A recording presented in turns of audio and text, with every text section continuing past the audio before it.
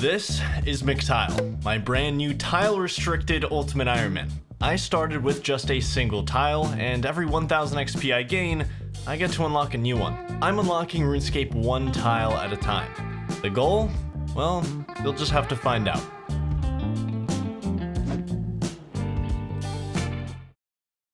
After finishing Swampletics in December of last year, I decided to total up how many hours I've been playing my two most active accounts on the game. My main Ultimate Iron Man has a little over 8,000 hours on the game, and Swampletics has just short of 5,000. 13,000 hours of RuneScape without a bank and without trading. I have the most fun on the game when I'm doing something unusual or challenging or both, and with that being said, a while back I saw a video from SRAM pop up in my recommended, and he was playing the game in a way that intrigued me a lot. It was a really good idea. He started this so-called Tileman concept, where he starts in Lumbridge on the tile he spawned on, and every 1000 XP that he gained, he got to unlock another tile of his choice. Unfortunately, SRAM hasn't posted a video on this game mode in well over a year now, but with his inspiration, I've decided to reuse the concept while making it even more difficult and masochistic. But ultimately, what is so special about this concept is that if you had 100 people do it, the tiles they decide to unlock, the way they decide to unlock them, the methods they use to gain the experience would all end up differently. There are so many options with a game mode like this, creating your own journey one tile at a time, but in a way where spending tiles is costly. You have to think about what you're unlocking and why so that you don't waste tiles that you worked very hard for. What really made me fall in love with this concept is this plugin created by Conlec. When choosing a concept for a series, I want it to be easy for the viewer to follow along with, and I feel like this Tileman mode plugin makes the viewing experience so good. I mean, you'll be able to see how many tiles I have available to unlock, how much XP I need to unlock the next tile, and how many total tiles I've unlocked. To start the account, I'll be getting as little XP as possible on Tutorial Island. The main rule is simple. Have the Tileman mode plugin enabled at all times. I can unlock a tile by gaining 1000 experience, which will give me one available tile to unlock. The plugin literally will not let me unlock if I don't have the experience. My first unlocked tile will be the one that I spawn on right after Tutorial Island, and directly after spawning in, I'll be dropping all of the items I received from Tutorial Island. I'll be playing as an Ultimate Iron Man, which means I won't be banking or trading yet again. I've decided that to unlock a minigame teleport, I first have to go there myself, so if I want to, let's say, teleport to Castle Wars, I have to walk there first before I can use that minigame teleport. All instanced areas will also need their tiles unlocked. This includes random events, minigames, absolutely no exceptions. Every single tile that I want to walk on has to be unlocked. So let's see where this crazy journey takes us. Welcome to Ultimate Iron Man Tileman Edition. This entire Tileman journey has just one sponsor. Welcome back to the channel, Control. I love these guys, and I fully believe they have the best meal replacement shake and protein snacks on the entire market. Look, it's really easy to fall into bad habits with eating junk food. I'm very guilty of boy dinner. Sometimes 4 Doritos and applesauce sounds like enough, but you're depriving yourself of what you need as a human being to feel and perform your best, and it doesn't have to be hard either. This stuff tastes like my favorite childhood cereals and keeps me full for a long time. It's perfect for when you're feeling lazy too. You can make a shake with milk, almond milk, or water, add a scoop of your Control powder, shake it up, and you've got your energy and nutrition packed in a cup that tastes amazing. Control also has protein cookies, which I love, and we've got Control Meal Bars 2.0, new and improved. They are freshly back in stock, bigger and taste better than ever before. Plus, their new flavor, Peanut Butter S'mores, is my favorite bar yet, and Control has done wonders for my nutrition habits, and you can do the same by going to drinkcontrol.com/settled and using code settled for a 10% discount on your order. The link is in the description, and Control is also available at your local GNC if you don't want to wait, but I'm happy to have Control be the one and only sponsor of this Tileman mega video. They really helped me out by sponsoring these videos, so thanks to them, and enjoy the Tileman journey. All right, let's do this. Display name will be McTile. And it is done. McTile is now existing in the world. Now, what does he look like? Looks like he smokes a lot of cigarettes. You think? Chain smokes. Okay, I can work with that. I can just flip them. Yeah, there we go. Yeah, I think that's the look. I actually think that's the look. Is that McTile, guys? Yeah, absolutely. Guy's a creep. Like, you wanted me to look at him and feel like I need to throw up, right? That was the goal of the creation here. It worked very well. Ultimate Iron Man mode enabled, and we are out of here. I gained the least possible XP that I could.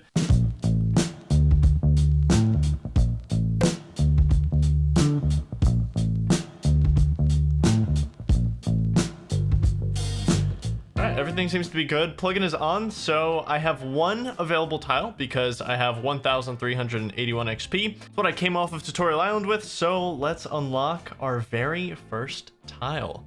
This is going to be our home for the next 619 experience, and you know what, I feel different after that. I think I'm gonna put this warning on that shows me when I have 0 tiles. So I guess it's gonna be red when I have 0 available tiles left. And that's just gonna be a good indicator, I guess. So, well, there is something I need to do.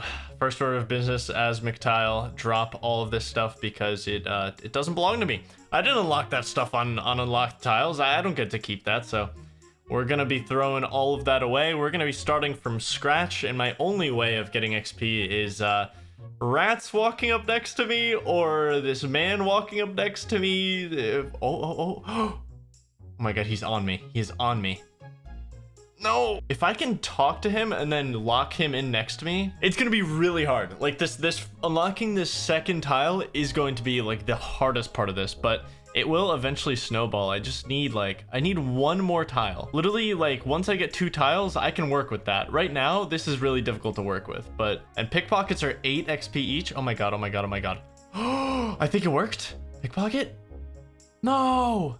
He's still here though. Wait, if I talk in between pickpockets, oh my god. This is brilliant.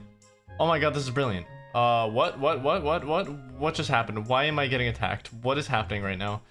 I don't think I can win. I don't think I can win against this guy. Wait a second. This is really risky. If I die here, I will spawn over there. The series is over if I lose this fight. It is actually like GG if I lose this. I soft locked the account. Oh, he's regenning HP. I mean, I've gotten a ton of XP from this at least. And I'm not even gonna be able to loot this guy. Looks like I've had pretty damn good RNG so far though. I'm pretty sure the dialogue instigated that fight. Okay, I actually won, thank god. I can't even pick up the cabbage, man. This cabbage has to disappear. At least I have 9 coins now. That's pretty good. I got 3 pickpockets off that, and I got the full XP from the fight, so that was actually a lot of progress. Okay, so that's where his respawn is. His respawn is southwest of me, so if I can unlock this tile, then I could actually probably... I mean, there's no way I can win multiple fights with him. There's just no way. I think I honestly got lucky there, because I probably could have lost that. Just a little bit of bad RNG when I can only hit 0s and 1s, and I would just be done. I would literally have respawned like 20 tiles west. Yeah, I don't know if I do the talking strategy because it's scary that he instigated a fight with me off of dialogue. It's terrifying. I'm gonna try to get some drive-by pickpockets. Hopefully a rat comes next to me as well, because rats, I will always win that fight. They have negative defense bonus. A man, I'm not sure. Yes, he's next to me. What? He just gave me a flyer. What the heck? Oh, I just failed 3 pickpockets in a row there. Not a single successful pickpocket. Get your axes from Bob's Axes. Is that a sign? I was wondering which way I should go. Should I go toward Bob's Axes and just try to get a woodcutting axe there? Or is the better strategy to start unlocking tiles north, and that way I can get my axe from the woodcutting tutor? And I believe the woodcutting tutor also gives me a tinderbox, so I think that might actually be a no-brainer. Also, yeah, I did put on the timer in the bottom right. I am going to be hopping worlds every now and then, but at least this gives you guys some frame of reference as to how long it's been since I have, like, gained XP, or lack thereof, actually. Rat? Oh my god. I got so lucky. It stayed there for like a full 2 seconds. Wait, brilliant strats. Do I just wait for the HP regen? All right, let's see. Yes, it regen! Oh my god, this is an actual strategy. This is an actual strategy. I can just wait for the HP to regen. Can I look up the HP regen of rats? Is this a thing? Is this like public information? My guess would be 30 seconds. Yeah, I do think it's 30 seconds. All right, let's see. See if it regened again. It did. Okay, so it's pretty much like 30 seconds. 30-second regen rate on the rat. I'm gonna hit him at 212 here. Yeah, he regened again. Okay, perfect. Guys, that is 10 XP a minute. I'll have my next tile within the hour. No, he didn't regen. No, the strat. Yeah, so wait, there's a rat spawn right there. He just respawned right there. So I just have to keep doing this until I get my next tile. Yeah, if I can actually farm that spawn, that would be absolutely massive. Oh my god, please stay there, please stay there, please stay there. Yes. Oh, he gives me another flyer. Let's go, dude. I've got another failed pickpocket. I have 2 flyers now, though, so that's pretty sick. Oh my god, huge. Absolutely huge. Absolutely massive. Strength potion from the random event. Oh my god, I might be able to take on the man. I might be able to take on the man with that. That's so sick. Yeah, I'm just gonna save that for when I know I can get a max hit of 2 by sipping it. So that's actually really, really good. Oh my god. Like, beating that man is actually very crucial to the start of this account. He holds my current best in slot weapon, which is the Iron Dagger. We also have a bronze med helm on there, which would be really nice to get. I had been in a call with Framed and Sofa for about an entire hour at this point, and I had only gained 200 XP. And then this happened. Come on, come on, come on. Yes, got it. All right. Yes, we got 1. We got 2 in a row. 3 in a row. 1 more. 4 in a row. 5 in a row. Oh my god, 6 in a row. 2 theming. 7. 8. No way. How is this happening? 9. No way. 10? 10, bro? Oh my god. 10 pickpockets in a row. How is that possible? Well, there's episodes 1 and 2. Yeah. That was like half an hour of progress in 1 session of pickpockets. I just need to get that again. Oh, yeah. So it's the dialogue, dude. He literally says, "Are you asking for a fight?" Yeah, so I think I have to use this, honestly. I think that does. Yes, I do get a max hit from that. Yes, that strength pot is so clutch, dude. Oh, that was huge. That was absolutely huge. I think it regened. Yes, 3 strength. The problem is, what if I kill this guy and then I don't have a tile to pick up the Iron Dagger on? What are you doing just staring at me, man? Get over here. Okay, what the? This could do it. Oh my god, keep going. 1 more, no! I just got 3 in a row. Come on, 1 more and I get a tile. 1 more, yes! Finally! Finally, I can unlock a second tile. That was a very, very long process, but this tile is going to change everything because I now have access to a rat spawn. There should be a rat spawn 1 tile north of the tile that I just unlocked. So if I can just find the rat that spawns there, hope that it like walks near me and I can kill it, and I can just keep respawning it, and hopefully I just farm it for the next couple tiles that I need. I'm gonna need a lot of tiles. I'm trying to get over to the woodcutting tutor for an axe and a tinderbox. I was thinking about Bob's axes at first, but I don't think there's any sense going there when I can get a tinderbox from the woodcutting tutor as well. So, but now I can also kill this man on a tile that I can loot on. So I have a chance to get my Iron Dagger now. So whenever I get an opportunity, you know what? Let's go for it. Let's go for it. I'm going for it. Strength potting up. Let's do this. Oh, I can actually loot it this time. We're going in for it. I should be able to win. If I don't win with a max hit of 2, this game is just, it's rigged. Or strength, let's go. Bronze med helm or Iron Dagger here, and that would be absolutely massive. I can also bury the bones when I get them, so. But yeah, that 2-dose strength pot, absolute lifesaver.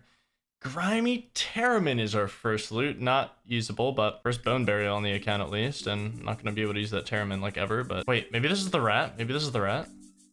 No, it would have spawned by now. Oh, that was close. 3 HP left. I gotta stop doing that. I gotta stop doing that, dude. That was my last strength bot dose, so I am no longer fighting men for the time being. That was... Oh. Oh. Oh. Okay, that was a pretty nice streak of 4, though.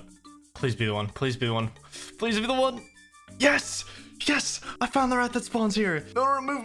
Oh my god, that was close. Okay, and then we tag, and now I will always know which rat this is. Perfect. Oh, dude, this is so good. This is so good. This is actually like 5 million times faster than what I was doing. No! If I can get a max hit of 3, then I can start farming the man, I think. As long as I have like 10 hit points, like a full 10 HP before like initiating the fight. think I can win against the man. Then I can get that iron dagger. So that's going to be like a really, really big thing. In case you're curious, it did take me 2 hours to unlock this second tile. Let's go. Where the heck is my rat? Oh my, he is on vacation, dude. XP was starting to come so much faster after this rat spawn, and it was a beautiful sight. Okay, this next hit. Yes! There it is, baby. We have another tile. I just decided to go straight north because we got to get closer and closer to that axe and tinderbox and the general store and the magic tutor, everything. Everything good is north right now, so I am just going to keep working towards that. XP is getting so much faster. Also, ooh, this goblin is so close. I really want to kill one of these goblins because they do have really, really good drops. Like if I get a bronze spear or if I get a bronze square shield, there's so many cool things that I could get from a goblin right now. I just want I want good enough stats right now to where I could farm the man spawn instead of the rat spawn. All right, come on, good drop. Okay, super attack pots when I get 45 herblore. Oh my god, this is so stressful. Emergency cabbage. I had to eat the emergency cabbage. Oh, thank god. Oh, all for a grimy cat and tine. It was so worth it. Yes. Oh, this is my chance. Come on. First goblin loot, please. I will honestly be happy with anything.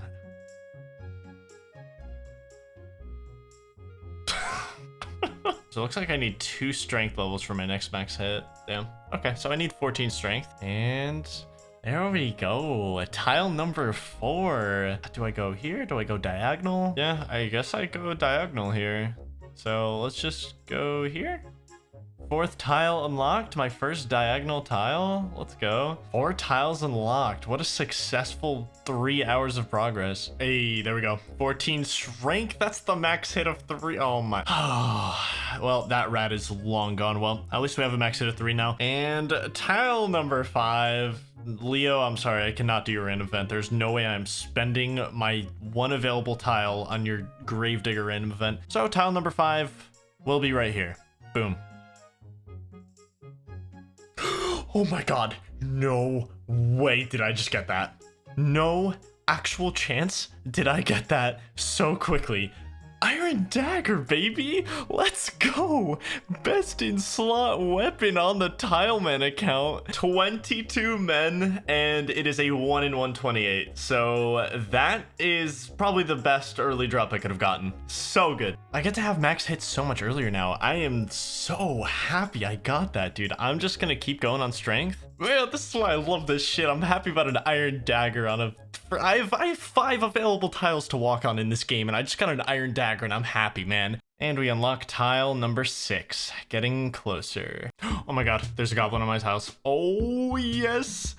Yes. They so rarely come around. It's so nice. And I'm about to unlock tile number 7 from that as well. The iron dagger has actually been blessed. I am so happy I got that. The bronze spear! Oh my god. I've actually just blessed. Actually blessed on this account. Plus 6 strength bonus from the spear. Granted, I can only train, I believe, defense and shared on this. Yeah, defense and shared, but I will absolutely train defense with that because that is plus 6 strength bonus. The iron dagger gives plus 4, so I have an amazing weapon to train defense with now. There we go. Tile number 7 unlocked, and we already have like the 2 best weapons that I have access to. And there is tile number 8. All right, we're just going north. There we go. Tile number 8. Honestly, the men still give me trouble. Like, look at this. Like, if he hits consistently and I get a little unlucky, it does get a little sketchy. I'm not gonna lie. So I would like to have at least some defense. So I want to get this 25 strength as soon as possible. I want to get like 10 defense. I had a perfect chance to attack the goblin there. Maybe it'll come back. Maybe it'll come back. Can I even go diagonally here, or does this post? Oh, I see. Okay. So that doesn't work. I have to unlock the tile before that. All right, well, we unlocked the west tile. I've worked very hard for this, man. Very, very hard for this. Tile number 10. Then I'm just gonna go diagonally. I think that is the no-brainer option here. It's just an amazing day when you get a goblin on these tiles. We got a beginner clue. Dude, what is my clue luck with these goblins? Alucard skirt shop. Oh my goodness, this is... Oh, you guys don't even know what this means. Okay, well, you probably know what it means, but we just finished the goblin drop table. Like, all the useful things anyway, okay? Since we're only killing level 2 goblins, the bronze spear and the bronze square shield are the only 2 items that I actually wanted from goblins, which means I don't even have to kill goblins anymore. I'm done, and I have my best shield, my first piece of armor in 14 goblins, dude. That's insane. That is so lucky. I can only fight men until my HP gets low, and this genuinely helps me with that, so I'm super happy to get that. And nothing has come on my tiles for like 4 minutes straight, and I'm just trying to go to bed. I mean, to be fair, I have way too much energy for it is currently 5:21 in the morning, so shout out to everyone who has an absolutely disgusting sleep schedule right now. I finally got the rat back into position, and we have 11 tiles unlocked. Beautiful. And oh, the man came back as well. Let's go. It took so long for them to come back on my tiles. I have a couple ways I could do this. I think I'm just gonna unlock the tile north of the one I currently have unlocked because it gets me closer to the tree, and I can go diagonal off of it anyway. So yeah, boom. Tile number 11. Good morning, everyone. I've been farming the rat spawn for about 13 minutes, and I unlocked tile number 12, and I'm getting super close to 25 strength. Oh, I might as well go unlock my tile then. I definitely think it makes sense to go diagonal here. I don't know what the range of this Iron Man tutor is. I'm gonna keep killing goblins just in case I get a beginner clue that's actually close to me. Just off the top of my head, the closest 2 steps to me should be the Hans step and the cook in the Lumbridge Castle, which that wouldn't even be that bad to unlock because there's also a knife spawn in there that I'm probably gonna want in the future. Definitely want to try to complete one before I completely move past this goblin, men, and rat arc of the account. Every time my rat runs away, man, gotta find it on a new world. There's 25 strength though. Let's go. That's a max hit of 4, baby. I can actually start working on defense now. I'm gonna switch over to defense, try to get 10 just because I do want better survivability. If I can get 10 defense, I think I can actually camp the man spawn at that point. Don't get me wrong, the rat spawn, it's been great, but the rat runs away so often, and then I have to hop worlds, I have to find it again, or I just have to sit and wait for it to come back or something along those lines, and it's just not great. I'm also still looking for a bronze med helm from the man. That will make me a bit more tanky as well, in addition to the 10 defense. So, all right. How far do we think this woodcutting tutor is? 1, 2. Assuming that's the end of his range. That's 15 tiles, and this way it's like, I want to say like 19 from. Okay, so I mean it's definitely better to go to the left side because I can get to the magic tutor. I can get to the general store. We're looking at about 15 tiles. 14 now that I've unlocked that one, and we also maybe want to take a detour to this Iron Man tutor. 14,000 XP on rats, men, and potentially goblins until we are starting to hopefully snowball. Let's go. 5 defense. Not bad for my poor spear, but I don't really have a use for it right now because I don't get a max hit from it. So I might as well just keep the shield on, I feel. I definitely think it's still worthy of an inventory spot because I can still train with it down the line because there's going to be a strength level where it gives me a max hit that the iron dagger doesn't. And that's pretty much what I'm waiting for. But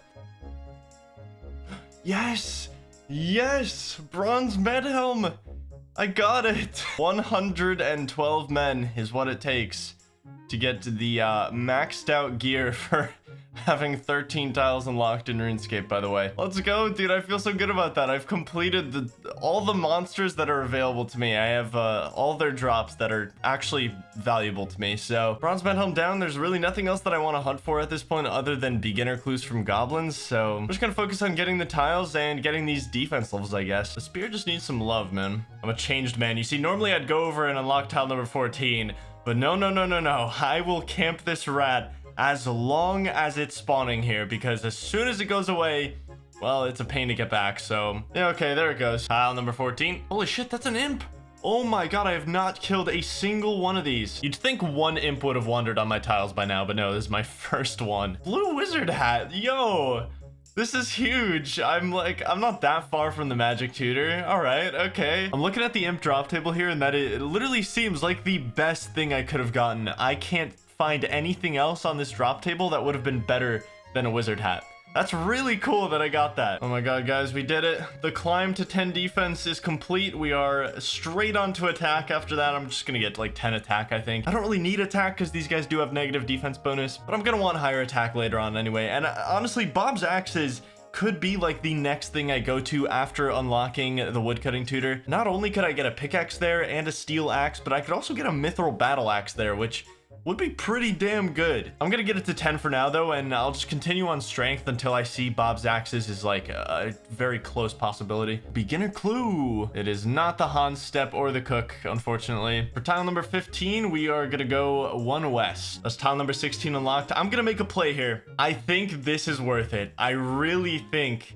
that this tile is probably the most important unlock so far. This gets me directly next to the man spawn. My stats are good, my gear is good. Now that I have 10 defense, my HP regens faster than the man can really hit me, so I can still poke rats in the downtime, but this is just gonna be so much faster. So even though it's not a tile toward the woodcutting tutor, I do still think this is worth it. Boom, 10 attack, goal completed. Straight back on to strength for now. There's iron dagger number 3 now. I'm just holding on to all this stuff because maybe I'll be able to sell it to the general store, although I doubt it. I'm probably just gonna end up dropping this stuff because I'm gonna want empty inventory slots for the logs and stuff, so I don't really know if I'm gonna keep any of this. But let's quickly unlock tile number 17, a quick diagonal, getting closer to the pub now. Hey, 9 prayer. In case you've been wondering, yes, I have been burying all the bones. We're getting so close, dude. I don't know what the wander range of the tutor is. I don't know how far I need to go necessarily, but I should have him within the next couple hours. That's really, really exciting. Oh my, that is the greatest RuneLite plugin of all time. I am so happy I looked at that. Debating if it's worth unlocking the tile he spawns on just so I don't have to move at all to loot him. I unfortunately can't get that loot. I forgot to drag him over to my tiles there, so. Tile number 19. Oh, 100 total level. Well, if you're curious how long it takes to get 100 total level on a Tileman account, got a little over 9 hours logged onto the account right now, and we're getting close to the woodcutting tutor. We're almost there. The next couple hours were just business as usual. Having unlocked the tile next to the man spawn, I was gaining XP at the fastest rate I possibly could.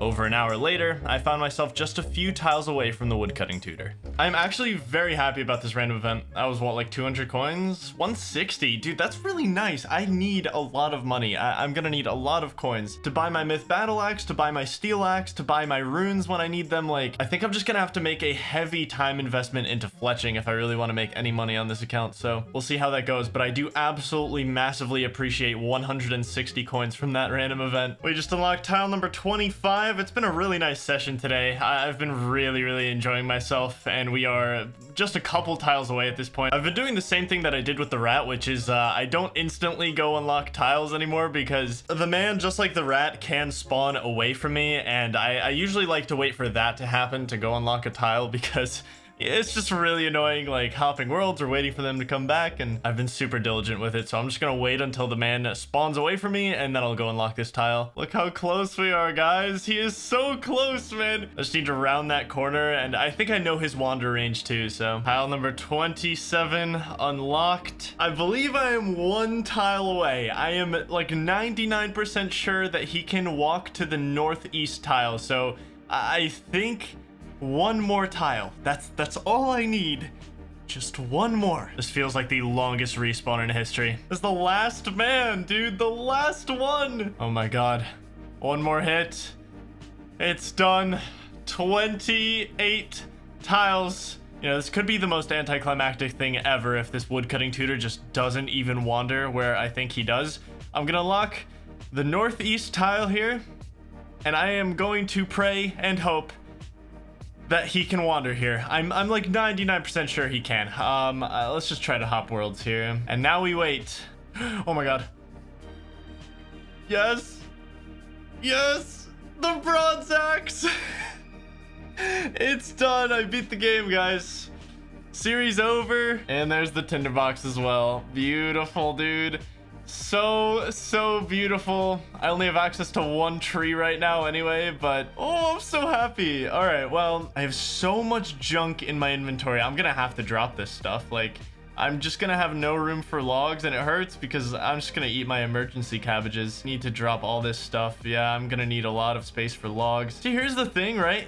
I can chop this tree, but I cannot burn the logs. And I know that sounds weird, but every time you fire make, it will always take you a tile west, which means I actually can't fire make. Like, where can I burn this log? Okay, I have 1 stretch here.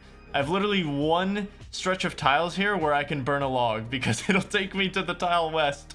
So there we go. First log burned. So I just have to keep coming back to that spot to burn a log. But that's literally the only place. That's the only place I can burn logs. So I have to focus on unlocking a stretch of tiles that go west. It looks like I have another stretch of 2 west tiles there that I could fire make on, but I mean, in all honesty, this is gonna be slower. This is gonna be slower than killing the man for now, but I mean, I still have to do it. I'm gonna need the woodcutting and fire making levels to go up before I can really start getting a lot more XP out of them. I think it might be worth going to finish off a strength level just so I have 1 more tile that I can unlock this second tree with, because this is pretty brutal.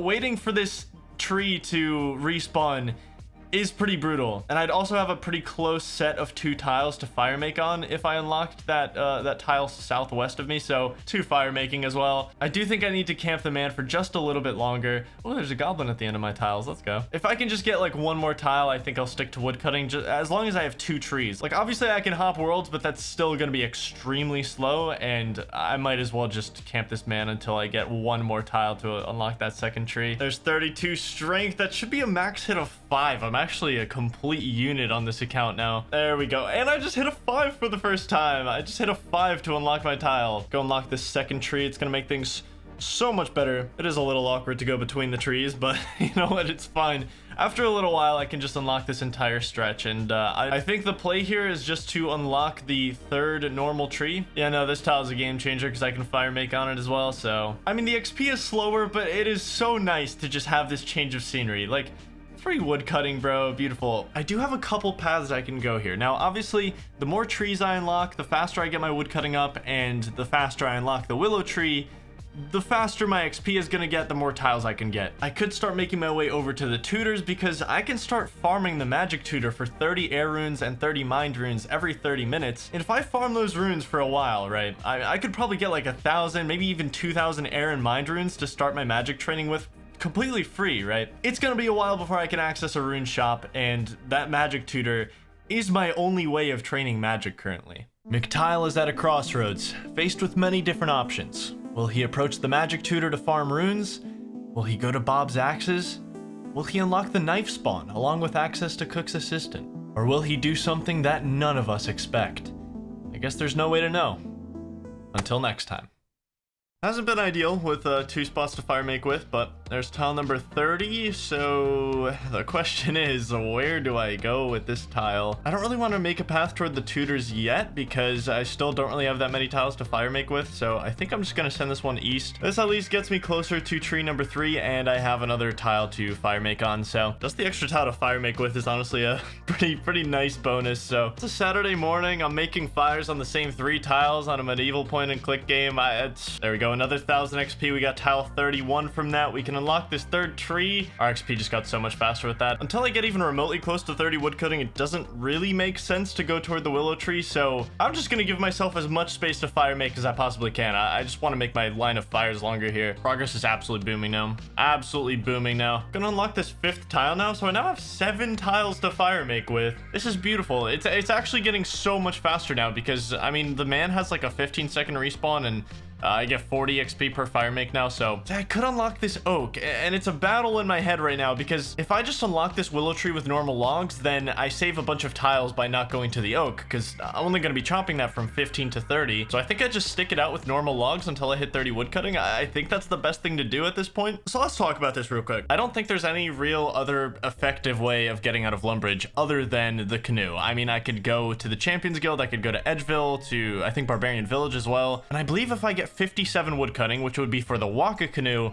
I could actually canoe all the way over to Black Chins in the wilderness. I don't know why I'd ever do that, but ultimately right now, where the account currently is all about unlocking options. So right now I need to get my woodcutting up, I need to start building that rune stack from the magic tutor, and I need to start opening up some options. I'm gonna need a lot of tiles and a lot of woodcutting levels to actually take the canoe anywhere useful. But before I leave Lumbridge, I do think it's super important that I just drain it of all its resources. I mean, take advantage of everything that I have here. You know, I want to get to the general store, to the magic tutor, I want to get over to Bob's axes. I want to do all of that stuff before I really start to leave this place. And then we also have the option of going to Al Kharid, which I'm actually very highly considering doing before I even unlock the canoe. I love the amount of choices that I'm presented with here. Right now, I'm just focusing on maxing out my potential in Lumbridge. This is the first time in the account's history that I have 3 available tiles to unlock, and I'm about to spend all of them on getting closer to these tutors. And I don't know what the wander range is. It looks like the range tutor is going to be the first one I'm actually able to access. Magic tutor just seems to chill west way more than the others, so this is like the coolest way to unlock a tile possible. Send myself west from the fire. Okay.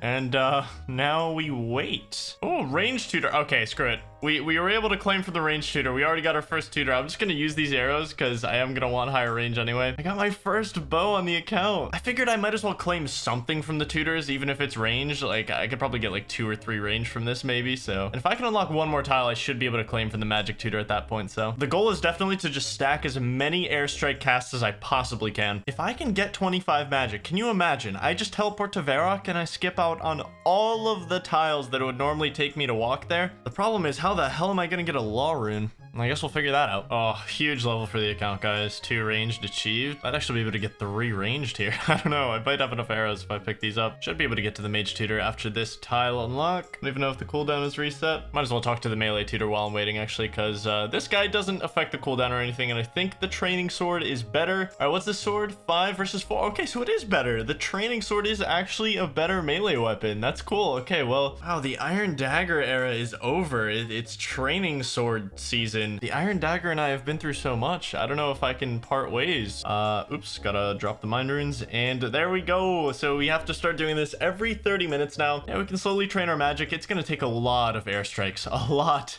of airstrikes to get to 25 magic, and daggers do have a positive magic attack bonus. I don't think a lot of people know that, but yes, the Iron Dagger does give me a very slight magic attack bonus. I guess I might as well keep it for now, but now that I have the magic tutor unlocked, the question is, where do I go next with my tiles? Because, so let's just say like 6 of the tiles that I unlock next are gonna have to be dedicated toward the willow tree, but that still leaves me with like 12 or 13 that I can choose to spend wherever I want. Anyway, I'm gonna woodcut and fire make for a bit because we're getting closer and closer to the willow tree, so I'll see you guys in a bit.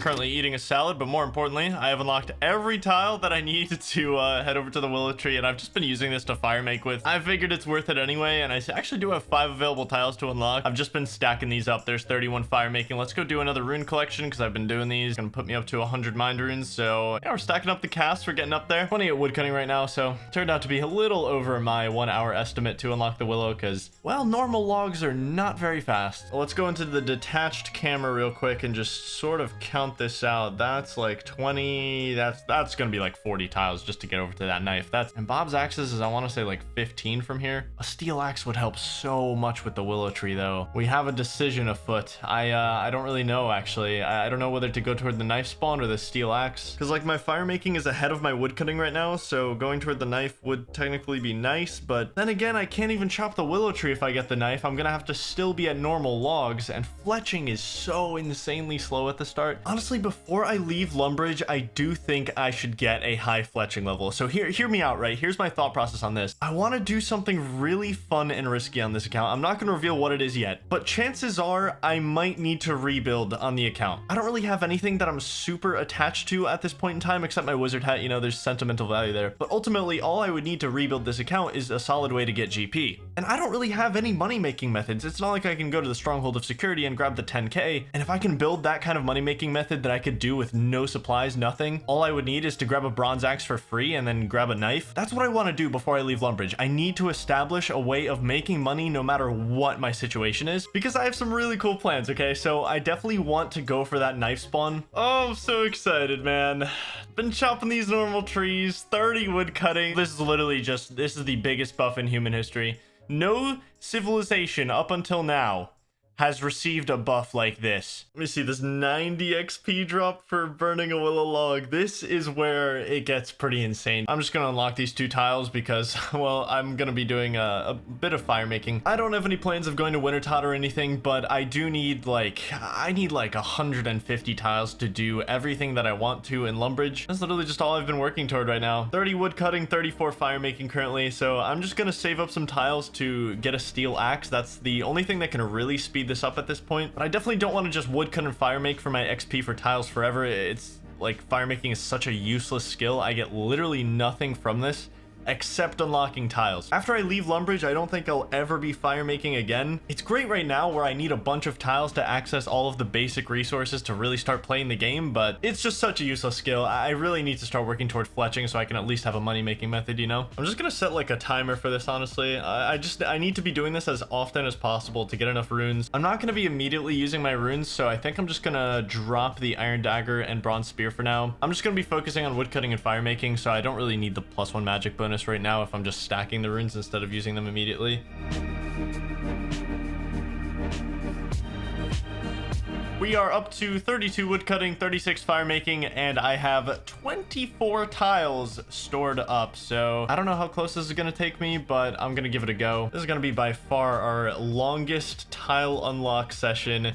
I just want to walk it out. This is also really good that I'm unlocking this stretch of tiles here because I should be able to Lumbridge home teleport into these tiles now. There it is. I'm like, I think I still need like 15 tiles or so. 16 tiles that I need to get to that knife. Okay, that's not too bad. There's probably like 4 more tiles that I can Lumbridge home tele on, so I'm just gonna make sure to have those unlocked so that I can Lumbridge home tele out of any location and just always be okay. My first bird's nest. Oh my goodness. And it's an acorn too. I mean, I don't think there's any chance. I mean, there's a tree spot behind the castle, but like, I would need to rake for so long to even, and I don't have access to a plant pot. I'm sorry guys, the acorn is doomed. I can't grow this. Quick 30 air and mind rune collection. This is a very exciting development for the account. I have more than enough tiles. I literally counted it out. So if this is somehow wrong, well, there's something wrong with me. I also have I have a pot and a bowl here. I have a jug. The knife spawn is unlocked. And the significance of me getting to this one item spawn is me unlocking an entirely new skill. That's so cool. All right, fletching unlocked. Unfortunately, fletching at the start is so painfully slow. It's so bad at the start. I think I should continue with the willows until I at least unlock the steel axe, which, you know what, I have 4 tiles left. I might as well start walking toward it because I am gonna want that axe. Chopping a log gives you 25 XP, burning it gives you 40, and fletching it at level 1 is 5 XP. It's really bad. Really bad. Knock, knock. I want my 30 Aaron Mind Runes, Magic Tutor. Step 1 of the master plan starts here, guys. 5 fletching, short bows unlocked. I don't know how much they're gonna sell for in the High Hulk Value 13. Okay, not ideal. They will probably sell for like single-digit amounts in the general store, but either way, that's at least some money that I can make by selling those to the general store. They're also not much XP, they're still 5, so either way, we're making progress. If I can get to a point where I'm able to fletch willow longbows, oh man, I am in such an amazing spot at that point. That is gonna be insane money for the early game. Not gonna lie, guys, this account has made me so indecisive. Like, I have so many options that as soon as I decide I want to do one thing, I'm like, wait, maybe I want to do the other thing. There we go, another rune collection. Yeah, so I'm gonna have another indecisive moment here. I know I said I was gonna work toward the steel axe, but I think I'm actually gonna unlock the general store instead because I have all the tiles I need to do it, and I can at least start making some money off fletching if I do that. So there we go. They sell spades here? They sell knives here? What? No, guys. I had no idea. Has anyone opened this general store in the last 4 years? Because I have not, and I had no idea. Since when do they sell knives here? I am literally in disbelief. I have to look this up. I mean, I was gonna unlock the cook's kitchen anyway, but my best guess is that they added this with X marks the spot because there's no way this general store always sold knives.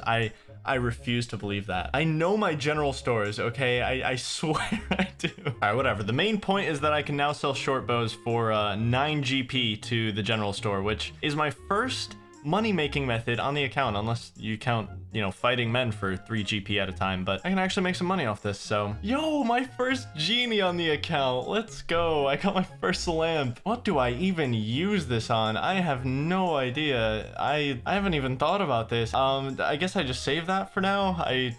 I actually have no idea what to use that on. Okay, I've been hard at work at these trees, and we have 21 tiles to use, which should be plenty to get this steel axe unlocked. So let's do it. This is one of my last things that I want from Lumbridge before I start making my escape. Dude, look at how many additional unlocks I'm getting. I have a man spawn, I have a woman spawn. I have a sink. Something that I've struggled with on this account I've noticed is, do I take some steps inward to make the trade easier? I mean, in this situation, I guess I don't, because, you know, I don't plan on trading this guy multiple times. Oh my god, I have an opportunity here. Yes, okay, steel axe and 1690 for a myth battle axe. Are you out of your mind, Bob? Dude, I'm just grabbing my steel axe. That's a massive upgrade. I would say it's my best weapon, but it's definitely not. It's way too slow, but that is such a huge upgrade over the bronze axe. I am so happy with that. The myth battle axe is gonna have to wait. Unfortunately, that is too much money for me at the moment. My money making method is selling short bows for 9 GP each, Bob. I don't think you understand that right now, but you know, over there on your crystal throne, my friend, you don't get the struggles of peasants like me. I'm just gonna use these tiles to head over closer to the canoe station, because I think that's my next unlock. Oh, we have so many things unlocked right now. It feels really good to be making so much progress. That canoe station is my way out of here. That's where the adventure really begins, is once I leave Lumbridge. There's 42 woodcutting, which unlocks the second best canoe in the game. So I can take that to Edgeville, I think. I've got quite a few opportunities here, quite a few options now with that canoe. Like, I could take the log canoe to every single location, but I would have to unlock like 7 or 8 tiles at each location to do that. The canoe will take you there, and then you have to walk back to the instructor and like cut the tree down. So I still want the best canoe I possibly can. All right, let's use these 16 tiles to just get closer. Yeah, we're getting close, man. We're getting close. That's probably like 20, 25 tiles away. Something in me is also telling me, like, maybe you want to go to Al Kharid, maybe you want to go there instead of the canoe. I'm so indecisive on this account. Al Kharid has so many good things too, but the canoe could take me to like 5 different locations. I'm probably gonna unlock both. I've been doing a lot of thinking, guys. You see, I unlocked short bows, but I've still been making a lot of arrow shafts recently, which aren't usually great to make unless you have 2 things. You need feathers and you need arrowheads. So what if I could unlock both at one shop? The Shanty Pass shop sells both feathers and bronze bars. I could buy both, and guess what is literally right in front of me to the north? An anvil. It's literally right there. It is staring at me. It's poetic. So not only would I walk all the way up there and unlock pretty much every shop on the way through Al Kharid, I could make thousands of arrows and get started on early range training. And one of my early goals on the account is a fire cape. I would love to get pretty decent range for that, and I think this is a great way to do it. Unlocking all those shops, getting all that fletching XP, getting all the smithing XP. I think it's literally perfect. I can't think of any better way to handle this right now. So first things first, I'm still gonna go unlock the canoe, but we have our plan. We hit 44 wood cutting, and we are finished with this session of log burning. We have 23 tiles. Let's see if that gets us to the canoe. I think it will. Just I'm unlocking all these goblins I can train on in the future. Oh no, I might actually be short. No way. No, I'm so close. I mean, I can chop it, but I'm not gonna be able to get in it. That's so unfortunate. I need like a couple more tiles, literally. That's it. All right, we've unlocked canoe tree chopping, but not entering canoes yet. So we gotta go back, get some more tiles. Maybe I went a little bit overboard, but I did realize that I'm gonna need destination tiles as well. Like, I don't just need the canoe, but also tiles to unlock where I go with that canoe. 19 tiles, let's do this. Gonna make the best canoe I can possibly make. Let's go, dude. Let's set sail. Okay, I have 3 options here. I don't really know. I mean, Barbarian Village, pretty good option. Let's just go to Edgeville for now. I have the dumbest grin on my face right now, dude. It unlocked the canoe tile. It actually, the series isn't over, guys. It unlocks the canoe when you go on it. I love this plugin, bro. That's so funny. I may have screwed up a bit here. How many tiles does it take me to get back? Okay, I have enough tiles to get back, so I'm just gonna have Edgeville unlocked from here on out. So I probably need like 10 tiles per destination here. I want to unlock all of them, but I need 57 wood cutting for that walker canoe. All right, for now, let's just go back to Lumbridge, because actually, am I gonna have enough tiles here? I only have 6 left, and I'm pretty sure it puts you back in a different spot than where you left. So, oh, I have 5 tiles left. Oh my god, it's just enough, isn't it? It is calculated so perfectly. Canoe unlocked. Next stop, Al Kharid, and something special. In the next episode, McTowell reveals his plans for a dangerous endeavor. What will it be? Well, I guess you'll have to find out. The goal? Well, you'll just have to find out. What does he mean by I'm gonna find out? I want to know now. This series has no purpose. Why That's no goal. Why would I want to watch this? You're telling me you want to know McTile's goals, huh? Yes. Okay, sure. Let me think about this. Okay, we'll go for an Infernal Cape. How does that sound? Infernal Cape? You just got a bronze axe, man. Are you sure? Yeah, no, Infernal Cape. Yeah, I can do that. That's...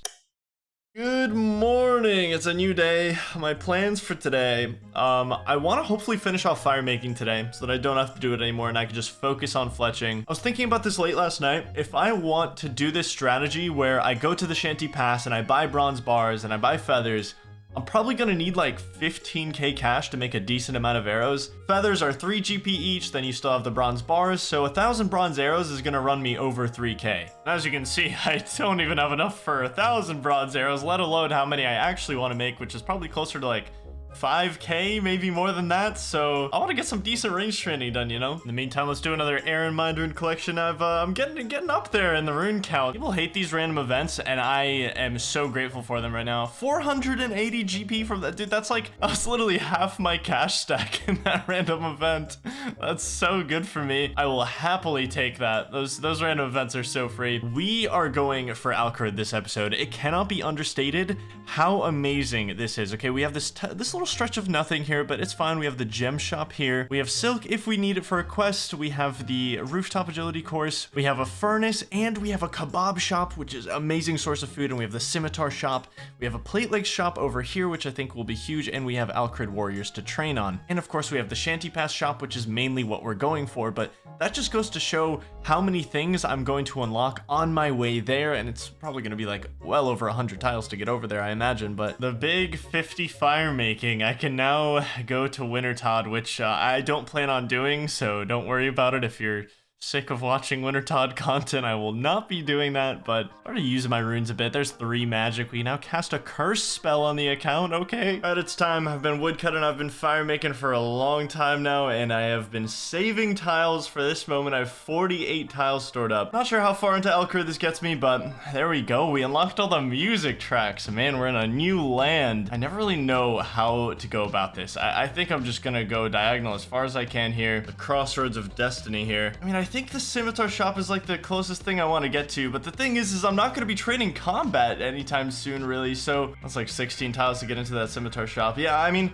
I want to invest all my money into fletching currently. Also, the mithril scimitar in that shop is actually just going to be like my best weapon for I don't know how long. Do I come out the right side or the left side? Oh, okay, so it just unlocked 2 tiles there. Well, okay, I have the entire gate unlocked, guys. Don't worry about it. I guess I'll be able to slightly upgrade the Mithril Scimitar with the Addy Sword and the Varrock Sword Shop, but it's not that big of an upgrade, so honestly huge. Honestly, just so massive for the account that I can't even comprehend the size of this. I make longbows with normal logs. 10 fletching has taken a very, very long time. I've just been doing it in between my logs burning, so I wonder how much longbows are going to sell to the general store for, actually. I just looked it up, and the high alch value is 36 coins. That's actually really good. Wow. Another round of wood cutting, fire making, and fletching, and we've got 25 tiles in the tile bank. Let's get it started. I'm gonna walk near the scimitar shop, but I'm not gonna go in yet. I think top priority should be to get to the Shanty Pass. We have a furnace close by, and yeah, Zeke is just waiting there for us with that beautiful myth scimitar that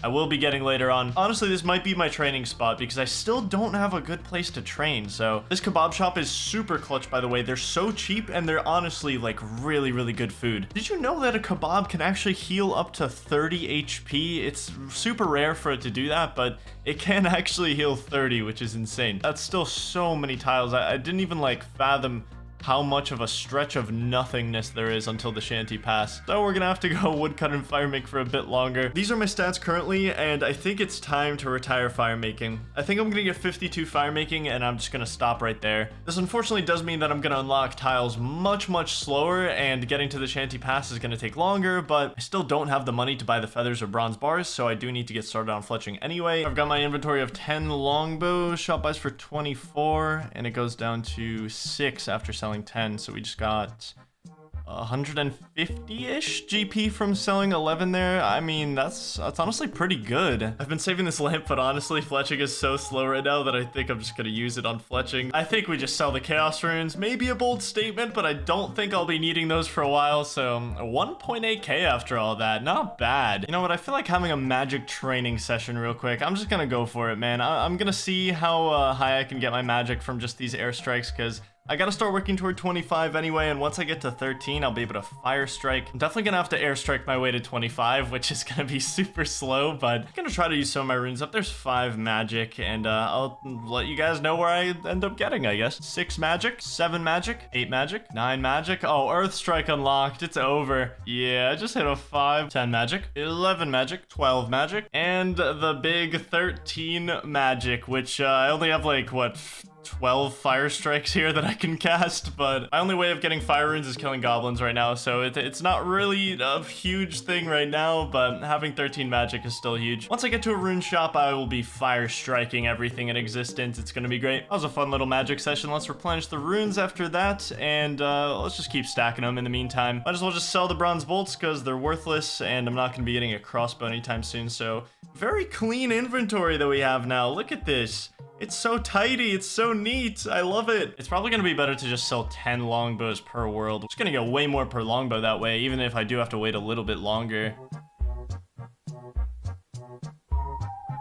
Yeah, selling 10 per world is a little rough, but I mean, up to 3k cash, I mean, it is working out. It might honestly be worth investing more tiles into the general store so that I can get those trades off more often. But I am enjoying this, making some money finally. 50 wood cutting. I know I'm chopping willows.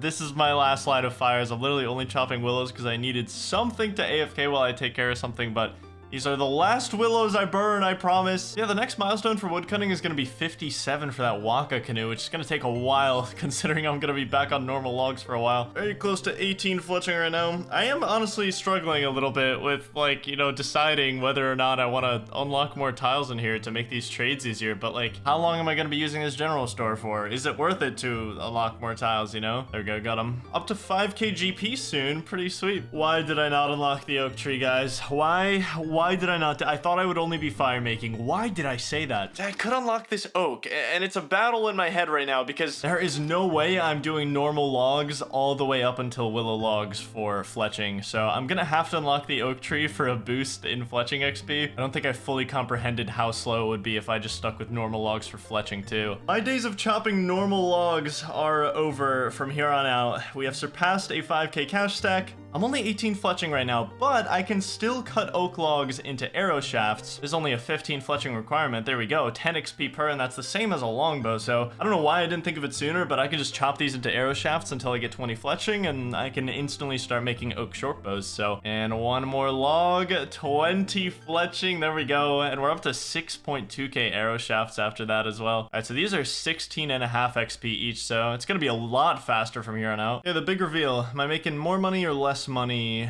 20 coins each. Okay, so they are actually less. They go down to 5 after selling 10. So yeah, I am making less money with the short bows, but the oak logs are just faster to chop. So I think all in all, these are actually going to be more XP and GP per hour. So that's still worth it. Oh, I cannot tell you how good it feels to be making this much progress on fletching. Oak longbows unlocked. We're going to start making some big money now. And I'm already up to 7k. So this is going really, really good. But oak longbows now, so much faster XP. I'm getting 25 XP per bow instead of 16.5. I just need to tough out 10 more levels so I can do willow bows, and we are big chillin' at that point. I just had the craziest revelation, and it's honestly just dawned on me that I don't have to unlock the Varrock range shop. I don't have to do it. Since my fletching is getting higher, all I need, right, is the beekeeper random event.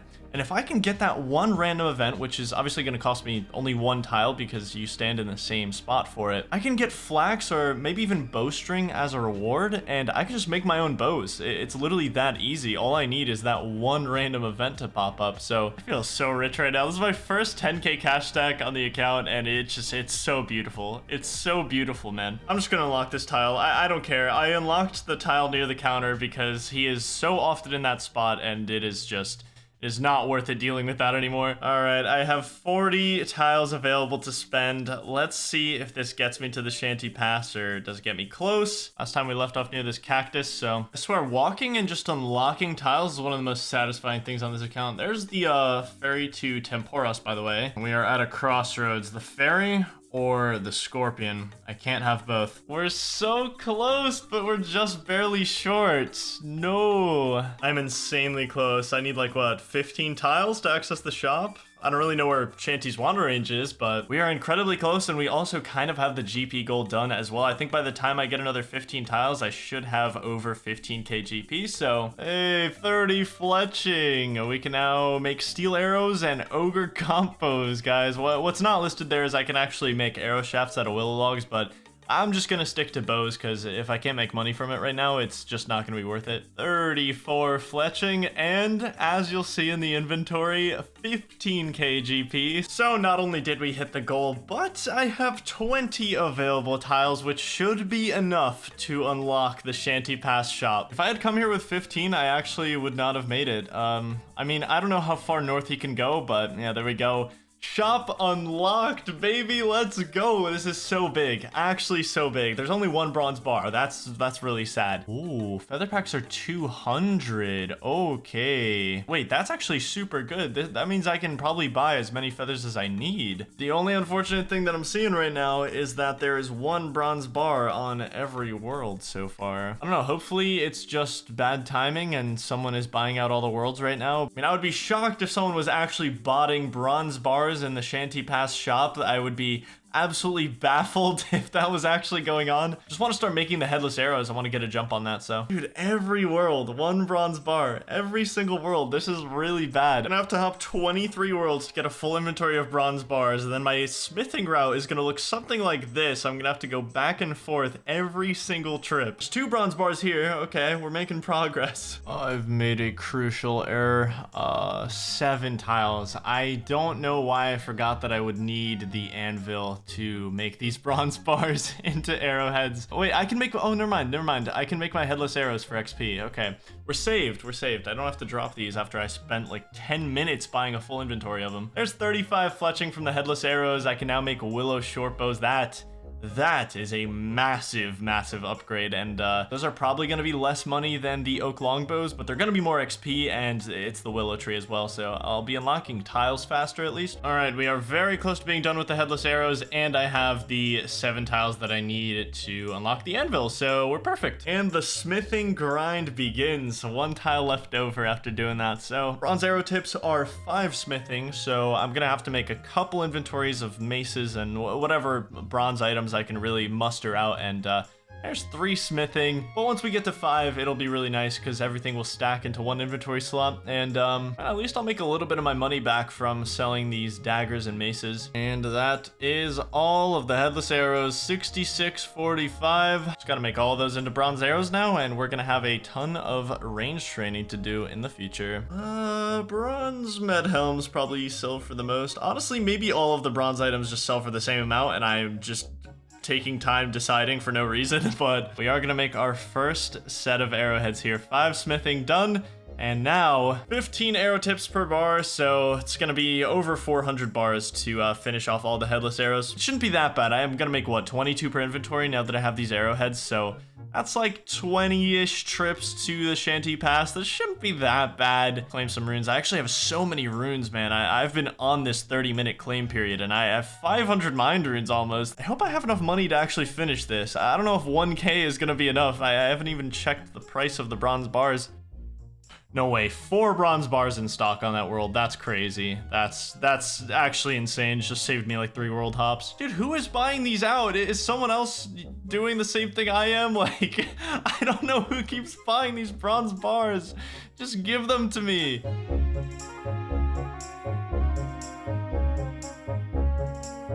9 smithing. Decided to take a break and chop some willows for a bit because I am clearly not going to have enough cash to finish off the bronze arrow tip grind. So I'm just gonna chop some willows until I get, I don't know, some GP at least, and there's 37 fletching, so that's pretty cool. The stats are looking pretty good. I'm kind of just alternating between smithing and fletching right now, just because at least this way I know that when I go back there, there will at least be more than one bronze bar per world, because there will be at least a little cooldown, so I've kind of just been alternating the two activities. Hey, what's up? 38 fletching. Actually a crucial level. An absolutely crucial level to not only the current state of the account, but the future as well. Willow Longbow's unlocked, which means now, if I ever were to wipe the account, lose everything, you know, it's really not that big of a deal at the current state of the account, because I can grab a bronze axe for free, I can grab a knife for free, and I can start chopping willow longbows and sell them for, well, we're about to find out how much the shop buys them for, but either way, this is such an amazing money-making method for everything that I want to do. I'll be revealing very soon what little risky thing I want to do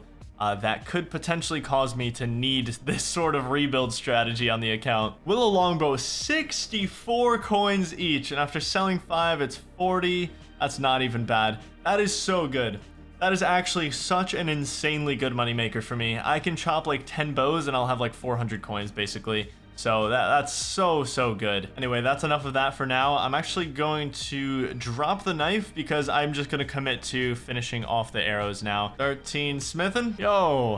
Yo, there's a crashed star here. I don't think I can even mine this, right? If I could mine that, I would be tempted. I would go get a bronze pickaxe and I would unlock those tiles, but 14 smithing. There's the big 15. I can now make stuff out of iron bars. Yeah, we're moving up in the world. Just I can fletch during my walk, you know? It's actually great weather for fletching right now. We're getting somewhat close to the end of the grind here. I only need, 100 more bronze bars. After doing this for many hours, I've come to the conclusion that I don't think these can be getting botted because I'm using Iron Man shops. So there has to just be other Iron Men buying out the shit out of these bronze bars, because I think I've found like maybe 4 worlds total that have had 10 bronze bars. And there she goes. That's the final bronze bar, and I actually have more arrow tips than I do headless arrows. I am so happy to be done with this. Not that it was a bad grind, because I've definitely done a lot worse. I think I did all of this in under 10 hours, which is great, but I think waiting for NPCs to come near your tiles is the most frustrating thing in the world. So yeah, that is the last of the bronze arrows. 6.7k bronze arrows to train range with now, and I am 2 range currently, so I'm very excited to see how far I can go with that. It's going to help a lot for the early game goal on the account of a fire cape. I think I can easily get 40 plus range with that, so I'm super happy, and I've of course been stacking up the hell out of these runes. I just have so many mind and air runes at this point too, so I'm super happy with that. I'm just gonna sell these. I'm not gonna be making these into arrows, so I'm just gonna fletch for a bit, relax while I collect more air and mind runes, and then we're gonna probably book it for 25 magic, and we get to go on a little adventure in a sec here. So all right, let's sell these longbow. I'm just gonna sell all of them to this world. I want to go on this little adventure. Honestly, one thing I am wondering about right now, because I have all these arrows obviously, I don't really know where to train,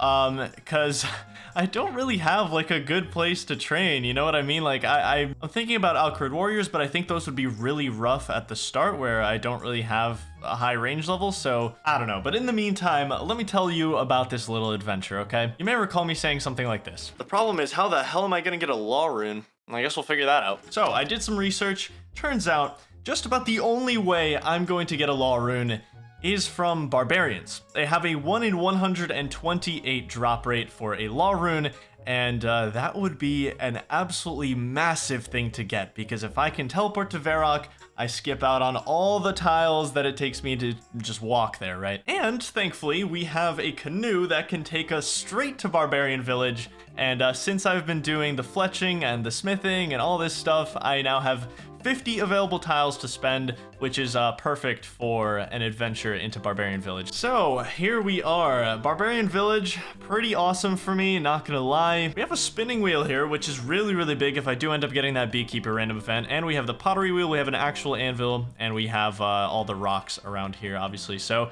it is a very big unlock, and there's tons to do here, honestly, for how small of an area it is. Yeah, getting this law rune would be so huge, especially since I'm only airstriking, so I don't know how many kills I'm gonna be able to do, but if we can can just get lucky on this law rune, it would be so awesome. All right, so let's see how this works. I think I'm just gonna unlock like the tiles around the rocks here so that I can safe spot easily. Only thing, of course, is my max hit is 2, so yeah, the kills are going to be very, very slow, but hopefully we can get our runes worth and get a law rune from one of these people. And obviously I can't even teleport if I don't get 25 magic, but I think the law rune is going to be the harder thing to get, so. Oh, a ring mold. Let's go, guys. It's massive for the account. I'm never gonna use that. Oh my god, no. I can't believe it, dude. That's like my 4th kill. Are you kidding me? Law rune's done, baby. That's so sick. Oh my god, that is 2 teleports to Varrock as soon as I get some fire runes, which I can get fire runes from goblins, so that is literally perfect. I'm just gonna stay here. If I can get 1 more drop of law runes before hitting 25, I think that would be perfect, just so I have multiple teleports to Varrock. Honestly, what I would prefer more than law runes right now is the 1 in 32 staff drop, because that means I can auto cast airstrike and I don't have to manual cast. No, oh my god, dude. What? Like, no way, man. I'll take that. I would still like a staff drop, for the record. I would still enjoy a staff drop.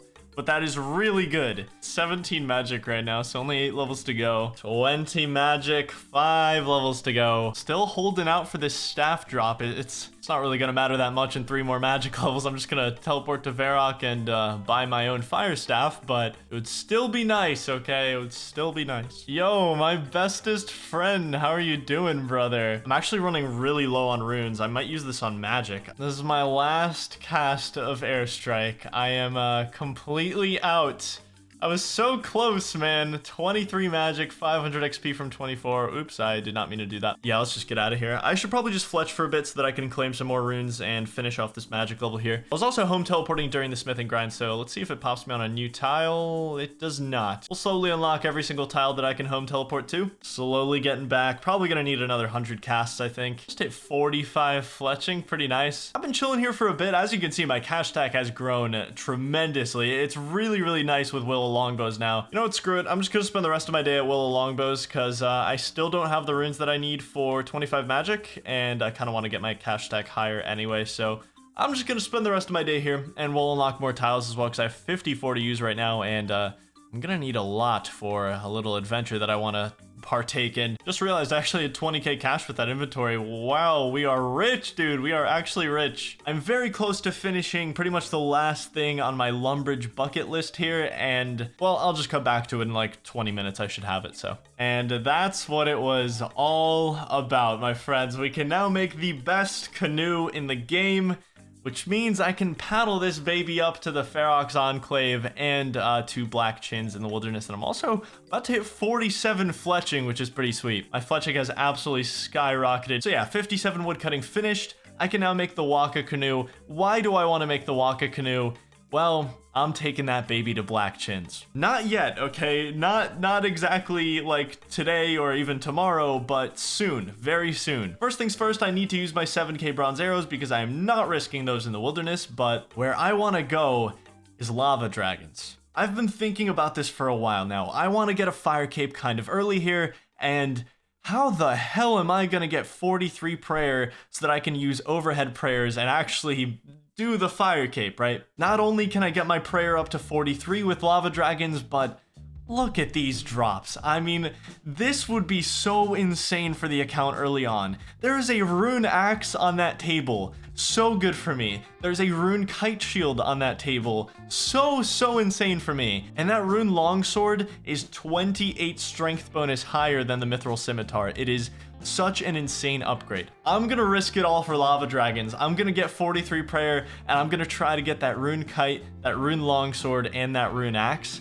If I can get away with all that, if I can actually go to lava dragons, get all of that, and escape safely and never have to go back, that would be the biggest W in the Tile universe history, okay? I need this to happen, so that is the plan. And that's why I also need a lot of cash. I need 25 magic, so we need to get back to work because things are about to get real. So we're sitting on about 210 casts of airstrike right now. I'm praying that that is enough because Spent so long just fletching and collecting these casts. If this isn't enough, well, we're gonna have to go fletch and collect some more, because I cannot leave without 25 magic. We are on the verge of retiring airstrike, though. Either way, I am so happy to soon stop airstriking. I'm gonna be switching to fire strike, which means my max hit is gonna be 8 instead of 2. There's the biggest DPS increase in history. I'm just so excited to teleport to Varrock, honestly. Like, it is genuinely super exciting to think that I'm gonna be unlocking so many different shops. Obviously, I'm mainly looking at the staff shop because that's what gets me fire strike. I'm also gonna be heading over to the range shop just because, well, I mean, okay, it's pretty obvious. I made 7,000 bronze arrows and I don't even have a bow to shoot them with, so... And there's 24 magic, 1 level to go until I can do my first teleport. Oh my god, that's literally perfect. That is exactly what I needed. You need a fire rune to teleport to Varrock. I was literally gonna go back to goblins too. I just looked this up, and goblins don't drop fire runes. It turns out men drop fire runes, so this does save me a trip back. I'm very happy I got that here. The moment we've all been waiting for, 25 magic. The first teleport on the account is unlocked. Can now go to Varrock. This changes everything for the account, okay? Every single thing is gonna change when I press this teleport. I'm really curious to see where it teleports me in. Let's do it. Okay, it could have been better if I was like in the center of the fountain, but I guess since I'm gonna be teleporting here multiple times anyway, I'm probably gonna have to unlock all the teleport spots, so it's all good. Let's just run straight into Zaf's staff shop and grab ourselves a nice brand new fire staff. That is so beautiful, dude. I can now cast fire strike. I have infinite fire runes on the account. Literally cannot get better. Romeo, get away from me. Okay, so now all I need to do is walk over to the range shop, and I'm just gonna buy probably one of every bow here because I'm gonna want to upgrade while using 7,000 bronze arrows. We're obviously gonna need a regular short bow to start with. I'm gonna buy an oak short bow, a willow short bow, and a maple short bow. So that covers pretty much the entire spectrum of range training there, so that's pretty perfect. And we do have the armor shop here, which I think I'm gonna skip out on for now, just because I don't really need any accuracy or defense currently. So I'm gonna save my tiles for the time being. I know I have 54, but I do have things I want to use those on. So I think it's time we talk about the lava dragon checklist that I just entirely made up. So first of all, I do need to use these 7,000 bronze arrows. I don't want to be going into the wilderness with those, and it would be so awesome to have like 40 plus range before I go in. But I think more importantly, I still have no way to buy runes. Now, obviously there's a rune shop in Varrock. I could just walk there, right? But currently I can only get to Varrock when I have law runes, which I can only get by killing barbarians and getting lucky. I don't want to have to rely on luck to supply my runes. So instead, we're going to do something that probably no one has done since 2006. We're going to go to prison.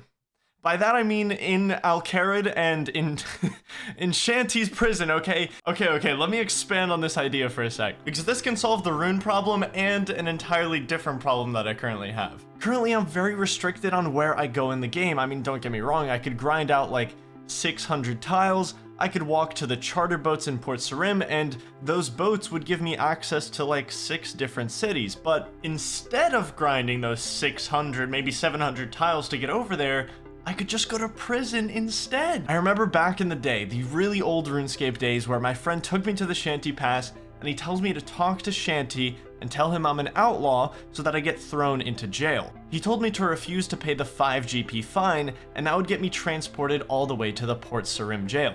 Once you're in the Port Sarim jail, you'd be able to picklock the door and escape. This was more of a RuneScape party trick back then, but now this is actually game-changing. I mean, this is my only real way of getting to the charter ships easily. And you can do this multiple times, which means I can get to Port Sarim this way every single time. Which means all I have to do is unlock the tiles from the prison to the charter ships, and I can take those boats to many major cities. Honestly, I haven't even seen anyone do this in like over a decade, so I'm really hoping this is still even a thing. I'm pretty sure it is. I don't know why they would bother to remove it, but yeah, so we tell him that we're an outlaw, and he should put us in the jail now.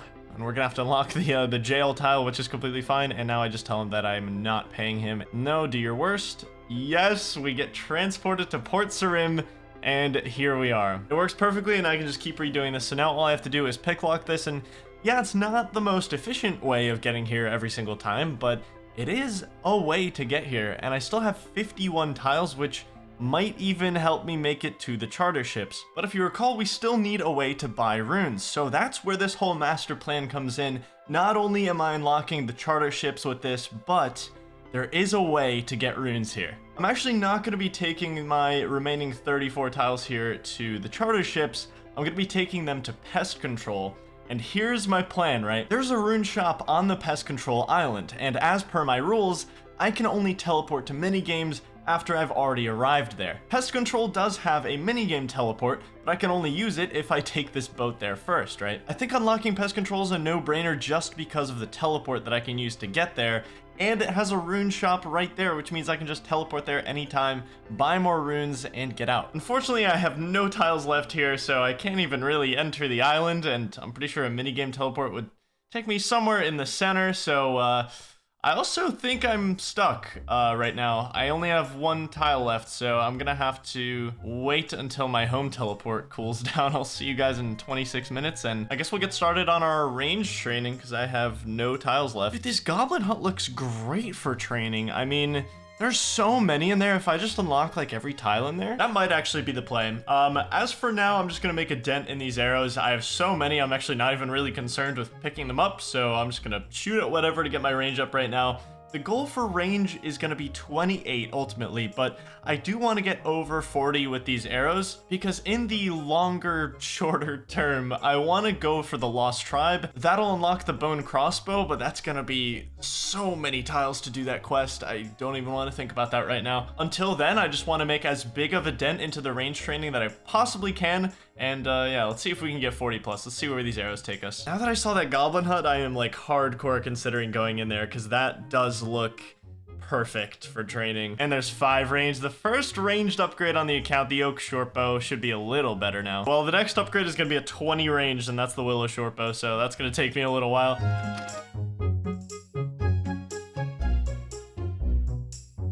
A 20 range, there's the Willow Shortbow upgrade. I'm actually going to take a canoe over to Barbarian Village, and I'm just going to try to train on Barbarian, see how it goes, because now that I'm 20 range and I have pretty good accuracy with a Willow Shortbow, I feel like I have a decent shot of getting some good XP there. So what's up, guys? Turns out barbarians suck for training. I actually ended up going back and chopping a couple trees, getting a couple more tiles unlocked. So I've got 12 tiles right now, and we are gonna unlock the goblin hut. Ultimately, I've decided it'll be the best, and it's not like I'm only gonna be training range here anyway. I can train my melee stats here in the future.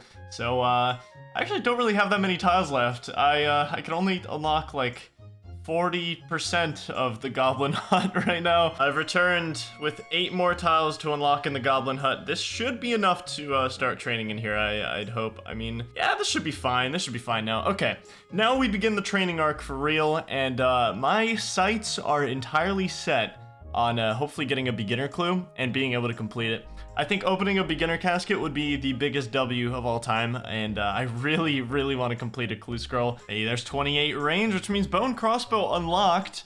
If I had all the tiles I needed to complete the quest and all of its requirements, that's gonna be rough. That's gonna take a while, but it's nice to have that range level. 30 ranged, and that gets me my final upgrade for God knows how long. I have literally no idea how long I'm gonna be using a maple shortbow, but it'll be a while. It'll pretty much be until I get a bone crossbow. And we just got a beginner clue. Let's go. Hairdresser. Okay, we cannot do that one. But yeah, it's pretty much just maple shortbow all the way until bone crossbow. There's no way I see myself getting a U or a magic shortbow. So I'm 30 range with 4,000 arrows left. That's actually really good. I should be here for a little while longer, you could say. Another beginner clue at least. Oh my, I have been waiting. I have been waiting for so long. I have picked up so many beginner clues. Talking to the cook in the Lumbridge Castle is one of 3 steps I can do currently, so really awesome to finally get this, and there is a 10% chance that I complete this on the first step. Otherwise, I'm gonna have to hope for either Shanty or Hans outside the castle. Those are the only 2 other steps I can complete, I believe. Oh my god. It's the Hans step. No way, dude. No way. What? What are the odds? What are the odds of this? I only have 3 completable steps, and I just got the cook and Hans back to back. It's a 45% chance for it to be 2 steps, so I have to really hope that this is the end of the clue, because there's no way I'm getting this luck again. There's no chance I am getting this level of luck again. Please be the casket. Please. Yes. Yes, dude. That's so sick. Oh my god. I have a casket. All right, let's open it. No way. No. I would get a fire staff. I really would get a fire staff for my beginner clue. All those trials and tribulations to get to Varrock, and I just get the same staff I already have. I'm still happy, it's fine. I completed a clue, that's all I cared about. We have 5 emergency cabbages. Yeah, I really didn't think I'd be able to complete a beginner clue. That is so cool that I was able to do that. Oh, there's no way. There's no way this happens again, right? I mean, I could just complete it on the first step this time. Also, I think I completely forgot to tell you guys that I highlighted bones because I kept missing them, and I really want to be burying them for the prayer XP because I can probably get like 20-ish prayer by the end of this grind, so. All right, what's our second step? Let's find out. Oh, I mean, it's Barbarian Village, but I know where that is. That is too far away, I think. That is really far away. That would be like 40 or 50 tiles just to unlock a clue scroll step. I don't think I'm gonna do that. That is so close though, so close. This bonus is gonna be 500,000 experience on the account. That's 500 tiles unlocked in total. Here are the stats: 37 range, 17 prayer, 2,000 arrows left currently, so it looks like we're gonna breeze past 40 range, which is nice. And there's 20 prayer, very nice. If you guys aren't clapping in your home, whatever time it is in your home, if you're not clapping right now, I don't know what you're doing with your life. 40 ranged on the Tileman account. 1,000 arrows left, by the way. 1,000 more arrows. I could probably get like 43 maybe. I really just wanted 40 range from this because I can wear green D-hide now, which is awesome. I don't have access to any green D-hide, and I don't know how I'm gonna get access to any green D-hide, but it is cool that I can wear it. I'll find a way. I will find a way to get it. I'm just gonna unlock this permanently. I think it's so worth it now. Oh wait, is this the shortest path for sure? I guess so. Okay, I've already committed. But yeah, unlocking the Dunce Random event, totally worth it in my opinion. I think I just used, what, 7 tiles on that, but now I can claim XP books for the rest of the account's lifetime, and I'm probably gonna put this on. I'm thinking prayer, honestly. I'm just gonna put it on prayer. But yeah, now I can do that random event permanently just for committing those 6 or 7 tiles that I just used, and it's so good. There's 42 range, and that's probably where I'm gonna call it. I am running on fumes here in the arrow department, and I am not gonna be picking those up, so I am incredibly happy with this progress. We accomplished a lot of different things with that grind. Not only are all the arrows gone, so I can go into the wilderness carefree, but I also now have 44 tiles to use, and I know exactly what I want to use these on. It's time to make a very large investment into some Fire Strike casts. I am super excited to finally get started on this. Granted, when I do buy these Fire Strikes, I'm not going to be able to use them for a little while because I'm going to need quite a lot of tiles to get to Lava Dragons, but it really feels like we're starting to approach that goal, and that is really exciting. Let's do the prison teleport once more, and this time we're going to go straight to Pest Control, unlock it fully, and that way I will be able to minigame teleport over there. There's also a fletching shop at Pest Control, but when I looked it up, it had super low stocks of everything, so I think I'm just going to ignore unlocking that and go straight for the rune shop. That's pretty much all I'm after. Ah, yes. The beautiful stench of Pest Control. You know, I feel like I'm in the top 5 for time spent at Pest Control, and I feel like a lot of people don't know that, but it feels good to be unlocking tiles. This is the fletching shop I was talking about. It's gross in there. We don't want to go in. All right, magic shop unlocked. So I do need a 2-to-1 ratio on the mind and air runes. I can't forget that. I need double the air runes that I do mind runes. There's also the risk of me dying to a player for these casts, and you know, that's just something that I have to accept, but hopefully we can use most of them at Lava Dragons before something like that happens, which I've been mulling over how I'd even escape a PKer, because I'd have to run a very particular path out of the wilderness, and I feel like it's going to be really hard to escape a PKer on this account, but so I can minigame teleport here whenever, and actually I think I'm going to do that right now, just so I can actually unlock the tiles that the teleport is on. 40... What? I'm 34 combat? I had no idea you even needed a combat level to use that teleport. All right, well, it might be time to go back to goblins for a sec and train up the melee stats, because the whole point of this was to be able to teleport here.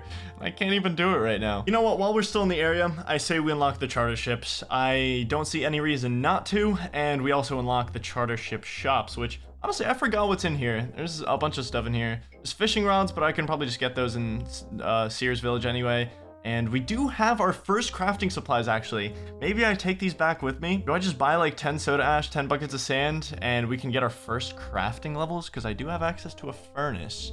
Or I'm like 2 tiles away from a furnace in Lumbridge, so yeah, you know what? I'm gonna do it. I'm gonna need crafting later on anyway, and I still have 5 tiles available to unlock, so I can go get the furnace unlocked, get my first crafting levels. I think this is actually gonna be the perfect amount of tiles, isn't it?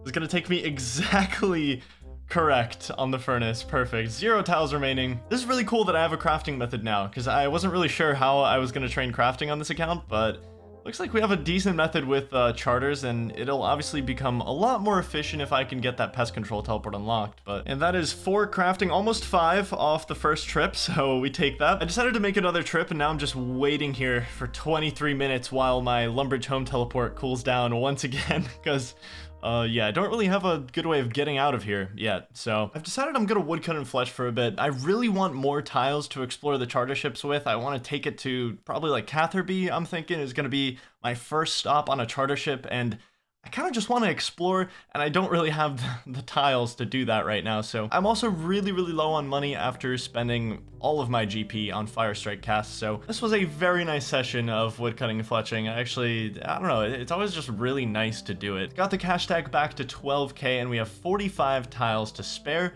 I think that should be enough to at least get somewhat into Catherby from the charter boats, so I honestly find it so cool that my current main method of transportation is going to jail and then going to a different jail. It's honestly really fun though. I love using methods like this. It's just, like, who does this, you know? It's time to sail to a new land. I'm just gonna go a little deeper here because, well, I'm probably gonna be using these charter ships quite a bit. 4 different charter locations to choose from. Honestly, Catherby is definitely sticking out at me the most. I can't see why I'd really go to Brimhaven just yet. There is this agility arena at Brimhaven, so that is definitely...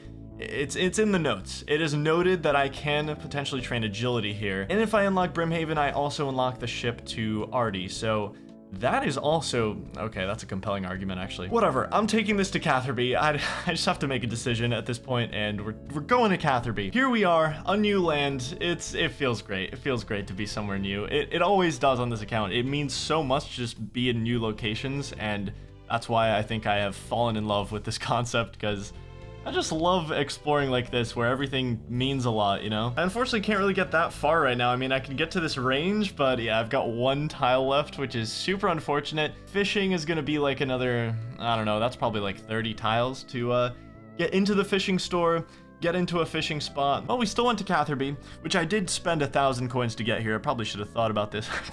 Probably should have gotten more tiles before I came here, because I'm gonna have to charter back here and spend another 1,000 GP, so. Yo, actually huge, 50 fletching. I can now make maple bows with that, so if I can unlock some maple trees, which I did unlock Catherby, so I can go to Camelot and chop some maple trees not too far off. That's really cool that I've unlocked maple fletching now. That's gonna cut off my second fletching session here, so I've got 39 tiles from that. I think that's plenty because I'm actually not gonna go back to Catherby just yet. So you know what we're gonna do? We're gonna go buy the Mithril Scimitar that I said I was gonna buy, and we're gonna train up some melee stats. It's gonna feel good to get this Mithril Scimitar. Let's get this. Mr. Zeke, you've been warming this one up for me, man. 1,040 coins. You've been really warming this one up. I completely forgot I don't have 20 attack. What am I doing? Steel Scimitar. There we go. Now we can train up to the Mithril Scimitar. We're not ready for that yet. Just realized this guy's name is Barfy Bill. What were you thinking, Jagex? So we're back at the Goblin Hut. I'm just gonna stay on attack until I use this Mithril Scimitar, because it's gonna speed things up a lot once I can use it. I'll see you back here. Maybe we can complete another beginner clue. That would be so sick if we can complete another one during the melee grind this time. Well, I did miss the level, but there's 20 attack. We just got the upgrade of the gods. Mithril Scimitar unlocked. I'm gonna be training defense now because it's actually like the only way to bring up my combat level. My account is currently range based, which means I can level up attack and strength for quite a while before I level up any combat levels, so the play is just to level up defense until I hit 40 combat. And we match the defense with the attack. 20 attack and 20 defense now. Looking pretty clean. 37 combat. All right, does this get me the level? No, 39.975. Are you kidding me? The day we've awaited for years, my friends. 30 defense finished, which means Addy armor, of course, but 40 combat finished on the account. So happy to have that done. I can now teleport to pest control, so no more prison teleporting, guys. I am on probation on the account officially. By that I mean I'm not on probation. I can go wherever I want, provided I have the tiles to do so. All right, let's take this out for a spin, shall we? Let's minigame teleport to pest control. It's the first time I'm using a minigame teleport on this account, and to be fair, it's the only one I've unlocked. There it is, the tile that we spawn on with the minigame teleport. Let's just connect it just like this, and there we go. We now have a connected path. I don't know if I spawn there every time I teleport, but I'm just happy to have that done. I'm happy to have higher defense now. I think now it's time we unlock fishing and cooking at Catherby, and we head over to Lava Dragons. It's time. There we go, she finally walked up. All right, travel to Catherby, 1,000 coin investment to get back here, and it's time to invest our 50 available tiles. I'm hoping this is enough to take me not only to the fishing shop, but I'm actually wondering if this is even going to be enough, because I have to unlock the range, I have to unlock the fishing shop, and I have to unlock the actual fishing spots. So, all right, let's get walking over there. I'm not really sure how close Harry, the owner of the fishing shop, can get to the entrance, but I guess it's not really a big deal if I have to step inward a couple tiles, because I will be coming back here, obviously. I think right now I'm just going to be buying a net and maybe some bait. Let's just hop worlds and see if he's closer on a different world. Okay, yeah, I haven't really seen him walk south very much. The closest I've seen him get is one tile further south than he currently is, so I think I'm just going to walk inward. Yeah, I think this will do, honestly. Let's just trade him here. All right, fishing shop unlocked. Let's grab ourselves a small fishing net, grab a fishing rod as well, and I don't really know how much bait I'm gonna need. Let's just get like 200 for now. It's not like it's a big deal. I can just walk back in here. So we have 29 tiles to get over to a fishing spot, and none of these are small fishing net spots, which is a bit of a problem. There we go, small net. Okay, let's click on it and walk over there. So fishing is a little slow at the start. Shrimps are 10 XP each, and I'm not gonna get to bait fish until I get to 5 fishing. So we got a full inventory of shrimp, and we're gonna use some of our last remaining tiles here to unlock the range. There we go. So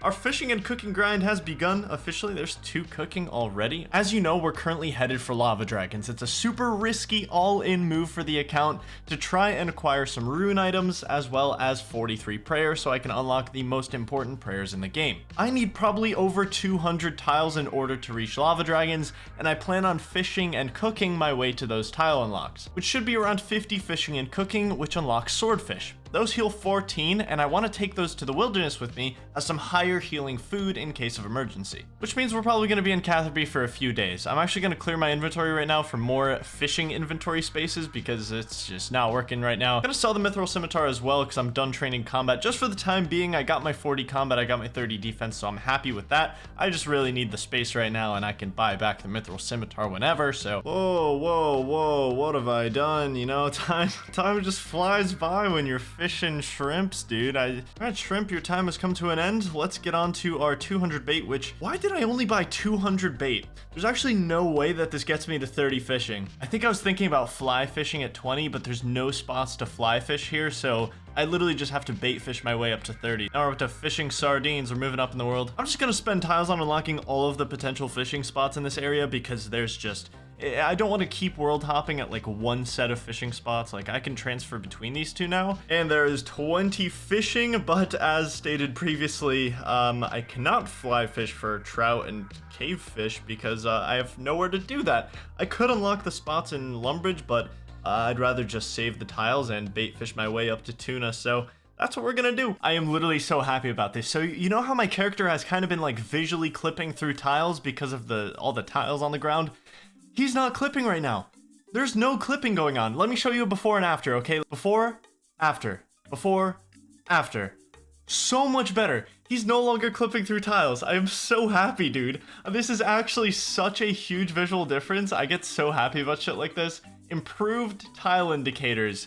Goated plugin. 25 cooking. Oh yeah, if you're curious on the playtime of the account, by the way, it's right around 70 hours currently. 30 cooking. What's up? We can now cook tuna. I've gotten 30 fishing a lot of times on this game, but never with bait fishing. This definitely took a little longer than you'd expect, because you definitely usually fly fish to this level. 5 more levels until we actually do something different, so I'll see you then. 35 fishing. That's the level we need, although I'll be honest with you guys, I don't even know if harpoon fishing is faster than bait fishing. I'm like pretty sure it is, but every time I've used a harpoon, it's just been abysmally slow, absolutely horrendously slow. So I don't know if it's gonna be faster. I actually think the one way it is gonna be faster is that I'm not gonna have to take as many trips to cook my fish. So I guess in that sense, I'm gonna be fishing a lot more rather than running. So, oh my God, I just spawned into him on the correct tile. There we go. Let's buy a harpoon and we've got some work to do. Also at 55 available tiles right now, so about a fourth of the way of where we need to be. Hey, we caught one. Let's go. First tuna down. Completely forgot I can get beginner clues from fishing, and that is not one that I can complete, but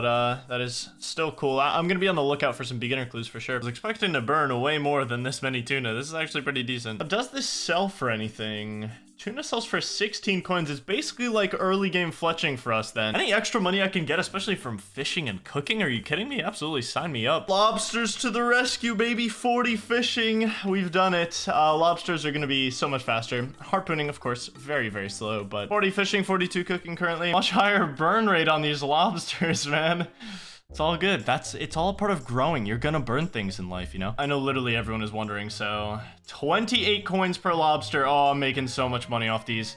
Lobsters are gonna make me a millionaire on this game. So I'm about to hit 100 available tiles, and I feel like now is a good time to talk because I've been doing a lot of thinking. So the original plan for lava dragons was to take this canoe all the way up here, right? And if you look at this, it says no departure, which means that is a one-way ticket, right? I take that canoe there, there's no going back the same way. I'm stuck in level 33 plus wilderness unless I find a way out. And then I was gonna walk up here to lava dragons from that canoe.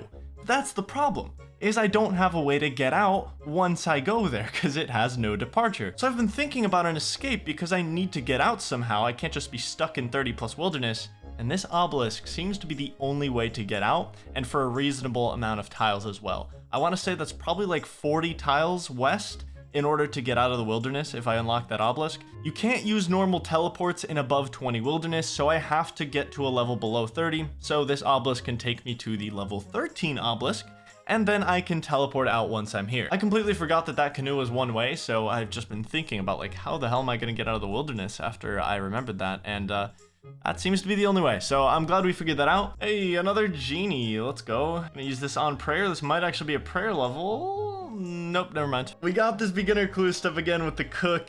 I really want to go do it. But at the same time, every time I leave Catherby, it's gonna cost me 1,000 coins to get back to Catherby with the charter boat. And you know, that is pretty annoying, but I will go do this.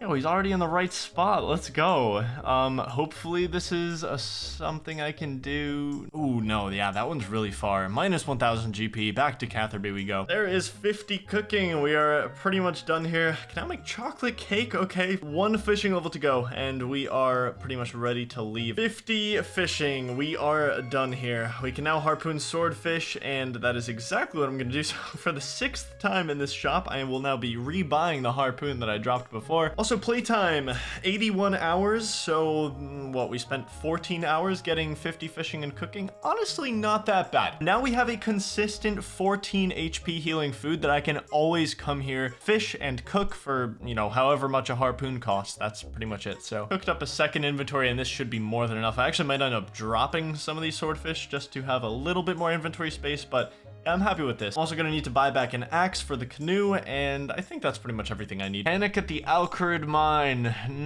Not something I want to do. It's, I'd have to go pretty deep into that mine, and I barely have enough tiles to actually do what I want. Yeah, no, that is really far. No way. No way am I unlocking the Alcrid mine. There's a solid chance that I'm currently preparing for a mission that I just simply die on and I lose everything, and I have accepted that. I have all the stats I need to rebuild the account, but hopefully we don't die. And as long as I'm gaining magic XP and prayer XP, this is a win. It literally is a win as long as I'm gaining XP in magic and prayer. Let's very quickly grab a training shield as well because it doesn't give any negative magic bonuses, whereas the bronze square shield does. So let's talk about the real business here. Obviously, I'm here for magic XP and prayer XP, but I am also on high alert for 3 items in particular that could seriously change the future of the account. High priority item number 1 is the rune axe. Since woodcutting and fletching is my main money-making method, having a rune axe would speed things up by like 30 to 40%, so it has to be top 3 for me. The second item is going to be the rune longsword. This ultimately saves me a ton of tiles on sword shops, and it's better than anything I could get from a sword shop until I hit 60 attack. And finally, the Rune Kite Shield, which is probably going to be my best shield for potentially even the entire account's lifetime. I don't know when I'm going to get a better shield than that, so this is the list. Let's do this. I'm not even gonna preface it with anything. Let's just go, okay? You know, as soon as I arrive out of this cave, any player that is level 73 or below can attack me, and that is a little bit scary, but you know what? I didn't make this account to be a little bitch, so let's just run straight past. I don't even want to look at anything around here, man. I just not so many music tracks. Jeez. All right, we have to round this corner. I still have way more tiles than I thought I would have at this point, which means the obelisk might actually, the obelisk honestly might take less tiles than I thought as well in this case. Max Piers will definitely, oh my god. That guy couldn't even kill me, I bet, but, oh, here we are. We actually made it here with way less tiles than I thought, and I am just gonna be ready to log out at any second. I think I'm gonna unlock this entire gate because it's crucial that I am able to, unlock both, Okay, I don't know. My brain's going 1,000 miles a second right now. Bot. That's probably a bot that I just logged out from. And I'm still just getting terrified. It is currently midnight on a Sunday. And, you know, I thought this would be a perfect time to do it. Who the hell is going to be killing lava dragons on a Sunday at midnight? Made it here with 80 tiles left, though. I'm very happy with that. All right, so this is the safe spot for lava dragons. Now we just chill. I have so many swordfish, dude. I'm fine. There's no way anyone's killing me with this much food. I'm just going to have my finger on the trigger. What a relaxing grind, guys. I'm not stressed. I'm not. Oh, my finger on the logout? Yeah, no, don't worry about that. I'm not stressed. I think the worst thing would just be dying at the start. Like, if I die after using half my runes, fair play. I got a ton of XP, but if I die at the start of this grind, oh, I will be so upset. That's why right now I'm like ultra cautious because I haven't even invested any of the things that I've been building my cash stack to do. I spent so much money on these casts and I really want to get what I paid for. We're about to get the first drop and we also got 27 magic on this kill, which is nice. 20 death runes is our first drop. That's actually a good drop too. I'm very happy with that. And of course, our lava dragon bones, 340 XP per lava dragon kill. Just to give you some perspective, that is the equivalent of killing 75 goblins for the same amount of prayer XP. So lava dragons, fantastic. You know, it's been a while since I've excitedly awaited the drop of every single monster I kill. 12 rune darts, not bad, not terrible. Not great either. Another kill, more death runes. Okay, I'm actually really happy with those. I'm stacking death runes right now, and I'm not sure if I'm allowing myself to use a looting bag just yet, so I'm just gonna leave it on the ground, and I'll decide at a future date if I want to use looting bags or not. I abused looting bag mechanics for years, and I don't know if I want this account to go down that route, so I'm entirely uncertain right now. I am currently stacking death runes because I kind of want to use them on Crazy Archaeologist. It would be my follow-up to lava dragons, and I could get my rune crossbow, I could get a power Emmy, a red d'hide body, so it is tempting to just save the death runes and go for Crazy Archaeologist. I've been waiting for this cape seller to come near me, please. One more tile. Yes, okay, we got it. What cape do I buy? This is really important. This is like a, oh my god, I didn't realize the stress this would put on me. I'm kind of feeling green. Green cape? What are we thinking? Okay. What was I thinking? This doesn't match anything I'm wearing. Why did I buy a green cape? It doesn't match my training shield. It doesn't match my hat. I gotta do this over. Blue cape. There we go. And another drop. Addy bars, also good. We take those. All right, we've got the proper season 1 cape now. Also 27 prayer, mystic lore unlocked as a prayer. That's 10% magic accuracy. This cape I think is a crucial development for the account, guys. I mean, this is our season 1 cape now. Blue cape season. It's official. It's happening. And another kill for pretty much nothing. These kills are like 5 minutes on average, by the way. If you were wondering, they are very, very long kills. So I'm just sitting here with my eye on the log out button, awaiting this drop that could potentially change my life. And in this situation, it's not life-changing, it's fire runes. I already have a fire staff lava dragon, come on. You guys know I only say this tastefully, okay? So this is huge for the account. Telekinetic grab unlocked, 33 magic. This means I can now grab items from a distance, so it's actually going to be super helpful for certain quests and things like that, where I only need the item once and I can just telekinetic grab it from a distance. Oh, okay. Saw the player indicator and I was not taking any chances, so I just instantly logged out, as I should. I'm gonna wait a little while before logging back in. And another drop, what's up?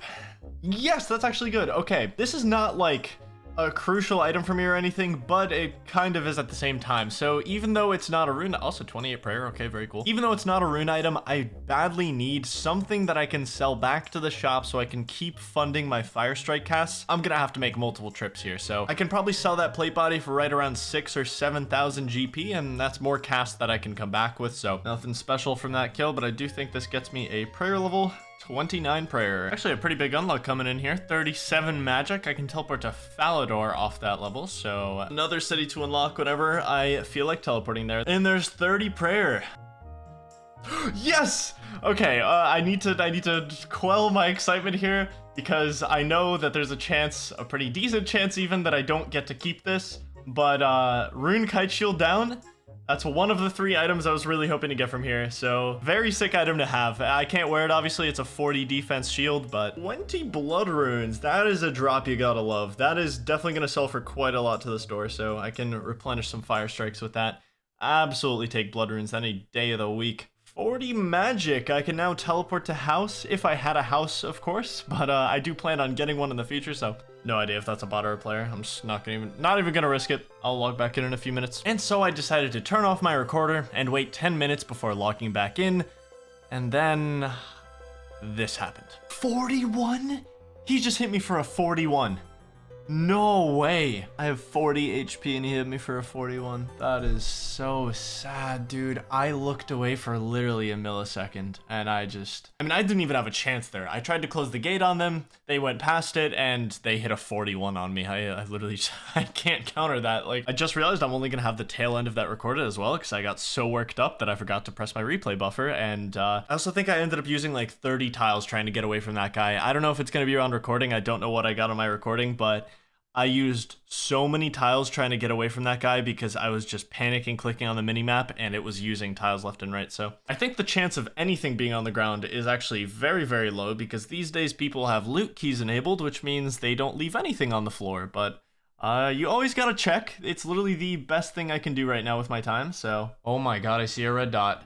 Oh my god, he didn't have loot keys enabled and we left so many things. Oh my god, it's actually great. This makes a rebuild much easier. I can sell the Addy plate and that pretty much gets me a decent chunk of my cast back and I can just fletch for a little bit and I should be all right.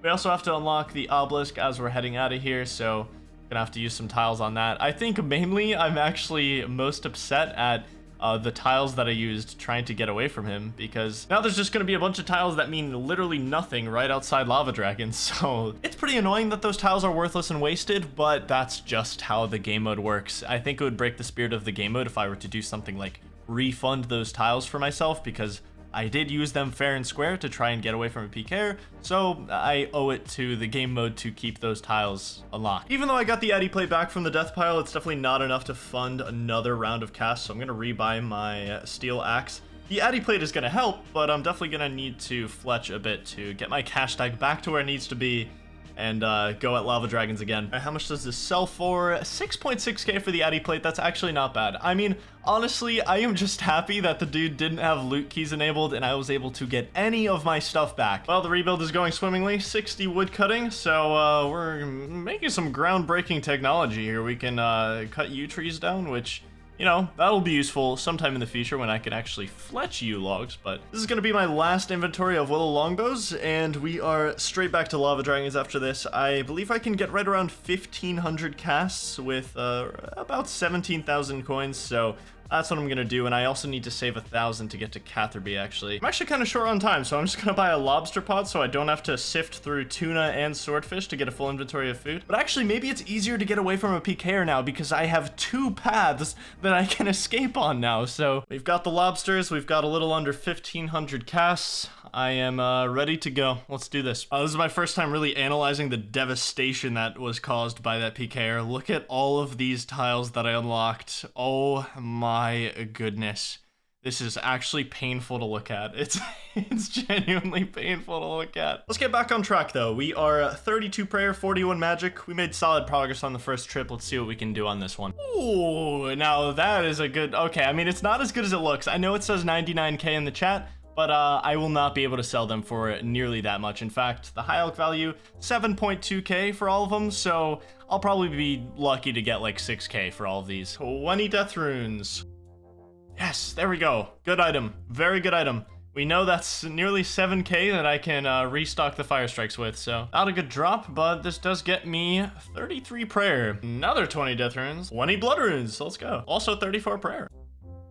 Oh my god. Oh, I am so excited about that. I just wanted something good to happen after dying, man. Got so excited I thought I could wear it. The thing is, I only have 500 casts left. Ooh, big item, dude. Really, really big item, actually. I think that's the rarest normal item you can get from these, and I'm not actually interested in keeping it, but I will definitely be selling that for more casts. I can sell that for like 15 or 16k, and that pretty much pays for how many casts I came here with initially. So back to back into the lava battle staff. No way. I can't even wear this thing. I need 30 attack, and I'm also not really interested in keeping it either.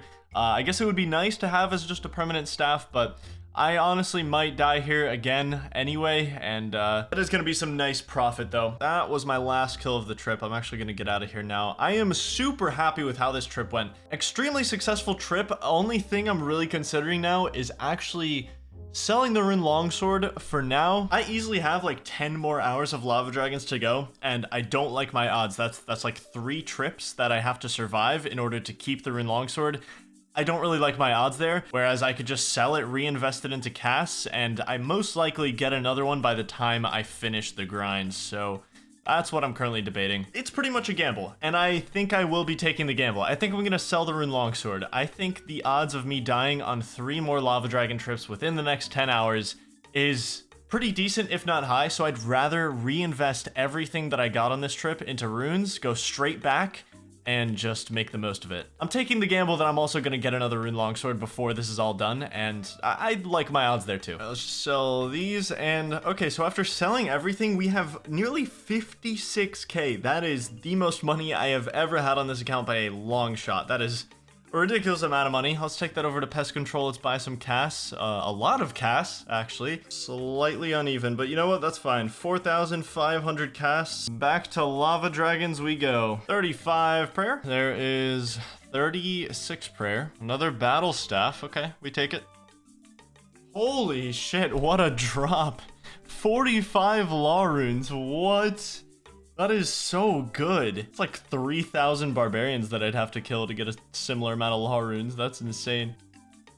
Boom, there we go. Rune Kite Shield is back. Gonna try to hold on to this one. I'm not just assuming that I'm gonna make it out of here alive with this, but it would be really nice to do that. I'm trying not to attach myself to the items I get here because they can be taken away from me. Oh, more law runes, but more importantly, I was actually getting ready to say something else about this kill.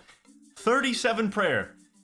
Extremely important thing that I just unlocked. Very, very happy that I have Protect from Magic now, so that's just going to make my life so much easier. That's one of 3 protection prayers that I need to basically play the game, so very happy to have one of them down. I wonder what it's like to be the viewer right now, man. Like, I gotta spend like multiple minutes killing each dragon, and you guys just get to see the drop, you know? Like, I wish that was me right now. Very big milestone, 50 magic. Nice, I can now snare people, I guess. Yeah, there it is. There it is, Rune Longsword. Very nice, very, very nice. And also 38 prayer. Oh my god, it's real. The Rune Axe, that's all 3 items that I wanted from here. All 3 of the crucial items are in my inventory right now. All I have to do now is not die. That's all I have to do. 39 prayer, 4 levels to go. I've decided this is going to be my final kill for now, and let me tell you why. I'm absolutely going to be coming back to lava dragons. I don't have my 43 prayer yet, which is the main objective here, but I thought of something that can actually guarantee me some level of safety here. A safety net, basically, and I need to do it right now. What I'm gonna do, I'm gonna sell the Rune Longsword. I know, hear me out. I'm not done yet. Lava Battle Staff as well. I'm just trying to get as much GP as possible right now. 33k right now. I now have 44k cash, and I know I don't have a Rune Longsword anymore, but what I'm gonna do now is going to guarantee that I get through this grind with something. I am gonna try to hold on to the Rune Kite and the Rune Axe. Like I said earlier, I probably still have 5 or 6 hours left to survive in the wilderness without losing all my stuff. If I get tagged by a PKer, I am dead. I cannot escape PKers on this account. It is borderline impossible. So the odds of me dying again on this final 5 or 6 hour trek, pretty damn decent, okay? So I'm gonna unlock the Ferox Enclave. I'm gonna canoe over there. And with what the Rune Longsword has given me alongside everything else that I sold, now obviously as an Ultimate Iron Man I can't use banks, I can't trade other players, but what I can do is use a coffer, and that's exactly what I'm gonna do. So I just deposited 44k in here and I can take this out whenever. If I die at Lava Dragons right now, no matter what, I have a 44,000 gold safety net in this coffer, and I can come claim this whenever. I'm basically taking the gamble right now that I can get my Rune Longsword back, or I'm taking the gamble that I die one more time while trying to get 43 prayer. And I think either of those things happening, decent odds. This might honestly not even be my final trek up here. I don't think I have enough casts, even after spending like 56k on casts.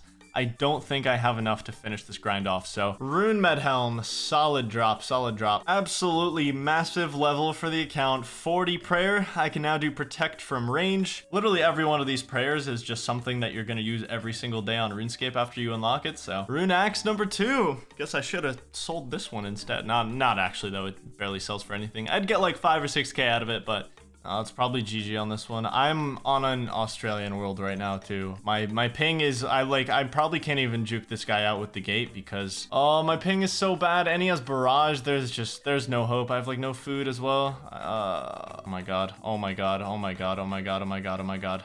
Oh no, no, no, no, no, no, no.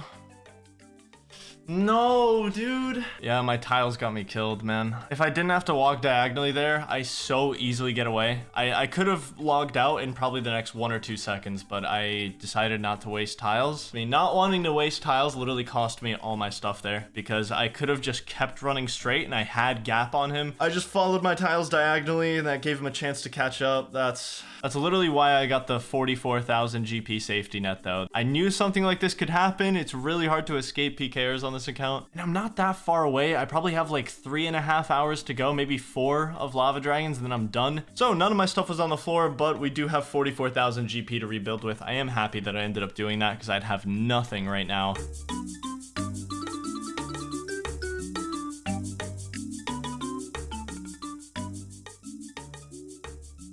So I do have 1 Law Rune left, and what I'm going to do with it may surprise you a little bit. I am sick and tired of using charters to go to Catherby. It's going to be a place I go constantly.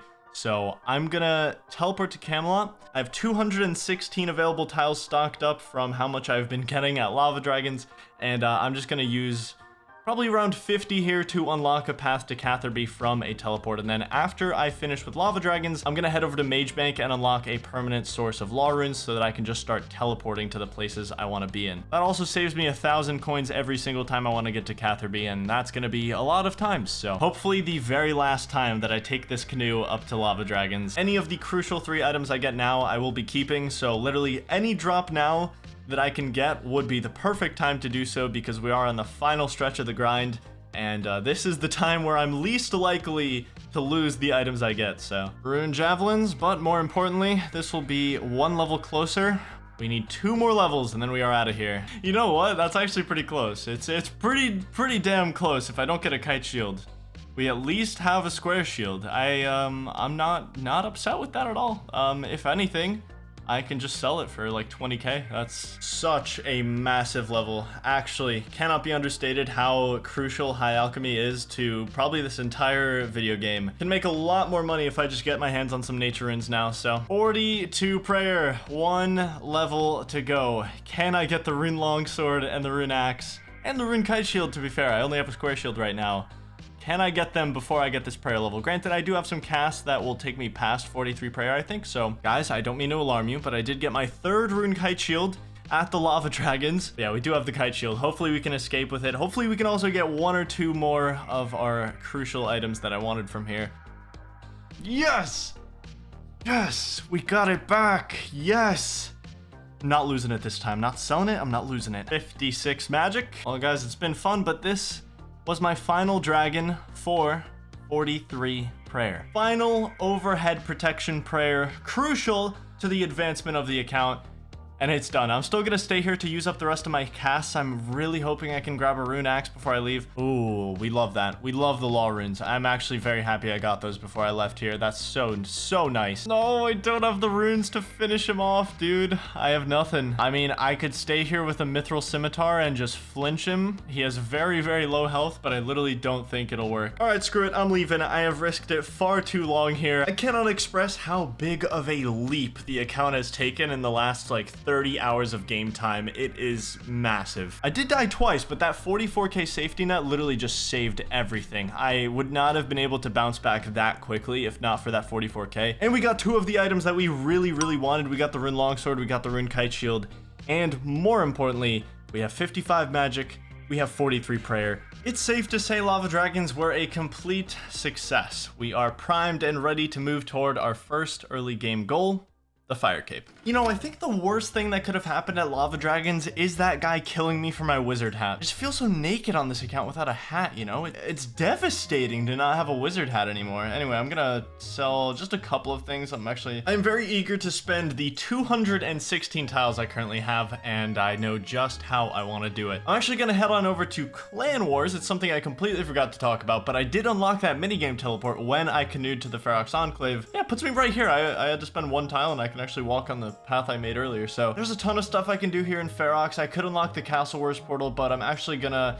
mainly go over to that free-for-all portal right there. And the reason why I want to unlock this is currently my HP, my prayer, my run energy, it's all drained, but when I come out of this, everything goes back to normal. So just having something that I can reset my stats, my HP and prayer and stuff. I don't even have an altar unlocked on this account yet, so having something that I can reset, you know, HP, prayer, run energy, etc. Very important. So I think spending 17 tiles there is not a big deal. I feel like this staircase is still a relatively unknown feature. If you played the last league, you definitely know it exists, but you can actually go through the Soul Wars portal through this little passageway. I am going on a spending spree. Oh my god, I hope I still have like at least 50 tiles by the time I get to where I'm going. But if we go through the Soul Wars portal, then we can go back to Edgeville through it, and we've unlocked yet another city. Plus, I now have access to the Wilderness Lever, which I am going straight there right now, actually. Edgeville is a fantastic unlock, but what I'm more focused on right now is the Wilderness Lever, because I'm mainly interested in going to Magebank, which has a rune shop, but it's not like any other rune shop that I currently have access to.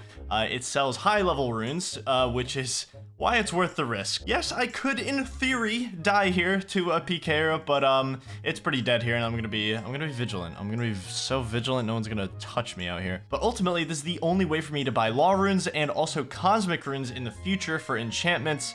This is the only place to really get them. So I think I am rightfully spending pretty much all the rest of my tiles here on unlocking Magebank, and I'm probably gonna have like 15 left or something by the time I get to the shop, and that's just the price we have to pay. I used all 200 of the tiles I had pretty much at the start here. I'm actually mainly here right now for the nature runes that they sell here. I can get nature runes in other ways, but I know they sell them here, and I'm gonna have to unlock it in the future anyway. But I wanted to grab some nature runes so I can high alch my rune items that I don't want. It's literally 50% more GP to high alch instead of sell.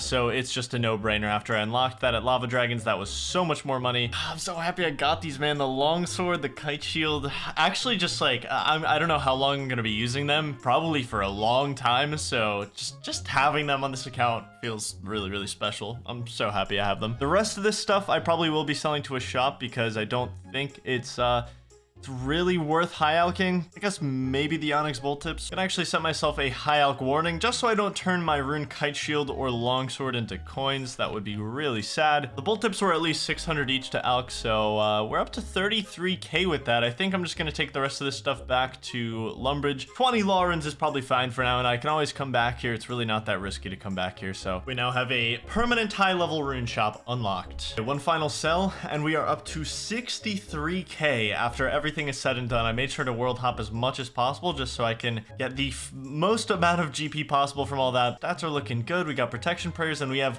the most money I've ever had on the account. I think this even beats my first Lava Dragon trip. So now that we're done, it's time to get down to business. There is one thing on my mind right now that I have all my sights set on. I've talked about it before, but what I want to do is complete one quest, which is the Lost Tribe. So why do the Lost Tribe? What is the point? Well, I'll tell you. This is why we do the Lost Tribe. It is the only reason to do the Lost Tribe. This one crossbow is the greatest piece of early game artillery you can get for yourself. Not only is it insanely powerful for what it is, but the ammo is super cheap, and that's why I love it so much. But these requirements and the tiles I'm gonna have to use on them are the price I need to pay. Probably the biggest two culprits of the tiles that I'm gonna have to use are these two quest requirements, Goblin Diplomacy and Rune Mysteries.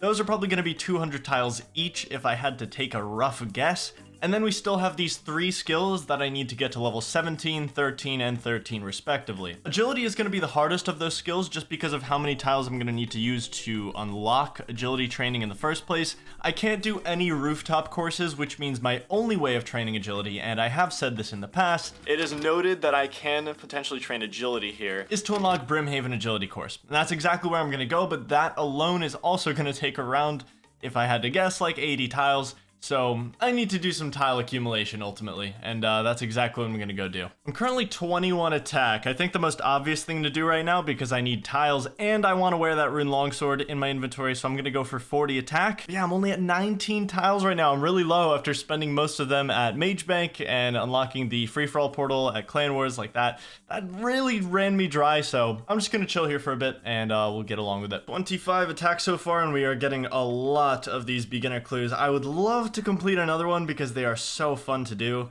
and we will definitely, I can't do this one, but we will definitely try to complete them if they show up. This is why I unlocked it permanently last time. It's just free XP, you know, you gotta love it. I'm actually gonna be using this book on prayer because even though I have 43, if I get literally one more prayer level, I get Eagle Eye, and that will help me a lot. And okay, thought that was gonna be 30, but it's not. And there we go, 30 attack, 10 more levels to go. And we can now equip adamant weaponry. Even though I will not be doing that, I'm just skipping straight to rune because I'm really cool. And several hours later, alongside thousands of goblin kills, 40 attack done, we can now wear rune weaponry, baby. That's right, Rune longsword in the hands. Oh, it feels good. It feels powerful. I don't even know if it's illegal to have this much power on an account. Rune longsword, the chef's hat bonus. Like, how do you even compete with this? I'll put my final goblin kill count on the screen somewhere, and you can enjoy that. The goblin hut has served me well. Let's go over to Camelot. I just had to use 2 tiles, unfortunately. So I have 63, but still not enough for even unlocking agility, I'm pretty sure. So I ended up gaining 46 tiles from training 40 attack, which, you know, that's not what I was there for. It was a bonus, and I got to wear the rune longsword from it. So now we're gonna head on over and we're gonna finish this off with some fishing and cooking because I think it's my best option right now. I could fletch, I could fire make, but I kind of just really enjoy fishing and cooking here. So 51 fishing.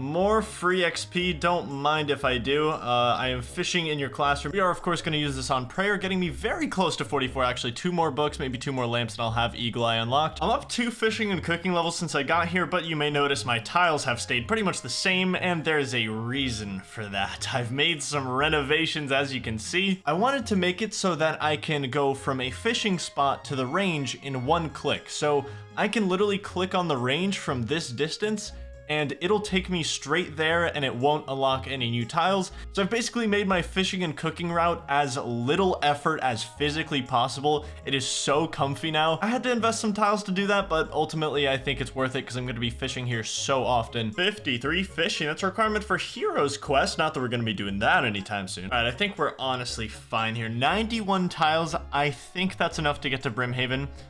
So I think we head on over. I'm ready. I'm ready to do something new, and this is actually very exciting. I'm gonna take this food with me because there's a chance that I, you know, fail some obstacles. I don't think I'll really be needing this much food, but I might as well. In no universe do you want to go to the Brimhaven course with 1 agility, but you know what? That's exactly what we're gonna do, and it's really my only option. So we are running straight over there, and this actually might not be enough. I'm already running low. No way this isn't enough. I mean, I can enter, but I'm not gonna be able to do anything. Back to fishing and cooking we go, I guess. That's unexpected. I have returned with 36 tiles. Let me in, please. 200 coin fee paid. All right, so I had no idea I could pay it from that tile, but nonetheless, let's go down the ladder, and here we are, Brimhaven Agility Course. We're not going to be doing this course like most people do it. In fact, I'm not going to be touching the pillars at all. You usually touch the pillars and you get tickets, and then you trade the tickets for XP. I will just be repeating one obstacle for the, that's how this is gonna go. That's how this is gonna go. I'm gonna fail every single obstacle, and then it puts me over here. Okay, so hopefully at some point here I stop failing this obstacle. Good thing I brought 1,000,000 lobsters with me. Oh great, it put me at the trapdoor this time. That's so weird. Anyway, we finally made it. There we go. Okay, so next I have to jump across these pillars. Hopefully I can do this without failing, because it would save me a lot of tiles if I could just cross without failing. Oh my god, I think I did it. Yep. Oh, that is so big. That is, okay, I just tagged a pillar. I didn't think that would ever happen. My actual training method here is just crossing this wall. That's literally it. I will be crossing this wall for, well, at least 13 agility, but I might as well just go further while I'm at it, because I don't want to come back here, fall on an obstacle, and, you know, end up spending another like 10 tiles to, okay, apparently you can fail crossing this wall. 2 agility, 3 agility, 4 agility, 5 agility, 6 agility, 7, 8 agility, 9 agility. You guys ever seen 10 agility before? Well, now you did. 11, 12 agility, and there's the 13 agility we were after. But like I was saying earlier, I'm just gonna keep going.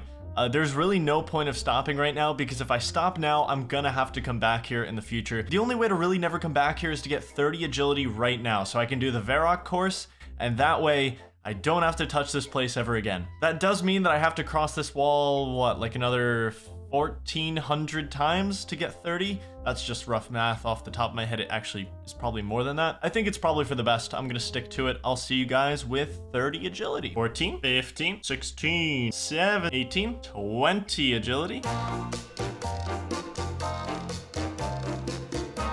Wait, no way. Oh my god, I can actually get an agility arena ticket.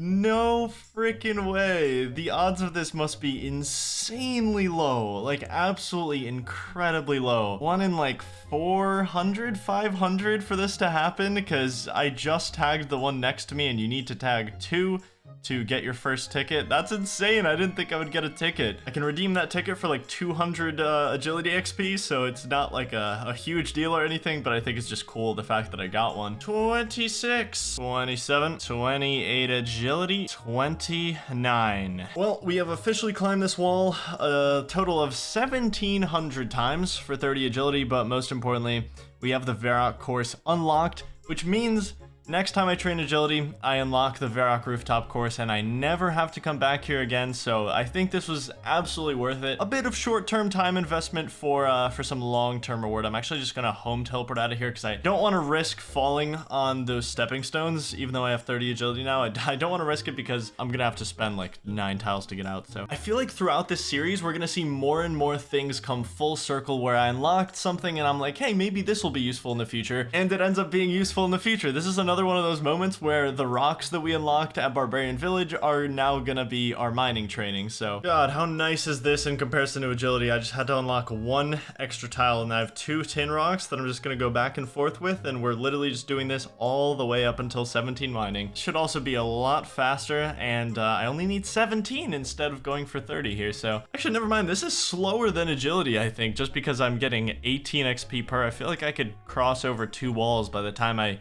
get one of these. Oh, maybe not. I don't know. Yes, I've been waiting. 1 final lamp, and there it is. 44 prayer. I now have Eagle Eye. That's pretty much every prayer I wanted. I don't really care about the Mystic Might, so 44 prayer is pretty much where I stop for now. To be fair, I don't know what else I'm gonna put lamps on, but oh, we've got a system update coming in a little under 30 minutes, so I guess we'll see if I can get 17 mining before that comes in.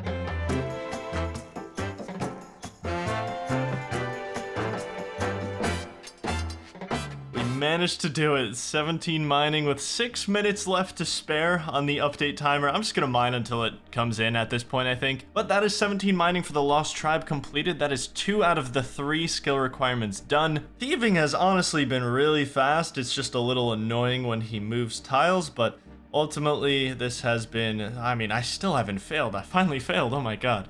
That was such a huge streak of pickpockets. Wow. Once I'm able to chat with him just to lock him into a spot, it goes really, really quick. Thieving is definitely going to be the fastest of the 3 skills that I've had to train. Almost ran out of HP. I really didn't want to go get any food, but very glad that I stuck it out. Got 13 Thieving. That is the final requirement for Lost Tribe. All 3 skilling requirements are now out of the way. So those 2 quests are going to take a lot of tiles, and I mean a lot. I'm going to have to do some preparation for that. While I'm already here, I might as well start Rune Mysteries just because I do have the tiles to at least start the quest. So I'm going to head over here and talk to the Duke. Rune Mysteries does take quite a lot of tiles because I got to make it to the Wizard's Tower. I got to make it to the Varrock Rune Shop for this quest. So I definitely have some plans for getting more consistent and fun tile unlocks with some other skills. But right now, I'm just going to have to stick to fishing and cooking. 55 cooking. I can now cook anchovy pizza. How about that? It's not useful for me, but you know what? I completely forgot to talk about this, by the way, but now that I have 30 agility, my run energy is recharging faster, which is a huge benefit. Maybe not in the fishing and cooking scenario, because I usually have plenty of run energy here, but it is really nice to have faster run recharge just for the entire account. It's great. I just got this clue from the cook here, and I think I'm gonna do it. I need a bronze axe and leather boots. The only way to get leather boots for me currently is actually to go down here through this trapdoor, and I'm actually just gonna do it because I'm gonna have to come down here for the Lost Tribe quest, so I might as well just grab these. Plus, I don't have any boots right now, so I just got my first boots on the account. All right, let's do this emote, and we summon... I don't think I can lure him over, can I? No. All right, Yuri, you win this one, man. It's not a casket, and this is near the Champions Guild. That's so unfortunate, because this is step 3 of a beginner clue, which means I had a 55% chance of completing this by now. Oh well, back to getting tiles. Productive day for me. 57 fishing, 57 cooking, and we have 100 tiles stored in the tile bank, so I'm gonna try to get 50 more before we make a move on Rune Mystery, so I will see you in a bit. You guys just missed 59 cooking. You should have been there. It was great. We do have 156 tiles now, which I'm pretty satisfied with. I honestly think we give that a go. See if we can get over to the Wizard's Tower for Rune Mysteries. I feel like we can. We're gonna be using the cook's back door here and walking straight outside the castle. I was actually thinking about going around the Lumbridge Swamp here, but I don't think it makes that much sense. I guess it would if I had other things to unlock on the way there, and that's pretty much what I was looking for. I will have to go into the swamp eventually, but I can do it from the opposite way. So I still think this is the most efficient path I can be taking. This is by far the most annoying terrain to navigate around. There's just so much shrubbery and trees and flowers and a random well. In this case, I don't think I'll really be going back to the Wizard's Tower all that often, maybe a couple more times, but this is the path I'm gonna build other paths off of. So these guys really could not have made the island just a little bit closer. They're gonna make me spend all my tiles walking across this bridge of nothingness. Oh, this isn't even gonna be enough now that I look at it. 10 tiles and we're just now heading downstairs. And this is probably, yeah, that's the guy I have to talk to in there, that mage in there. So, I mean, we're pretty damn close, but we are gonna have to get more tiles, unfortunately. You were all invited to my 60 cooking party and none of you showed up. I am devastated right now. Not a single person at my 60 fishing party either, but you know what, 60 fishing, 60 cooking, I'm happy with that, and all I need is myself. That's fine. Anyway, 81 tiles is plenty to finish Rune Mysteries, so let's go over to the Wizard's Tower, finish that up. Hey man, I have a crazy cool talisman to show you, but you've never seen it. All right, 2 more steps in the quest. I just have to deliver this research package to the Varrock Mage shop now, and then I come straight back here and we're done. 71 tiles to get to the rune shop. That is plenty. Let's unlock some diagonal tiles here so we have more opportunities to trade. Having this quest done now means I can mine rune essence, which is perfect because that does unlock a priest in peril. I need 50 rune essence to unlock Morytania. Never been to that place before. It's my first quest on the account. Rune Mystery's done. 1 singular quest point now. Fishing gives me a lot of time to think, so I've been doing a lot of thinking today. And my plan for the early game is to have an absolute powerhouse of a range build with the bone crossbow. But I think my actual armor will be lacking heavily, and I mean very badly. So I think I'm gonna take a detour right now, while I still probably need several hundred tiles to finish my current goals, and I think I go get myself full void at Pest Control. Pest Control is a mini game I'm very familiar with. I've done hundreds upon hundreds of hours of it across different accounts. Full Void is not only the most space efficient armor for the account, but it's also damn good. When you wear a full set of Void with the Ranger helm, you get a plus 10% damage and accuracy buff. This also means that Void gets better as your account gets stronger. Pretty sure it only gets comparable to Black D'hide in the high 80 to low 90 ranged level, but where the hell am I gonna get a full set of armor anytime soon on this account? I think Full Void is the obvious play here, and it would be huge for the Fire Cape, alongside any kind of range activity once I get the Bone Crossbow. But that's not even the only benefit of Pest Control. Hear me out. Pest Control gives you money for each completed game, and you need right around 300 games to get a full set of Void. Meaning by the time I finish the set, I'd be looking at around a 200k cash stack, which means I can buy all the bone bolts my heart desires when I finally get my crossbow. Armor and money has already sold me on this, but I'd also gain a bunch of tiles while being able to train in the minigame. So not that I'm keeping track, but that's like 3 goals in one activity that I can just knock out. So I think it's time I sacrifice my life to Pest Control for the next, I don't know, it'll probably take me 15, maybe 16 hours to get this full Void set. I am gonna have to invest some tiles to get onto the Pest Control boat, but ultimately I'm gonna make them all back with, I don't know, probably like 50 games of Pest Control, and I should have my initial tile investment here covered. I only need 1 tile on the boat, and I guess my strategy for actual Pest Control is just gonna be to stay in the center. Now we wait to be deployed as, oh my god, we're in! I didn't expect that to happen so fast. There's so many people playing today, apparently. Okay, we're going to the center platform. That's gonna be the strategy, is I literally just have to stick to this center platform, which... there's a lot of competition here, man. I don't know about this. I need to basically make sure that I can keep up my activity bar. That's all this is about. This green bar that you see on my screen, that needs to stay above 0%. If it goes to 0%, then I don't get any credit, which means I won't get any pest points, which means I don't get to work toward my Void set. So it's all about doing damage to monsters and pretending that I'm actually helping. I can't really help with the main objective, which is killing the portals. That's like the most efficient thing you can do. All I can really do to conserve tiles is stay on this middle platform and protect the Void Knight, and that's what I'm gonna do. But the only problem I see here is that my activity bar is dropping fast. I can't do enough damage, and I'm at the mercy of spawns happening on this platform. Okay, there we go. We got something, but I can't seem to really do damage. Like, these are just dying instantly. I'm not doing anything to them. Oh no, this is not good. I don't think I'm gonna get credit for this game unless we kill the portals really fast here. This is a bit of a conflict. I am not a fan. Lack of zeal. 0 points. I'm not doing enough damage, and the monsters in the center are just getting absolutely destroyed before I can even do anything. This is so rough, dude. You guys, like, go kill the portals or something, man? Like, will McTile get his dream armor set in the next episode? Will he get credit for a single Pest Control game? Find out next time. They said it couldn't be done. They said I would never win a Pest Control game. Well, I'm about to win a Pest Control game. I think more importantly, I'm about to get credit for winning my first Pest Control game. This is the first time I was actually able to do enough damage to keep my activity bar up, and we just got our first 3 pest points. That's right, baby. All I need now are 847 more, and I can get my full Void.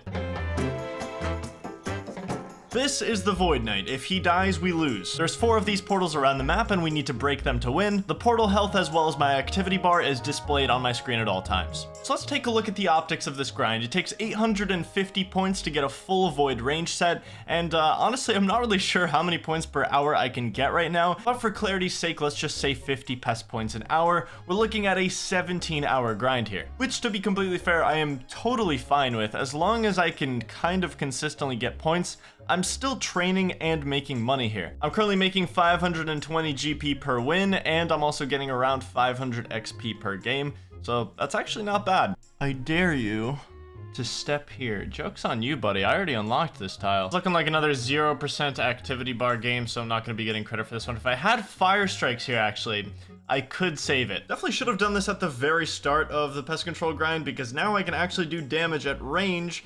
This is such a big help. I might actually be able to save my activity bar every single game. The Void Knight's gonna die. Oh, dude, you guys actually will not believe how long I've been here, though. Like, I have 27 points, and I've been here for nearly an hour and a half. I am not kidding. I swear I've been here for that long, and I have 27 points. I need to call in some support. And I'm on the boat and I need you in here now. Holy shit, dude. I haven't played this game in years. These are the only tiles I've unlocked. I can literally only protect the Void Knight. Go do damage to the portals. I need you to care.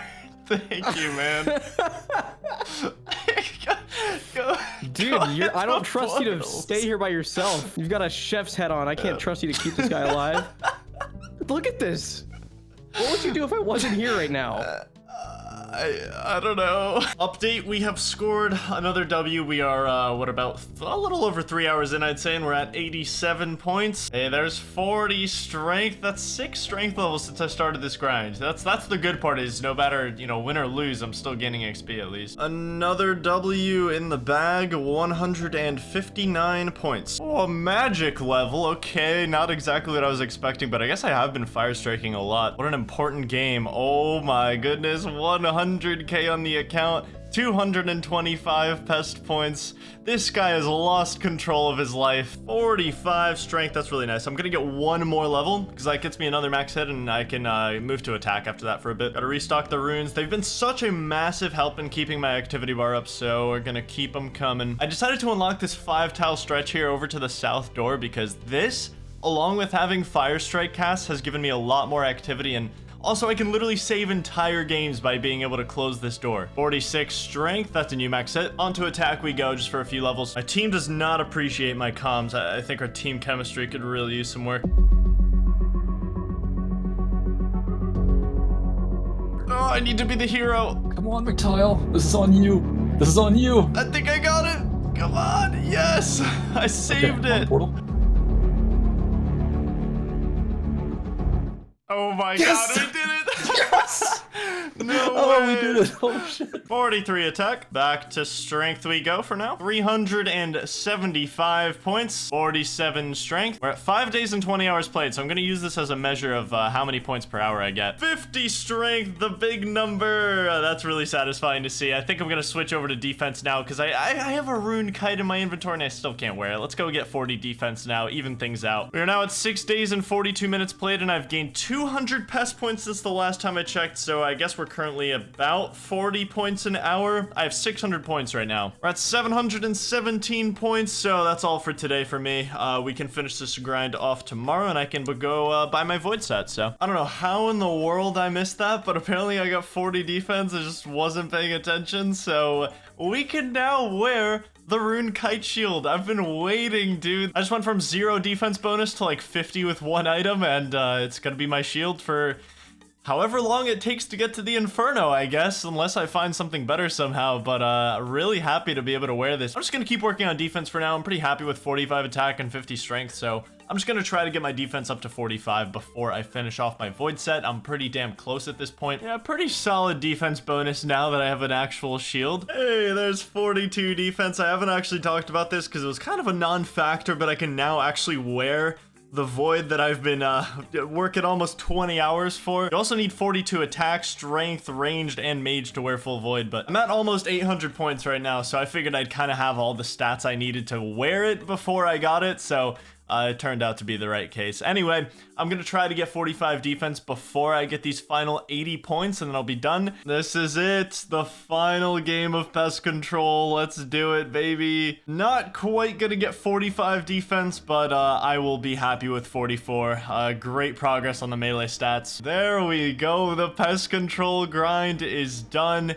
852 points. It took right around 19 hours to get this many points. A lot of missed games, a lot of failed games. Gained 5 attack levels, 16 strength levels, and 14 defense levels. So you could say on that front, it was extremely successful. Ended with 207k cash. So I think this was such a brilliant thing to do before getting the bone crossbow, because I can afford so much ammo for that now. It's gonna be very, very satisfying to buy every single piece of this. Let's start with the Void Knight top, and we get the Void Knight robe and the Void Knight gloves, and one final piece, Void Range Helm. There we go, 2 points left to spare, and we now have full range Void, which looks really awkward for me because I'm not used to wearing any kind of melee gear with it. In fact, if I saw someone wearing this exact gear, I think they're extremely new to the game. Not gonna be wearing the longsword and kite shield that much longer though. I'm on my way to get this crossbow and make the dream gear a reality here. We have 252 tiles to work with after pest control, so I can make some significant progress. While I'm in the area, I am gonna grab some crafting supplies. Crafting isn't super crucial to me right now, but I do want to get up to 22 crafting.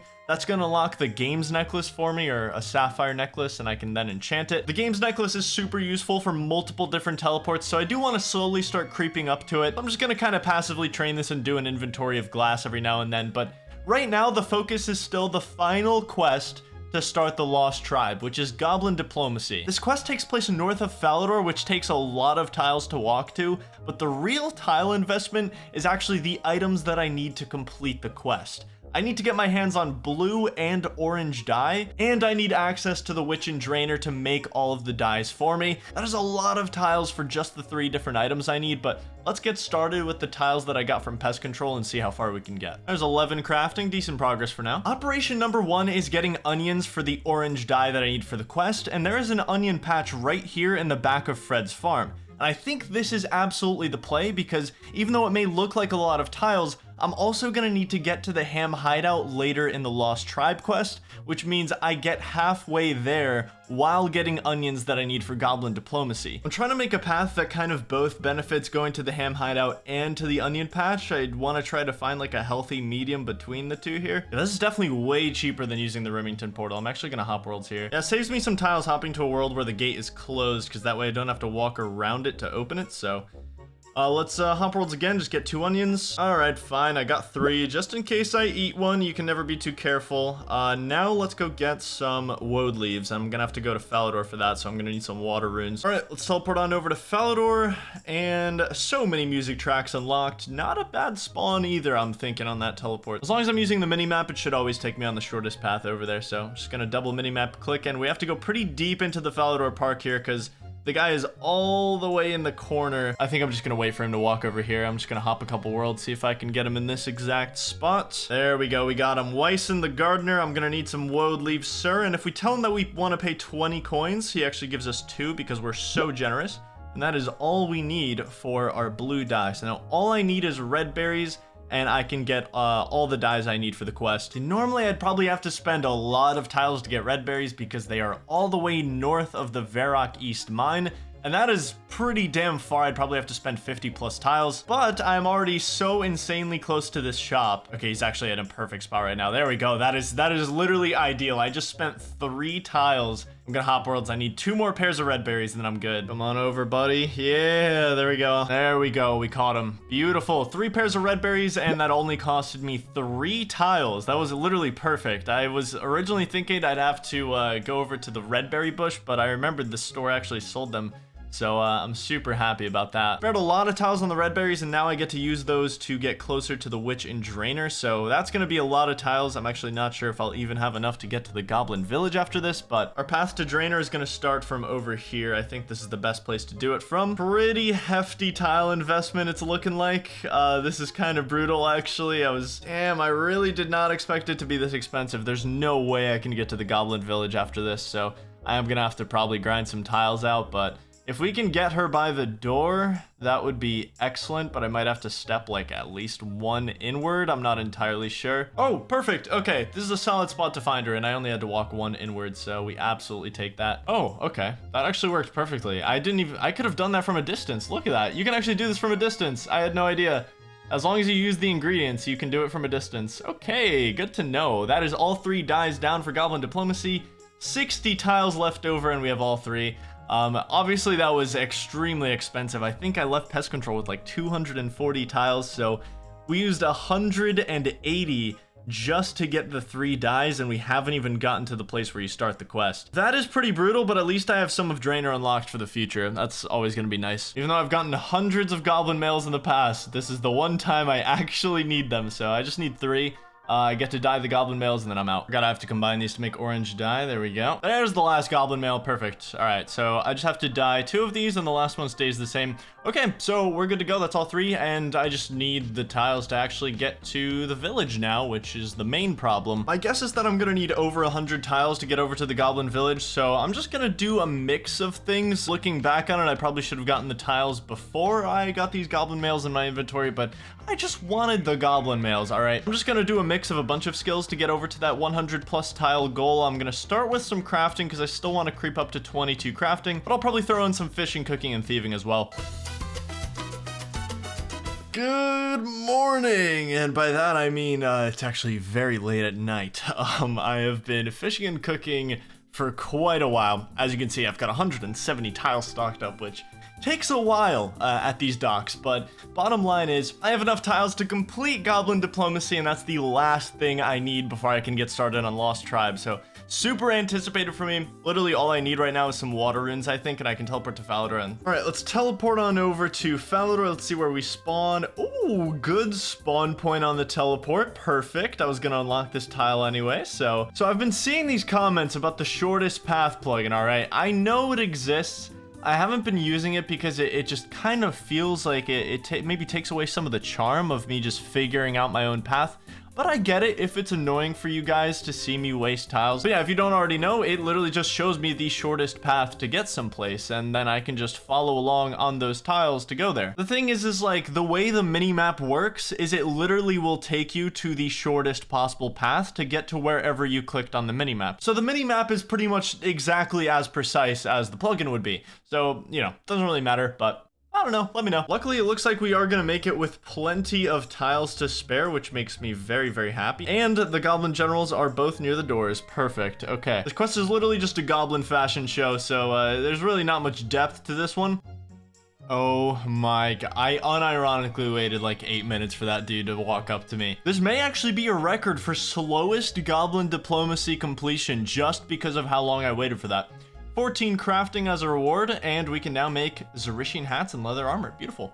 All right, so that is done, which means we now have every single requirement for the Lost Tribe quest. Nice to see them all checked off, but of course we only have 38 tiles, which is not nearly enough to complete this quest. We're gonna have to go through the Goblin Cave system for this quest, which is gonna take a lot of tiles, and I don't really know how many it is. I do have one new skill that I want to train for some tile unlocks because it's gonna make me quite a bit of money, but otherwise I am probably gonna have to fish and cook a little bit more. I think it's very important that we just knock out these tiles, get this quest done, and then we can start the exponential account growth. 64 fishing. Yo, 65 cooking, actually a really legit unlock. Pineapple pizza is good to have in the back pocket, dude. That feels 22 for a pineapple pizza. That's an S tier food in this game, man. I'm at 154 tiles right now. I've been fishing for a while, and I think this is where I will be calling it temporarily. We're gonna be making a tile investment. Granted, what I need right now is tiles, but I do think it's worth investing some tiles in what I'm about to unlock. We're going to be headed to Ardoyne for the first time in the series, and we're going to be training some thieving. We could go there through Brimhaven, and it literally costs 30 coins here to travel there, so. And yeah, here we are. Where we want to go from here is this center market area. I'm just going to be stealing from the bakery stall pretty much until 28 thieving. Obviously, we're making a pretty significant tile investment right now, even though what I need is tiles to complete the quest that I'm trying to complete. But I really do think this is a worthy investment. I'll be able to get most of my tiles back just from probably like a couple hours of doing this,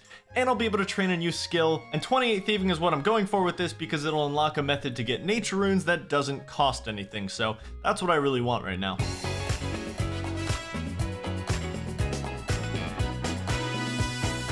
28 thieving. Beautiful. That wasn't too bad. Took about half an hour to get that, and we now have unlocked the nature rune chest. Yes, a very intense lock on this one. Alright, so now we just go upstairs, and this right chest is the only one that we're after. The left one is useless to us, but this chest will restock a nature rune every 8 seconds. If timed perfectly, you can get 240 nature runes per hour this way, so I'm just gonna stay until I have probably around 400. and I think I'll be super happy with that. 30 thieving, 31 thieving, 33 thieving. This is about to be my 400th nature rune, and I've gotten 34 thieving, so I think that's where I'm gonna call it. I think I'm actually really satisfied with 400 natures. I'm only 3 fletching levels away from making maple longbows right now, and I really want to use my nature runes on maple longbows. I'd make a lot of money doing that. They alch for significantly more than willow longbows, and I'm desperately still in need of tiles right now, so the more money and tiles I can get at the same time, the better. 61 woodcutting, okay. Dragon axe unlocked, as if I'm gonna get that. There's 54 fletching. We can now make nothing useful, honestly, but one more level to go, and we can move on to maple logs. We're up to 200 available tiles now. I've spent a pretty long time fletching today.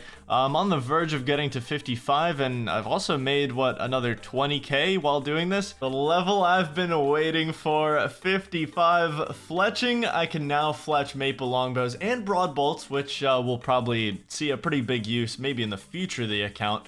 But right now, maple longbows, all I'm really after, all I really care about. Before I do that, I might as well spend the 220 tiles I currently have stocked up. I don't know how deep into the Lost Tribe that's gonna get me. For all I know, maybe I'm just horribly wrong, and this is, you know, this is close to enough. We'll see. So the start of this quest is where I could end up using some tiles, but this is a chance to hopefully get lucky and save some. So Sigmund is about to ask me to talk to one of 5 people in Lumbridge. There's a chance that it's someone I've talked to already, and there's a chance that it's someone that I've never talked to in Lumbridge, and I'm gonna have to unlock a path to them. The quest helper is telling me to talk to Bob, so we're just gonna hope it's him because I already have him unlocked. Okay, perfect. It is Bob, so we're gonna be saving some tiles at the start of the quest. That is a great sign. Love to see it. Let's go continue. So for the next part of this quest here, I'm gonna need a light source, so I'm gonna make myself a candle lantern. I still have to buy the candle, of course. Thankfully, the candle maker is pretty close. This is our first investment of tiles into this quest, but it's really not that bad. So there we go. Got our candle, and we put it in the lantern, and we are chilling. We have a solid light source now, so let's go down to the base. This is where the large bulk of the tiles of this quest are gonna go. This underground tunnel system is so ridiculously long and has so many different curves and twists and turns, and there's a specific path to traverse it. I'm actually completely out of law runes now, so I do have to make a quick trip to the mage bank. I'm just gonna stock up in bulk so that I have to make this trip as few times as possible. I really don't like making it, of course. I just am gonna be very vigilant. Yeah, I can't really transport myself anywhere without law runes, so just like that, we're in, we're out. 150 law runes invested. Oh my god, I completely forgot this part of the quest existed. I have to go all the way deep into Varrock Castle. I completely forgot. Oh no, this is so many tiles. Dude, when I started this challenge, you really underestimate just how many tiles you walk on in this game. It is so ridiculous. I just spent over 100 just for one step in this quest. And I'm gonna have to spend at least like 300 more, so I don't have any water runes. All right, back to best control we go. All right, so these guys are gonna teach me the 2 greatest emotes in the game, the Goblin Bow and the Goblin Salute, and now we are ready. Okay, it's time. Let's see how deep we can get with 107 tiles. So this is the path I have to take. As you can see, it winds. It winds all the way, and then all the way at the end is where I need to get to, so yeah. Let's see how far we can get.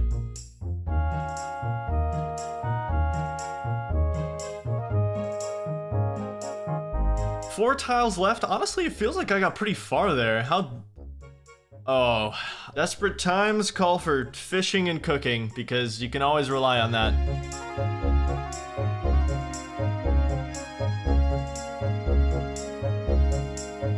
Catherby has been my home for a while now. 66 fishing, and of course 162 tiles now. I'm gonna go cook these 7 lobsters here, and we're gonna see if that can get me through the rest of the goblin caves. I'm really hoping it does. Yeah, we're getting an extra tile here, 163. If this isn't enough, I'm gonna have to go chop some maple logs. I think I'm done fishing and cooking for now. I can almost enter the fishing guild. My fishing and cooking has gone beyond what I thought I'd get it to, so. All right, it's time. We're picking up right where we left off. Let's see how deep I can get this time.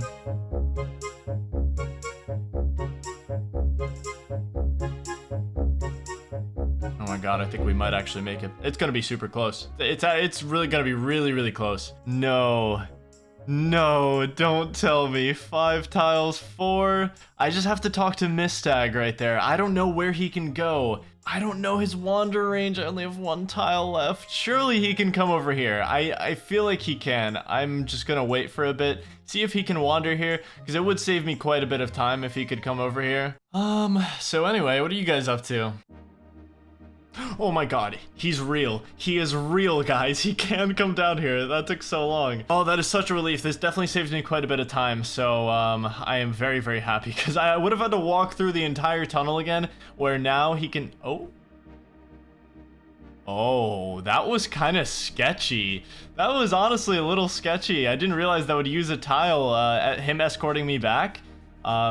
But I'm glad we only used 1 there. That's good. So, we are back and we have 0 tiles I don't even remember the last time I had 0 tiles remaining. That really cut it close, but it did save me quite a bit of time doing that, so. We're back in the green. I can breathe again.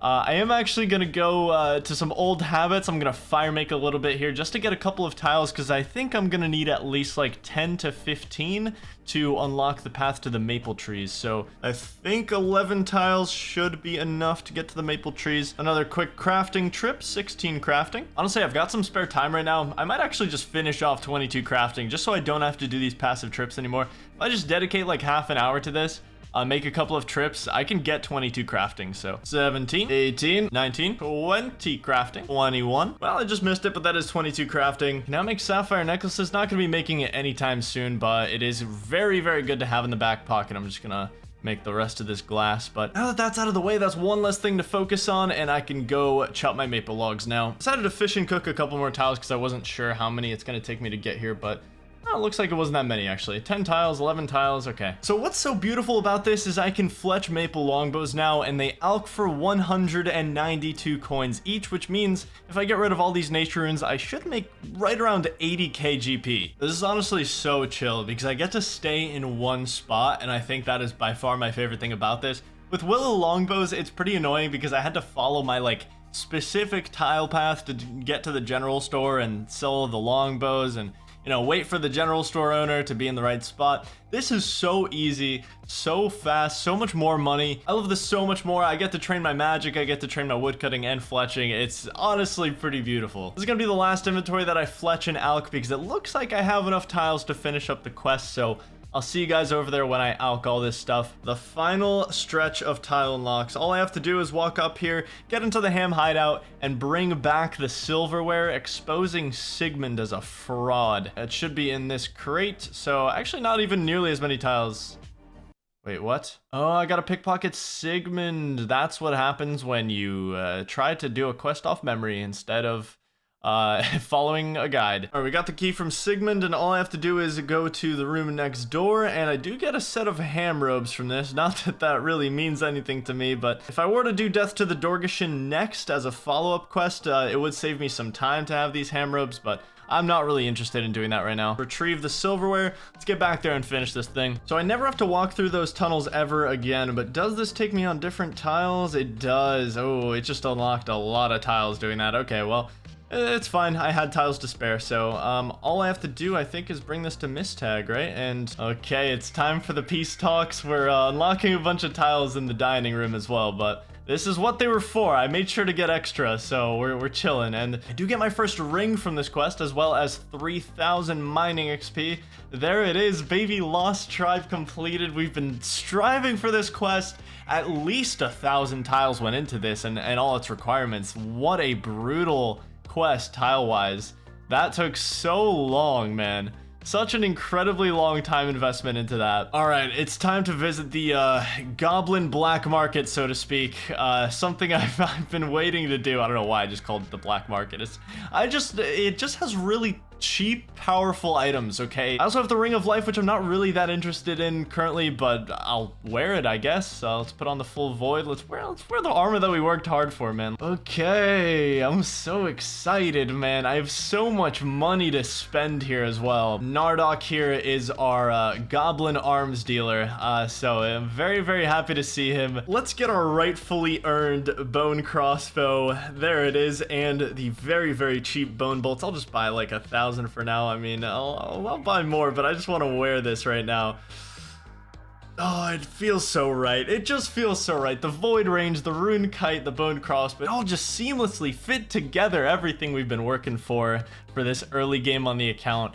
We're pretty much Fire Cape ready. If we just find a way to get like 1 or 2 prayer pots, I can do a Fire Cape in this setup. Such a genuinely exciting turning point for the account to have this out of the way. I'm super excited now. I'm just gonna hop worlds as much as I physically can. I'm just gonna buy 10 bolt packs per world. I do have a lot of money. Obviously, I have over 200k that I've just been hoarding for all this time, literally for this purpose as well. I've literally just been hoarding money to buy as many bone bolts for this crossbow as I can physically manage. Unfortunately, this account does have the disadvantage of never being able to get an Ava's accumulator. That's just gonna be way too many tiles, so I can't save any of my bolts. So instead, I have to compensate with just getting as much ammo as I possibly can. See, there is good news. Even though I never plan to get an Ava's accumulator on this account, because I don't think it's worth the tiles, there is a second option, and that's the ranging cape. The cape acts as an accumulator, so that's pretty much what I'm going for, I guess. I think it's probably for the best if I at least leave myself 10k, because then I can actually use charter ships and stuff, but that's 10k left over, and 50,000 bone bolts are now in my possession. That's an insane amount of ammo. I have 42 range right now, and I want to hopefully be past 70 by the end of this video. So you're probably wondering what now. I have some loose goals currently, but I honestly need more time to figure it out. So what we're gonna do, I still have 200 nature runes right now. We're gonna go over back to the maple trees and just fletch them until I'm out of nature runes and try to rebuild the cash stack a bit. While I've been fletching, I've been thinking about how I want to use all 50,000 of these bolts that I just bought, and it looks like we're gonna want to unlock a new continent. Sand crabs are an amazing training spot. You can kind of just sit there for 10 minutes and unload onto defenseless high HP crabs, so it's amazing for training. The only problem is getting there seems pretty difficult. I think just about the only viable option here is this house portal. If I could get my house into Korend, I could teleport to house and skip this entire walk from the dock to the beaches, which is extremely long. We're talking hundreds of tiles. 25 construction is what I'd need. That gets me a teleport right straight to the center of the Hosidius area. It actually unlocks a lot of different things for me. If I get this construction level and ultimately this teleport, I basically just have a hub here that I can branch off from and do multiple different activities. I can get access to the Fourth Roast Dungeon from here, sand crabs most importantly, Tithe Farm, the Hosidius markets. This seems like an absolute no-brainer, and all I need to do it is 25 construction. So that is definitely what we're going to focus on. All I need to do right now is finish off these nature runes, get fletching out of the way, get some money back, and we can be on our way. 300 bows deep, we get our first fletching level from maple logs. I'm up on the last longbow, and I am out of nature runes. I am entirely done with this. So, you know what, 46k, we got the cash stack back to an acceptable level. I might as well just, I guess, cut another inventory of these and then go sell them to the general store, and we might end up with close to 50k. Go sell these longbows because we have some construction to start training, which actually just in time, I'm probably gonna need some money for construction. So pretty solid fletching and woodcutting progress, and solid GP as well. So to begin construction training, I first need to actually buy a house, and I can do that in multiple different locations. In fact, we have the estate agent right here next to the Varrock Church, and we have a much closer one here in Falador. But I'm also still gonna need a saw if I want to train any construction, and the Varrock estate agent has a saw in his house, so I feel like it might be a better call to go to the Varrock estate agent, get the saw that's already in this building. Getting close to that Varrock estate agent also gets me closer to the Varrock Museum, the Varrock Sewer, and multiple different quest steps. So we're just gonna walk it all the way down from here, and this should be, well, actually, I don't even know if I have enough tiles for this. I think it might be cutting it close. All right, we are gonna be able to grab this thing with a couple tiles left over, and we're gonna need to talk to this guy and ask him for a house. It's only gonna cost 1,000 coins, which is not bad at all. So here's the thing. I have my saw, I have my hammer, but I also have 5 tiles. I still have a bunch of stuff to unlock before I even think about training construction, so it looks like we're gonna go over and do some tile collection before we do any of this.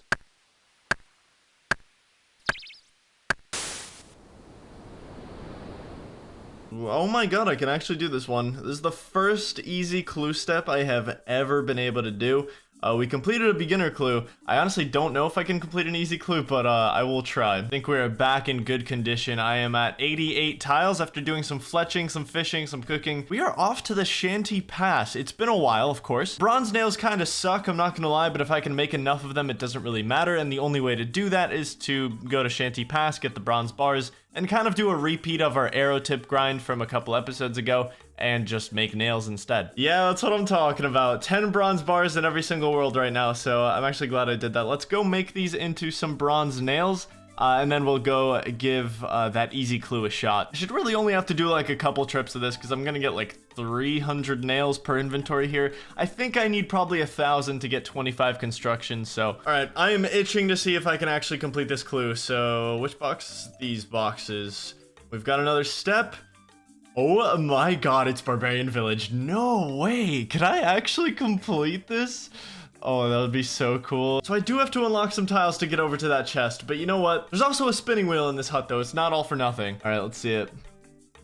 No way, it's a 2-step easy clue. That's so sick. We want an amulet of power tea from this. That would be legendary because I don't have an amulet right now. Okay, that is not what I was looking for, but you know what? Bob shirt, okay, a lot of people probably want this actually. I think it's either an elite step or a master clue step. I definitely don't have that many easy steps unlocked, and the fact that it was a 2-step clue is pretty damn rare on its own, so. 48 to store this thing. If I wanted to store this Bob shirt in my house, I would need 48 construction.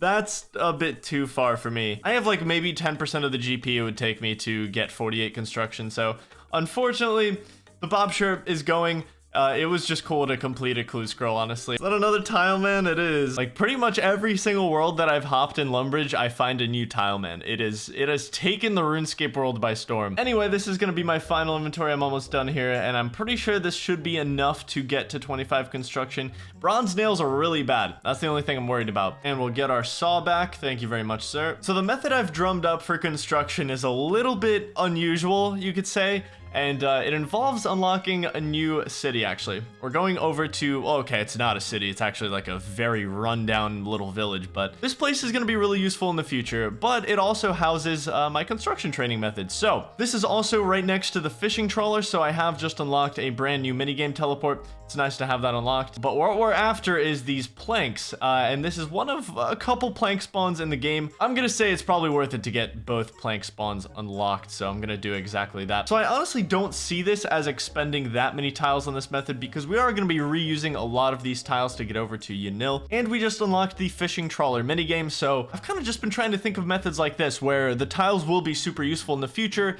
and therefore it doesn't really count as using X amount of tiles to train construction. It's gonna be pretty slow, that is for sure. It's gonna be a super slow method because it involves a lot of world hopping, and we're using bronze nails, but ultimately, we're only going for 25, which is like 9,000 XP. And we'll grab this plank, and we've got our full inventory. So let's do our first ever teleport to house.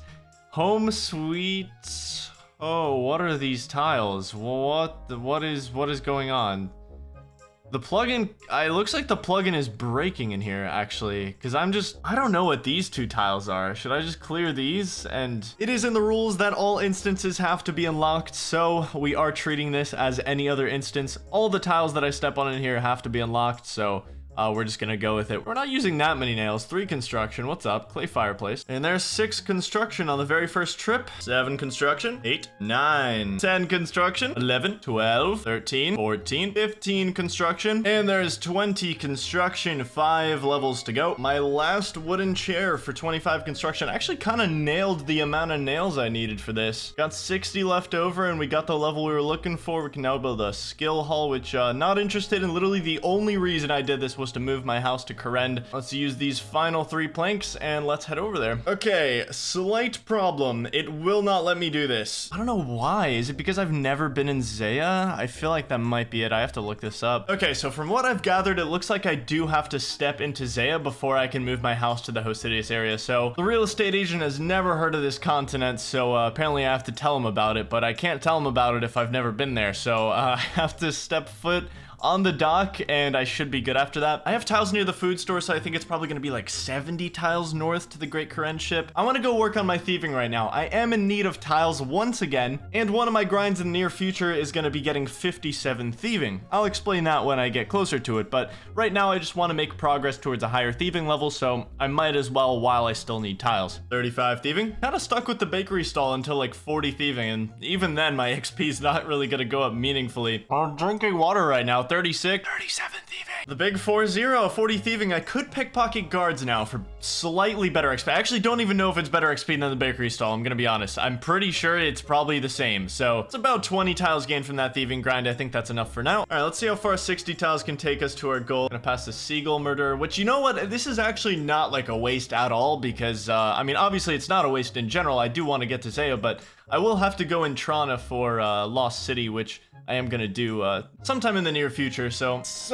close, so incredibly close. What, like 7 more? Yeah. I know we're probably tired of the fishing and cooking by now, but this is like the last time I'm gonna do it. Yeah, I'm not really gonna have to do this anymore. Once I get access to sand crabs, I'm actually gonna be collecting tiles for quite a while because I have a massive, massive, massive goal once I unlock sand crabs. It's like no one's here for the party, but that's 68 cooking. Beautiful. I need you guys to take this in. Take a deep breath, because this may be the last time you see this account caging lobsters. All right, this could be an iconic moment, an end of an era for the account, but it's been a good one. We're about to train range for a very long time. I have 50,000 bolts to use. This was the last push of tiles I really needed to make that happen, so let's go do it. Look, man, I see that you're passionate about me visiting Great Corrend, but I'm literally just, I plan to step on 1 tile and then leave. I hope you understand that. We got a music track. That should be enough, I'm hoping.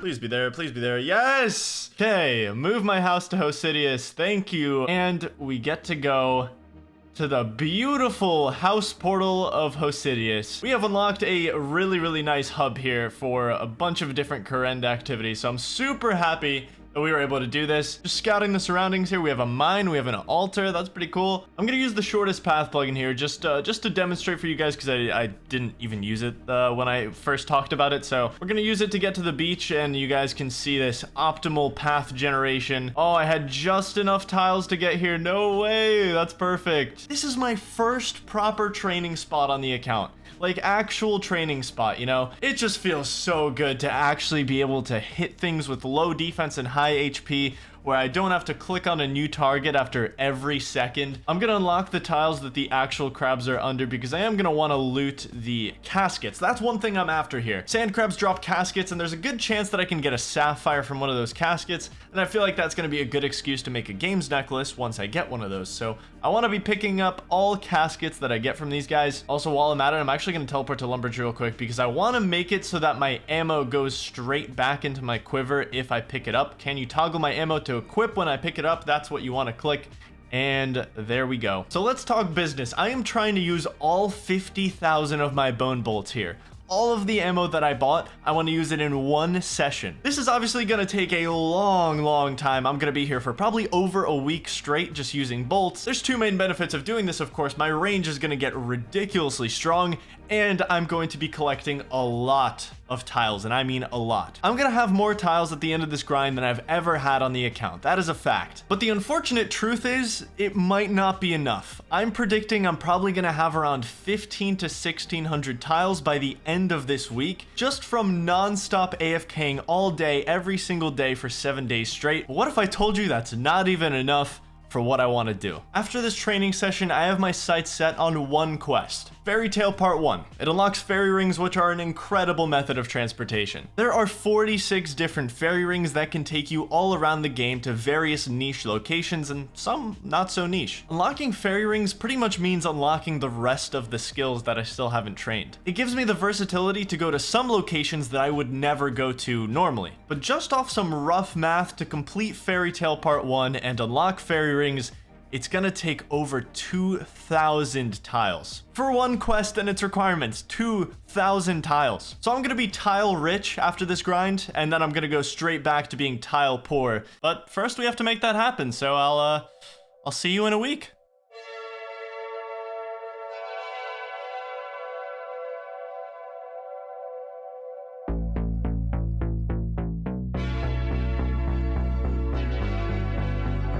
And there's 55 range, moving up, moving up. Barely made a dent in these bolts though, and I haven't even really been picking them up either. Quick update, because it's pretty clean. 60 range and 300 tiles, and pretty much exactly 40,000 bolts left.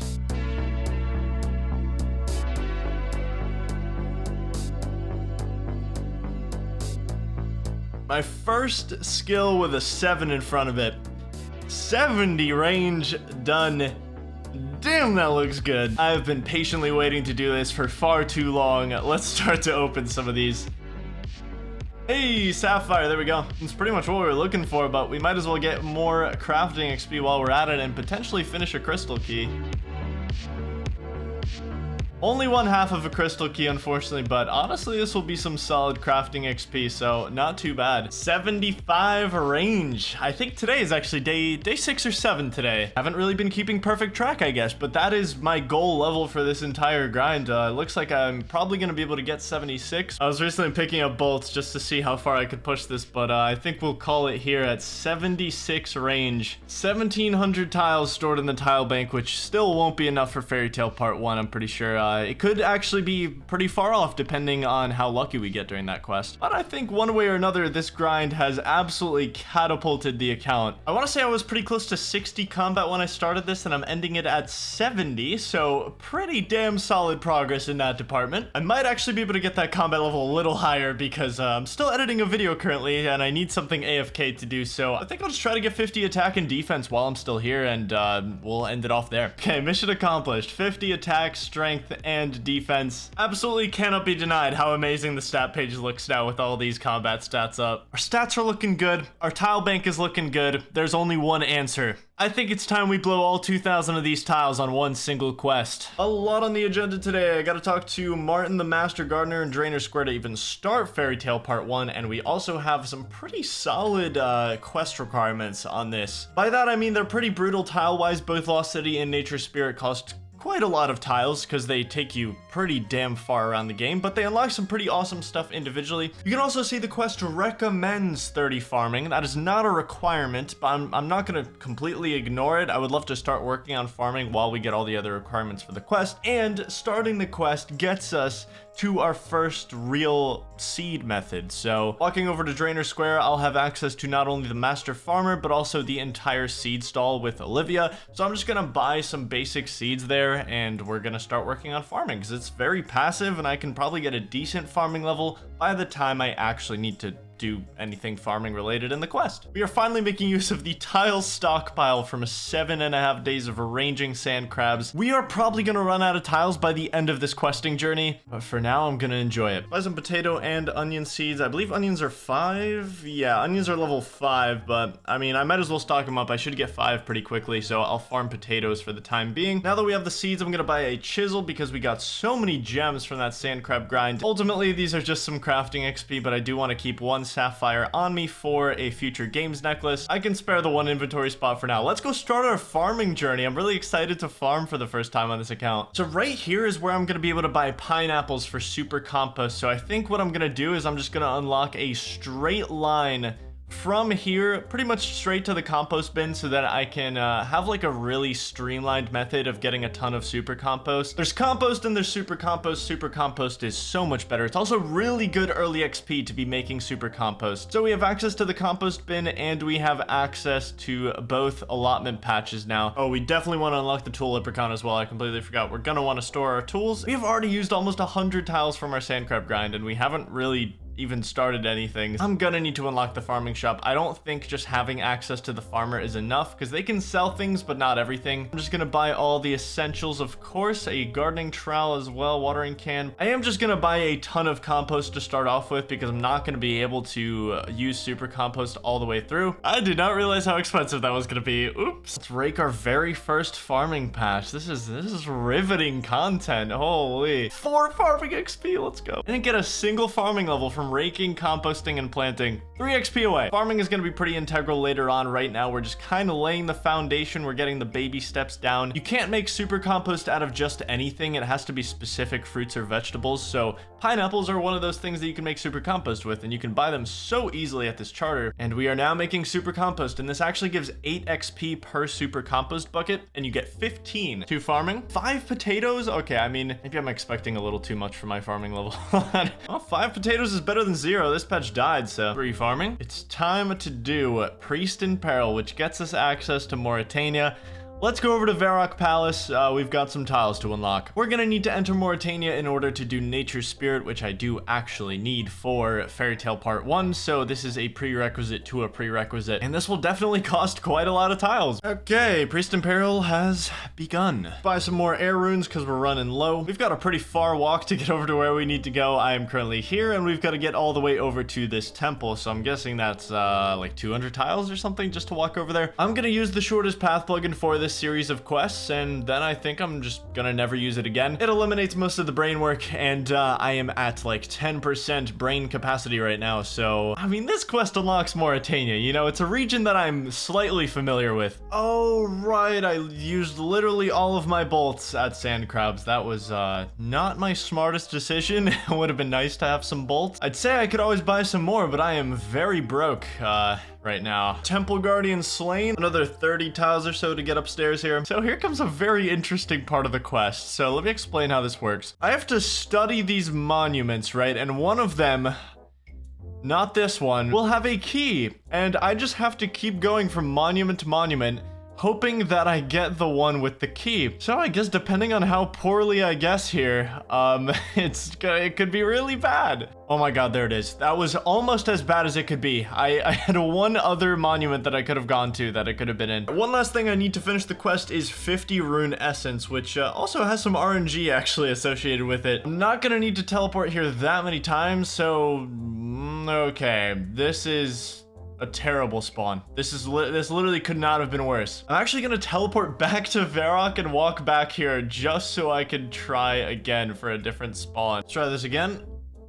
Yeah, that was so worth it. Oh my god. In fact, I'm just gonna drop all the farming supplies because I can buy them back. I'd rather not make an extra trip if I can avoid it. This is my last trip, and we get an amazing spawn. That's only 3 tiles. So far, we've invested 500 tiles into completing quests and also getting my farming up, to be fair, but that's a very, very big one that gives me access to Morytania, if you've ever heard of it. All right, so next quest. Nature's Spirit actually has another pre-quest. All of these quests just have pre-quests. It's great. So the next thing on the list is Restless Ghost, which shouldn't be that hard, but it definitely does require some more tile investments. So let's head on over to Lumbridge. It's nice that we have this unlocked. We are going to be stepping foot in Morytania later on. But for now, we have a farm run to do, and we have another quest to do. First, inventory of super compost, 4 farming, 5 farming. We can now grow onion seeds, so that should be a pretty solid XP boost. 6 farming, 7 farming. We can now grow cabbages. We're gonna have to go get some cabbage seeds. To start this quest, we're gonna have to go into Lumbridge Church and talk to this guy. Next up, I have to talk to Father Ernie, which is pretty much right in the corner of this swamp here, and I just made like an extension. Right around 50 tiles for this one, and this guy's gonna give us a Ghost Speak amulet. Lumbridge Cemetery, another 20 tiles or so for this. Let's just grab this skull. It'll trigger a very intense battle. I'm actually not sure how I'm gonna prepare for this. Just these janky cutscenes, man, they're so nostalgic.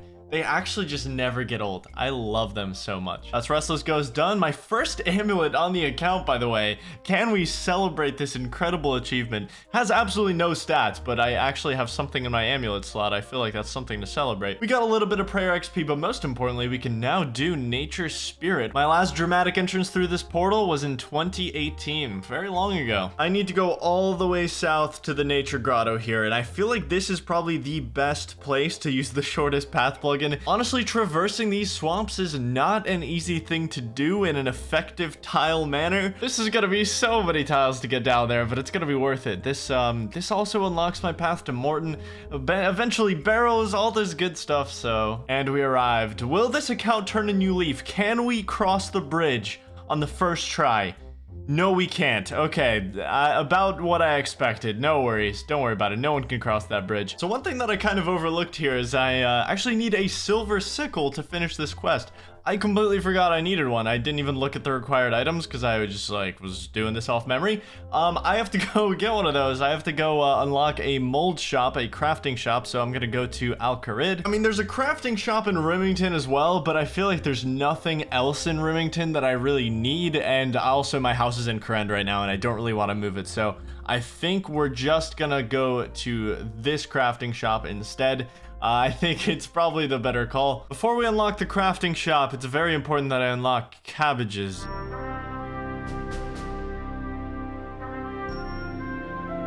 8 farming. Unfortunately, I've been using a lot of runes, so we're gonna have to make a trip over to the mage bank. I'm extremely broke now, so I was only able to buy like 12 more law runes. This did not go to plan. There's 12 farming. I think I had more money at the end of episode 1 than I do right now, and that is a very big problem because I can't even afford the things I need to make the silver sickle, so I can't even move on with this quest. Can't even afford a steel axe, I have to buy an iron one. Well, this should at least get me back on my feet. It's not gonna be anything big, but we are unlocking the Alcarid crafting shop. I should have enough for everything I need right now. Whoever left the curtain open, you are an absolute beast. This actually does save me a tile, and there it is, sickle mold. We're trying to get over to the silver merchant here, which is gonna be another like 15 tiles or so. We're pretty much like halfway out of tiles from when we started the video. There's the silver bar. Let's go make the sickle and we can move on. Going sickle mold, am I right?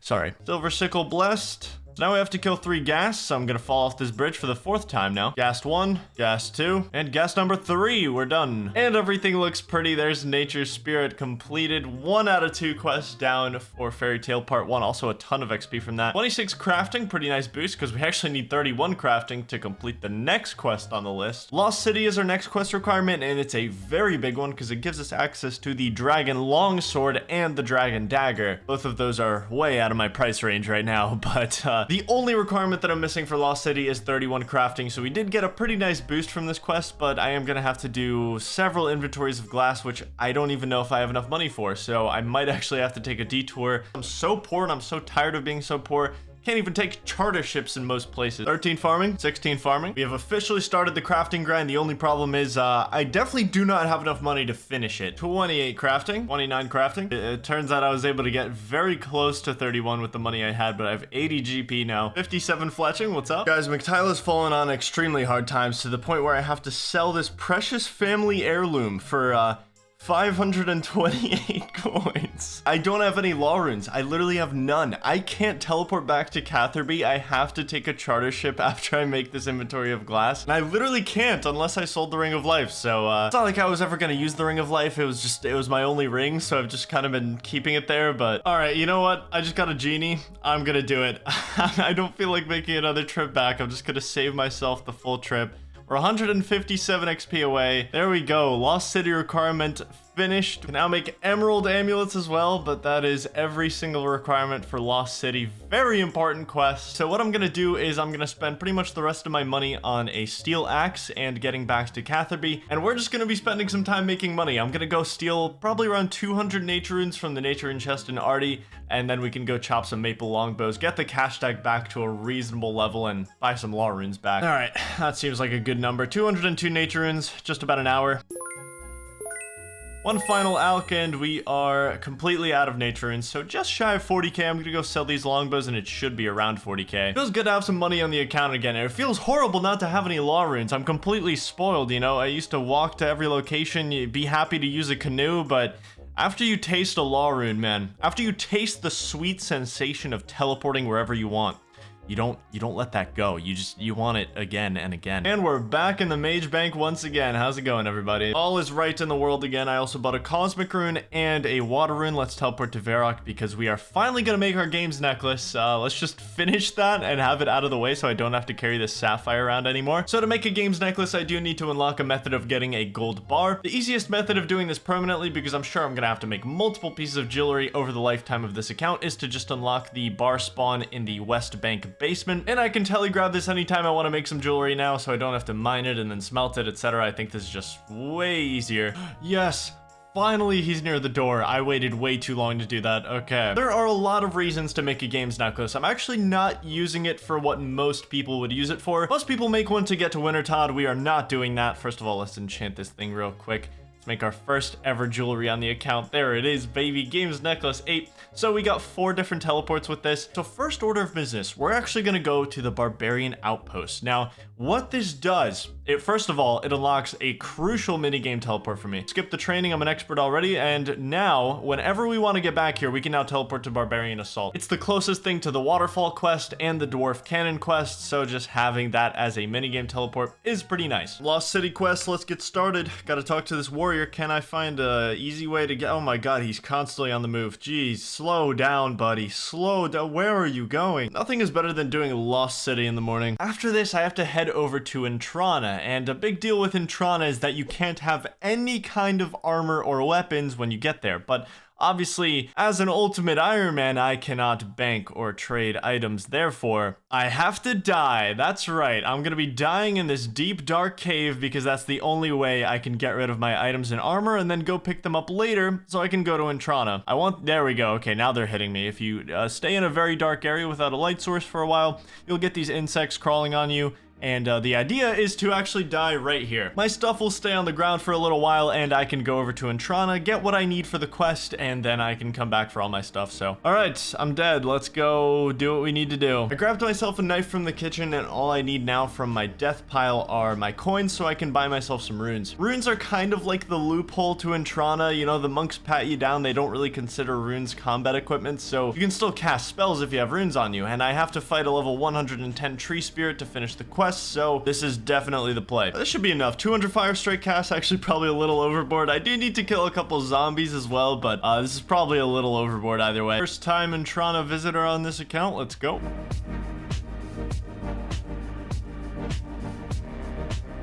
$130 tiles to get over here. That is pretty brutal. So what we're down here for is actually to cut a tree. That is pretty much the entire point of this quest. And since I couldn't take a bronze axe with me to Intrana, I have to kill these zombies for one. And I pretty much just have to hope that they drop it. I have a lot of runes, but if I get... Okay, I was about to say, if I get unlucky, it could be pretty rough, but we got the bronze axe on our second kill, so we can run straight over to the tree. And this is the tree that we need to chop. So we can safe spot the boss, which makes this so much easier. But you see, if I didn't sneak some runes in here, then it would have been really brutal. I would have had to face tank this boss with a bronze axe, and that would have sucked. 900 tiles left. It's kind of weird not to see that at 4 digits, but we've been using a lot of tiles on these quests, and we haven't even started Fairy Tale Part 1. Okay, tree spirit down. Now we're just gonna cut one of these branches. Drayman staff unlocked. We can now teleport with fairy magic using this, but we don't have fairy rings unlocked, so it doesn't matter right now. I am gonna grab my stuff before I finish the quest. I could go finish it right now, but I feel like this is the much better option for the mental health. Last step of Lost City is to make it all the way over to this shack in Lumbridge Swamp, right under 900 tiles at the end of Lost City, and this will teleport us straight into Xanaris. There we go. Lost City done. 14 quest points now. There is a lot of cool stuff in Xanaris, including a Slayer Master. A lot of other stuff I'm not really going to use, like the furnace and the cooking store and all that. I don't even think I'm going to unlock tiles all the way over there. I'm not really interested in using that. But this city will be extremely crucial at a later date. And I also can buy a dragon longsword and dragon dagger in this city, but I need a diamond to do that. We're going to ignore that for now and go get started on Fairy Tale Part 1. I also need to start Fairy Tale Part 2 in order to actually unlock fairy rings, but that's not really that important. It takes like an extra 5 minutes. This quest definitely has the biggest potential for RNG to decide how many tiles I use on it. It could be 10, it could be 500, who knows. So for the first part of this quest, I need to talk to 5 different farmers around the world. That is gonna be expensive. I'm gonna think about which locations I am closest to currently, and I can spend the least amount of tiles unlocking gardeners, but I'll let you know what I find up. What? Gardener number 1, Lumbridge, and done. Gardener number 2, Port Sarim, or technically Drainer. I guess they're an equidistant amount from both. Number 2 done. Oh, this one is so free, dude. 2 tiles used on number 3. Number 4, the Garden Varrock. For the last one, I'm gonna buy myself a Chronicle. This teleports me next to the Champions Guild. And lastly, we talk to Drevin. That is number 5. We are all done. Now we have to make a very long walk over to the Fairy Godfather, but this is pretty nice because I also unlock the Slayer Master with this walk, which I will definitely be using. Slayer is going to be really fun on this account, knowing that I'll probably have to use like 100+ tiles on each different Slayer task. We're going to try to find a good method to do that, but ultimately right now we just need the Fairy Godfather. We're down to 750 tiles. All right, sweet, that's done. Now I need to go northwest to Fairy Nuff. That's going to be like another 100 tiles. All the way over to this secluded corner, we are at 670 tiles after that. Off to the Sorcerer's Tower now. Or I guess it's called the Dark Wizard's Tower. 600 tiles remaining after this, and we have to talk to... This guy's giving us some very crucial information on how to kill the boss of the quest. Oh, I forgot I need to go to the back of Drainer Manor. Oh, that's disgusting, dude. That is so far. Down to 460 tiles after I dig this skull up. I can't believe I'm about to do this, says McTile. You've done so much worse than Defile Graves, my friend. Now we have to head over to the Necromancer, which is in kind of like northwest of Port Sarim, south of Falador. So this guy, this is pretty much like where we find out whether we have enough tiles to finish this quest or not. This guy is going to give us 3 random items. The list of items that you can get assigned ranges from things that could take me 5 tiles to unlock or can literally bankrupt me, such as the Blue Dragon Scale, which I think that item alone would bankrupt my tiles. A random combination of 3 items is going to be assigned to me, and hopefully I have enough tiles to get to it. This is where the absolute biggest component of RNG of the quest comes in. All right, here we go. Here we go. Secretary's unopened oyster, charcoal. Oh no, red vineworm is really bad. I know that one off the top of my head. That one sucks. Red vineworm may even be like the worst one on the list. That is so bad. Charcoal shouldn't be that hard. Unopened oyster, also easy. I think I can actually get that from sand crabs. Oyster, 2 of them actually. I completely didn't even notice. I've just been AFKing for a bit. We've got the oyster, it's unopened, item number 1 down. Let's get some charcoal. So as it turns out, charcoal is pretty brutal to get. I have to go all the way to the Brimhaven General Store to get it. There we go, 1 charcoal down, and we also have anti-poisons for the future in here, so pretty cool store to unlock, honestly. It's not bad. We've got the oyster, we've got the charcoal, and we've got 335 tiles left over. It's time for the final and worst one, and this won't seemingly be that bad when I show you it on the map, because I have to go through Sears Village, and then right next to this fairy ring is basically where I have to go. I have to go like through this little gate. 110 tiles just to get to the opening of the gate, and this is what makes this so bad.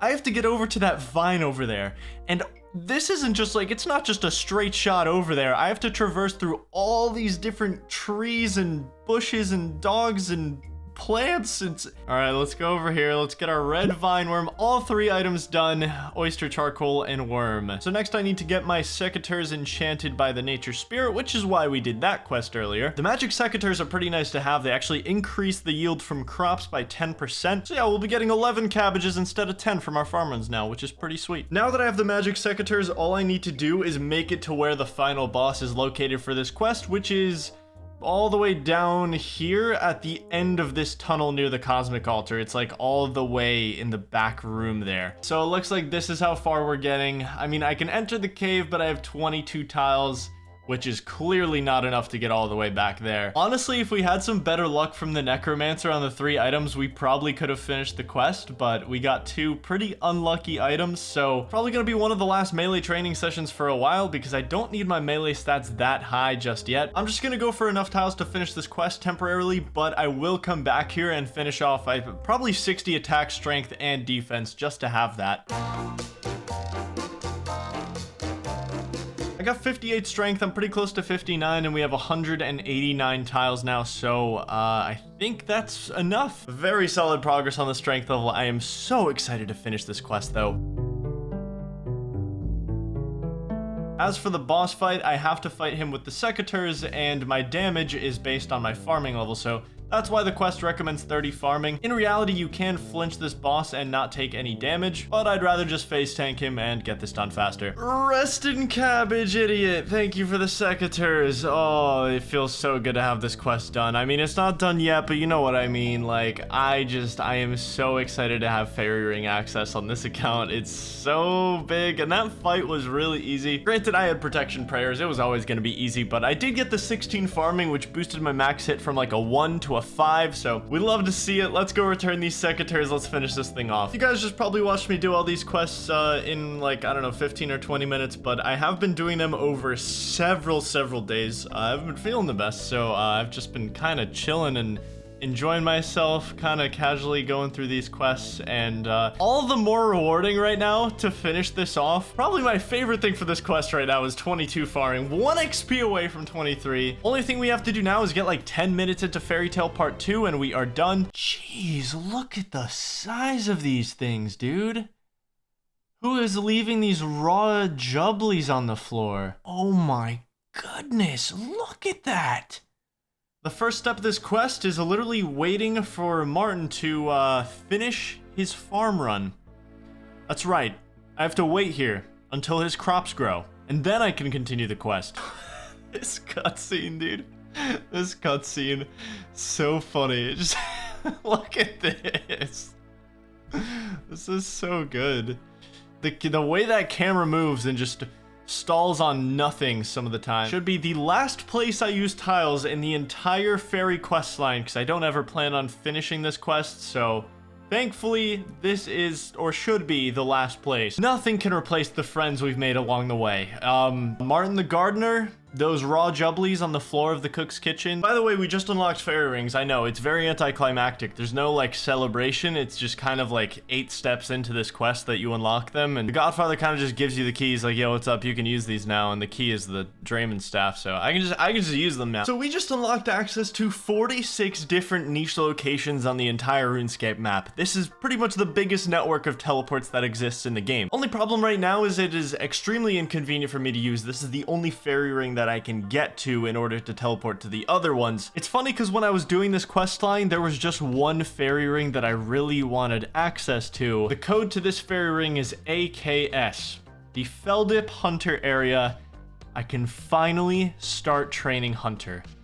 This is the place to do it, and otherwise I would have had to walk. I mean, I would have had to go really far to get here otherwise. Can't wait to show you my abomination of a hunter training method and how long I'm gonna do it. We need to talk about the game plan. You can't train Hunter without traps. The Hunter Emporium is all the way over in Yanil, and it would take me hundreds of tiles, which I don't have right now, to get there. I don't know how well known this is, but there's a little place called Land's End, which I did visit a while ago when I was trying to move my house here. This entire area is like a DIY hunter spot, and some of these houses have hunter equipment in them. Not just any equipment either, but pretty much all the hunter equipment I ever need, which means I shouldn't have to ever unlock the Hunter Emporium in Yanil at all. I can just live off this little area for all my hunter needs and then go back to the fairy ring to actually train it. For now, this is our crate. I'm gonna be hunting birds for a long while, longer than most people spend hunting birds on this game. Just gonna steal 4 bird snares for now, just in case I lose a couple. And let's head over to the beach and catch some birds. When your hunter level's 1, your options are pretty limited. I will be hunting Crimson Swifts at the Feldip Hills beach. So let's use the rest of our tiles to get over there.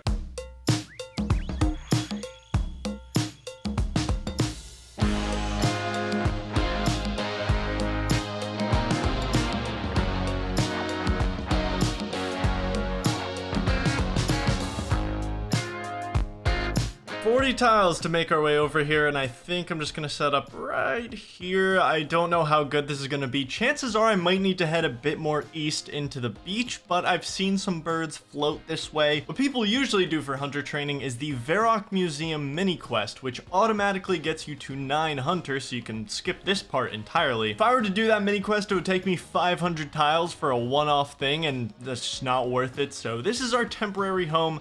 I get 34 XP every bird that I catch, and yeah, it usually doesn't work. So I'm gonna have to do this until at least 27 hunter. So I'm gonna be here for a bit.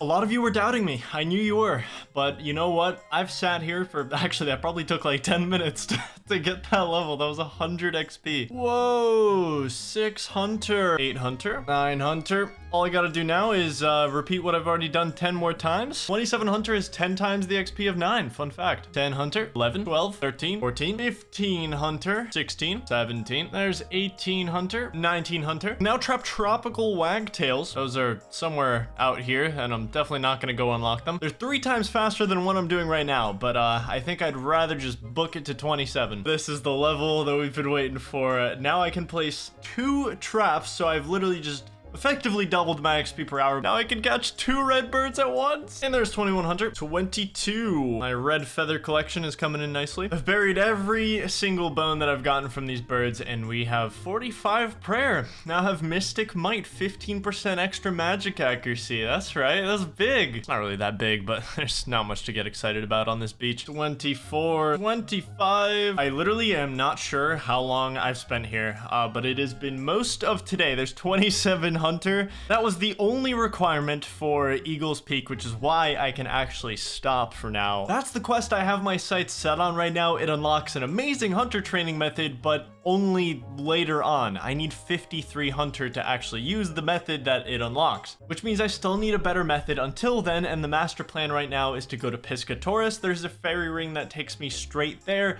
and there's a ton of ways to train hunter here. And if we take a look down south, we have the Eagle's Peak. The further south I go, the closer I make my way to this quest, which this is a devastatingly expensive quest when it comes to tiles. I'm estimating somewhere between 500 and 600 to complete the quest. Now you may be asking yourself, is it worth it to invest 600 tiles into Eagle's Peak? The answer is yes, absolutely. In fact, it's a must for the master plan. You know, I always say it's not a day until you've harvested something. I've just decided. So 23 farming. All right, it's time we add a new fairy ring to the travelogue. AKQ Piscatoris Hunter area, my temporary home for temporary. I'm actually running extremely low on tiles. I don't know if I have enough.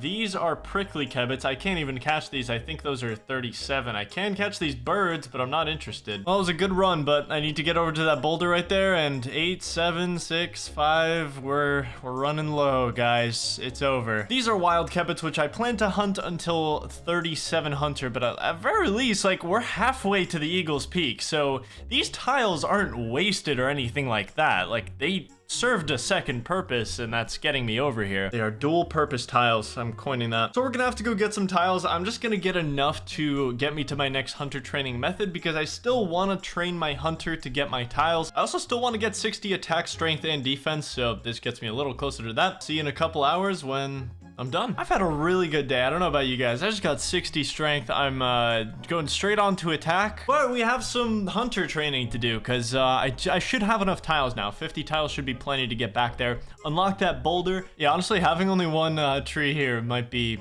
pretty bad. You need one log every single time you set up one of these traps, so I don't know if one tree is gonna be enough. Oh my god, we caught one. 128 XP drop. That's like catching 4 red birds in a single kebbit trap. All right, I think I'm coming more and more to the conclusion that the way to play this is to collect a bunch of logs in bulk, and then while I'm waiting for something to get caught here, I go and chop this one tree that I have close to me. It's not gonna be great, but I have to get through this until 37 hunter, and then it'll get a lot easier at that point. But I completely forgot you can only place one deadfall trap at a time, because why else? I mean, it's such an overpowered hunting method. Why would you place 2 traps at a time? Here's 28 hunter, the first level down. Now catch gourmet implings. You'll also notice that I do have some bird snares in my inventory. I've kind of been experimenting. I've been going up north here after I placed my deadfall trap, and I've been trying to place a bird snare so that I can hopefully catch one of these orange birds. And that way, hopefully, I speed up my XP per hour a bit. Dude, their little feet when they fall into this trap is so funny to me. 32, 65 woodcutting, pretty sweet. 33 hunter, 4 levels to go. Oh, they just keep falling for it, man. It's too easy. 35 hunter. Pretty much finishing up my day with 37 hunter. I'm about to go to bed, so very, very glad that I got this done. This has actually been an extremely long level, and we don't even get to move on to anything different. It's literally just a different type of kebbit. I'm just gonna be doing the same thing pretty much. On the bright side though, I do get way more XP per kebbit, and I also get way more tree access up north here. So we're gonna set up right here, and these are our new victims. If I'm doing this all the way up until 53, I absolutely need to unlock some trees. I'm gonna unlock at least these 2. I'll probably unlock that 3rd one as well, but I'm also gonna set up a bird snare, and I should be able to finally catch these birds. I don't think I caught a single one while I was over down south, but now they are definitely close enough to the point where they could sit on the bird snare. So at least my journey to 53 hunter will be a lot faster from here on out. 204 XP per kebbit, very nice. Confirmed they are in range. I can now catch birds and kebbits at the same time. Thank you, that is all. Rather than go to bed at that moment as originally planned, I just ended up staying up and hunting for another 2 hours for some reason. So, oh, very big level for the account, 40 hunter. I can now place 3 traps, so my XP just got way faster. Granted, it's not another deadfall trap. That would have been really good, but I get to place 2 bird traps now, so I don't want to hear it, guys. It's a really big deal.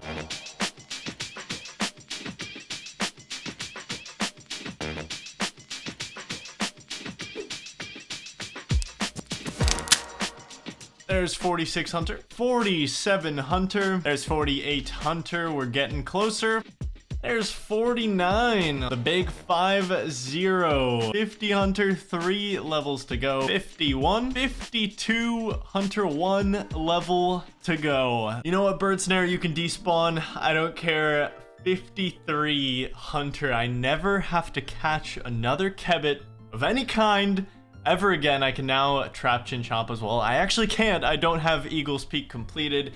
I need Eagle's Peak to learn how to use box traps, so we've obviously collected quite a few tiles from this grind. We're up to 172, and we're about halfway to getting to the Eagle's Peak itself. Only problem now, of course, being that I still need about 400 extra tiles to complete this quest. The Hunter gave me a great boost, and I'm glad I did it, but I still want 60 attack and defense, so that's probably what I'm going to refer to. Unlocking Dragon Weaponry and also getting 60 defense is going to be a huge help, so I think both of those things are on the to-do list either way, and they might get me close to completing Eagle's Peak. Training with a Rune Longsword is a long lost art form. And there's 55 attack, up to 248 tiles as well. We're like halfway to what I need. Well, under normal circumstances, this would be my last ever kill with a Rune Longsword, but even though I just got 60 attack and I can now use dragon weapons. 74 combat, by the way, we are going to start training defense. I'm going to need a diamond and about 130k cash, which I am very far from getting right now, so I'm just going to stick this out with the Rune Longsword. As much as it pains me to keep training with a Rune Longsword, I will just keep doing it until I get, well, at this point it's just about the tiles. I need like 100 more, so I'll see you guys probably tomorrow is when I'm going to finish this. Every time I say I'm going to do something tomorrow, I just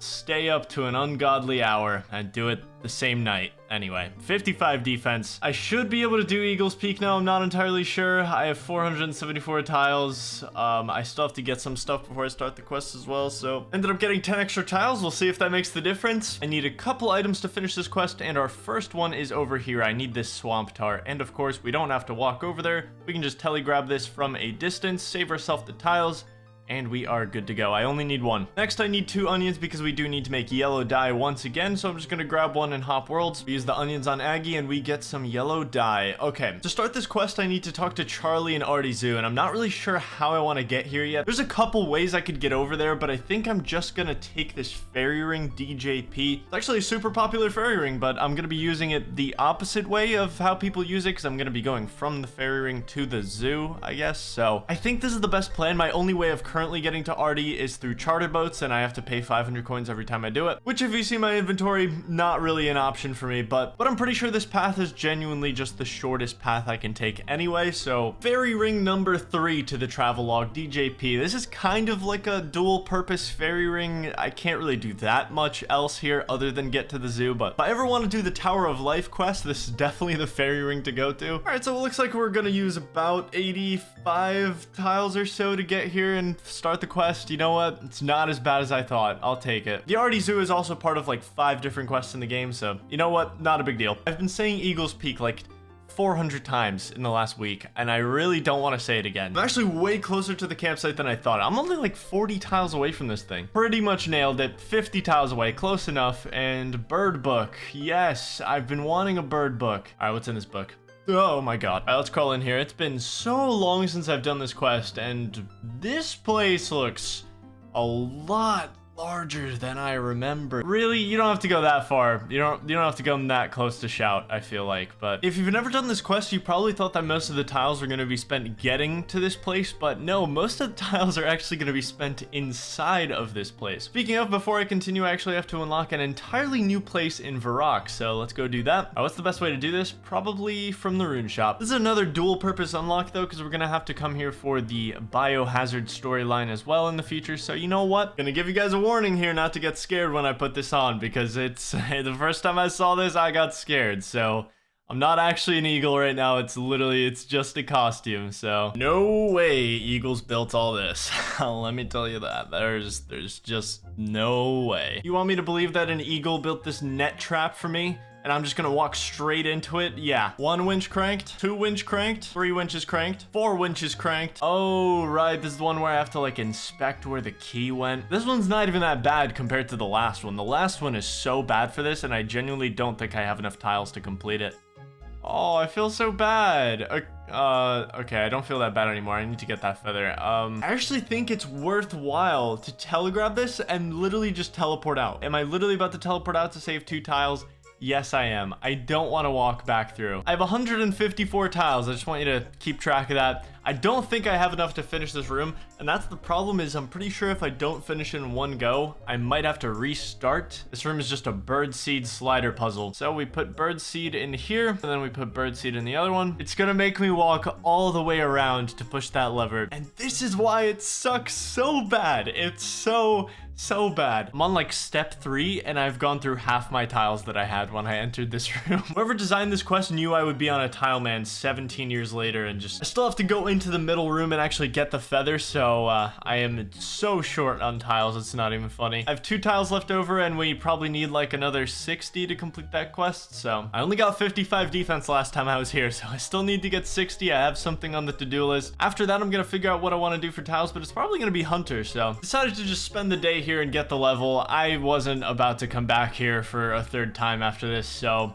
there it is, 60 defense. We are done. Actually looks so beautiful. I am so happy with that. And I don't have to train at Sandcrafts for the time being. 77 combat level, 135 tiles collected. Now I have to take my victory walk all the way over to the golden feather that these eagles have kept here for some reason. Hey man, I'm an eagle. You don't have to check, I swear. Yeah, I don't give a shit. This is what it's all been for, guys. This is what we've been waiting for. We're getting taught how to use a box trap. Okay, you can stop using tiles in the cutscene. You don't need to do that, brother. Okay, we just have to take this ferret back to the RD Zoo, and we are done with Eagle's Peak. I promise that's like the last time I'm gonna say that quest name. I've probably said it a lot. I'm so sorry. I'm so sorry. Charlie, you have no idea what I've just been through to get you this ferret, but I'm very glad I did. Eagle's Peak completed. Okay, that's the last time I'll say it. Not only do I get a minimal amount of Hunter XP, but I can now use box traps, and I've also unlocked the Eagle teleports, 3 of them, Eagle transportation that is. In the meantime, I have a big master plan in order that's probably gonna take me over 100 hours of gameplay to enact, so I have a lot of work to do, and I'll see you very soon with another episode. We are on a mission. I don't have that many tiles right now, but I honestly only need like 30.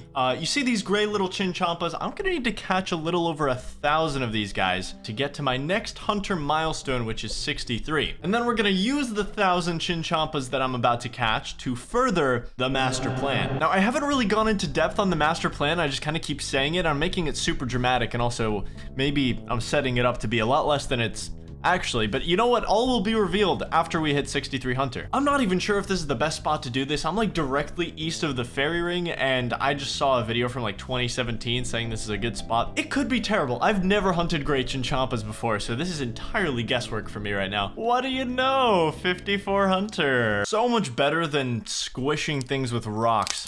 I might be the first ever person to chisel a Kebbit spike for tick manipulation. I know a lot of you don't play RuneScape whatsoever. So glad you're watching, by the way. I love you. I'm gonna explain tick manipulation super fast. Making Kebbit bolts is faster than setting up a trap, so I'm basically tricking the game into thinking I'm making bolts, but then I set up a trap instead. The game substitutes the box trap input for the bolt input, so I set my trap down faster. Honestly, if none of that made sense, just know that using this Kebbit spike is helping me put traps down faster. That's all you really need to know. Yeah, 55 Hunter, 56 Hunter, 57 Hunter, 6 levels to go. I might have missed 58 Hunter. I am still thinking about those raw jubblies someone left on the ground. Those things were huge, man. 59 Hunter. A normal person would go to red salamanders right now, but I'm not wasting the tiles. We're just gonna keep trapping little chinchillas. Finally, my last level using 3 traps. 60 Hunter, I can now place 4 traps. My XP just got 7 billion% faster. You've never seen something like this. 4 traps set down at once. 61 Hunter, 62 Hunter. Oh, and we got the 1,000 total level milestone with that. This does allow me to make my Iron Man status permanent, which basically means I don't have the option to downgrade it ever, which I wasn't gonna do that anyway, but you know what? That's cool. Oh, it's nice to be done with this place. 63 Hunter. I can now move on to something entirely different. Just kidding. It's the same thing, but they're red. They're literally exactly the same, but they're gonna be in a much better spot. They're gonna be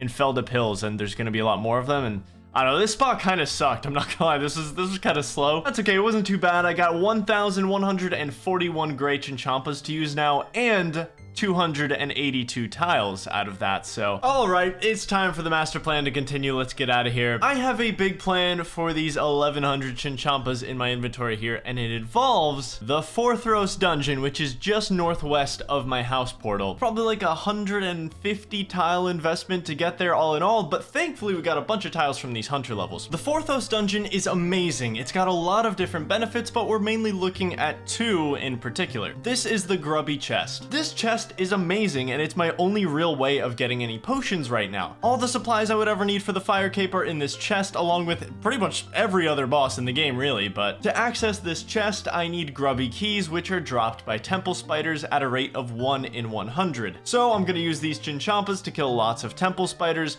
farm grubby keys, and hopefully I can manage to get at least 1 or 2 prayer potions from the grubby chest. Eventually I'm gonna need a lot more potions than that, but just 1 or 2 and I can get myself a fire cape, and that is the plan. That's step 1 of the plan. This is a long plan. Get with the program.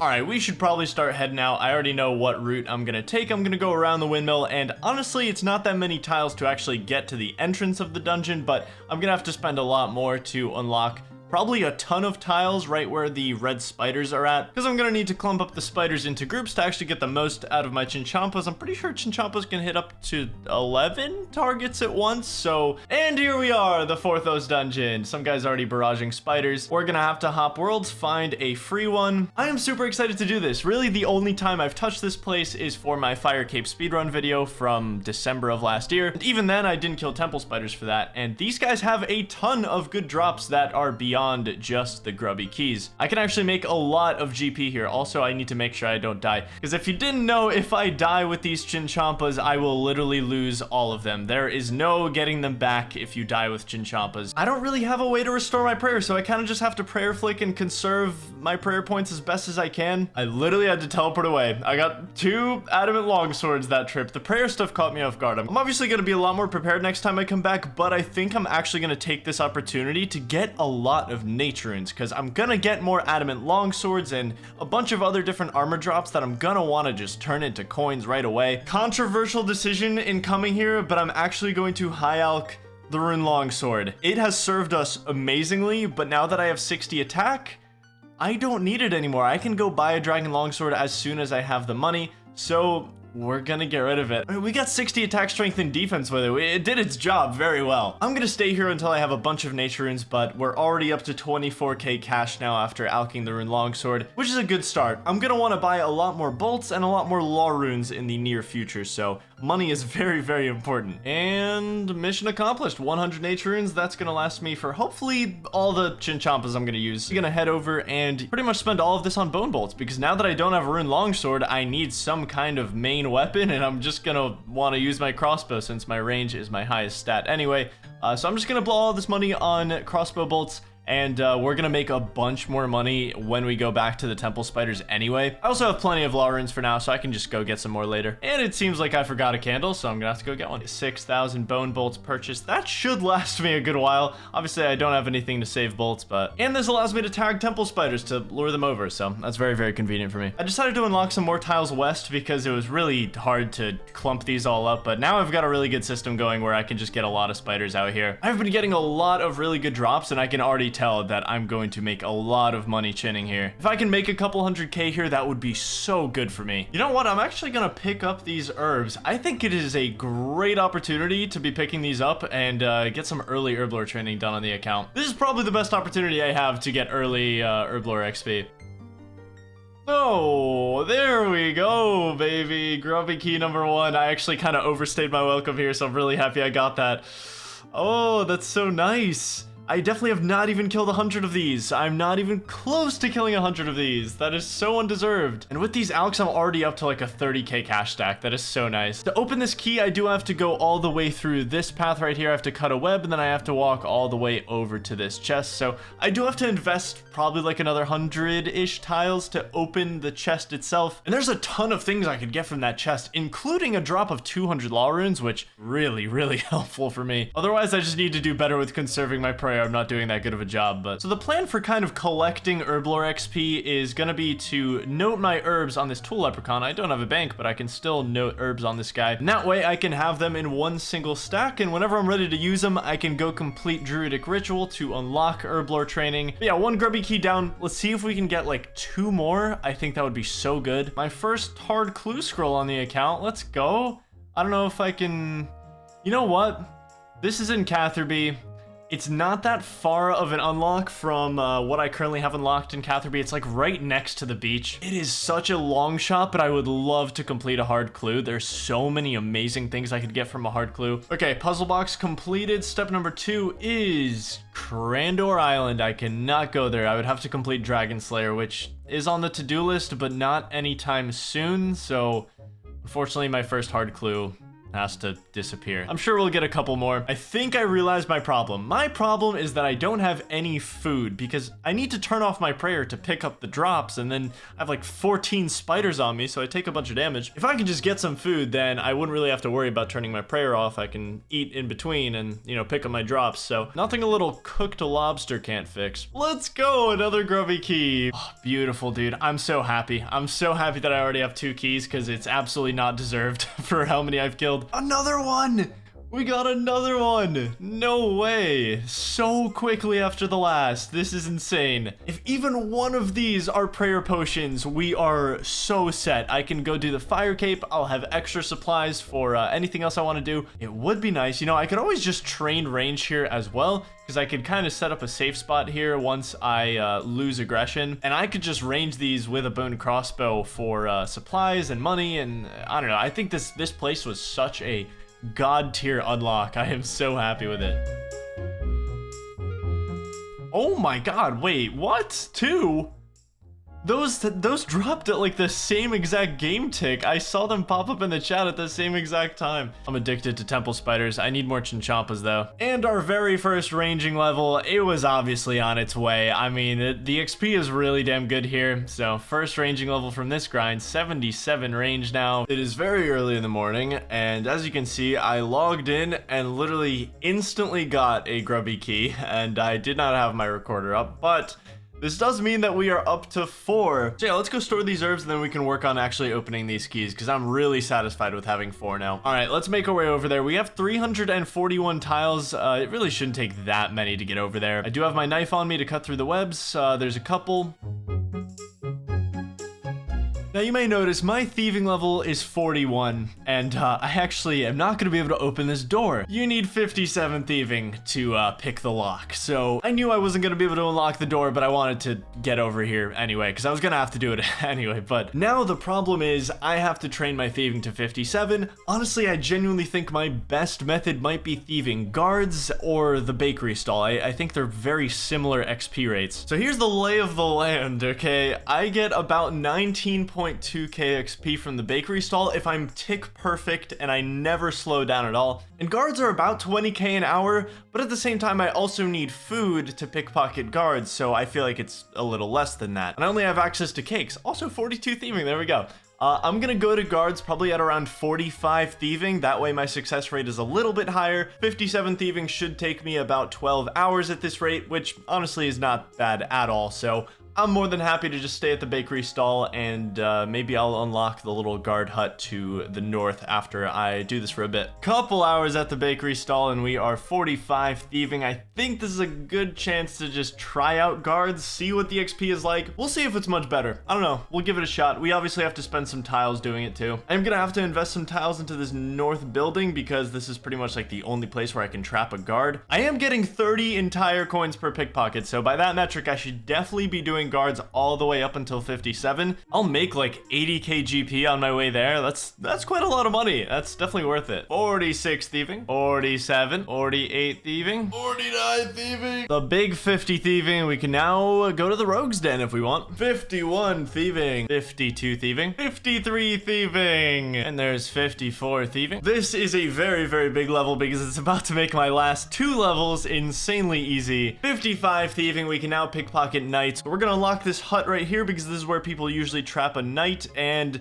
This is gonna be so much faster, and it's also way more money as well. Absolutely crazy how much faster this was than the other levels. 56 thieving, 19k more XP, and we are done, and we can go see what we get from our keys. Well, the entire thieving grind took about 11 hours to complete, but we are now 57 thieving. I can go picklock the chest. Just gonna drop the rest of these cakes because I'm gonna need a lot more inventory space. I'm gonna take a canoe over to Edgeville because I'm gonna need to get my first ever looting bag on the account. I mean, I've technically gotten some before, but this is the first one that I'm actually gonna use. I'm gonna need a lot of inventory space to hold the items that I'm gonna get from the grubby keys. I think the easiest way for me to get a looting bag is to just unlock the right side of the Edgeville ditch. And if I just kill a skeleton here while it's in the wilderness, I should have a pretty decent shot at getting a looting bag from this. Apparently it's 100%, so we got a looting bag, and I'm gonna just start by storing the herbs here. So this is all the stuff I ended up putting in there. I can only withdraw it by destroying the looting bag, so that's what's really annoying about this, but everything we trained for, we got. Oh, never mind, I did not get through the door. We have 4 grubby keys. We have 4 chances at prayer potions or super restores. Either one will be amazing. Key number 1, 200 death runes. That is really good, actually. The rest of the stuff doesn't really matter. I don't really care about any of this stuff, but all right. Key number 2, 10 ranars. Okay. Egg potatoes on the pile. I mean, 10 ranars are good, like I can make prayer pots with that, but I don't have 38 herblores, so that's kind of rough. I'm gonna save the ranars. I don't have the herblore level to make anything out of them right now, but in the future I'm gonna want to, so I'm just gonna throw a bunch of things in here. The death runes, the herbs, screw it, I'll put in the sharks, because maybe I'll be using those for the fire cape. Okay, 2 more keys to open. Can we get prayer potions? Please just give me 1 drop of prayer pots. Okay, not bad. Ranging potion, more renars. The ranging potion is actually super nice. That's something I didn't even, like, consider. Okay, final key. Okay, first of all, let's make some space. Before I give you some thoughts on this, let's decant this potion. Let's drop these. And I got a 2-dose restore. 2 doses of restore, that's all I got. I don't think I could do a fire cape on that. Maybe? I mean, I've done it off of 1 full potion before, but half? I don't know. I don't know if I can...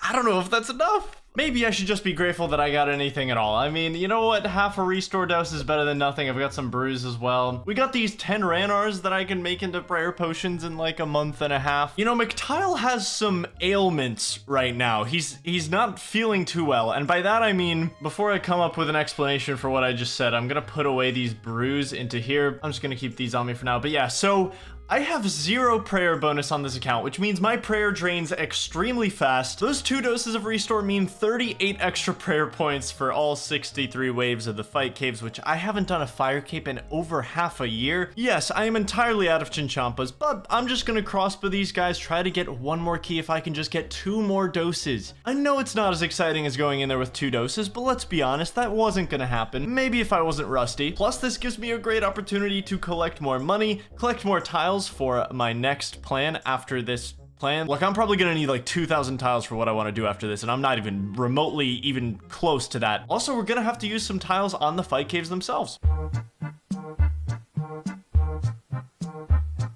Good morning from the Naturin chest, because I ran out of Naturins and I really needed some more to keep stacking the cash. It's been several hours since the last clip, because we're up to 441 tiles. I know the last time I recorded, I definitely had less than 400, so. I've been collecting the guams as well. I think the herblore XP I'm gonna get from those is going to be so good and so worth it. But yeah, it's a new day. I ended last night and didn't get any grubby keys, so we're going straight back today.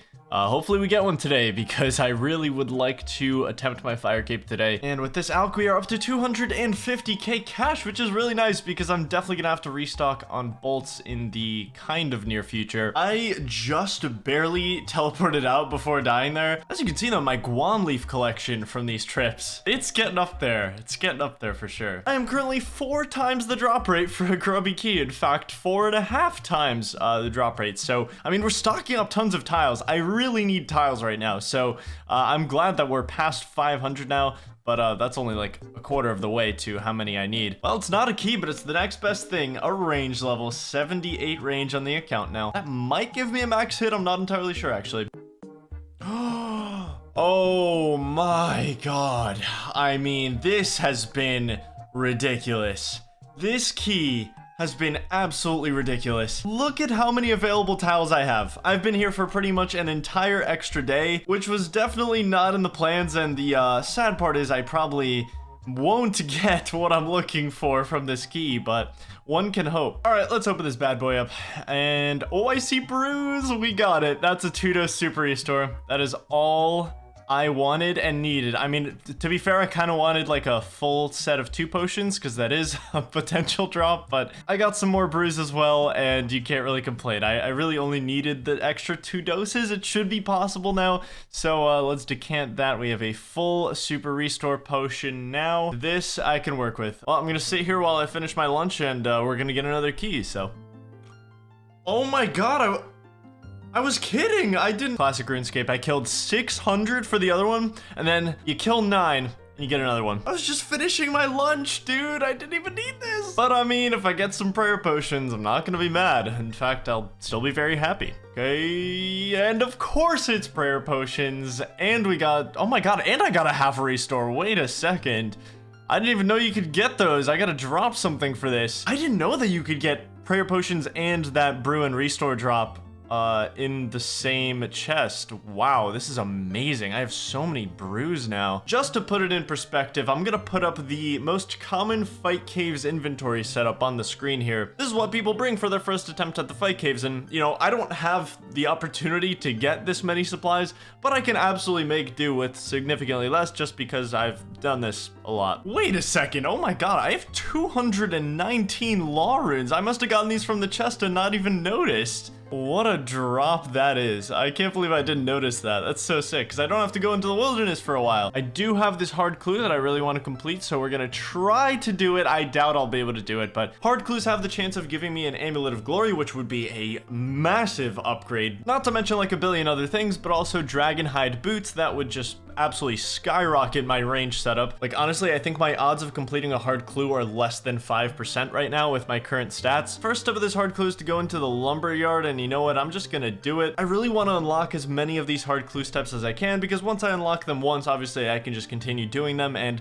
the more steps I unlock, the higher my chance that I complete one of these clues eventually. So, all right, there we go. And step 2 is the Elemental Workshop. Okay, I have to get the key from right here, start the quest, and then go down here. I don't know if I'm ever even gonna complete Elemental Workshop as a quest. I don't think it's even a requirement for anything else. And if anything, I guess I'll have the quest started. If I ever want to complete it, I will at least have this place unlocked. So, okay, and it is that crate over there that I have to check. It's gonna be step 3. A hard clue can be as low as 4 steps for a casket. So, first floor of the Sorceress Tower. Okay, am I doing this one as well? This one is a bit further. This is the furthest one of any step I've unlocked so far. We do have the fairy ring over here that'll make it a bit easier, but this is probably like 100+ tile investment. The Sorcerer's Tower is also where you do the Scorpion Catcher quest, so if I ever want to do that in the future, I'll have the tower unlocked. Step 4, please be kind. This could be the reward. Please, just be something I can do.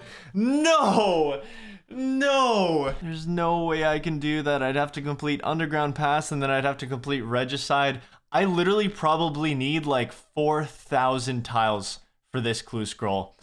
That is absolutely ridiculous. That could have been the reward. Very upsetting, but that is just how hard clue scrolls go. If you want the reward, you gotta work for it, okay? Well, I'm 180 tiles poorer than I was about 15 minutes ago, but it's time we start preparing for this fire cape. I really want to get this thing. Each one of these Sarah brews in the corner of my inventory is 48 HP, so I'm pretty much already going into this fight cave with more supplies than I thought I would have, which kind of allows me to be a little lazy with the swordfish because all my sharks are in my looting bag, and the only way for me to get them out is to destroy the looting bag, which I don't really feel like doing, so I'm just gonna go in with swordfish. It should be fine. Oh, I burnt my swordfish. And we've got a completed Fight Caves inventory. Look at it. Desperately needed to buy some more bolts because I only had 600 left after I left Temple Spiders, but thankfully we made a ton of money over there from the Alks, so I'm just gonna stock up on bone bolts. Okay, all done. 8,000 bone bolts. That should be enough. Normally to get to the Fight Caves, I'd probably have to spend like 300 tiles to get into this volcano and then deeper into the volcano, but instead instead we have fairy magic, and we can just teleport to this fairy ring, which is super nice because it saves me several hundred tiles. Granted, I do have to make it to the cave still, but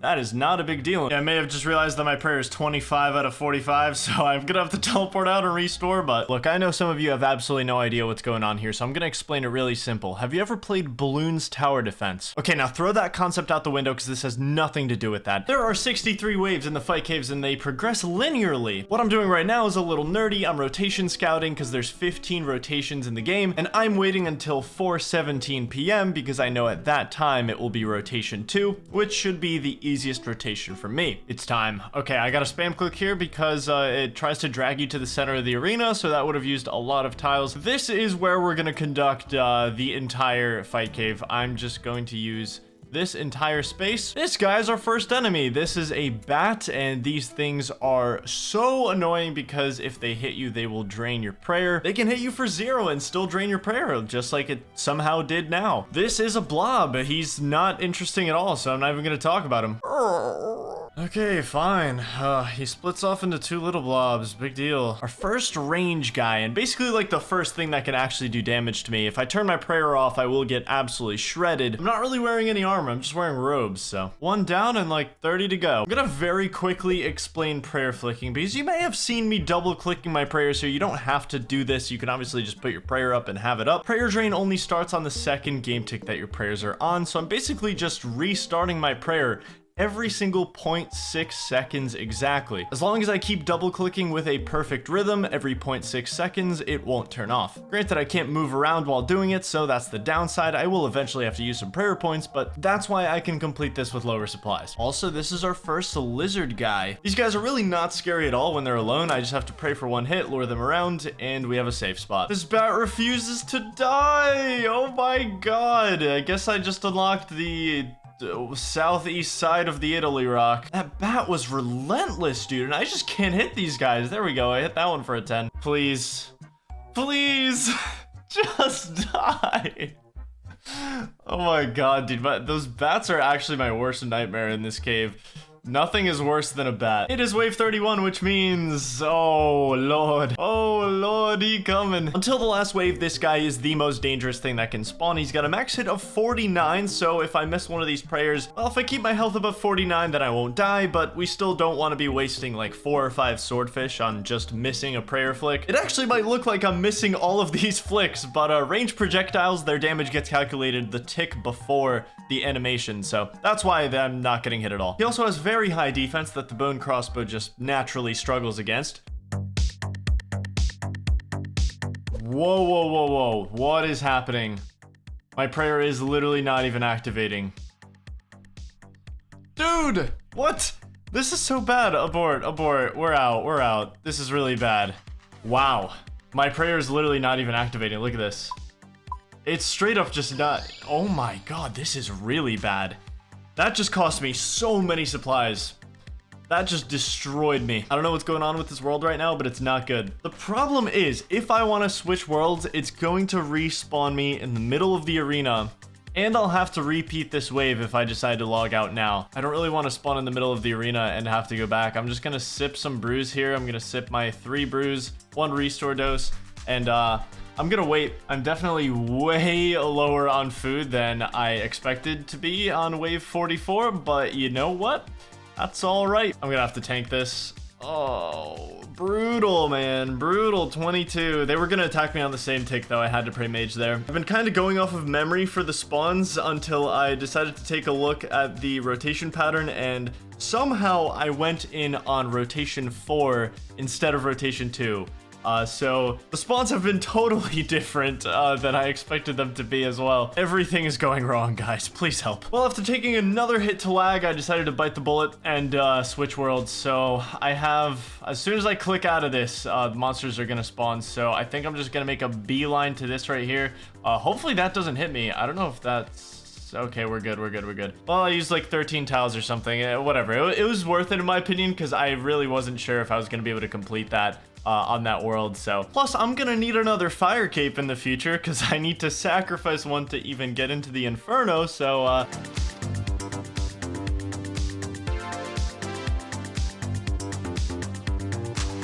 Please kill him before that melee gets to me. Unless he's gonna be off-ticked. I think he is, yeah. I can pray against both of these guys. Okay. We should be all right here. If they were going to attack at the same time, it would have been very, very awkward. It's just really difficult for me to traverse places with like limited tiles only in the corners. Bat, I don't have time for you right now. Well, the hard waves are almost over. We are on wave 60 and the supplies are looking, they're not great. I'll be honest. Thankfully, I still have the 2 full brews and the full restore. That is the only shining light in this inventory at this point. Oh, come on, man. The last fire cape I did was also with a bone crossbow, and the Jad fight took like 12.5 minutes.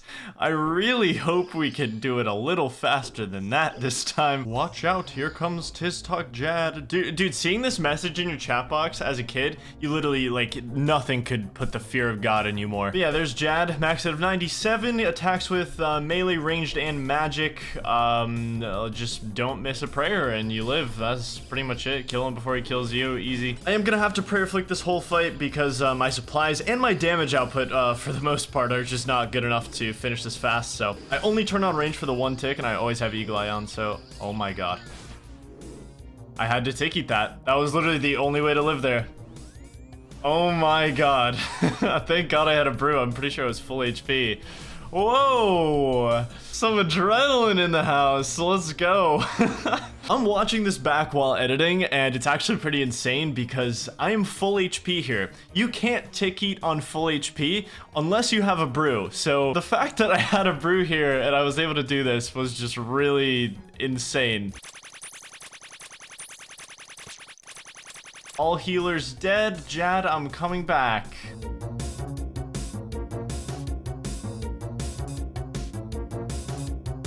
Oh, that was the most drama-filled fire cape I have ever done, and it really shouldn't have been. That was so just unnecessarily messy. Oh, don't look at the time. That I had to like wait for the servers to get better, and don't look at that. That's not a real time. We have the fire cape. It's so beautiful. The second best cape in the game. I'm not in the mood for a game, Mr. Troll. It's not the right time, really. This is it. This is our season 2 cape, isn't it? I mean, some damn good stats on this bad boy, of course. And actually my first thing that gives me prayer bonus. I actually have prayer bonus now. That's neat. 82k away from 79 range after that fire cape, so that's pretty sweet. Blue tile cape. It's been an absolute pleasure. I have to say a proper goodbye, a proper funeral for the cape in times of deepest sorrow and dark. I'm trying to do a funeral for the cape, man. I'm gonna let you rest right next to your best friend, this rock currency.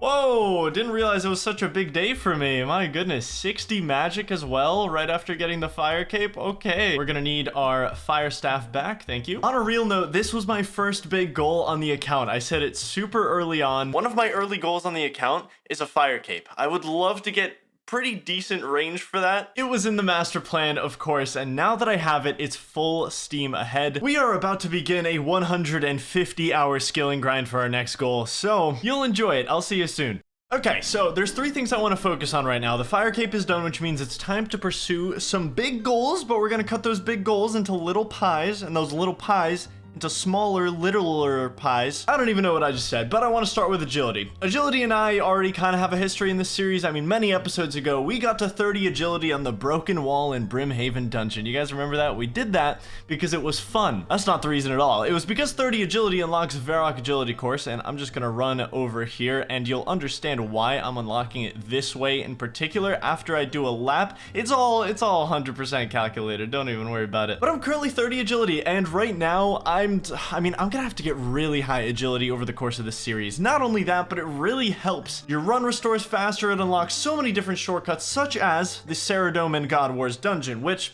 I'm not even entirely sure if I want to go to God Wars yet on this account. I might be doing the Inferno with a rune crossbow, but we'll see. I'm honestly not sure yet. Either way, we're gonna need very high agility on this account. First agility checkpoint is gonna be 40. At that point, I can go over to Canifis and train over there. I think the 100 tiles or so that it takes to unlock this full course is totally worth it because I'd have to climb the Broken Wall about 4,000 times to get to 40 agility, so otherwise I'm just gonna have to run this about 100 times to get to 40 agility. Should take about 3 hours or so. And yeah, this is where we come out. So that's why I unlocked it from here, because this is where you end laps. So first level, 31, and 32 agility, 33, 34 agility, 35, 36. Let me just jump on this coffee table on the other side of the street, and I should get 37 agility from it. That's right. 38, 39 agility, 1 level to go. 99 laps later, took about 2.5 hours to get 40 agility. Getting those 10 agility levels just boosted my run recharge rate by 15%, which is quite a bit. Now, before I head over to Canifis and continue this agility journey, I do have something to do. My dear construction, I didn't think I'd be back so soon, but yeah, I do have to train construction, which sucks because it's so expensive in more ways than one, and I'm gonna need 46 construction for this oak armor case. It's gonna cost me most of my cash that I have on me right now, which sucks because I finally had a good cash stack going, but the armor case is really nice because it allows you to store, well, for the most part, a lot of niche armor sets. I mean, there's so many different things in here that I would just never obtain in my entire life, but you can store a full void set in the armor case, and that's pretty much all I want it for. That requires 46 construction, and there's also something lower at 42 construction called the magic wardrobe, and that can store a full graceful set, which is another crucial outfit that I'm gonna need and what I'm going for on this agility grind. To put it concisely, graceful makes you pretty much weightless and it gives you 30% extra run recharge. I'll go into it more later, but basically I need 46 construction to build both the magic wardrobe and the armor case. Luckily for me, since we did that hard clue step in the lumberyard, I actually got most of my tiles toward the sawmill operator, so I don't have to unlock that many extra to get over here. So just off the top of my head, I'm gonna have to make like 100 trips to my house and back here. I think the plan is to unlock at least this oak tree, but I should definitely unlock the one to the north too, because it's just gonna speed this up so much. And yeah, I just cut a full inventory of these.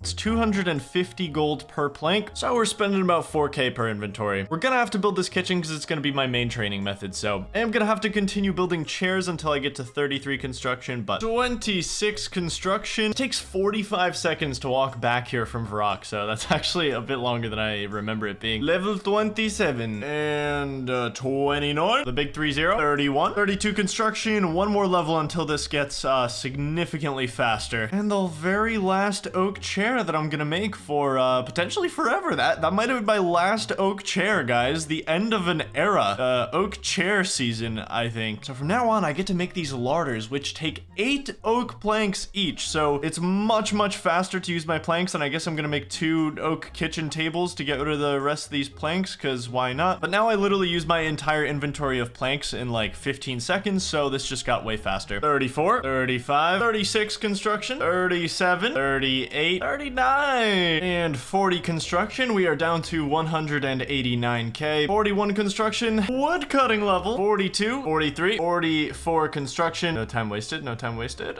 Yeah. Oh, we got an easy clue. Yo, that's actually really cool. Let's see what this is. Can we do it?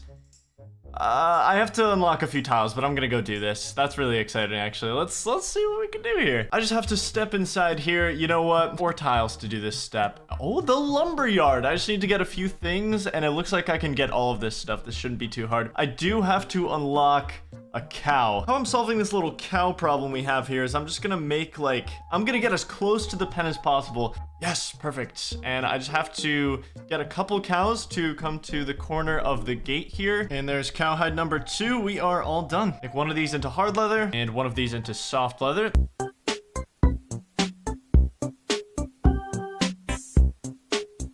I still ended up using a tile. I waited so long here. All right, so one of these needs to be leather chaps, and we make our hard leather body, and now we just need a bronze axe. We're gonna chop 2 logs. We're gonna make these into, actually first I'm gonna buy some nails. We're gonna need 10 nails. Then let's turn these 2 into planks. What we're gonna do with these is we're going to build a stash unit. See this inconspicuous bush right here?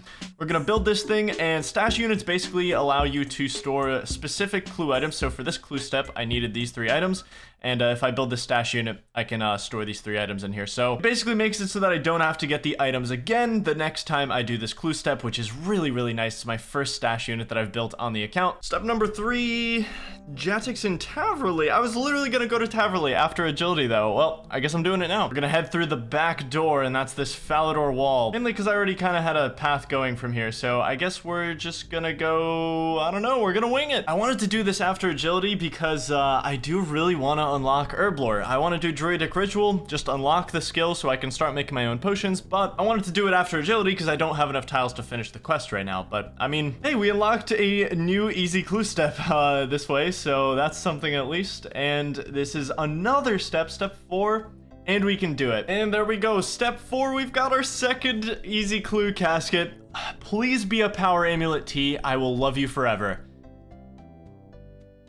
I mean, it's an axe upgrade. Hey, we just got an upgraded axe. We can drop this steel axe. That's pretty cool, at least. You know what? That clue was a winner, I've decided. That was good. It's honestly kind of wild how deep I am into the series, and I still don't have an amulet that does anything for me. Well, we're down to our last inventory of planks here, and as you can see, I'm down to 61k in cash. Unfortunately, we will have one final expenditure that's gonna drain me to practically 0, but for the time being, let's celebrate, guys. 46 construction. Can now build anything I've ever wanted, anything my little heart desires. Oak armor case in particular, and also the magic wardrobe, so I can store the 2 sets that I'm gonna have. I don't think I'm gonna need this room anymore, so I think I'm just gonna remove it, which also removes my tiles, but you know what? That's just the cost of doing business, I guess. And now we get to spend pretty much the rest of my money here on a costume room. 50,000 coins to build this, and we're back down to 11k cash. Just like that. Beautiful. Now we just build. I don't have any oak planks. I'll see you guys in a bit. Okay, this should be enough planks. Actually, this is probably more than enough planks. Okay, first, let's build our armor case. There we go. Before we store anything, let's also go over to our wardrobe. Just get that out of the way. Like I said earlier, there's really not much other than void that I want to store in here, but that's exactly why I wanted this. There we go. My full void is now stored in the armor case, and I just freed up all of my gear slots. So now I'm free to do agility, get my graceful set, and I won't have my full void just sitting in my inventory taking up space. And vice versa, when I want to store my graceful set, I can come here, I can put it in the wardrobe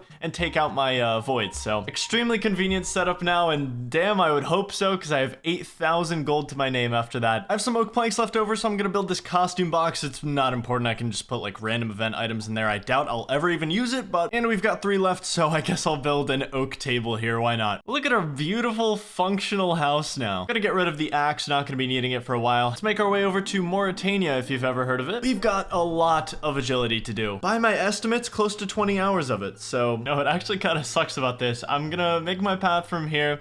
This is probably gonna cost me almost all of the tiles I have remaining to get to the course and unlock the full Canifis rooftop course. And by the end of the grind, I think I'm only going to break even on tiles. I should get like 200 back, which is really unfortunate because I'm still trying to save up 2,500 tiles to enact the next step of my master plan. But this is something I have to do. I need to get full graceful. 163 tiles on my first step of the course. The course itself ended up being cheaper than I thought because I have 91 tiles now after doing a full loop. Oh, there we go, our first mark of grace. We're gonna need 260 of these to get a full graceful outfit. They just randomly spawn on the rooftops and I need to make sure to pick them up, and I just fell. Awesome. This is one of the places you can fall on the course, and I think I'm just gonna have to bite the bullet here. I'm gonna be falling a lot at the start of this course. I'm just gonna make a run straight back to the tree. And this way I'll have a path so that every time I fall there, I can just click straight back on the start of the course. But yeah, that was another 30 tiles just for that one spot that I can fall in. So good morning. We are 50 laps deep so far, and I am having 15 marks of grace for breakfast. And there's 43 agility. It's actually kind of insane how consistently you can fail this course. If you look at my HP, it is constantly in the 40s. I have not been able to regenerate past that. Nonetheless, there is 45 agility, 5 levels in.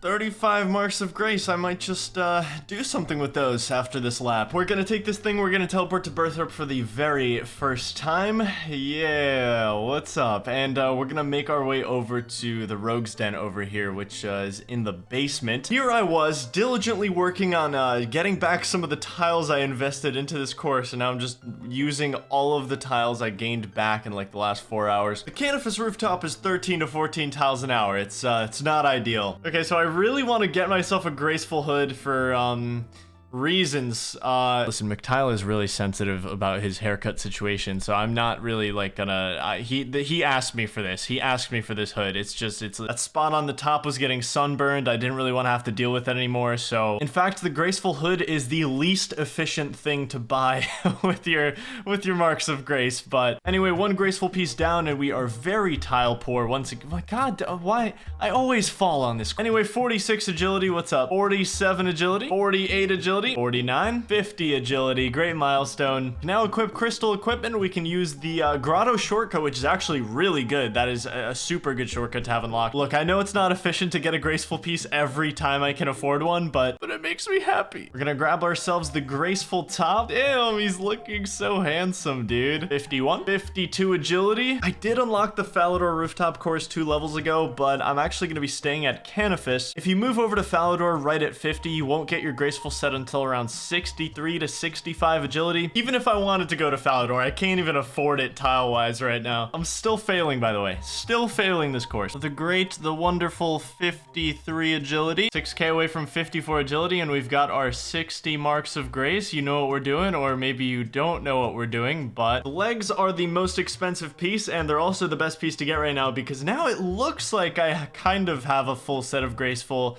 but I actually don't. Also, we now weigh 0, which basically means I lose as little energy as possible when I run places now. 54, 55 agility, and 56, 57, and there's 58. That is actually my final level for the graceful set, so now I am obviously gonna have to finish 60 agility over there, and I of course plan to do that, but we are missing the gloves, the boots, and the cape.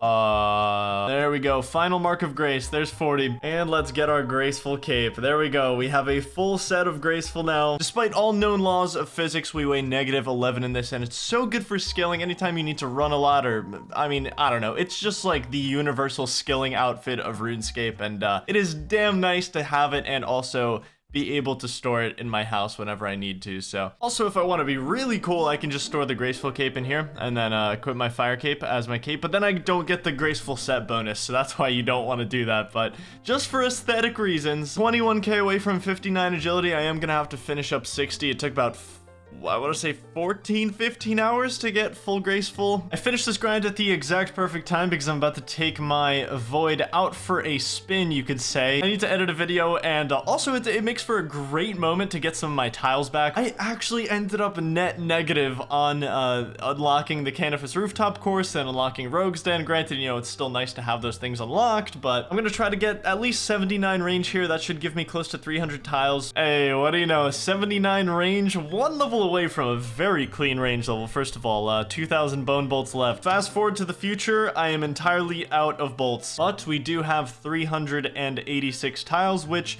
should be enough to do Druidic Ritual and unlock Herblore. That's pretty much all I want right now. Also, the sooner I unlock Herblore, the sooner I can start using lamps on it and just getting straight free Herblore experience. Herblore is literally the hardest skill to train, so quick change of plans. I just bought my axe back since, you know, I just did like 6 hours of range training and used up all of my bolts, and I am extremely poor. I need to at least partially revive my cash stack, my money situation, because it is abysmal right now. So I'm gonna buy an axe, I'm gonna buy a knife. I have 267 nature runes. I can turn that into like 50k at least, because not only do I not have any bolts right now, but I'm running low on law runes. I'm not gonna be able to rebuy them. So, and a couple hours later, welcome back. We are no longer entirely poor. You know what? 59k, I will take that. We're completely out of nature runes, so I'll probably have to spend a few hours just stealing some more back at the nature rune chest. But after I sell these longbows, I should be above a 60k cash stack. So, okay, now that that's done, I want to head over and start Druidic Ritual. The thing I need for that is 4 different types of meat, and I need to go to Canifis to get it. This is basically just a super easy way to do Druidic Ritual because all 4 types of meat that you need for the quest are all sold in this one store, so it makes it really easy. Okay, guys, you can watch me walk to the Druidic Circle to start the Druidic Ritual quest. It's fine.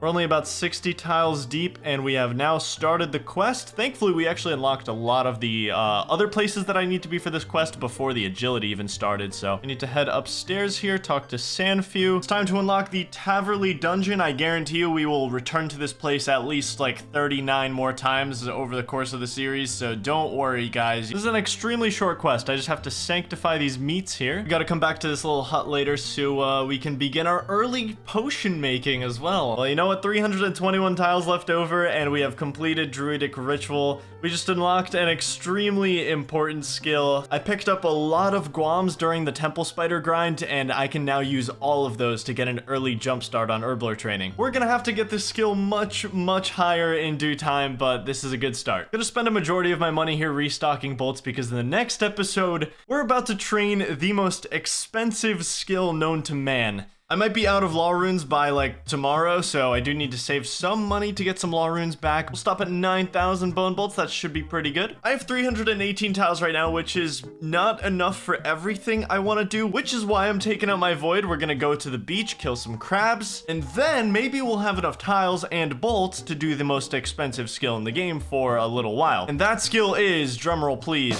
Slayer. I don't know if I left enough time for the drum roll there. Look, Slayer is a great skill because it can unlock a lot of equipment and a lot of different monsters that are really beneficial. But it can also take you all around the game to find some of the monsters that you get for a Slayer task in different dungeons and different places, and that's just gonna take a lot of tiles to walk to and unlock. Anyway, I'll see you in like 3 or 4 hours. A level for the McTile history books, 80 range, my first level 80 on this account, and a damn good one at that, because I'm going to be using range for basically everything up until the end of the series, so only 19 levels to go, and hopefully we don't do it all with a bone crossbow, but with 483 tiles and I still have a couple thousand bolts, I'm actually going to head over to Temple Spiders for a bit, just to see if I can make a little bit of extra cash. Okay, I teleported out of Temple Spiders. I got 12 nature runes and an adamant full helm. I picked up some coin drops as well. Just gonna use all these nature runes, make as much money as I can, and then we'll move. All right, everyone, eyes up front, pay attention. It's time for Operation Slayer. I really couldn't come up with anything better, man. Okay, so here's what's going on. I'm gonna walk over to the first Slayer Master in the game. This is the lowest level Slayer Master, basically. But frankly, I am one Slayer right now. I can't even kill anything cool. But there is multiple facets to this Slayer operation. One of those obviously being the Slayer level. It unlocks different monsters that drop cool things. It allows me to wear different equipment, which is why my current goal is 55 Slayer to use all of the broad and leaf-bladed weaponry. And the other one is Slayer points. You gain Slayer points by successfully completing tasks, and you only start gaining them after your 5th task. So we basically just want to do the easiest possible tasks until we start gaining points. Such as our first task, which is dwarves. Okay, kind of screwed up, but let's go massacre some dwarves. The main dwarves that I know of are like kind of in this area, like under the mountains, so to speak. So I'm gonna have to go up like 60, 70 tiles. I don't see any better way of going up there. And you know, this is what I was talking about, is this is just like a taste of Slayer. I mean, this is also a kind of like an obscure task to even get, like dwarves, and you know, here I am investing like 60 tiles into it or something just to get over here and finish this task. I guess I can actually sit like right here and just range them one at a time, like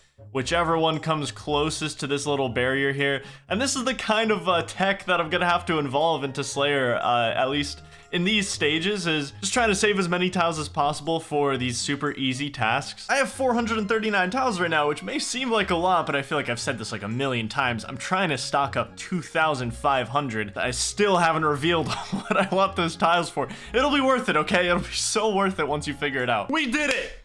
We did it, guys! Yes! Wow, 3 Slayer. And that's our task finished. Let's go see what our next one is. In fact, this is my last Games Necklace charge, which means from now on, I'll have to get here with the Birthra minigame teleport, which has a 20-minute cooldown, so I'm only gonna be doing tasks every 20 minutes. Slayer task number 2, Goblins. Hey, 125 XP is all I gained from that. Let's go get another one. Okay, let's see exactly where this minigame teleport takes us. I believe it's in the basement. Yeah, so we're gonna have to walk up, but you know what? It's not that bad. Yeah, okay. I mean, I'm just gonna have to connect it to my tiles out here. Ice Fiends, that actually kind of sucks. Well, it turned out being modest with the dwarves didn't matter, because I'm gonna have to take a stroll around here to the ice mountain anyway. Well, we used about 90 tiles to get up here. You know what? It could have been worse, I guess. fight. That is one of the worst things, actually. All right, give me my desert music track, please. Holy sh! I didn't realize I unlocked that many. I just unlocked like 70 music tracks. I'm gonna play one of these music tracks for you guys so that you're as immersed as I am right now. We've used like 250 tiles and I am 7 Slayer right now. That's just how it goes, man. Very, very expensive skill. What we're going to be doing later this week should get me around 2,000 tiles or so by the time I finish the grind, and I can take those 2,000 tiles and finally start step 2 of the master plan. I know you've all been waiting for that, so. And another Slayer task completed with 12 Slayer to end it. Next task is cave crawlers. Took fairy ring AJR over here. This is pretty much like the main Slayer cave over in the north. You've got a lot of different monsters in this cave, so this is an excellent investment into the future of the Slayer skill, but the monster I'm killing is right near the door, thankfully, and it's very, very convenient. Also, I forgot these guys poison you, and I didn't bring any anti-poison. It's also like one of the strongest poisoning monsters in the game. This poison hits you for 8 every 15 seconds. It's brutal. I have to get out of here. I'm just kidding. It's not even close. 9 hit points left when I buy the anti-poison. And that is task number 5 done. I think what I'm gonna do is I'm gonna speed through like 4 more tasks, and then we're gonna do a big one for the 10th one where we can get a big point bonus. And then we're gonna do the big grind of the video. 29 bears is our Slayer task. So luckily for me, I've actually taken this fairy ring to the Legends Guild already when we were trying to do that clue step. Bear task finished, up to 17 Slayer. 49 spiders. Very, very quick task down here in the basement. And yet another bear task completed. Hey, look at that, 20 Slayer. So the way you pronounce this Slayer Master's name is apparently Kaeldar. I just looked it up, so that's how we're gonna be saying it from now on. And this is the highest level Slayer Master I can currently accept tasks from. For our Big 10, our assignment is Lesser Demons. Wizard's Tower, I guess? Hey, well, when we did the Restless Ghost quest, we unlocked the Wizard's Tower, so all I have to really do is add on another, like, 8 or 9 tiles here. Very long task if I decide to stay in one world. Will I do that? Find out next time on... Hey, a good drop. Look at that. Rune Medhelm. That is like 33% of my cash stack right now. So 25, 26, 29, 32 Slayer. That's going to be the last level I get from this task. But literally that was triple my experience just on this one task. So we just got our first Slayer points on the account after 9 tasks of nothingness. Great baseline to start with. We're going to need 300 points to unlock Broad Bolts, which, to put it shortly, they're just very cost-efficient, good bolts. I am going to grab another task immediately, but I'm not going to be doing this, so Rock Slugs is what we have to come back to. That's in the Slayer Cave that we unlocked, and we're just going to have to go a little deeper inside of it, but that is going to have to wait until another day because we're about to start the longest single grind that we've had on the account so far. I have 312 tiles after investing quite a bit into Slayer, and after this grind is over, I should have over 2,000, which is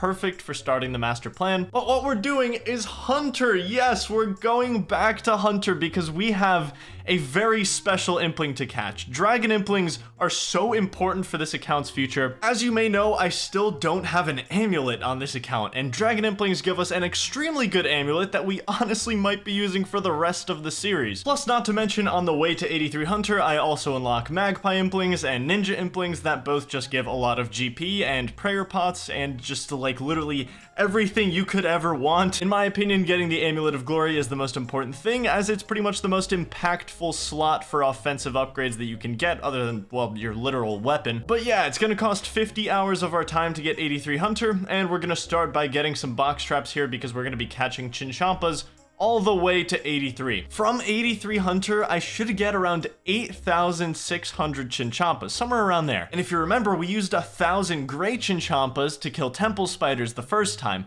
We got a lot of GP, we got some grubby keys. Red Chinchampas are better than gray Chinchampas, and I'm gonna have 9 times more of them. So 83 Hunter is like this massive benefit for multiple facets of the account. Upgrading gear, getting supplies, getting money, getting range XP. If you recall, the first time we did Hunter, we used this little Kebit spike here to tick manipulate so that we would put traps down faster, and we are going to do the same thing. These are going to be way better XP, and they also have way better spawns than the gray Chinchampas that we were hunting. The only problem is that there are a lot of people competing for these hunter spots. Yes, I found an empty world. Okay, so it looks like this is where I'm gonna set up. No! All right, it's time we get started. We've got our full setup here. 282 tiles is what we're starting with. with, so I guess remember that if you care about how many tiles we gain from this grind. We're gonna need all of them. Set the clock, let's see how long this takes us, and for you, it's not gonna be that long, but you know.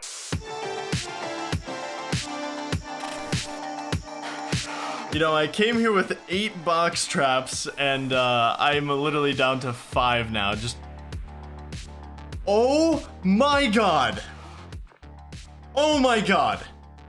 I just turned on my recorder to talk about losing box traps, and that just happened live! What the fuck?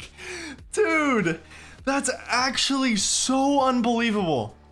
I don't know that. Let me get you the rate for this. Okay, so just looking roughly here, right? This is a 1 in 96,000 chance per Chinchampa that you catch.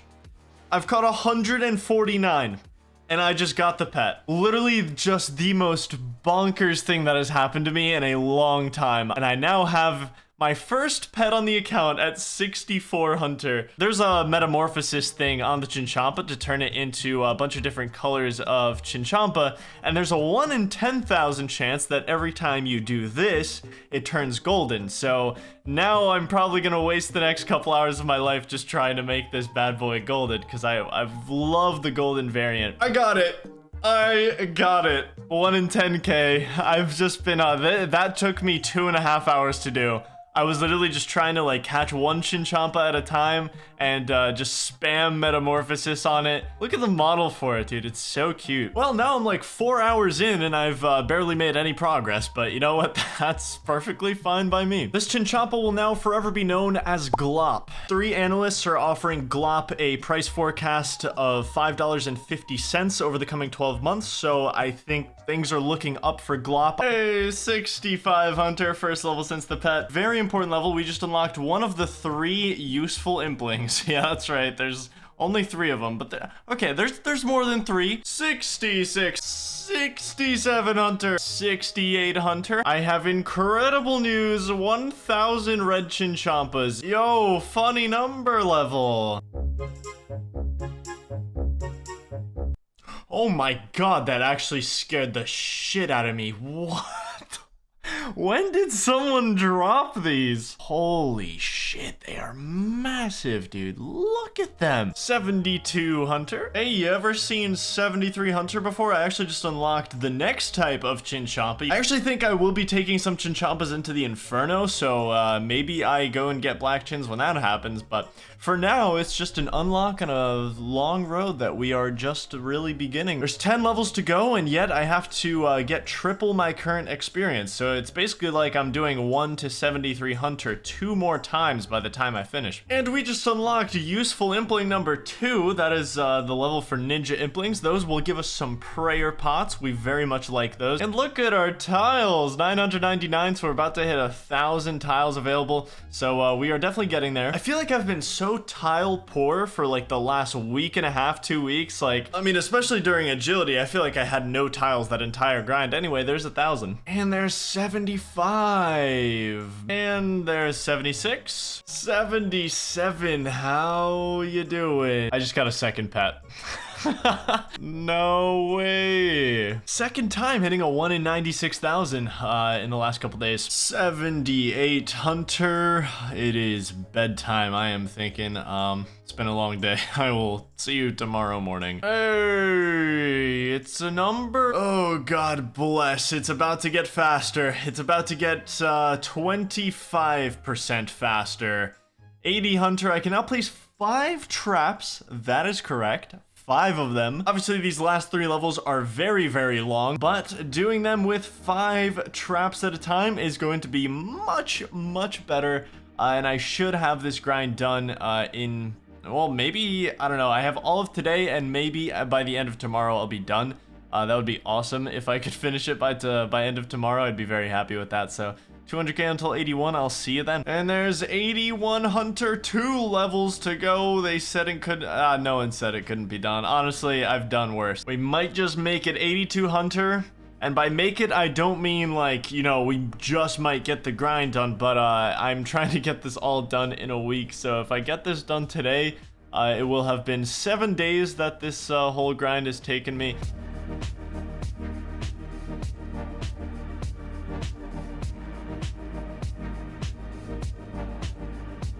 Well, my friends, it's been a long week, but it all comes to an end with one final box trap. This ends 7 straight days at Feldip Hills.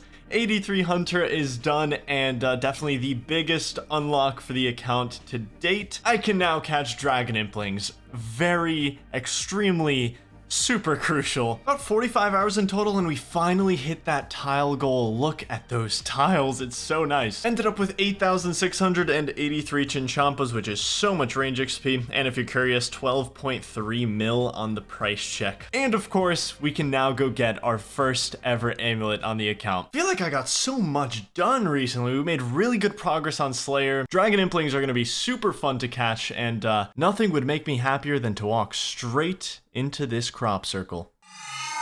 It has been a really long time since I've been here, and I came here with my son, which I'm very happy about. I am looking for a tiny man, and there he is. So this guy's gonna be really important because he's gonna sell me my first ever impling jars. Wait a second, I completely forgot this is a thing now. You can store your net and your jars here. This is like after my time. I haven't been here in years, so in the past, if you broke all your impling jars, it would be a mess to get them back. So I'm really glad that I can store more here now. You can come across implings anywhere in the game, but if you really want to look for them, this is where you go. Unfortunately, Piro is massive. Just one lap around this outer ring would be around 400 tiles, so I'm at such a crossroads right now because as you can see, I have 2,500 tiles, which has been the goal for multiple episodes. To stock up this many tiles and to enact the master plan. We're gonna talk about the master plan while I go finish off my current Slayer task. I guess I don't need any of the hunter equipment anymore. We currently have rock slugs, I believe. Yeah, we have rock slugs as a Slayer task, so I am gonna have to go unlock that. That's only gonna be like 50 tiles or whatever, and I'll get some of those back. So I would love to go hunt Dragon Implings right now and get an amulet, but if I use any tiles right now, I'm really not gonna have enough for what I want to do here, and that is the Underground Pass. And that is just a step of the master plan. The Underground Pass is the entry to the most impactful upgrades I can possibly get on the account. So I calculated roughly that I need 2,500 tiles to complete the Underground Pass, and there's really just no getting around it. I have to complete this quest if I want my account to be ready for the Inferno, which I honestly think will be the most difficult thing I have ever done in the game. I obviously have an Infernal Cape on my other account, but I'm gonna be doing it on this account with much worse gear, and I'm tile restricted, so it should be really fun, and I really want to be prepared for that moment. I honestly despise the Slayer task. Any task that you need to use an item to actually get the kill is just a horrible task, but I don't really have any other choice. I have to do this. I'm also really low on bolts, I just realized. 1,200, that's not ideal, but after I complete the Underground Pass, I have one more quest to do, and I'll be able to kill Zulrah, which is gonna be so insanely fun with bad gear on this account. I actually can't wait to do Zulrah on this account. The Underground Pass is the key to everything right now. And a rock slug task completed. Got 34 Slayer from that, not bad at all, actually. So for the Underground Pass, I pretty much have everything, except I also need to do Biohazard quest, which for the Biohazard quest, I also need to do the Plague City quest. So I have like a somewhat established path through the zoo, so that's what I'm gonna be taking. I have exactly 2,500 tiles right now, so it's actually gonna be super interesting to see just how many we use on these quests. One thing I forgot to mention, I'm basically a hardcore Iron Man this week because these 8,700 Chinchampas, if I die at any point, they are gone for good. There is no getting them back. That would be really, really devastating because they are a big part of my plan to get my range up and get more tiles, so I'm pretty sure the plan is just to not die. Okay, I've scouted like every Dwellberry spawn in the game, and this seems to be the best one, so I'm just gonna telegrab it from here as well. We gotta skimp out on tiles a little bit, because the Underground Pass is gonna slaughter my tile bank, so. And we're gonna need some rope. I just had such a big realization. I have every ingredient in here that I need for the Cook's Assistant quest, and I actually need milk for the quest I'm currently doing, but anyway, there's Cook's Assistant completed. What a big... All right, next I need some chocolate, and we have one more thing to get before I can go do the quest. Yes, we got it! Snape grass, that's the last thing I need. There we go, we have Hangover Cure. We can now go do Plague City and start the adventure. What a handsome little man. There is one part in the next quest that I'm kind of worried about, but I guess we'll talk about that when we get there. Edmund, we found your daughter, my friend. 257 tiles used. We can actually now teleport to Ardoin, so that's a pretty nice teleport to have unlocked, and we got 26 mining from that. All right, time for the biohazard quest. Use this very convenient log shortcut. I actually think it would have been better if I fell off that log. Now that I think about it, it would have put me closer to where I need to be. Oh, wonderful, I fell off. I'm probably gonna use this log in the future, so I guess I'll connect it. Haven't even started the underground pass yet, and we are about to hit under 2,000 tiles, and I also have to kill this man in cold blood. I am sorry, shield your eyes. I know he's just doing his job, but I'm just doing my job. So this is the part of the quest that I was kind of worried about. I have to take these potions over to Remington, but if I teleport, they're gonna break, and then I'm gonna have to go back and do it all over again. So I think what I'm gonna do is I'm just gonna take this path north. I'm gonna connect it to the path I already have in the market, and then I can go south and take a boat to Remington, and that shouldn't break any of the potions. So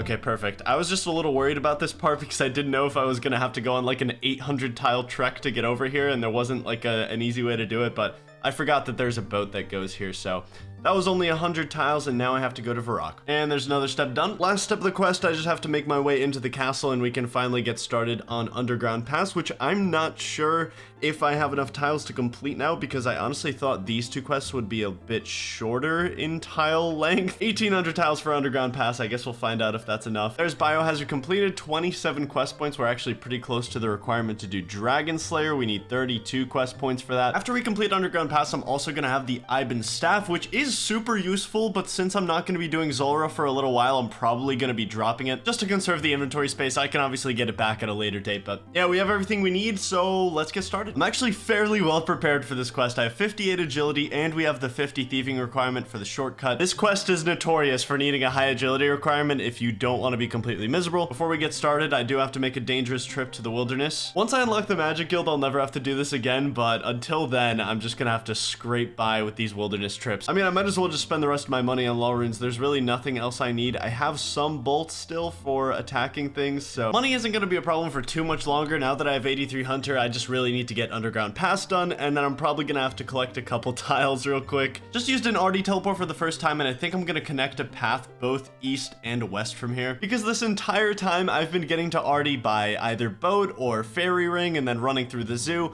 I just need an easy way to get here because I'm here so often. So now that I have the teleport to the center of the market, I can get here instantly, and I want to just have a path to both sides of the city. All right, Underground Pass started. I do need to spend some time getting a couple things for the quest, so I will be right back. And I'm back with everything we need. I mean, this path is going to be miserably inefficient to walk, but I mean, at least it's, I'm not going to be going here that often, so I'm just going to make whatever path saves me the most tiles right now, because I don't know if I have enough to finish the quest at this point in time. This entire quest was just made for people to experience pain. Oh my god, I don't have any rope.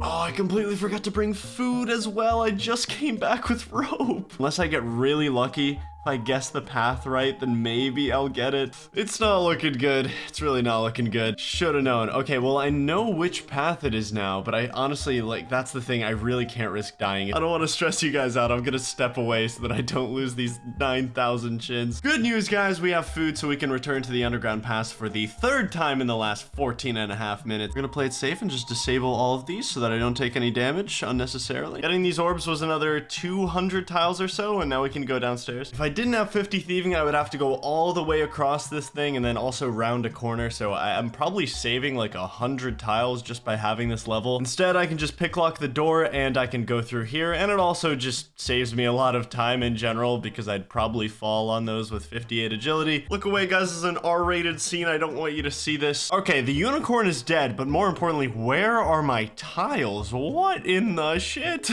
I guess this room moves into like a new instance when the unicorn dies, so all my tiles are gone all of a sudden. All right, 900 tiles to finish the quest. Let's see if we can do it. Got a little bit of a light bulb over my head. I literally think it would be beneficial for me to fall down at terminal velocity to just hit slam the floor of the bottom level. That's right. That's right. This is exactly where I need to be. He gave me food. What a nice man. Now I have to connect to my path in the northeast. Oh my goodness, look at my tiles go. People in the underground pass just eat dust. That's all they eat. That's all that's available here. Now I have to kill all 3 of these demons, and then later on we still have an RNG portion where I could definitely lose a lot of tiles if I get super unlucky. This is the one I definitely want to telegraph. There we go. That actually saved quite a bit. And we sacrifice all these amulets at this chest. It's so hot. Now I have to kill this spider boss. Okay, easy enough. Spider boss dead. We have 380 tiles left. This next part could honestly be pretty brutal. I basically just have to search a bunch of different cages for something in particular, and depending on which cage it's in, it's completely random. I could just spend a shit ton of tiles here, so I guess we'll find out. Good news, none of those cages had it, so I have to ascend to this upper level of cages. Hopefully it's not the very last one I check, but I guess we'll see. Yes, this was the cage. Oh my god, 183 tiles left.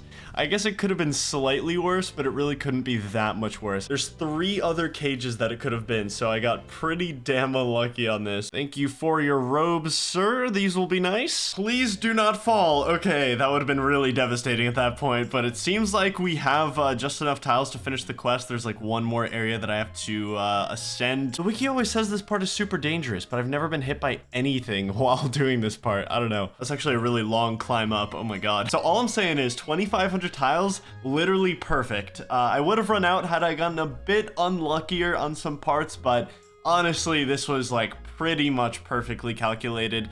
33 remaining. I'm still gonna need a bunch for Puro, so there's not really much I can do with this many tiles remaining, but I'm glad we had enough to finish the quest, because if I had to leave or something during that, that would have been really annoying. I mean, this isn't even the end of the elf storyline. I still have to do Regicide quest if I want to kill Zulrah, but that's gonna be like another 1,500 tiles or something, because the elven lands are massive. And there is the underground pass completed, 3,000 attack and agility XP, and we have our 32 quest points. We can actually do Dragon Slayer now if we want. And as soon as we do Regicide, we can go kill Zulrah, try to get a blowpipe. That would be such a massive weapon upgrade for me with my bone crossbow right now. So about this Iban staff, what I'm gonna do is I'm actually gonna alch this thing. I have 0 GP right now. I'm literally completely broke. So this is at least 25k for me, and whenever I get more money from Puro and everything else, I can go and get another Iban staff, repair it, upgrade it, etc. But right now it's just not worth keeping in my inventory. I'm not gonna use it for like a month. So it's time to do what I've been dreaming about, and that is catch dragon implings,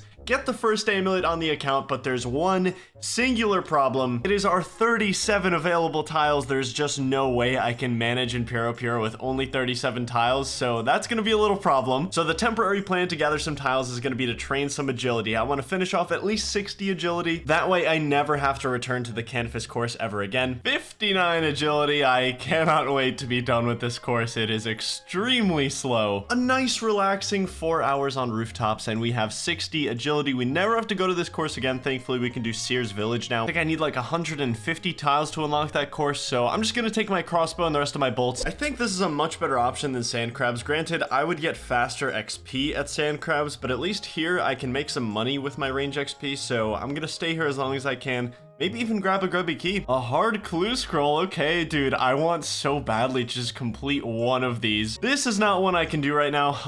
I'm like 4 billion tiles short at the minute, so that's gonna do it for me. I am completely out of bolts, but we made actually a really decent amount of progress here. I got some extra tiles. Very satisfied with our little temple spider trip. I didn't really have many bolts, so it wasn't gonna be amazing no matter what, but I think it was pretty good under the circumstances. So now, see what we can get from this grubby key. Some brews and restores are always welcome, and we got some blood runes. That's a lot of blood runes for money, actually. That's beautiful. And we got some restores, so that was actually like as good as a key could get, I think. I guess only thing better would be to get some brews from that, but I was very diligent with hopping worlds every single cell, so we're up to 73k GP from that. So much better than the 0 I had. We need to make some planks real quick. Look, I know I just made this money, but this is extremely crucial. I have to build a home for Glop. I'm kind of risking him right now by bringing him everywhere with with me, and this way, every time I teleport to my house, I'm gonna be able to see him. So I think I'm super happy to make this investment. He's just gonna have his very own home here, a little oak house. I will upgrade this as soon as, oh, I don't have a hammer. We turn off build mode, and we just put him in here. Look at him, bro. He has look at how much space he has to roam. He's gonna be so happy. Now, every time I teleport in here, I'm gonna be able to see him. It's gonna be beautiful. I'm actually gonna reinvest in some bone bolts and go back to temple spiders for a bit because they do drop nature runes, so I kind of want to grab some more of those because I'm gonna be using a snare in Puro, and that takes a lot of nature runes, so.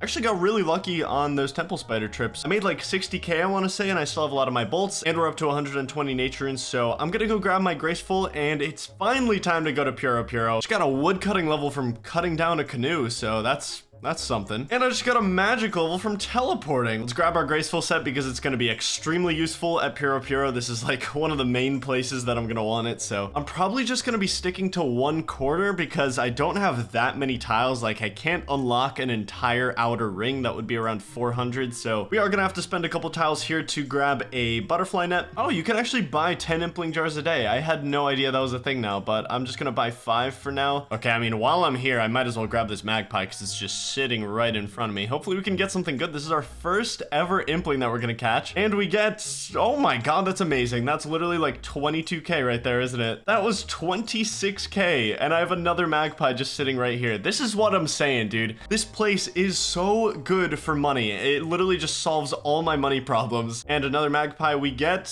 nature tiara. Okay, not that interesting, but what I'm gonna try to go for first is this magic butterfly net. I need 3 gourmet, 2 earth, and 1 essence impling. Got a special delivery for you, sir, and I would like the magic butterfly net. There we go. So now I can actually put this thing away whenever I am no longer using it, and we'll have the 10% extra catch rate for the rest of my entire life. So the rare implings spawn in the southeast and the northwest. They can wander anywhere, but that is where they spawn, so I do want to use the rest of my tiles to get over there. I want to try to at least mostly unlock this corner so that I can just kind of have free roam. Got another magpie. Let's see. 4 rings of life. Okay, that's actually really good. That's like 9k. I really just need all the money I can possibly get. Whenever I do find one, though.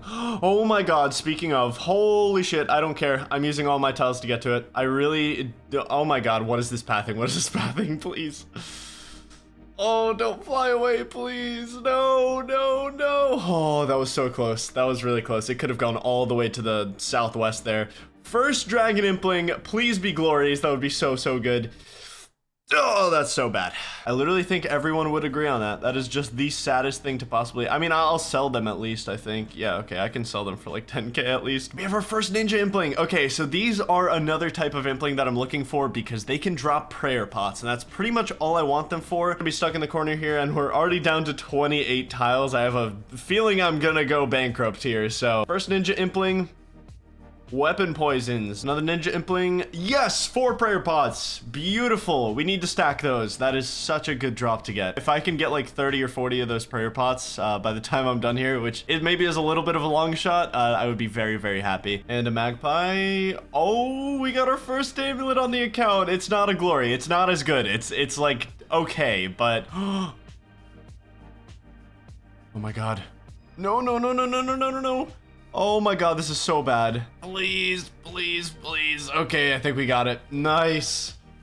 And 200 dragon darts. That's actually pretty damn good. I mean, I will happily keep those. That's still some range XP or darts for my future blowpipe. That's another thing. I completely forgot. How many tiles is this? 5, okay. I just feel so naked on this game without an amulet. And, you know, I've felt naked for hundreds of hours on this account so far, but we finally have a power amulet, which kind of blends into my graceful, I'm not gonna lie. It's actually a little anticlimactic that I can't really appreciate it because I can't see it that well. But first amulet on the account, still gonna be going for a glory because it's obviously much better, but it's cool to have an amulet. I'm quite literally at 0 tiles. I am fully tile bankrupt right now. Actually, if I alch something right now, I'll get a tile back. Okay, cool. I'm gonna put my graceful away temporarily because I'm too tile poor to continue Puro right now, which is unfortunate because that's all I want to do. I want to keep hunting for the glory. It's time to range some sand crabs to get some tiles back. And there's 81 range. Beautiful. We have 63 tiles after that. You know what? I'm feeling ready. All right, just kidding. Quick pit stop at the nature rune chest because as you can see, I'm running pretty low on nature runes after just one trip to Puro. Snare is pretty expensive, man. It's 3 nature runes per snare, and I have to freeze pretty much every impling that I want to catch. I think that is where I'll call it. 213 nature runes took about 45 minutes to get them, so we have another dragon impling. Let's go. Dragon impling number 3. Okay, it's actually not bad. That's a lot of money. That's probably like 60k in the store if I sell all of these. So dragon impling number 4, let's go. All right, let's see what this is. Number 4. Yes, there it is. Oh my god, it only took 4. 1 in 19. That is definitely the luckiest I have been on. Okay, that's not true. I've been much luckier on glories. We got him, baby. Let's go. The best amulet I can get for, I'm sure, a very, very long time. I'm gonna save 2 of them. I'm gonna alch 1 because I want to mount one in my house and I want to wear the other one, obviously. So that's so exciting, dude. I'm so glad I got those early. I'm gonna still hunt implings, obviously, because I want to make some more money. I want to stack some more prayer pots and stuff. But all right, let's unnote this bad boy. There we go. Look at these bonuses, man. So good. I'm really glad I got the amulet done before I used all my Chinchampas. That's pretty much my main point of going to Puro before using all of them and kind of risking them throughout, because now I have an amulet for every single one of those 9,000 Chinchampas that I'm gonna throw, and they're just all gonna be more accurate now. So honestly, my next goal is to complete a hard clue scroll. I'm gonna spend another 10 to 15 hours at Puro, make a bunch of money, and then we're gonna go use all of these Chinchampas on temple spiders. I have to make some space in my inventory because we're about to train some construction yet again.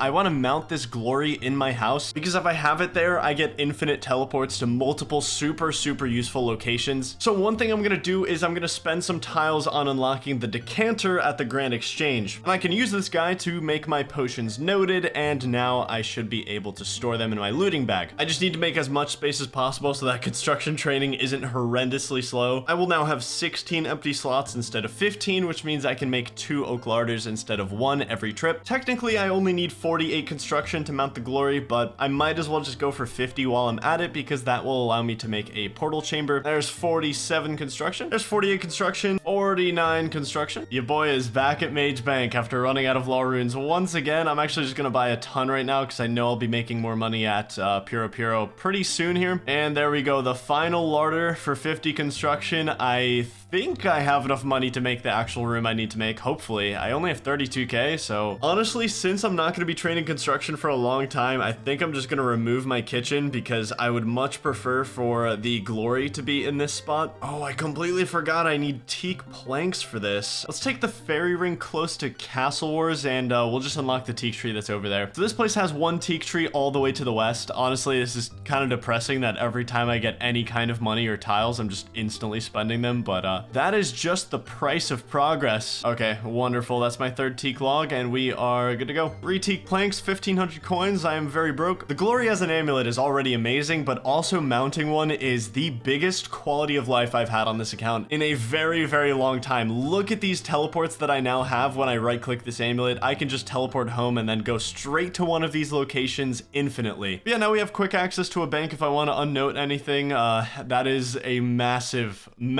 quality of life difference for me. This is my looting bag currently. It's a mess. It's a complete mess. It's mainly the sharks. I don't know why I kept those. I was gonna use them for a fire cape, but the plan is actually to destroy my looting bag here. I know it's a little crazy. I'm a little insane, but everything just drops out on the ground. You can pick it back up. The sharks get deleted, but that was part of the plan here. So you can't drop food in the wilderness, so it just does that on purpose. But I wanted to clear out my looting bag. In fact, I have to go get another one. I completely forgot about that part. I actually just want to use my guams right now. It's like 1400 herblore XP that's just kind of sitting in my bag, and it would just get me a nice start to herblore training. Getting to 38 herblore to make my own prayer pots in the future is going to be pretty damn important, so I just want to get a jump start on the skill. These have been waiting in my bag for a while now. We bought our water and we bought our eyes, and we are ready to go. Herblore is a little hectic without a bank. It's just a lot of item juggling and stuff for me. It's not ideal, but you can get the job done. 8 herblore, 9, 10, 11, and there we go, 12 herblore. That is every single Guam used, which means they're no longer going to be sitting in my looting bag, which is a massive benefit for me. Now that that's done, let's go do some cool stuff. We are officially back in Puro Puro. What I'm mainly looking for, well, honestly, I'm still looking for dragon implings. I still want to get as many dragon darts as I possibly can because I'll be looking for a blowpipe in the future. So having a lot of dragon darts just makes the blowpipe insanely good. And if I can get a mystic robe bottom from a dragon impling, I think I'll actually keep it for Zulrah in the future. So getting a mystic robe bottom would be great. Both of those are 1 in 19 from dragon implings. Ninja implings, we're just looking for prayer pots, also 1 in 19. And from magpies and below, we're just looking for anything that we can alch for money. I want to leave here with a really solid cash stack. I'm thinking like over a mil in GP, which, oh, we have a magpie. I think the big roadblock here is just going to be keeping up with the nature runes that I'm going to have to use to keep catching implings. Super expensive, but there's our first magpie. Mystic gloves, okay. Not looking to keep the gloves, so they are just gonna be a 6,000 GP alch, which we will absolutely take. And we got ourselves a ninja impling, and we get, oh, that is so big. This is gonna triple my cash stack pretty much. 47k after that. Magpie, rune warhammer, beautiful.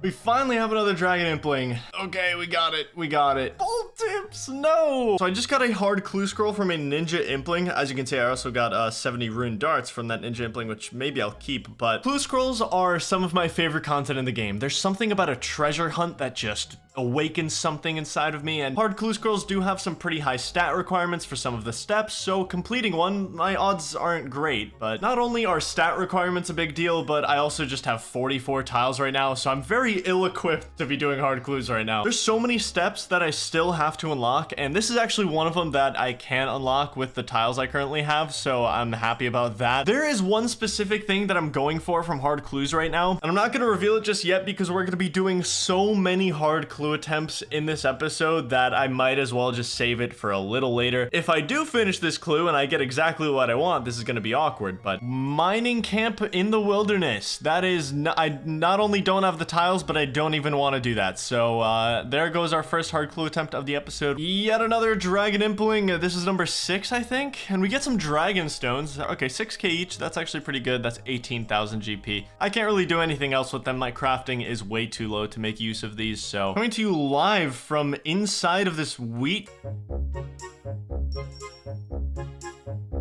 Yes, 4 more prayer pots from a ninja impling. So nice. The more of those I get, the happier I am. Looks like this magpie is gonna get away because I'm completely out of nature, and so we're gonna call it there for this first trip of implings. I decided that while I have money here, I should absolutely invest in a chapel. Now we can build an altar right here in my house, and I'll have an easy way to restore my prayer every time I do another trip of temple spiders. So happy. Look at Glop, bro. He's so cute. He's in my costume room. He's just hopping around. He's so happy. That makes me happy. Every time I get prayer pots from a ninja impling, I'm just gonna decant it. Got some prayer pots, got some super restores, but we definitely need a lot more of both. Spent about 45 minutes here, got 200 nature runes, so this should be enough for another trip. Let's go. We've got a dragon impling, and it's, yes, dragon darts. Perfect. One of the things I actually wanted. I cannot express how incredibly good dragon darts are when I get a blowpipe. Literally just insanely good. I've got one of each rare impling here. We're gonna open magpie first. Not good. Ninja next. Not good. And dragon. 3 glories. Okay, that's like 36k. We'll take it, actually. It has been so long since I've seen one of these. I don't have the hunter level to catch it. I need 89 hunter to catch this thing, unfortunately, but very exciting final 2 impling opening. We've got a rune warhammer and mystic boots. Not bad. Okay, we actually don't have any nature runes to alch these, so we gotta get some more. Got another ninja impling for some onyx bolts, which actually pushes me to a 500k cash tag for the first time on this account. Let's go. There it is. Oh, we got a hard clue. DKS fairy ring. I don't know if I can. Yeah, actually, there's no way I can do this. I have 16 tiles, but I actually want to just check real quick. Oh, I have to dig all the way down there. I mean, it's definitely still a clue that I want to keep on me, though. I can definitely get enough tiles for that fairly easy. Gonna keep it on me for now. I'm almost done with Puro Puro, and then we can get some tiles and try to finish it. Dragon impling. Bolt tips again. I love it. Another dragon impling, and we've got, okay, that's actually big. That is so much money for me. Dragon impling, Dart, oh, these would be so good if they were the actual darts. I am not going to be able to fletch these. I believe I need 95 fletching in order to make my own dragon darts. So we're just looking for the completed variant.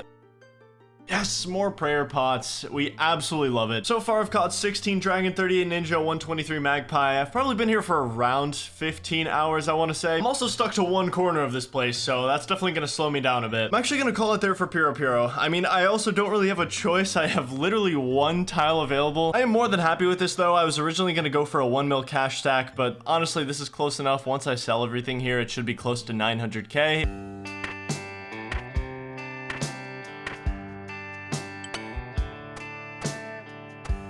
It is officially time to get started with the main grind of the week, and that is using all 8,683 of these little red fluffy exploding chinchillas here in my inventory. I am also going to buy my crossbow back, which I sold to have more inventory space for construction. And I'm going to buy back my bone bolts because there are going to be situations where a spider's just going to be low health, and I'm not going to want to use a chinchampa on it. I'm just going to want to kill it.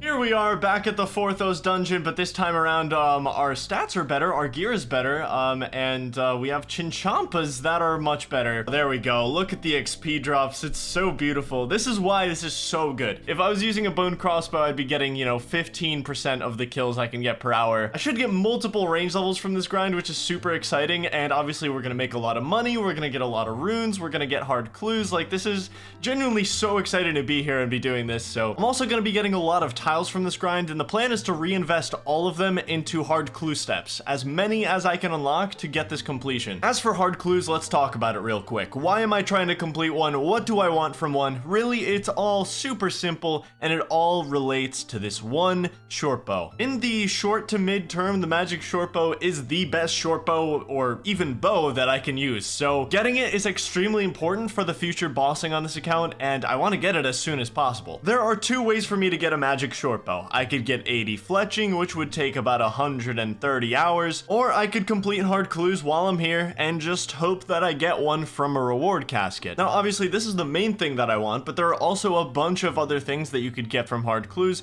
that make them incredibly worth it. Aside from the stuff that I will just never realistically get, and it's just unfathomably rare, there's a ton of stuff that would be super useful. I just have to actually complete a clue. Ooh, grubby key. Okay, so we actually really want these. I want to stack as many potions as I can.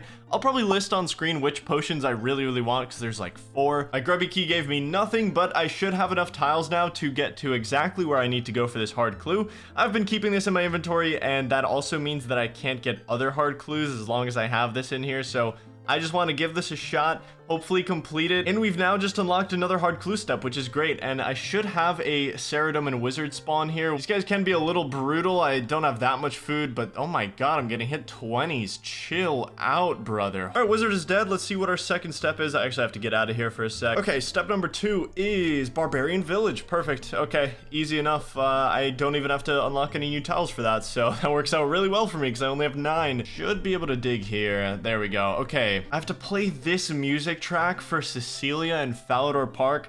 That is nuts. Oh my god, I need Kingdom Divided for that. There is no chance in hell I'm doing that quest. That is actually like one of the harder requirements I've seen so far. Oh, another grubby key. Let's open this up. And we get some prayer pots. Very nice. 62 magic. How you doing? 4 more levels until we can enter the magic guild, which we actually really want. Another grubby key. We're actually, my inventory is not looking so hot right now. Okay, nothing great from that key. In fact, just a bunch of food, which is actually helpful. We're about 1,000 chins deep, and we are officially gonna get our first 1 million GP cash stack after 1 more alch, maybe? There it is, baby. 1 mil cash stack on the account. Really solid achievement, and yet I guarantee you that we will 100% run out of money. This is not a lot of money. And another key. Okay, ranging pot, really good actually. We've got a range level coming in, 82 range. We finally got a clue! Dig at the Clan Cup trophy southwest of the Cipher Abbey. I have 211 tiles. I should be able to make my way over there and do this clue step. This one isn't that bad because I already had a line pretty close to the crafting shop that I had already unlocked, so this is gonna be a little over 100 tiles to get over here, but honestly, this could have been a lot worse. And once again, we have another clue step unlocked once we walk here. So, okay, beautiful. Step number 2 is Hamid at the duel arena. That's actually pretty close as well. I think the play for this might even be to make a ring of dueling and just teleport here and then walk there. I think that saves me a lot. There's our gold bar. There's our emerald. We got our ring mold. There we go. And let's make our emerald ring. This will be my last ever trip to the Mage Bank, so everyone who stresses out whenever I go over here, which I completely understand, I'm risking so much going over here every single time. I could just get attacked at any moment. I am going to spend so much of my money here. In fact, probably most of my money is about to go into law runes. Let's enchant this ring real quick. We now have a ring of dueling, so we can teleport with that. By the time I run out of runes, I will definitely have another alternative to buy law runes, so this is my last trip here, and we made it safe, so no more stressing out about this place. It's great. Okay, I think that's pretty good.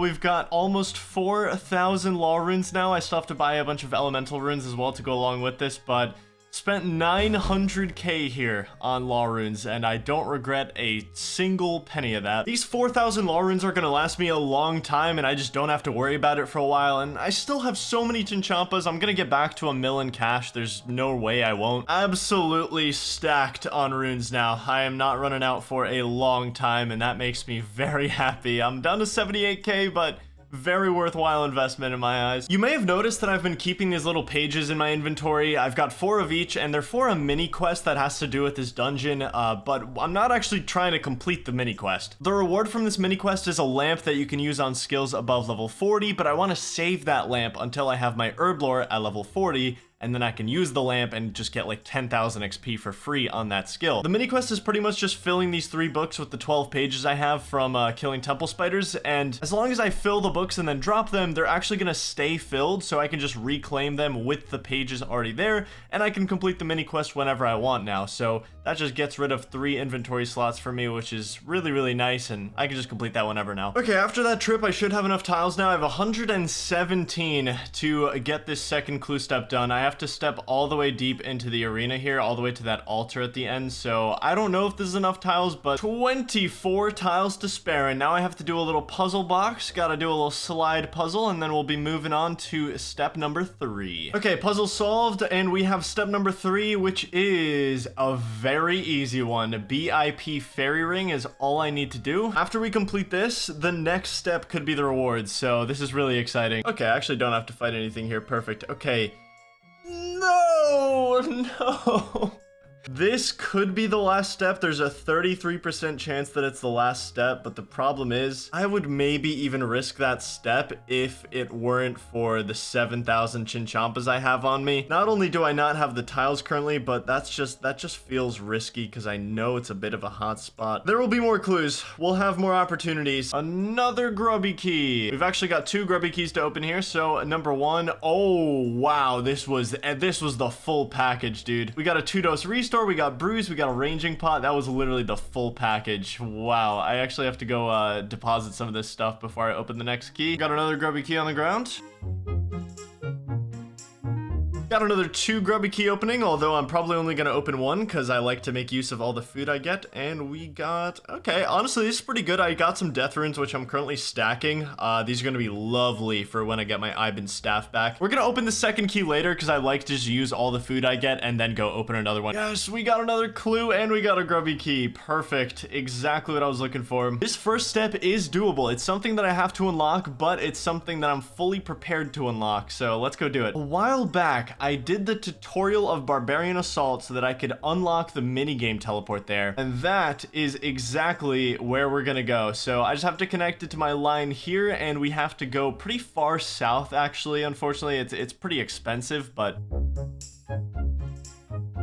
wonderful. Okay, step number 2.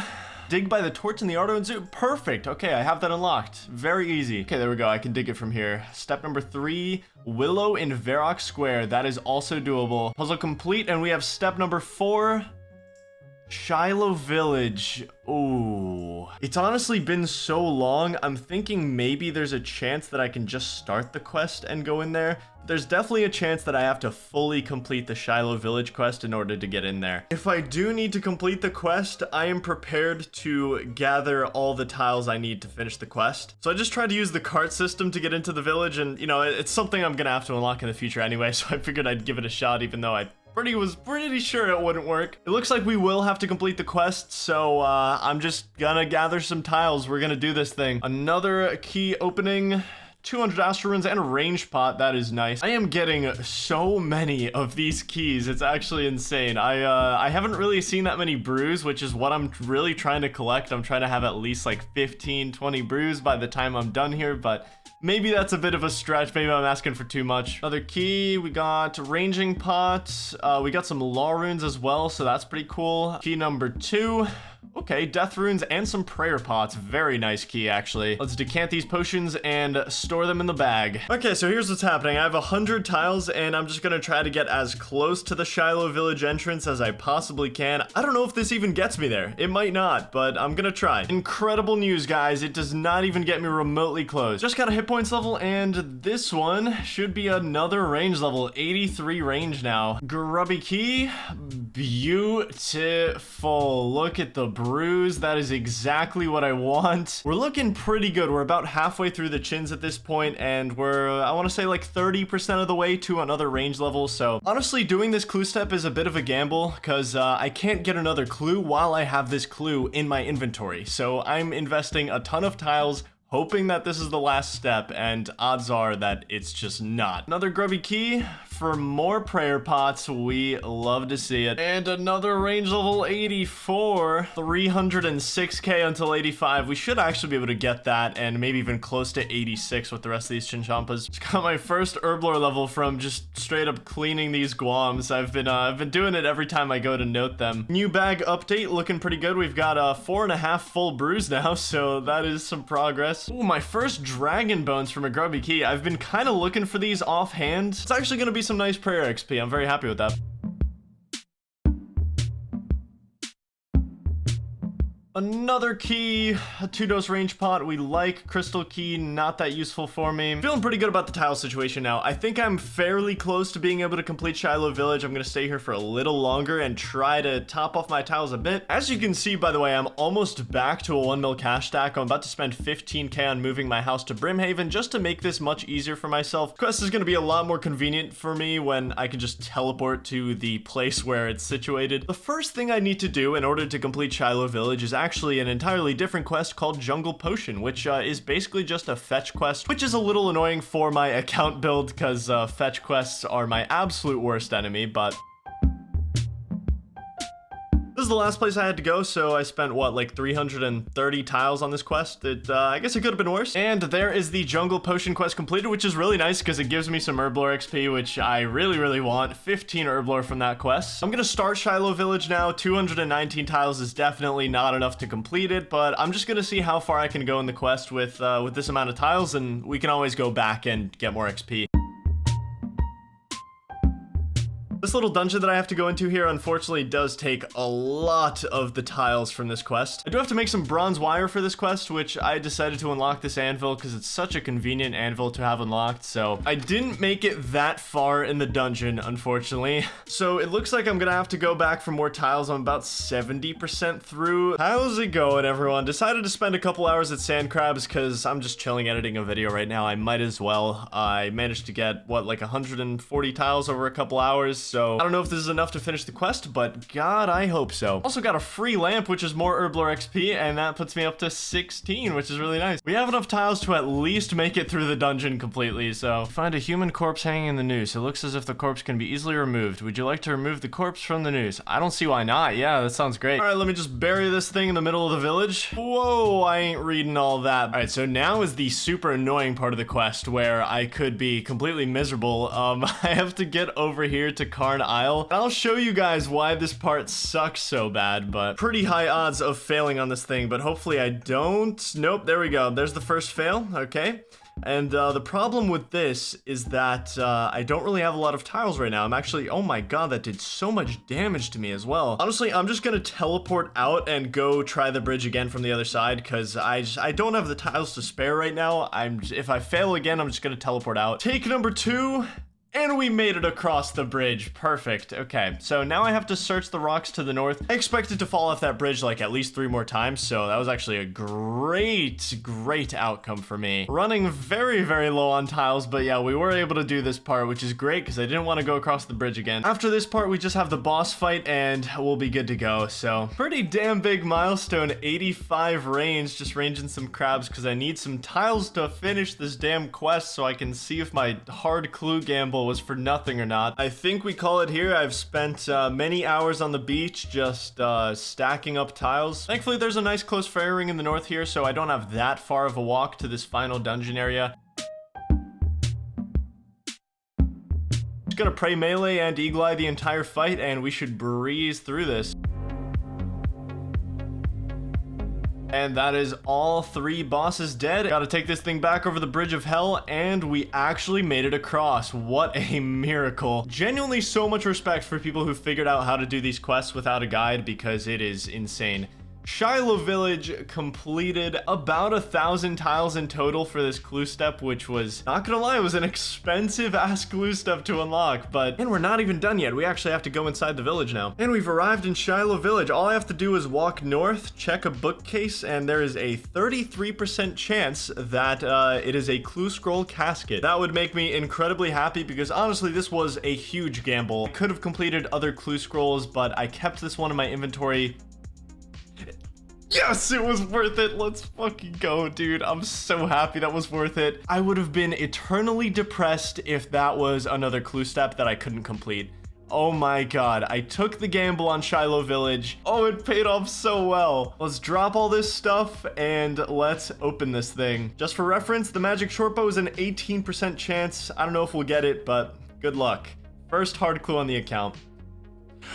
Oh my god. Oh my god. Oh my god. We got it. Got the war blessing as well. Got an Armadillo page, purple sweets. I actually can't believe I got it. I literally just look at how much better it is. It's so much better. Plus 53 accuracy for the bone crossbow, plus 80 for the magic short bow. I don't have arrows for it yet. We're not going to use it for a little while, but just having it is insane. I'm going to be able to use it later on. We also got the black d'hide chaps, which are awesome because I'm probably going to be using black d'hide for the Inferno and not Void. So I literally let go of so many clues just trying to complete this Shiloh Village step, and it ended up paying off. It was honestly kind of a dumb gamble, but at the same time, I really wanted this step completed. So that magic short bow is absolutely legendary. Could not have asked for anything better than that. Yo, Grubby Key, I've actually almost opened 40 of these at this point, and I'm at 4.5 brews, I think like 6 restores. It could be better, but I guess it also could be worse. I'm just trying to stock up as many supplies as I can for the Inferno so that I don't have to make my own potions. Did someone say hard clue? My first hard clue since completing the last one, and this is Yanil Anvils. That actually is doable. I just need some more tiles, I think. I don't know if 121 is enough. I think right now, my main thing that I really want from hard clues is God d'hide boots, because I don't really have any good boots that I could use for the Inferno or Zulrah later on. Well, I figured my best way of getting here is through the fairy ring that's kind of close. I just don't have the tiles, it looks like. I'm gonna be probably about 30 short of getting to where I need to dig, which is unfortunate. I'm gonna have to go back and chin for a bit longer, but this is definitely a clue step I want to unlock. This is one of the easier steps. Grab a key number 39 or 40, I'm actually not sure. Grimy Toadflax, okay. Ranging potion, pretty good. I can just get one more XP drop. There we go. 39 tiles, that should be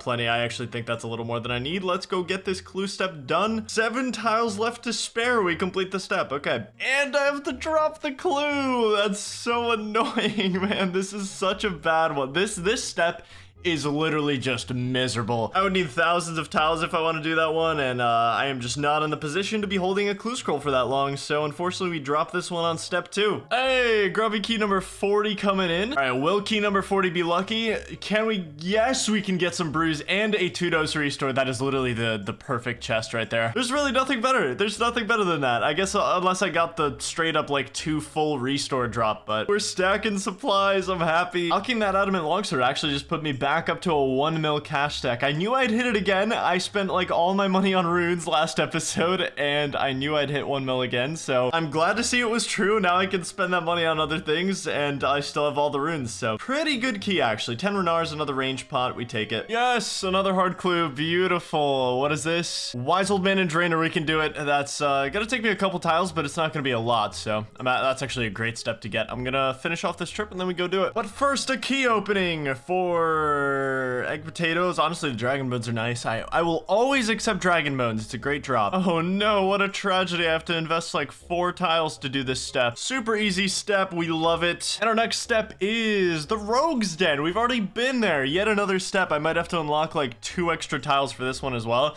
And that's another step that I can complete. And our third step is west of Shiloh Village. Perfect. This is the place with the Bridge of Hell. So I can absolutely do this. We're getting very lucky on this clue so far. And we didn't fall. Look at that. Third step in a row where I just have to add like a couple more tiles to what I already have unlocked. So it's working. We're unlocking more clue steps as we go. Oh, I got some death runes. Don't mind if I do. Gonna be step number 4. Oh, I don't like it. I really don't like it. No, there's no way I'm doing that. That's so unfortunate because this is step 4, which could be the last step, but I mean, I don't have the tiles for that for 1. 2, it's just really dangerous. Well, we unlocked some steps at least, so we got a completion rate up for the future, but no time to focus on what could have been. It's time to grind. We need to go. We are on the final stretch. We're in the double-digit range for Chinchampa's left. I've been here for several days at this point. I actually can't wait to show you guys the total loot. I've been tracking it, so I'll be able to show you as soon as I finish off this final trip. We're also just barely gonna edge out a range level before we finish this, which is awesome. And there's the final Chinchampa. We are all done. Let me just grab everything that's missing on the floor. We have 1 final grubby key to open, and this grind is officially done. I think this is my 45th grubby key. If I could get 1 final set of brews or restores, I would be so happy here. Or prayer pots. Pretty much anything that I actually need would be so great to finish this grind off with. Okay, nothing great from the final key. Just got a parting gift of 58 thieving for picklocking the door, so that's pretty cool. In the end of the grind, we killed 4,726 temple spiders and received just around 6.7 mil in loot, 45 grubby keys. Honestly, what really surprised me was just the raw cash. Look at those coin drops. That's just straight coin drops. It's not alking or anything, so that actually surprised me quite a bit. Ended up getting 6 full brews, which is the most important thing that I wanted because those are by far the hardest to get. I honestly thought I had more restores than this. I actually could have sworn I had like 6 or more, but I don't know. We won't talk about that. I'm sitting at sand crabs a bit. I'm trying to stock up at least a few more tiles because I'm about to do some Slayer, and that's just gonna be draining pretty much everything I have. We got a lot of tiles during that temple spider grind, but they were pretty much all reinvested back into hard clue scroll steps. So with the temple spider grind done, I'm pretty much just fully focused on getting everything ready to take on Zulrah in a few weeks. This next goal doesn't directly relate to Zulrah, but it's something that I'm gonna have to do in the future, and I figure right now is a great time to do it. I want to hit 55 Slayer. It's probably going to take me the full week, but I really want to hit this because it's pretty much like the milestone level for early Slayer. It has by far the most unlocks out of any other Slayer level just off equipment alone. It gives me access to all the leaf-bladed weaponry, the Slayer staff, the enchanted Slayer staff, broad arrows, broad bolts. 55 Slayer does not mess around when it comes to unlocks. I get a lot from getting that level. And high Slayer is just going to be necessary for the end game of the account, so making any progress toward that is very efficient. I'm hoping that throughout my 55 Slayer journey, I can collect 300 Slayer reward points and use them to unlock broader fletching, giving me access to broad arrows and broad bolts, which are the most cost-effective yet strong ammo I can get. 55 Slayer is probably going to take me the better part of a week, and it's going to be extremely expensive tile-wise. But we'll probably unlock some cool things on the way, so let's get started. Back in the saddle, baby. 162 cave crawlers. I'm in such a good mood right now, and all I want to do is Slayer on RuneScape.com. I actually really enjoy this task just because I can train Herblord during the task. I do hope I get some new tasks because honestly, my Slayer journey so far has been a lot of the same, but humble little 17 Herblore. Fine, I'll do cave crawlers until 99 Herblore. Stop begging. First level of the 55 Slayer grind, 35 35. Wow, I am actually really low on bone bolts. I can't even finish this task. 14,200 bone bolts reloaded into the ammo slot, and we still have over $1 million cash, so I can feel rich. And task completed. That is such an underappreciated task. 18 herb lore, so I got 2 herb lore levels just from completing a Slayer task there. That was beautiful. Haildar, my dear. 156 black demons. That's gonna take me the whole day. That's literally like a full day long task. Yeah, that is a very, very long task, but it should get me to like 42 or 43 Slayer. Like, that is such a fat task. So here's my thought process on this, because right now I actually cannot do this task because I don't have the tiles to get over to black demons. This is where the black demons are, and right now to get there, what I have to do is I have to walk all the way through here, all the way through here, all the way through here,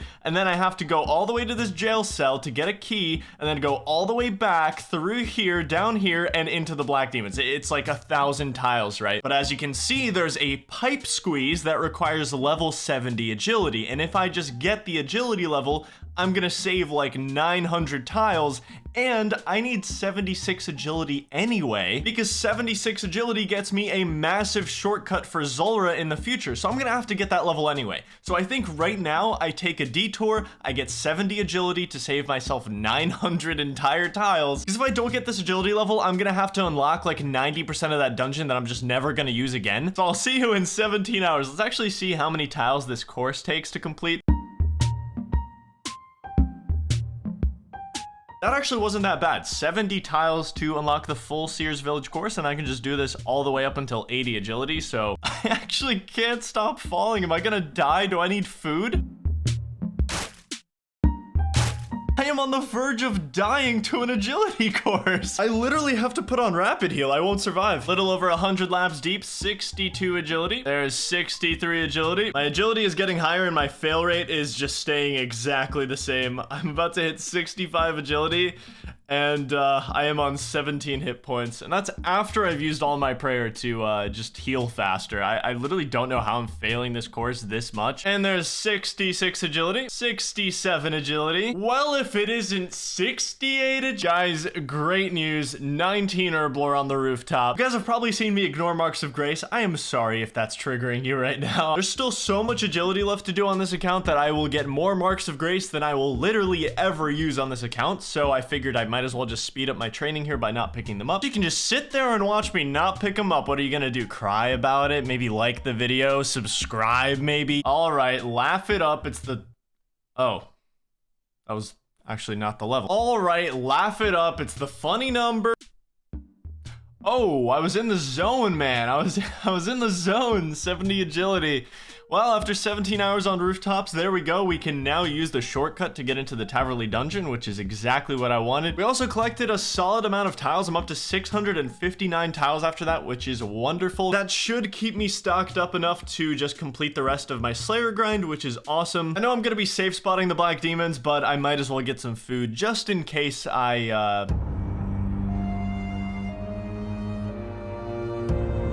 everything we trained for right here. That's the 70 agility coming in. Look at that. We just crawled through that pipe like it was nothing because we're so agile. And now we just safe spot from right here. And this task is going to take very long because the bone crossbow, as you can clearly see, is very inaccurate. I'd love to use my magic shortbow, but I just don't have any good arrows for it yet. That's probably what I'm going to do after 55 Slayer, but for now we'll just rough it out, and at least we'll get a lot of XP from this task. On the bright side, I do get 65 prayer XP per kill here, so I actually should get a ton of prayer levels from this too. 36.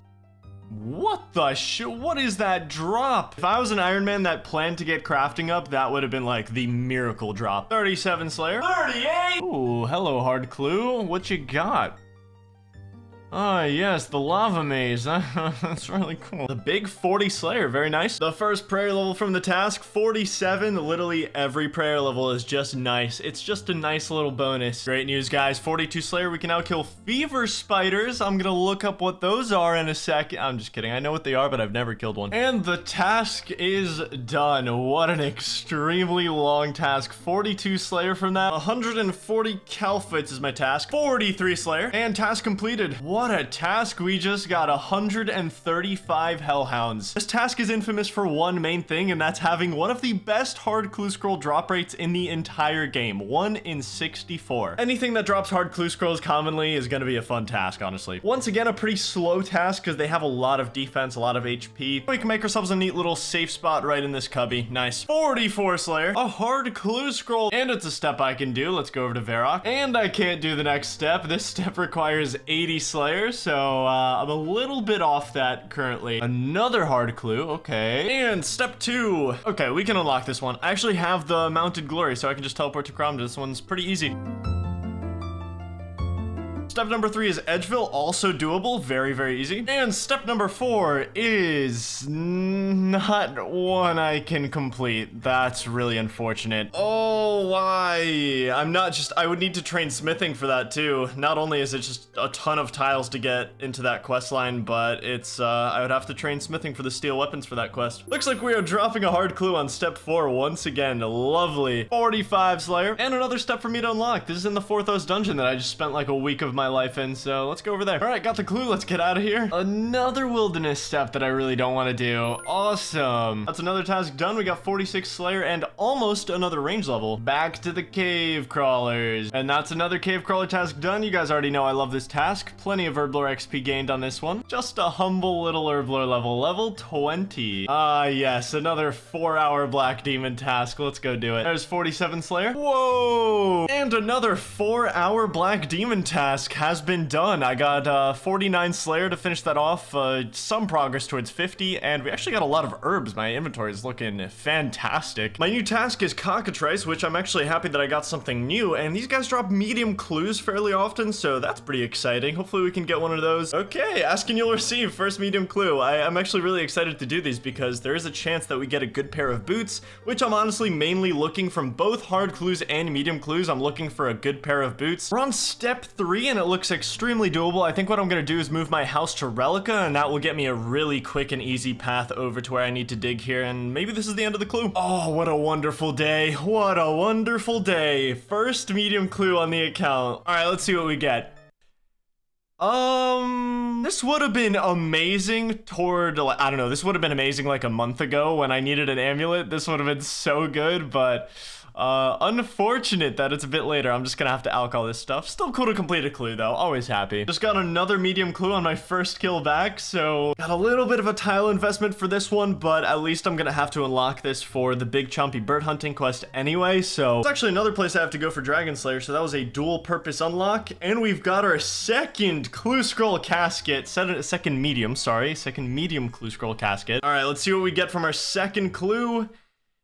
Green D'hide body, purple sweets are kind of cool. Nothing else that I really need from this, but it's cool to complete yet another clue. I will take the purple sweets. Maybe I start stacking those. Feels like forever that I've been trying to get this range level. There we go, 87 range. A lot of progress made on that over the last couple days of Slayer. And that is task complete. Let's go get another one. Ladies and gentlemen, it's time for another 5-hour Black Demon task. We're getting close. We're getting pretty close. 50 Slayer, very nice level. 5 to go until we have all those unlocks. We also unlock blood velds with that level, which is really nice. That's a pretty good task. It's a lot of XP and it's a lot of blood runes, so 49 prayer. This actually unlocks a pretty decent prayer. I have definitely used redemption quite a bit over my RuneScape career, so 51. Humble little herblore level. These tasks genuinely feel like they take me days. Like, I know I just did this in one day, and you know, I'm almost 52 Slayer now, so I got a lot done here.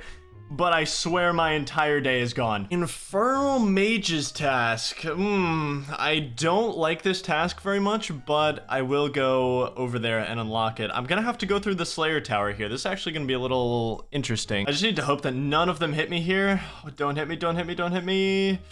Please. Okay, we dodged a bullet. Perfect. I was really hoping not to get hit by one of those guys because they would have drained my stats to like half of what they are. Because otherwise, I'd be temporarily doing this task with 35 range and it would have taken like 30 minutes for my stats to get back to normal. I'm gonna have to prayer flick most of this task. These guys are unfortunately extremely accurate. Even though I have super high magic defense gear, it just doesn't matter. They're gonna hit me no matter what. So the dream item from this task is the Lava Battle Staff. That would be so good to get. I think it's 1 in 1,000 though, so probably not gonna get it. But if I did, that's infinite fire and earth runes in than 1 staff, so I would just be able to completely free up an inventory slot. That would be so good. 52 Slayer. And there's the Infernal Mage task completed. That's our big task bonus, so we got 50 points. We're up to 190 Slayer points after that. Unfortunately, no Lava Battle Staff for us, but I will survive somehow. The game plan. I'm gonna go speedrun some easy tasks because right now I'm not gonna hit 300 Slayer points at the same time that I hit 55 Slayer, which is not ideal, so I'm gonna go speedrun some tasks,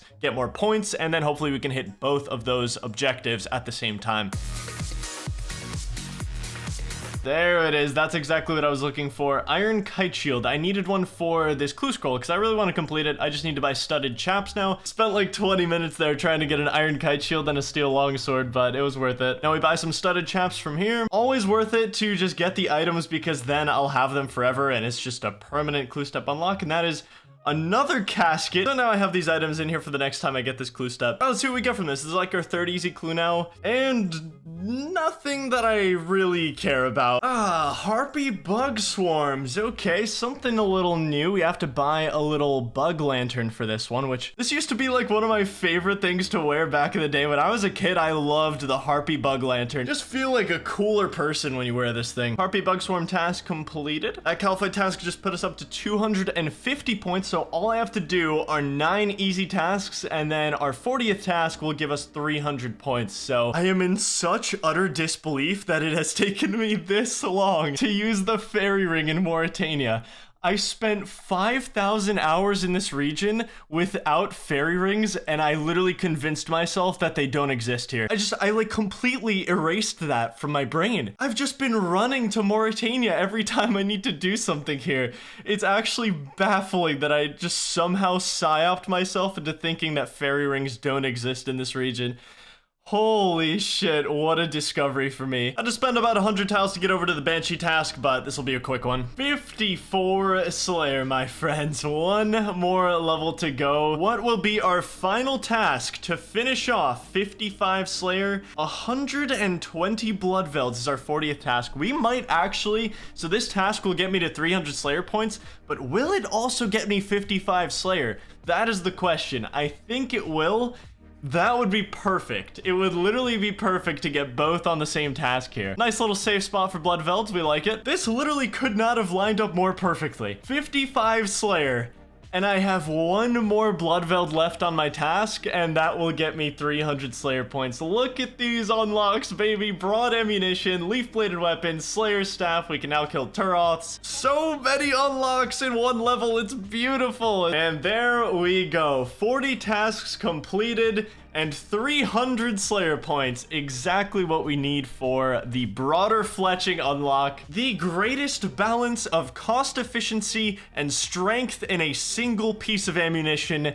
And we can now make it. 7 billion unlocks with that 1 Slayer level. It's been a nice week. We got so much progress done. I'm kind of close to 88 range as well. I am extremely excited for what we're doing next episode because I think it's going to be a little bizarre, and I think you'll really like it. So I'll see you soon. We have a lot to talk about. The master plan is in full effect, and it's time to engage step 3. And step 3 means we're gonna have to do something a little unusual. For the next upgrades on the account, I'm gonna be completely at the mercy of other players and my own skill. We're gonna get to what that is. I'm gonna tell you all about it, but I do need to go get some tiles right now. I have 600. Let me just say, 600 is not a lot. That is nothing. That is nothing compared to what I need to finish the master plan. It's a good start. I have no idea how many tiles I'm gonna need for these upcoming upgrades, so I'm actually gonna play it a little safe. I'm gonna go over to Hellhounds right now. We're gonna camp them for some XP, which turns into tiles, and maybe complete some hard clue scrolls. That would be beautiful. Well, if it isn't my first clue scroll, there we go. I've been here for over an hour at this point, and it doesn't matter because I can't do this one anyway. I'm just gonna stay here until 50 prayer because at that point, it'll feel like I actually got a milestone from here. You know, a prayer point is just always nice. Oh, got another hard clue. This one is so close yet so far. This is Regicide. I need to complete Regicide for this. That's gonna be next week. I still need 76 agility for this as well. That's not one I can do right now. I need like 3,000 tiles for the next 5 or 6 quests I want to do. So, well, we didn't complete any clues, which is really why I came here. I wanted to have some fun, but 50 prayer is another bonus as well. I'm very happy with an extra prayer point. It literally always helps. And we got an extra 80 tiles to pursue these next upgrades with, so I'm very happy with that.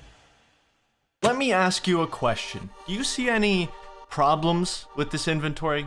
Well, on the surface, there are no problems, but having more space is the lifeblood of an Ultimate Iron Man account. To bring more food, potions, or gear to a boss is priceless, and that's what this main upgrade is about. Our goal over the coming weeks is to kill Zulrah, which will be quite the test for my account in its current state. To make that goal as achievable as possible, we need to head over to this minigame.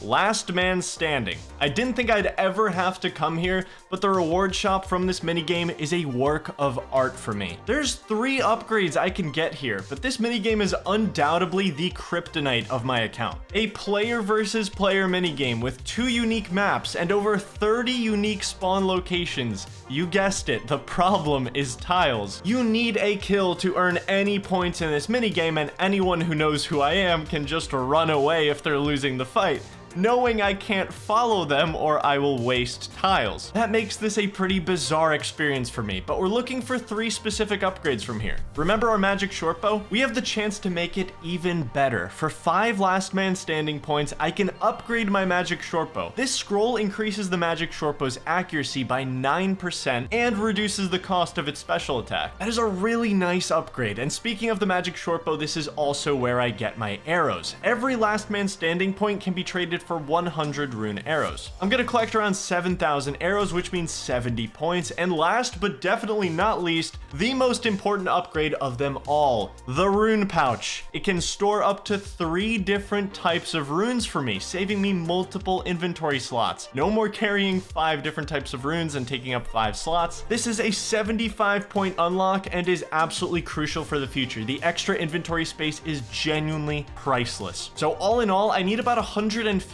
points, and just off rough calculations, I'm expecting this to be a 25-hour, maybe 30-hour grind. And that's 25 to 30 hours that I'm gonna have to be dialed in and actually focused on what I'm doing so that I don't blow my entire stash of tiles here. I'll have to fight without moving for the most part, but the tiles I have now are my buffer. But I'm gonna have to do my best to make this work. So the grind for the 3 upgrades begins. It's been over a year since I've been here, and I'm actually very glad to see there's a ton of people playing still. There's so many people here. The shop is a great way to get looting bags as well. I just need to stock up a lot of extra points for that, and 150 is already going to be quite a bit with my restrictions. Let's adjust the spawn loadout real quick, and then we will get to work. So as far as I'm aware, as long as I right-click join here every single time and I don't actually walk through the portal, I will always spawn on this one tile, so I don't have to go through the portal and spawn on different tiles in the waiting room every time. So this is the play. This is how I'm doing it every time. As always, the people in LMS are just lovely. No, my attack options, they're wrong. I can't attack players. And my cover's already blown. This is bad. I have a chance he's not praying. No, I could have killed him so easily. Damn, that is 4 tiles used in my first fight. That is so much harder than I thought it would be to not move. It goes against all of my strategy when PKing. You know, usually you can freeze someone, walk under. It's a psychology game. Like, I can't even really go in for a KO. I went in for a DDS there and ended up using 3 tiles. And I've already accidentally used tiles like that. It's so easy to do. It is incredibly easy to do. PvP has an insanely high skill ceiling in this game. I think it's one of the hardest areas to master, and there are like 4 billion different things you can do to gain an edge in PvP. But to value your time, I'm gonna explain in painfully simple terms. Step number 1, attack with whatever prayer your opponent is not praying. Step number 2, pray against what he's using, and also the most important, keep HP above 0. That's a kill. Let's go, baby. The first kill on the account. I'm getting points this game. When people just take advantage of me movement-wise, it is so hard for me to deal with. I just can't really retaliate to it. 2 points! 2 points, because I think I made it top 10 or something, so we got an extra point. That's huge. It's kind of sad that I will never be able to win one of these games, unless maybe I figure something out, but it would be really cool to unlock the cape for winning an LMS game. Obviously, the main problem is that wherever I spawn, I'm eventually going to have to go to the final safe zone of the game, and even if I do spend like 150 tiles to get to the final safe zone, it's not going to be the same next game, so why would I bother unlocking it? Yet another restriction I have is that even though I just got a kill, I can't go upgrade my gear with the key I just got because I'd have to walk to a chest, so my cover's blown again. Yep, that's going to be a 0-point game. Thank you for staying in melee range, brother. And now I'm pretty much stuck here. I can't upgrade this key or anything. I'm going to do some market research after this game. In fact, okay, this is my fate now. I'm just going to die to the fog. What are my odds of winning an LMS game? Well, they are much, much lower than you'd actually expect, and I'm not just talking about my own skill, I'm talking of just the logistics of being able to make it to the final area without using tiles. To win a game, I need a spawn location to coincide with the final area that is chosen for the game. When you join an LMS game, there's a 50% chance you either get the Desert Island map or you get the Dark Varrock map, and this is only possible on the Dark Varrock map. This means that right off the bat, I have a 50% chance of playing a map that I will never win on. Moving on, with 8 different spawn locations on the map, there's only one location that happens to coincide with where a final area can be. So far, my odds of winning a game are 1 in 16, but if we further that, there is only a 1 in 5 shot that this area gets chosen for the final area where the game ends. This gives me a 1 in 80 chance of being gifted the right conditions to attempt to win a game. I have to win 4 fights after being gifted these conditions. Winning this mini game on this account would be baffling and really, really cool. Damn, you warmed up. That's it. That's a good win, man. That's the guy who killed me in my first fight. Feels good. I have to make it into the top 9 to get 2 points, so as long as I do that every time, I should get 2 points instead of 1. And another 0-point game. And a kill. There we go. This is pretty close to the area that could be selected as the final area, but as you can see, the safe zone here is the Pillars of Sacrifice. So this is one of those cases where we landed the map and close to the spawn, not technically the spawn. We missed the chance for the final area to be here, so. And now it's time to slowly die to the fog as I secure my top 9 placement, and this is probably the longest part of the process. And that is another 2-point game. We take it. It's another kill. Oh my, whoops. And another kill. Well, -7 tiles. Still winnable. Yes. Up to 21 points. Nice, good fight. Wait, can I win this? Oh my god, I can't believe I won that. I did not deserve that. 29 points after that one. The final area, it's here. This is the first time I've seen it here. Oh my god. Do I go for this? Okay, there's the first one. I think I'm just gonna go for the chest. I think I'm investing into this run. And we got some decent upgrades. Okay, it's doable. No way I just double zeroed with the AGS on his 5 HP. There's literally... I can't believe I lost that. It's literally every item I need to win the game is on the ground, and I have 2 keys, and I still can't go win the game. 3rd kill of the game, which means I actually get a boost. This should be a 4-point game. I tried to make it until top 2. I ate all my food, every last piece. That's gonna be my last game of the day. Day 2 begins. Let's see how many points we can get today. I want to hopefully finish this grind by end of tomorrow. That would be really, really nice. I should be able to get the rune pouch today though. 75. I think I'm playing literally like 500% better since yesterday after just doing like a lot of these games, getting warmed up again. It's been a year. It's literally been a year since I played LMS. Yes, this guy just came along to slightly speed up my death. Thank you so much, man. So I've been at it for about 4 hours today, and as you can see in the chat, we just finished a 2-point game and we're up to 75 points. It's finally time to get this thing. Definitely noticed a pretty big difference in the quality of my fights today. There's the rune pouch. Okay, the most exciting upgrade of the 3, in my opinion. This is such massive quality of life. Let's just put the law, air, and earth runes in here, and look at all that space that was just freed up. I feel like a new man. I feel reinvigorated in the world after that. In theory, I could leave now and still be happy, but I'm not done just yet. I do want to win a game, first of all, but the magic shortbow scroll is going to be amazing for Zulrah, and we still need the ammo for the shortbow, or we're not going to be shooting anything out of that bow, so nice. GG. Hopefully this is a 2-point game. Top 9 secured. That's a 2-point game. Very good, very good. Good fight. What the? I just died to a staff bat. Watching a documentary on fish. Top 3. Look at me go, baby. That's a 3-point game. Oh my god, what a hit. Good fight. Oh, no, no, no, no, no. Oh, I hate that, dude. I hate that so much. And that, oh my god, the fog is here too. Oh, what a miserable situation. What an incredible... He can literally just stay out there and he wins the fight. That's literally all he has to do. That is by far the most frustrating part of this for me, is situations like that. Well, top 5. It's time to focus up. I don't know, you know what? I'll spend some tiles on this. This is the final areas here. I have to win this fight though.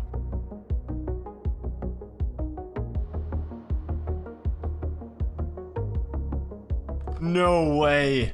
Barely. Holy shit, I did not deserve to win that fight, but I've just been gifted a chance. I have to win probably 3 more fights to get this win. Bro, even this guy's name is scary. It's just shoot. I don't know how much I like that. Change spray.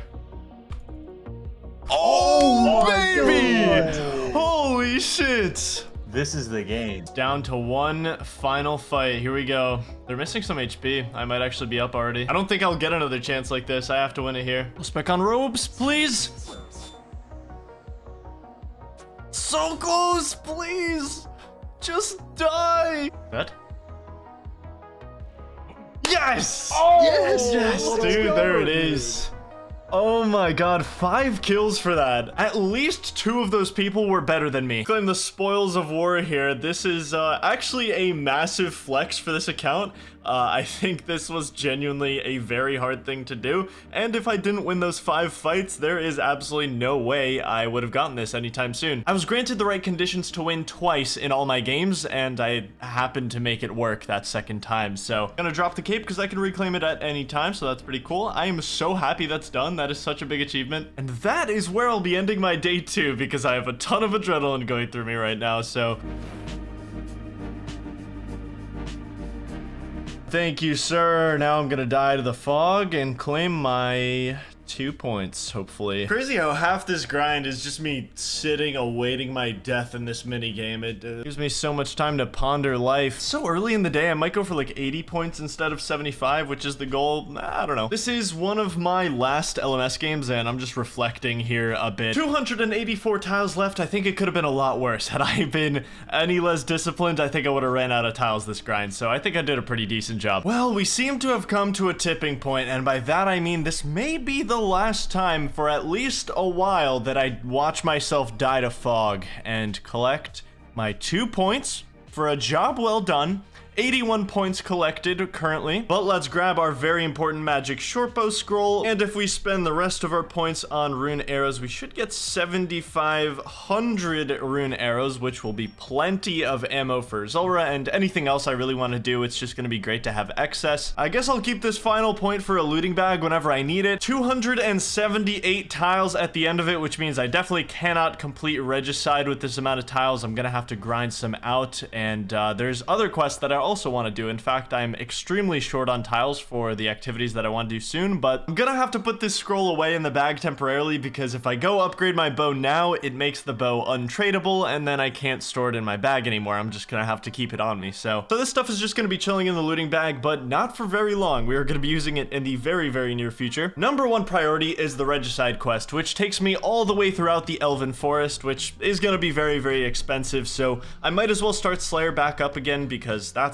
a level that I'm gonna need way higher anyway. I don't plan to heavily grind Slayer for a while, but I do want to hit 90 range before I go to Zulrah, so that's gonna be a little midterm goal for me. Currently very close to 88 range actually, so we're only gonna be 2 levels away from 90, and I think that's gonna be a great milestone level to go to Zulrah with. There's a Calphite task done. Greater Demon task. I do not have this unlocked. I'm gonna have to go to the Chasm of Fire for this one, I'm pretty sure, which is close to a fairy ring, but that's gonna be like a 40 or 50 tile investment. In the name of a Slayer unlock, I will do it. Well, that's the Chasm of Fire right there, so whatever, let's just go. And there's 88 range, beautiful, 2 levels away from the big 90, and it's nice to get it on a Slayer task because it feels like I'm double productive in a way. I did not expect this to be such good money. Look at my chat box, that's 3 rune full helms. Anyway, there's a Greater Demon task completed. Quick little Herblore level 22. Welcome to the beach! I've set 90 range as one of my final goals before getting the requirements for Zulrah, and this is how I'm gonna do it. It should take close to 20 hours to get these 2 levels, which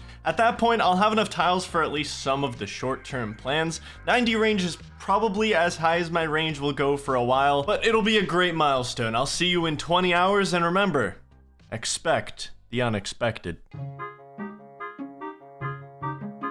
Wonderful way to end the day. Got a lamp and a book. I'm off to bed, but that is 23 Herblore. I will finish up 90 range tomorrow. 89 range, check it in, and my level up message got scammed. I don't know where it went, but should finish up 90 range in the next 10 hours or so, and we're close to 900 tiles, so I think by the end of this, I should have enough tiles to do at least half of the things I want to do, which is nice. Who could have predicted this? I'm out of bone bolts. I have to go get a candle as a light source and buy more bone bolts. I have one 1.2 mil right now. I will probably be poor again within a month, but that's okay. 18,000 bolts reloaded, and 20 hours later, there we go, 90 range. Damn, that looks so good. Look at that 9-0, man. There's something about that. My max hit with a bone crossbow should be 20 now. Isn't that insane for a bone crossbow to hit that? I am so excited for this week. I've never done low-level Zulrah, and today I'm going to be doing everything I need to make that possible. I have 1,550 tiles. It is finally time for this quest that I've talked about for like a month. In fact, I don't even have all the requirements to do this. I need 30 mining because I need to mine like probably 10 coal for the quest. 30 mining should take like 20 minutes or so since I am going to be using a bronze pickaxe, but after that, we are completely ready to do the quest. I remember thinking Regicide was going to take like 1 billion tiles. It's actually not going to be super expensive. What is going to be expensive are the quests that I do after. Dude, it feels like forever since I've been on a canoe. It's been like 6 years. Am I really about to mine tin all the way up until 30 mining? I guess I will. Actually, this is a terrible idea. I just realized I'm going to need to mine iron in the future anyway, so I might as well go unlock some iron. Okay. This is a path I used during the Fairy Tale Part 1 quest, and as you can see, there are some super close iron rocks here. 27 mining, 28 mining, 30 mining after 17 minutes of hard work. We can now mine coal. We can also mine rune essence, which is going to be nice in the future, and we can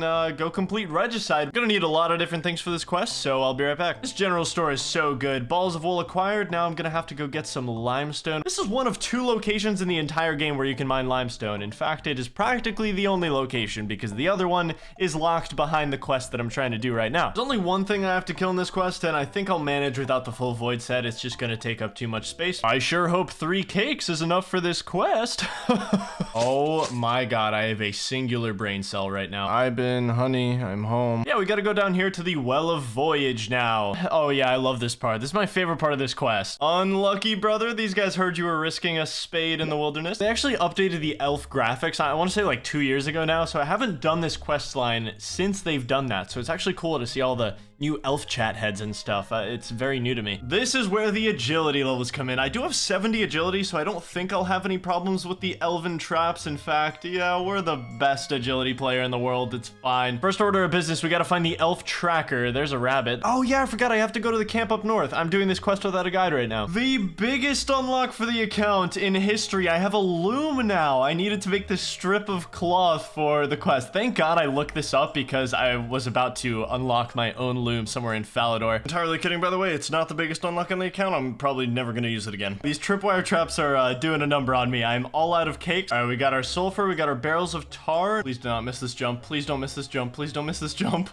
Oh, okay. That was a little sketchy. I'm just gonna unlock this furnace. It is so close to a teleport. I'm gonna be using it all the time pretty soon, so mining this coal is going to take 16 years. I have the lowest mining level possible and a bronze pickaxe. Okay, 10 coal. I'm gonna hope that's enough for this, unless I screw up. We want our pressure to stay in the green. Then we start adding coal. This is the most important part. You want to add coal, or your barrel will not distill. Once we start adding coal, our heat needs to stay in the green. The most crucial part. If your heat's... Oh my god, what? No way am I 1 coal short. No way. Oh, I have to go get more.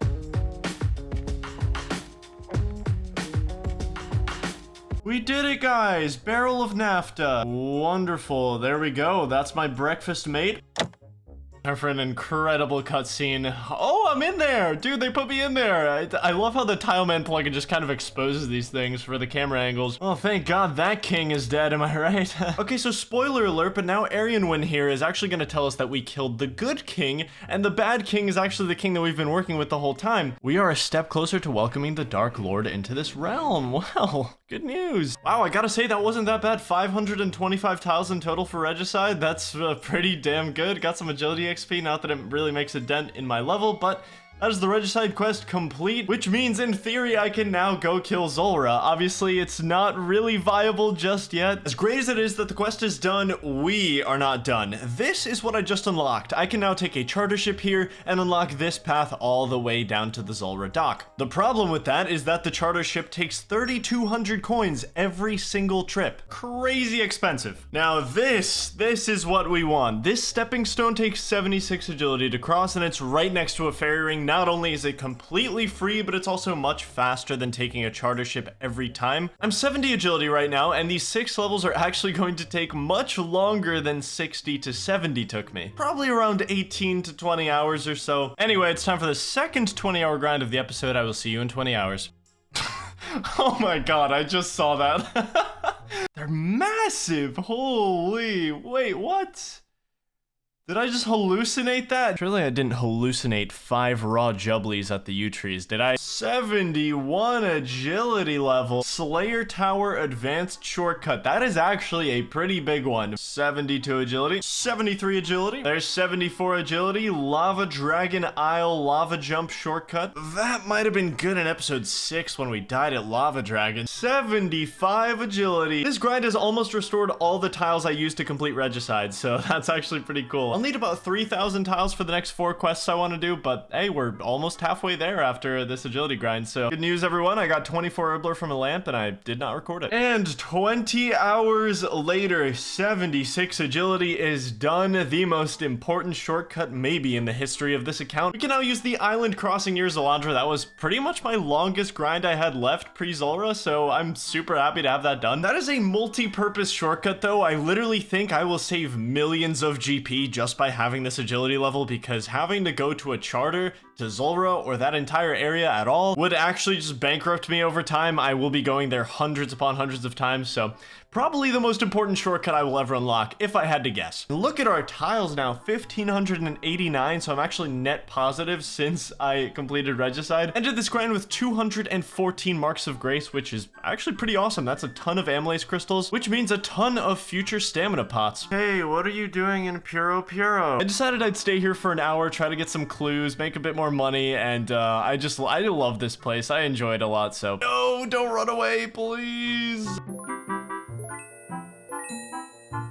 Cash stack is back to 1.2 mil, so it's time to get back to work. We've got one major quest to do right now, which is the feud. I know what you're thinking, Settled, why are you doing the feud quest? Everyone say that, please. There's a very important reason to do the feud quest. So imagine this scenario, right? I go into Zulrah, I die, how do I get back? That's the thing, I have no path to get back to Zulrah if I die. I'd have to spend hundreds, maybe 1,000 tiles just to walk back there. But once I do the feud quest, I'll have access to a shop that sells law runes. Not to mention this shop is going to be crucial in an entirely different way. I'm just going to be moving my house to Pollen of Nietzsche, and that way I can just teleport back here. I'm going to have to teleport here like 8 times for this quest, so this whole quest takes place in the desert. Dude, how many RuneScape plotlines have to do with like making someone extremely drunk and getting information out of them? I swear, like at least 40 quests. Alright, time to unlock the camel shop for the quest. Why can't I get my own camel? Well, that's a great question, Jagex. Please get on it. Oh, there we go, my first blackjack. So this entire quest is basically about trying to dissolve a feud between the bandits and the Menophites, and basically no matter what you do, they're always gonna hate each other. It's not gonna matter at all. We got the jewels, breaking and entering completed.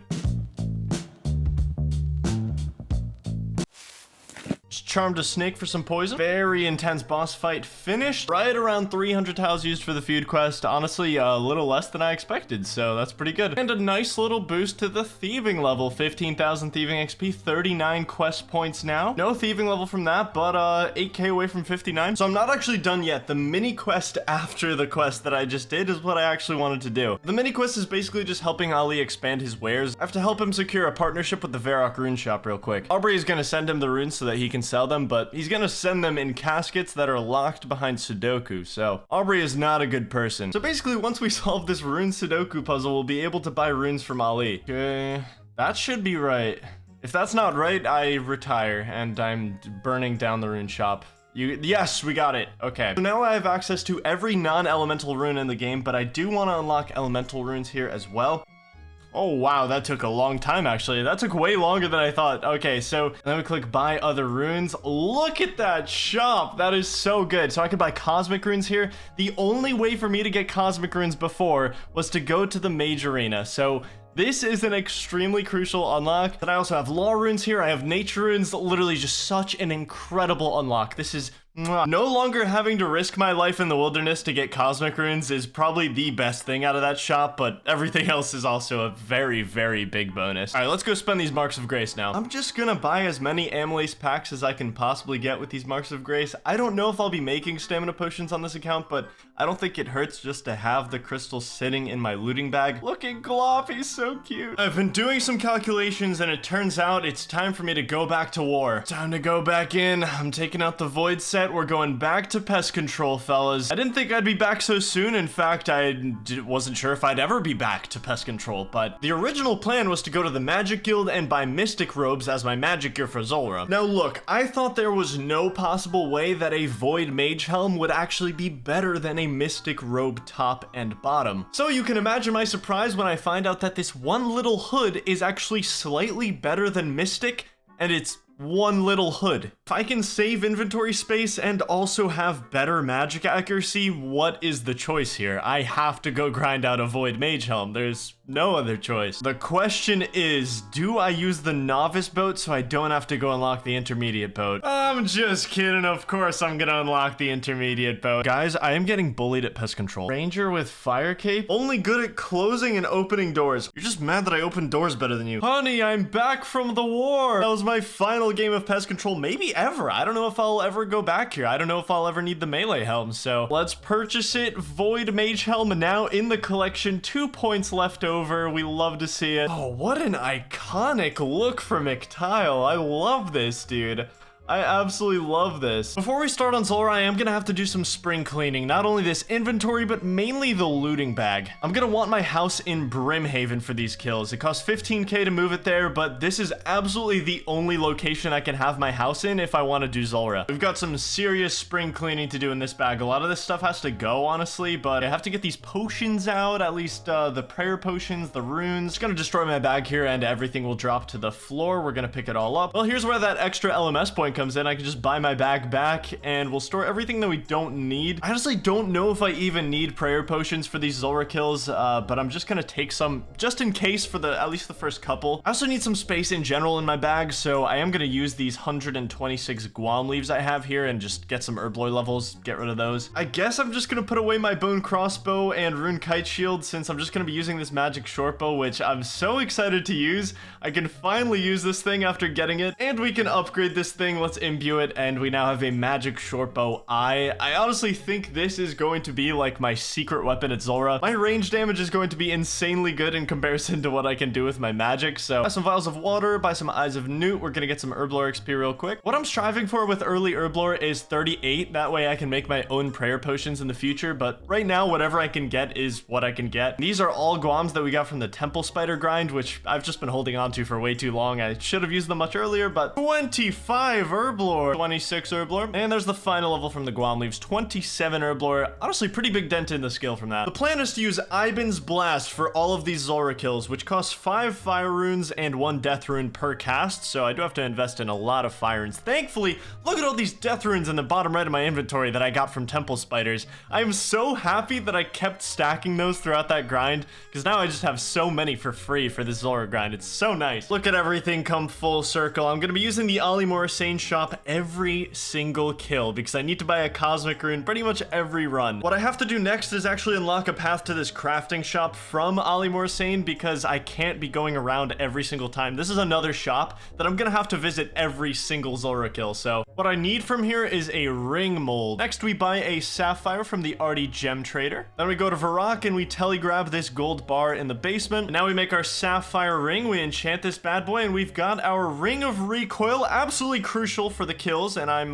just gonna drop this ring of dueling, I guess. So this ring only recoils 40 damage and then it breaks, which is why I'm gonna have to make a new one every kill. Okay, one last order of business. Well, if it isn't the staff I alked for 25k or whatever it was. So I'm paying 200k to repair this thing and another 200k to upgrade it so that it holds way more charges. So yeah, 400k to use this staff, but I have to say it's definitely worth it. There's pretty much nothing comparable at my magic level that can hit anywhere nowhere close to the 25 that Iban's blast can hit. And of course we have to grab our newly minted Void Mage Helm, which makes our entire magic setup not trash. These are my switches for Zulrah. Look at this two-way switch from range to mage. I mean, let's be honest, the magic setup is still going to be completely trash, but at least the Void Mage Helm makes it somewhat bearable. Also, you're probably wondering where I'm walking right now. I am walking to my food source for this entire grind. Having my house in Brimhaven just lets me get to this food shop super easily, and they sell Karambwans here. Granted, they're a little expensive, but they heal 18 HP per, so it's pretty much the best food that I can have easy access to. I mean, I still had 3 more quests on the agenda, but I just don't have the tiles for them. Like, if I do all the quests that I want to do before Zulrah, I'm just gonna end up stalling this grind for another, like, week. I don't really have the time to grind another 1800 tiles past this, so I'm gonna go to Zulrah with this massive excess of tiles. Also, spoiler alert, this will not be good. These kills will be tough. These actually will be pretty difficult kills to get. After I get a full inventory of food, I'm gonna have to run down to this general store every single trip as well and buy some anti-poisons. Last but not least, every single piece of this puzzle, 76 agility for the stepping stone shortcut, actually just saving me like $1 billion over the course of my entire account's history. We should not be here, and for that reason alone, we have a chance to propel the account progression with rocket fuel. The Zulrah drop table is super powerful, and early blowpipe is the holy grail. I start using a blowpipe with dragon darts, and I have practically one of the best weapons in the game. I've never done Zulrah at this low of a level before, so here goes nothing. See you on the other side. I'm gonna wait for my run energy to recharge to 100 before I step into this kill, so you need to learn what we're up against here. And you may be asking, why is Zulrah gonna be so difficult in this gear? Well, Zulrah has 3 different forms, and every single one of them is weak to something. Green Zulrah is weak to magic, blue Zulrah is weak to range, and red Zulrah is kind of weak to magic, I guess. But one of these forms is very, very dangerous, and that's this blue one. When you see blue Zulrah, from now on, you think danger, okay? That's because this form attacks with magic and range. It's random, which means unavoidable damage with a max hit of 41. While blue phase means danger, green phase means peace, love, victory, wealth, prosperity, everything, all of the above. Even though I can do more damage on blue phase because my range is obviously much stronger, we still always want green phase, no matter what, because I can't take damage, and that's the most important thing. These clouds are gonna limit where you can go and where you should be standing for each rotation. These little snakelings are probably the most annoying part of the fight, but any damage that they do to me will instantly just kill them due to the ring of recoil that we're gonna make for every single kill. There's also plenty of other mechanics that you'll just learn as I go. I've looked at a few Zulrah guides in present day, and even the lowest recommended setups are still light years ahead of my own. Almost none of them even include the Iban's staff as an option, and if it is listed, it's as a very last resort. I'm severely undergeared for this, and that is what makes it so fun. Okay, the run energy is at 100. Let's do this thing. It's time. Honestly, pretty nice having an excess of tiles right now, because I'm probably gonna end up unlocking most of this island. So it's not so simple as to just walk in here and get a kill. I'm gonna be doing something called rotation scouting. There's 4 possible rotations or patterns which dictate where Zulrah will pop out during the fight. The easiest one for me to do is number 3. So after she submerges, we want a range on the left side, and that's not it. That's a melee in the middle. If I don't get the rotation I want, I can just log out and try again. As long as I'm quick with the log out, if the boss hits me, it's too late. But this way I can just keep retrying for the rotation I want. I am only rotation scouting because my gear is so bad, otherwise I wouldn't be doing this at all, but my best chance to get a kill is by doing rotation 3, which means a green Zulrah on the left side. And that is not it, that is rotation 4. I'll be avoiding rotation 4 at all costs. It's by far the most difficult for me in my current gear. Just green on the left, green on, there we go, green on the left. So this is our first chance to get a kill. This means I'm on the right rotation. We're gonna try to take this all the way. So this is a strategy that I'm gonna have to employ on at least some of these blue phases where I just hide from it. I'm not gonna be able to do it on all of them, but whenever I can do it, pretty crucial to my HP conservation. Another reason why rotation 3 is so great, that's 2 blue phases that I can actually hide from. Not all of them I can hide from. The next blue phase I'll actually be able to do some damage to. So if we time this right, we can get some free range damage in here. And look, so she actually didn't attack me at all there. I can dump my specs. Look at that spec, holy. 1615 with the magic short bow spec. I'm not gonna get to do that often, but when I do get to do that, now we have a Jad phase, so I just have to alternate my prayers every single time. This venom is ripping into me though. I'm literally going to die to this venom. I'm gonna have to try to handle this situation now. Okay, I'm gonna be good for the venom now. I might need more anti-poisons next time, unfortunately. So here we have more free range damage on the blue phase. It's not gonna attack me here. Okay, so this is a new rotation now. So the fight went on long enough that we're actually getting an all new rotation. So this is either rotation 1 or 2 that we're doing now. We're really not doing enough damage though. Zulra's at half health and I'm already running pretty low on supplies. I have no more anti-poisons left at this point. I'm gonna have to get a lot better at this if I want to get a kill. A lot better. That is only half HP done. I'm gonna take a little risk here and try to do some range damage. The range damage is so good. Look at this magic shortbow go in. And I forgot to cross to the other side. This maybe even could have been a kill if I crossed over to the other side, but it's been so long. Okay, I have some homework to do. I made a lot of mistakes there, but honestly, that kill showed me that it's definitely possible. Completely safe to die in your house, by the way. You just spawn out here and you're completely fine. So honestly, I think another big problem there was I didn't use my anti-poisons to their fullest potential. Considering these kills are like 5 or 6 minutes, that's probably like what, 150 damage to just venom. Yes, rotation 3. There we go. All right, let's give this another shot. Oh, my recoil wasn't on this whole time. No way. That's so sad. I've been taking so much damage for that. I'm still gonna go for this kill, but I took so much damage. I brought 2 recoils. I didn't want to waste my other one, and it was already low, so it broke really quickly. I mean, my damage is pretty good so far, so there's still a chance. Snakelings, be humble, please. If they don't hit me for a lot. No! My recoil's out. My recoil is out. No! Heartbreak. Absolute heartbreak. I'm gonna try with one more anti-poison. We're gonna take 3 this time because I'm taking a lot of venom damage. So with all the little stages of prep for these kills, it takes me probably about 6 or 7 minutes to get ready. We got our Cosmic and Water Rune over here. We buy a Ring Mold over here. I buy 1 Sapphire. Telly grab a gold bar. I make my Ring of Recoil. We enchant this thing. Then I have to go get my food. Stocking up on food takes a couple minutes through hopping through every world and takes about 6,000 GP every single trip. My goodness, these hits. This is the first phase. If this is rotation 1 or 2, I'll do it. Okay, screw it. I'll go for it. I've done so much damage that I feel like it might be worth it, even though I get less range phases this way. So I get to dump my specs a little early, but yeah, that's the issue. Oh, okay. 2 range attacks. I can't actually hide from that one if I just book it through the poison. That's a teleport. That wasn't even close. 150 damage. That was really bad. I'm gonna stick to rotation 3. That wasn't too good. Let's go make another Ring of Recoil, get some more food, get some more anti-poisons, and we'll try again. Rotation 3. I'm home. All right, let's go for it. Oh, magic shortbow. Go. Hit something. A 6. I think. Oh, this one we just get to DPS. This is a free magic phase. Damn, I did no range damage on this one. That's gonna be a teleport. Bad RNG. Very bad luck on that one. Oh, great, and this is a random phase. This is what happens when the fight goes on too long. You get a little random phase, and it's actually not the standard rotation, so I think I'm getting better, though. Get me out of here! Get me out! Get me out! So close, dude. So close. Like 50 more damage, and I get that. Humble, humble, humble. No range. No range. No range attacks. No range attacks. Please. Okay, this is doable. No, this is the random phase again. God damn it. Another close kill. Look, I've done 3,000 Zulra kills in my time on RuneScape. Never have I ever seen a random phase, because usually you kill the boss in under 3 minutes, so it never goes on long enough for you to experience that. But now I experience it every single kill. I'm gonna unlock a path to these jungle bushes here, and the reason for that is I'm gonna be looking for Broodoo victims. I'm looking for something in particular, and I'll tell you guys once I find one of these Broodoo victims. In the meantime, let's go do a Zulra kill. Oh my god, this could be it. I just need some good hits. Some good hits and humble snakelings, and I have this. I have 1 food left. I'm just gonna drink this prayer pot dose. I don't care. I'm committing. Just give me a little bit of luck. Yes! Is that it?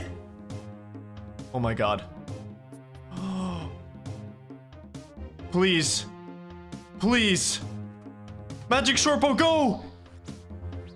Yes! Yes! Yes! I got it! 458, first Zulra kill.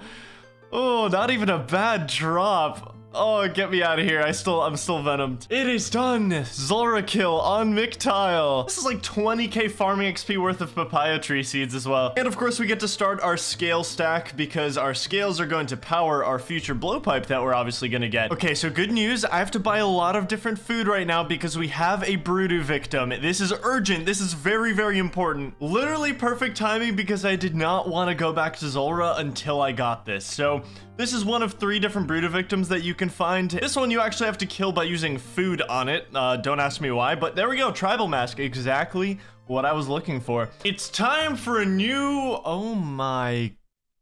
It's time for a new upgrade. Let me introduce you to the Broodoo Shield. Such an unusual item, yet it's gonna be such a solid upgrade. This thing gives me an extra 3 magic attack bonus, which may seem like a little bit, but remember, I'm wearing full Void Mage, which gives me a 45% accuracy boost. So any attack bonuses I can get gets amplified by that 45% accuracy boost. And it gives me 5 whole prayer bonus. That is so insane for a single item. This 5 extra prayer bonus makes it so that my prayer is going to last an extra 25 seconds during the fight. That is very, very significant. So yeah, I currently have the mask. I need to turn this thing into a shield, and for that, I'm going to need a couple more things. Actually, I have to kill these snakes next to me for some snake hide. I'm going to unlock this flax field because I'm going to need it in the future anyway, but I need to get 35 crafting to make this Broodoo shield. Everyone who subscribes will get a free piece of flax. There's 34 crafting, 1 level to go, and there we go, 35 crafting. Look at that. We can now craft Broodoo shield. Let's go make this thing. I'm actually so excited. It's like such an unusual item,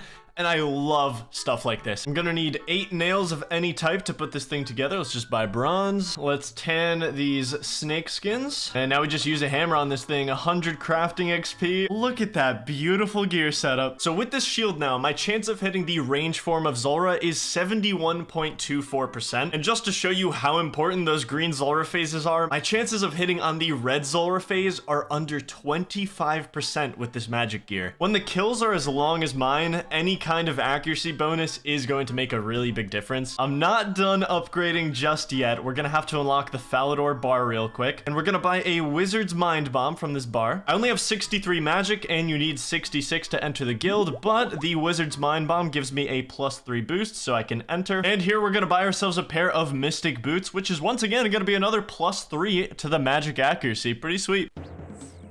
Oh, beautiful magic short post spec, a 25. Absolutely love to see it. Just a little more damage. I'm risking it. Come on. I don't care. No prayer. I'm risking it. Please. No. I had like a 90% chance of dying. Doesn't even count as a kill. Hey, 64 magic. Nice. Everything helps. Everything helps. Come on.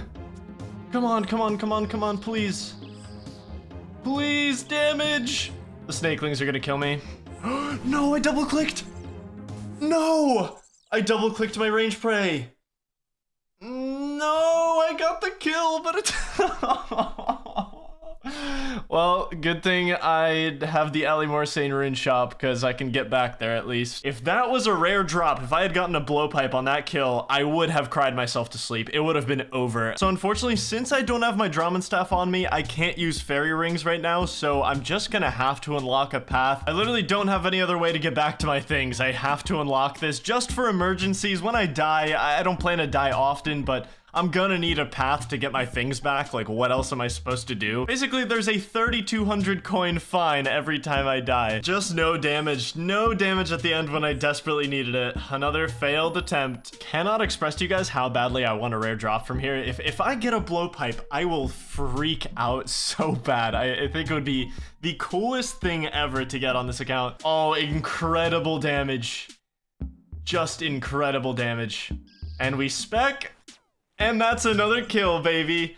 So good. Let's go.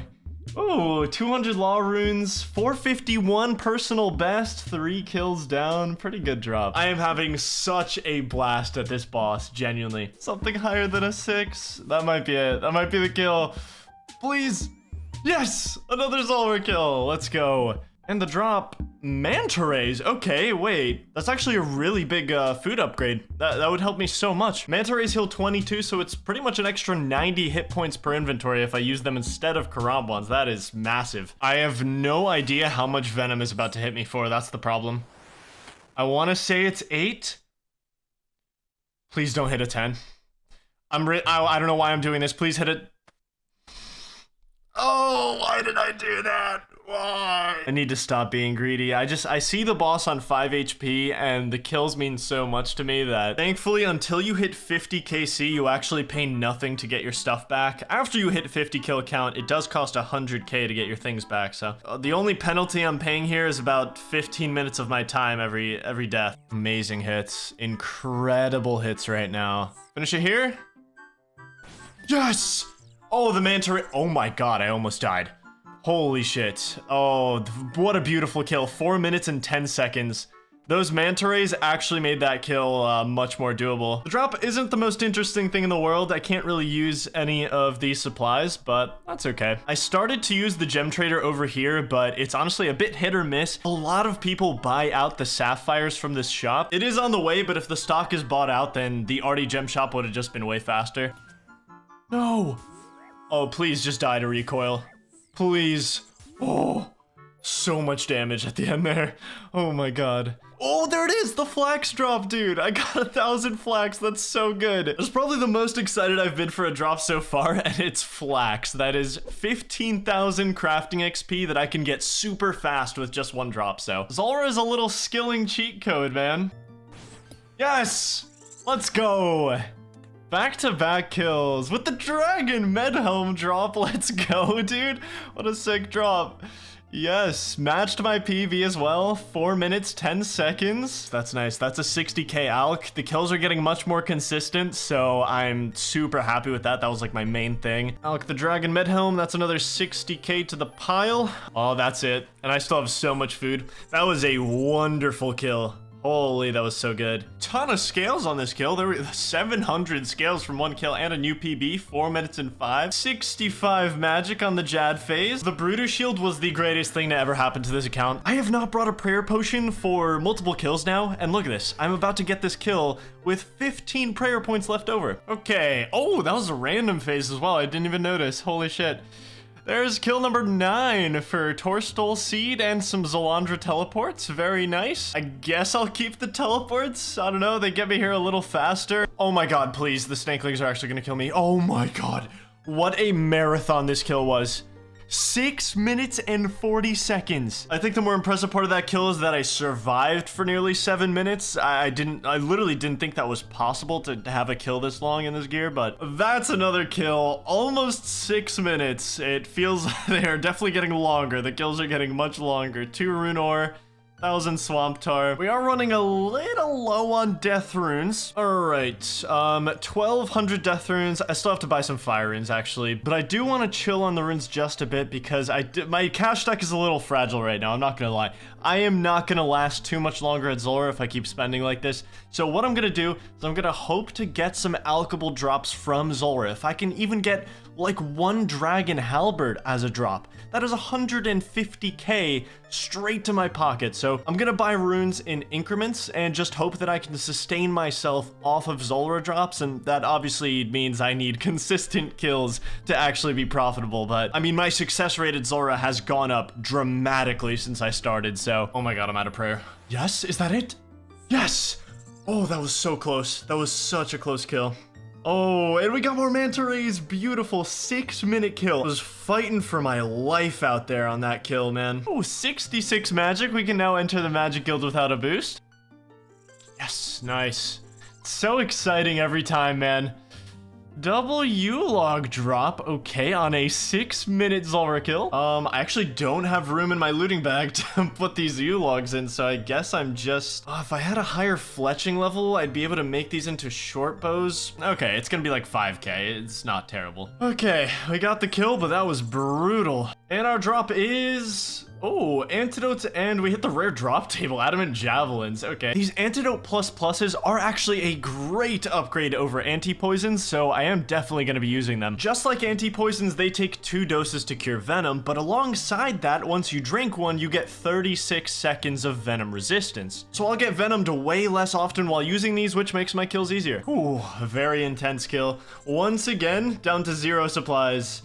And a very good drop at that. That's actually really nice. That is so much farming XP for the future, man. I actually really like these drops. Zulrah is kind of like a cheat code for these future skilling grinds. I had to walk all the way down to the underground pass to recharge the Ibn staff. It only holds 2,500 charges, and well, I'm down to about 70, so we're just gonna recharge this thing fully, and we'll be good to go for probably another 20-something kills. So let's do it. Been doing this for a while now that I know a lot of little tricks like this now, where I can just shoot this little snakeling, and that saves me potentially up to 15 health that I don't take from that little guy. So what a clean kill. 6 food left and some anti-poison.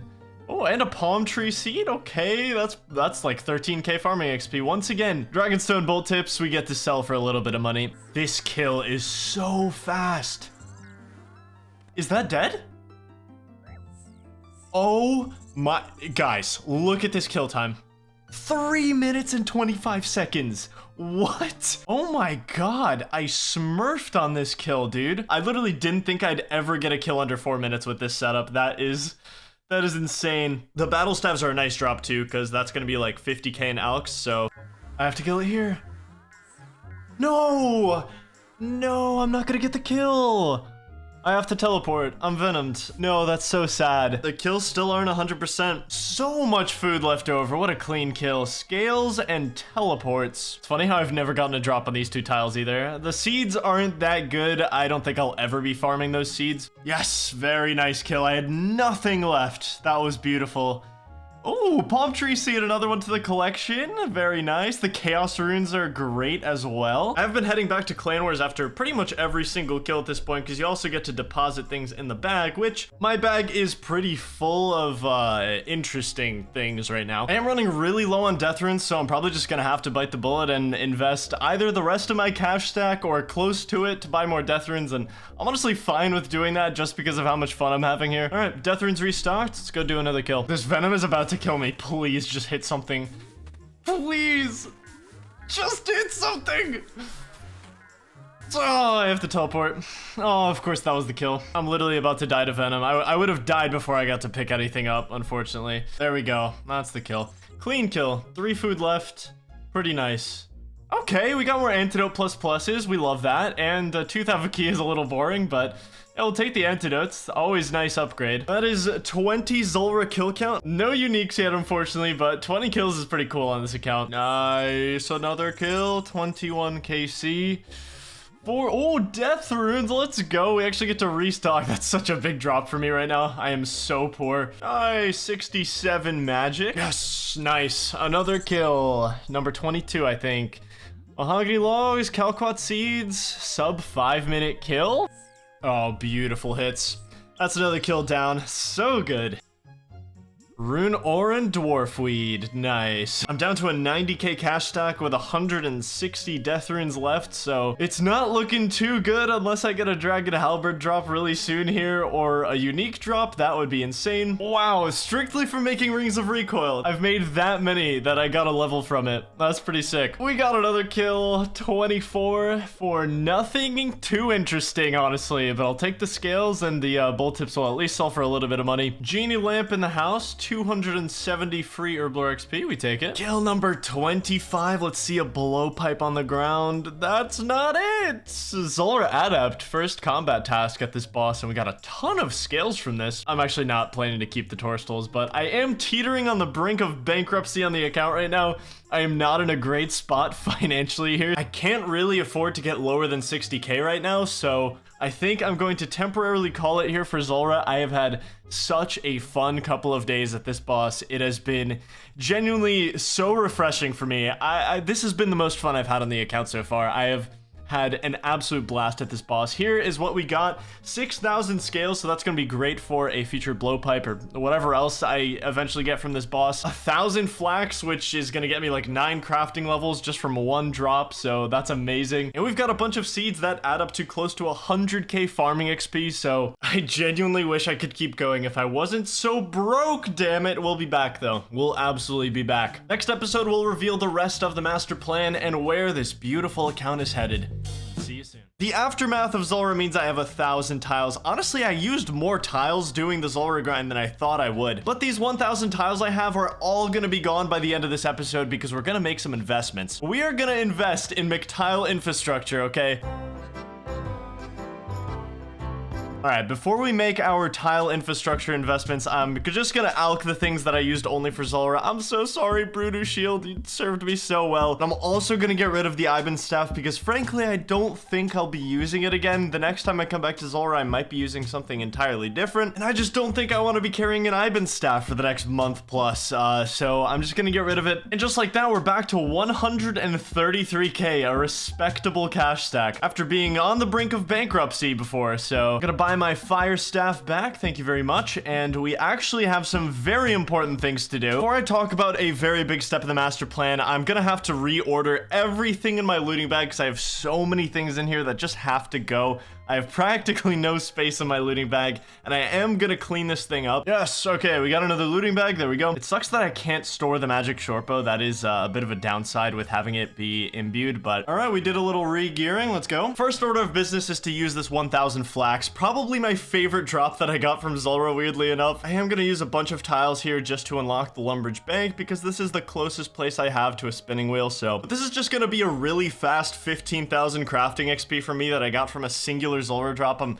kind of sad I didn't get more. 37 crafting. Oh, great news. 38 crafting. 39. And 40 crafting, the final level I'm gonna get, but I can now enter the crafting guild, which is really nice. See, this is what I love about this drop, man. I got these levels so quick. I wish I got more flax drops, man. One of the quests I'm gonna be doing really soon is Family Crest, and we just knocked out a requirement for that. 40 crafting was on there, so all I need now is 40 mining and smithing. This quest does give me something really, really important for the future. Speaking of the future, it's time to discuss the master plan. I'm not gonna say this is one of the last steps of the plan, but it's pretty close. I mean, this seriously changes the trajectory of the account. The master plan has changed a lot since it was devised many months ago. I've kept future steps of the master plan a mystery to keep you guessing, but the task ahead is simply too big. It's gonna require hundreds of hours and tens of thousands of tiles. But this is the goal that makes everything possible until the end of the series. My original plan for the Inferno was to attempt it with either a rune or Armadillo crossbow. Frankly, after being trapped in Morytania for 3 years, I wasn't up to date on all of the things that happened to the west side of the game. Crossbow gang is outdated. It's how I completed my first ever Inferno. But there's a weapon out there that changes the entire landscape of possibility on this account. And that's not an exaggeration. What I'm talking about is the most accurate bow in all of RuneScape. The Bow of Ferdinand, also known as the Bofa. This bow is disgusting. And funny enough, I've never owned it on any account. It's accurate enough on its own, but when combined with a full set of crystal armor, you amplify the bow's damage and accuracy by another 15 and 30% respectively. This is what I want this account to look like. This is the dream, especially because ranged is kind of my thing on this account, but the road to achieving full crystal armor and the Bofa on McTile is tough to say the least. I haven't done exact calculations yet, but let me put this into perspective for you. To even begin working toward the bow and the armor, I'll need to complete a Grandmaster quest, the Song of the Elves. This is the most requirement-heavy quest in the entire game. You need 8 different skills in the 70s, as well as tons of prerequisite quests that will take thousands of tiles to even start this thing. And we've done quests in the past that took 1, maybe 2,000 tiles from us, but compared to this, I'll need 20,000 tiles to complete the Song of the Elves. I don't even have that many total tiles unlocked yet on the account. Not to mention some of these skills are going to take months of grinding. 70 Herblore alone will take that long. But the prospect of having full crystal armor and the Bofa on this account is insanely exciting to me. I've never owned either on any account. And to accomplish them from scratch on a tile-locked Ultimate Iron Man and then use them to beat the Inferno is the dream on this account. And from here on out, that's the dream we're going for. The next step of the master plan is to complete the Song of the Elves. Nice, got another one. Yes, there we go, Mithril Pickaxe, baby. Every plan starts with a baby step, and this Mithril Pickaxe was mine. Eclectic Implings have a 1 in 10 shot of dropping this pickaxe, and I actually have no access to any pickaxe shop in the entire game right now. This was my only way of getting my best pickaxe currently. Now look, I'm not gonna beeline the account to every Song of the Elves stat requirement right away, but you'll notice that a lot of the things I'm gonna be doing in the next couple weeks, I'll keep this goal in mind as the ultimate goal of the account right now. Right now, my first order of business is to get 40 mining and smithing, which does work towards Song of the Elves, but what I'm actually seeking out right now is completion of the Family Crest quest. That quest will give me access to some amazing gauntlets that actually improve my XP from smithing gold by 150%, so you might imagine that's probably going to be pretty useful for the 70 smithing grind that we have in the future, so I guess this does kind of relate to Song of the Elves. I don't think this is gonna work here because I don't have an anvil close by and I have so many iron bars. Like, where am I supposed to use these? I actually think I have to go find a new spot. I can't really use this. There's no anvil close by. I have to just go find something else that hopefully has 3 iron rocks and an anvil close by to use the bars with. I've compared a few options for where I could mine and smith, and I think this is my favorite one. It's south of Soul Wars. Now, the reason why I like this spot so much is it's actually an investment into the future. That may sound a little weird, but there's 3 iron rocks in one spot here, which my mining level is too low to mine them fast enough right now, but that's why this spot is so good, and we have this anvil up on the hill, which I'm trying to find a way where I can just one-click it from here and have my character run all the way up the hill. Ooh, and it is possible. I'm just gonna let him run. I'm just gonna let my character run. Whatever tiles he unlocks, he unlocks. This gives me like 30 seconds of AFK time per trip, so it's pretty nice. I'll just let him run. We arrived! Okay, 24 smithing. I feel like this is gonna take a lot longer than I think it's gonna take, just because the trips up and down the mountain themselves are pretty long. This will be a little bit of a process, but honestly, this seems like a pretty chill grind. 1250 total. I can now access the 1250 total worlds. Honestly, those worlds come in pretty handy sometimes. It's nice to at least have one unlocked. 26, 32, 27, 28, 33, 29, 34, 30, 31, 35 mining, 36 mining. Making iron plate bodies now. The bars are going way faster. This path has become very ugly from a tile perspective. I have made a lot of clicks going up and down this mountain, and I have unlocked practically every tile back and forth. Just got 37 smithing, and I'm actually pretty much out of nature runes, as you can see. So this is gonna be my last little trip here. Today we're gonna unlock a brand new way of getting nature runes that I completely forgot about, but it's incredibly good. We're gonna need some firepower for this new unlock, so we're taking out the void. We're getting our bone crossbow ready. Welcome to the early game kingdom, Fairy Ring BKQ, the Enchanted Valley. I don't know why I forgot this place exists. I've been here like a million times, but I forgot my axe. I can't do anything without an axe. I remember thinking this was like the most beautiful place in the game, and you know what? For today's purposes, it is. So every time you hit this tree, a tree spirit will pop out, and these are what we're trying to kill. All we have to do is lure it behind this bush, and we can kind of just go from here, and these guys drop not only a ton of nature runes, but also a variety of different axes, seeds, herbs. The only downside is that you don't really get any XP here, so it's not like I'm gonna be farming tiles here.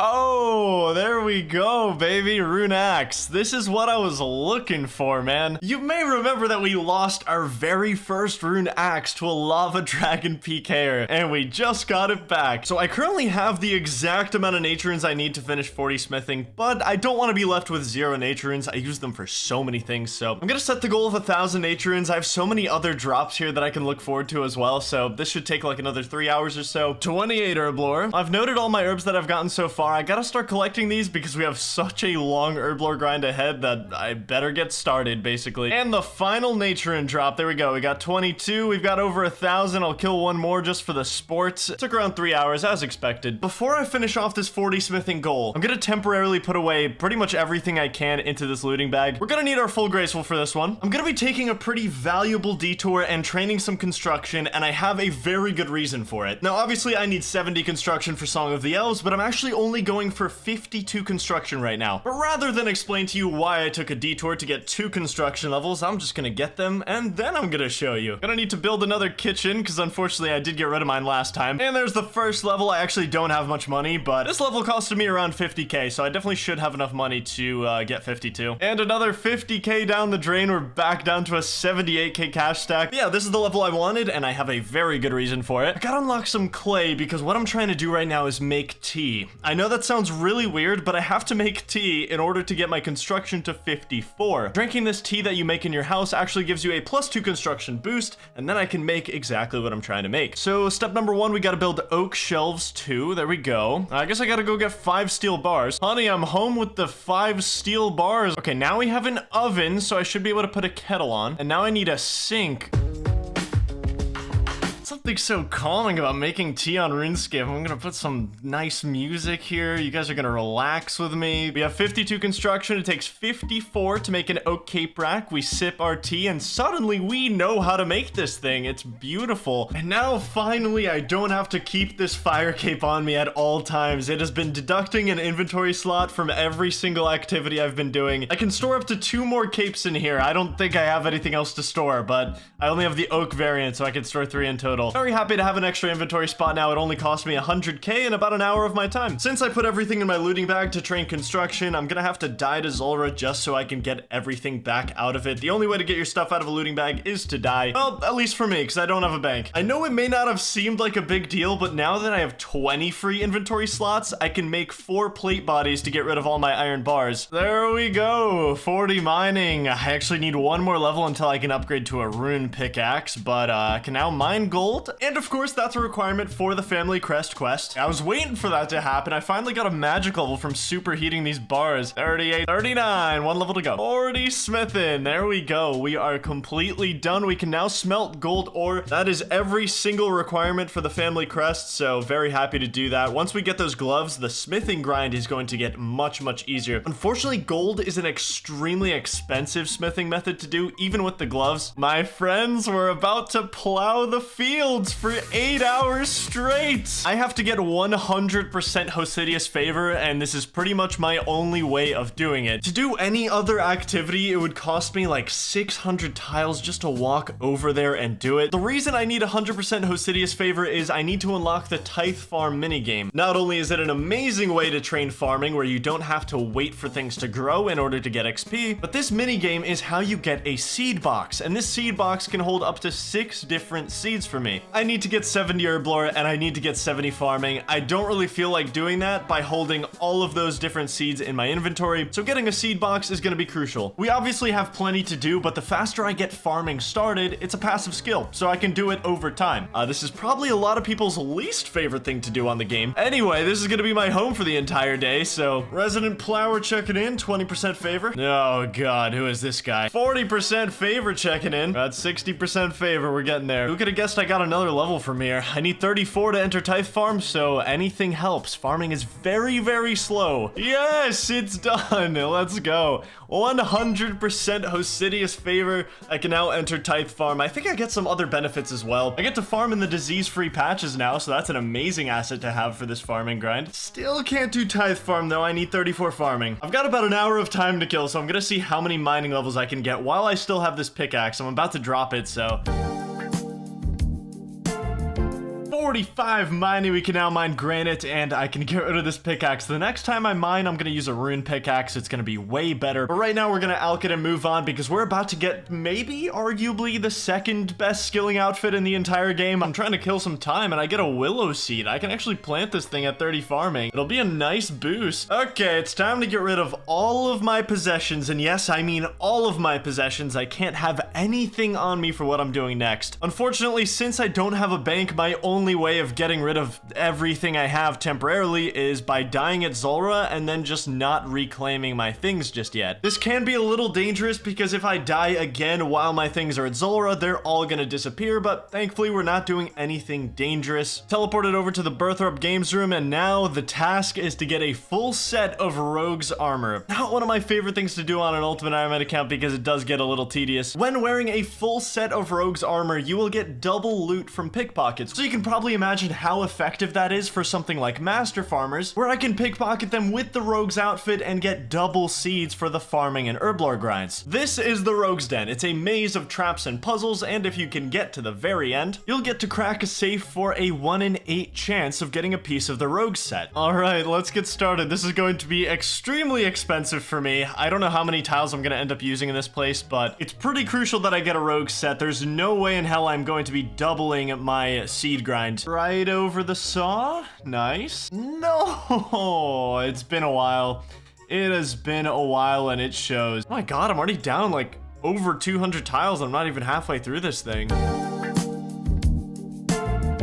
I actually remembered how to solve this. I am very impressed with myself. Oh, that was very, very close. He was very close to knocking me out. All right, that is a lot. Over 500 tiles to get to the end of the Rogue's Den. Can we get a piece first try? No, sad. Yes, I got a crate. Yes, Rogue's Equipment crate, baby. Let's go. Let's just start with the top. Why not? The annoying thing about this is now I have a piece, but I can't go back in until I get rid of it. That may sound a little ridiculous, but I literally can't go back in because I have it on me. And usually this wouldn't be a problem for anyone else. They could just go bank it. I unfortunately don't have that luxury, so buy ourselves a house teleport, and now we just put this thing away in the armor case. I won't be able to withdraw it until I complete the set, but that's completely fine. Obviously, the problem with this is I'm on a 20-minute cooldown every single time I get a piece now. Yes! Second one, second crate, let's go. That's really lucky, that's back to back. Let's grab ourselves the mask. Oh, 2 out of 5 pieces down. Let's go get our final 3. Thanks for the chisel, I guess. No! Yes, we got another one, baby. Give me some trousers, very nice. Let's go put these away. Oh my god, I'm getting so lucky. Get some boots from this. Well, we're gonna have to wait out another 20-minute timer, but wow, I am getting insanely lucky otherwise. The back-to-back? No way, oh my god. I got so lucky, I'm done. That's my last piece of Rogue's Equipment. I have the full set. That's insane, and I'm also stuck here for 17 more minutes. I can't leave. All right, let's take out the full Rogue's armor set. I am so happy at how fast I did this, man. Double loot on pickpockets is an extremely useful perk. So a small little hiccup in the road right now. My farming is just in general a little too low. I need at least 34 to get into Tithe Farm to start training it fast, which means I'm gonna have to train it the old-fashioned way by growing fruits and vegetables in allotment patches and just trying to get 34. I have 239 tiles remaining right now, and frankly, I need to unlock a bunch of farming patches. If I'm gonna be doing regular farm runs, I'm gonna have to invest at least 700, maybe 800 tiles into 4 or 5 more farming patches. Let's grab the rogue armor for now. I do need to go get some seeds, and we're gonna start thieving them. The way master farmers work these days is I'm pretty sure you get seeds that are scaled to your farming level, and since I'm only 25, that means I'm just gonna be getting a bunch of the low-level seeds, which is kind of good and bad in a way. I'm gonna start by buying some cabbage seeds from Olivia. They're the best thing I can farm right now, basically. I feel like Drainer Market is just gonna end up being an absolute mess of unlocked tiles as I run around this place buying seeds and thieving the master farmer. It's gonna be a little messy. After we get some seeds, I'm gonna go up north and unlock the Falador farming patch, which is probably gonna take like 100 tiles from here. As you can see, I've got some tomato plants over here. 27 farming, 28 farming from the cabbages in the Catherby patch. And we are starting to stack herbs for the very long 70 herb lore grind that I have ahead of me. I believe I'm gonna need about 10,000 total herbs. I'm running pretty low on tiles after unlocking the Falador patch, but frankly, I'm gonna unlock one more with my remaining 130 tiles here, and it's the Morytania patch, just because it's so close to a fairy ring that I think this just looks like my next best patch. So I would ideally like to unlock at least 2 more patches, but it looks like with 92 tiles, I can't really do that right now. I'm having such a good time farming. I don't know what's wrong with me. I just love everything about it. This farming patch in Krend only costed me like 15 extra tiles from the house portal, so good investment. The big 30 farming, I can now plant willow seeds. I do have one in my bag.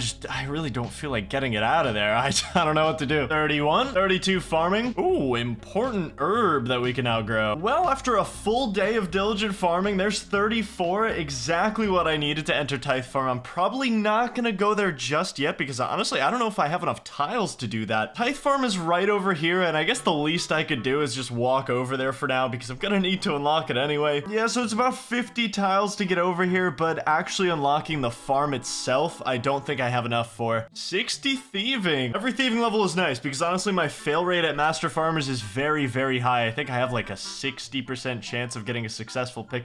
35 farming, 36 farming. We've got a decent stack of herbs already, honestly. We're about 3.5% to the goal right now after 2 days of farming. 37 farming.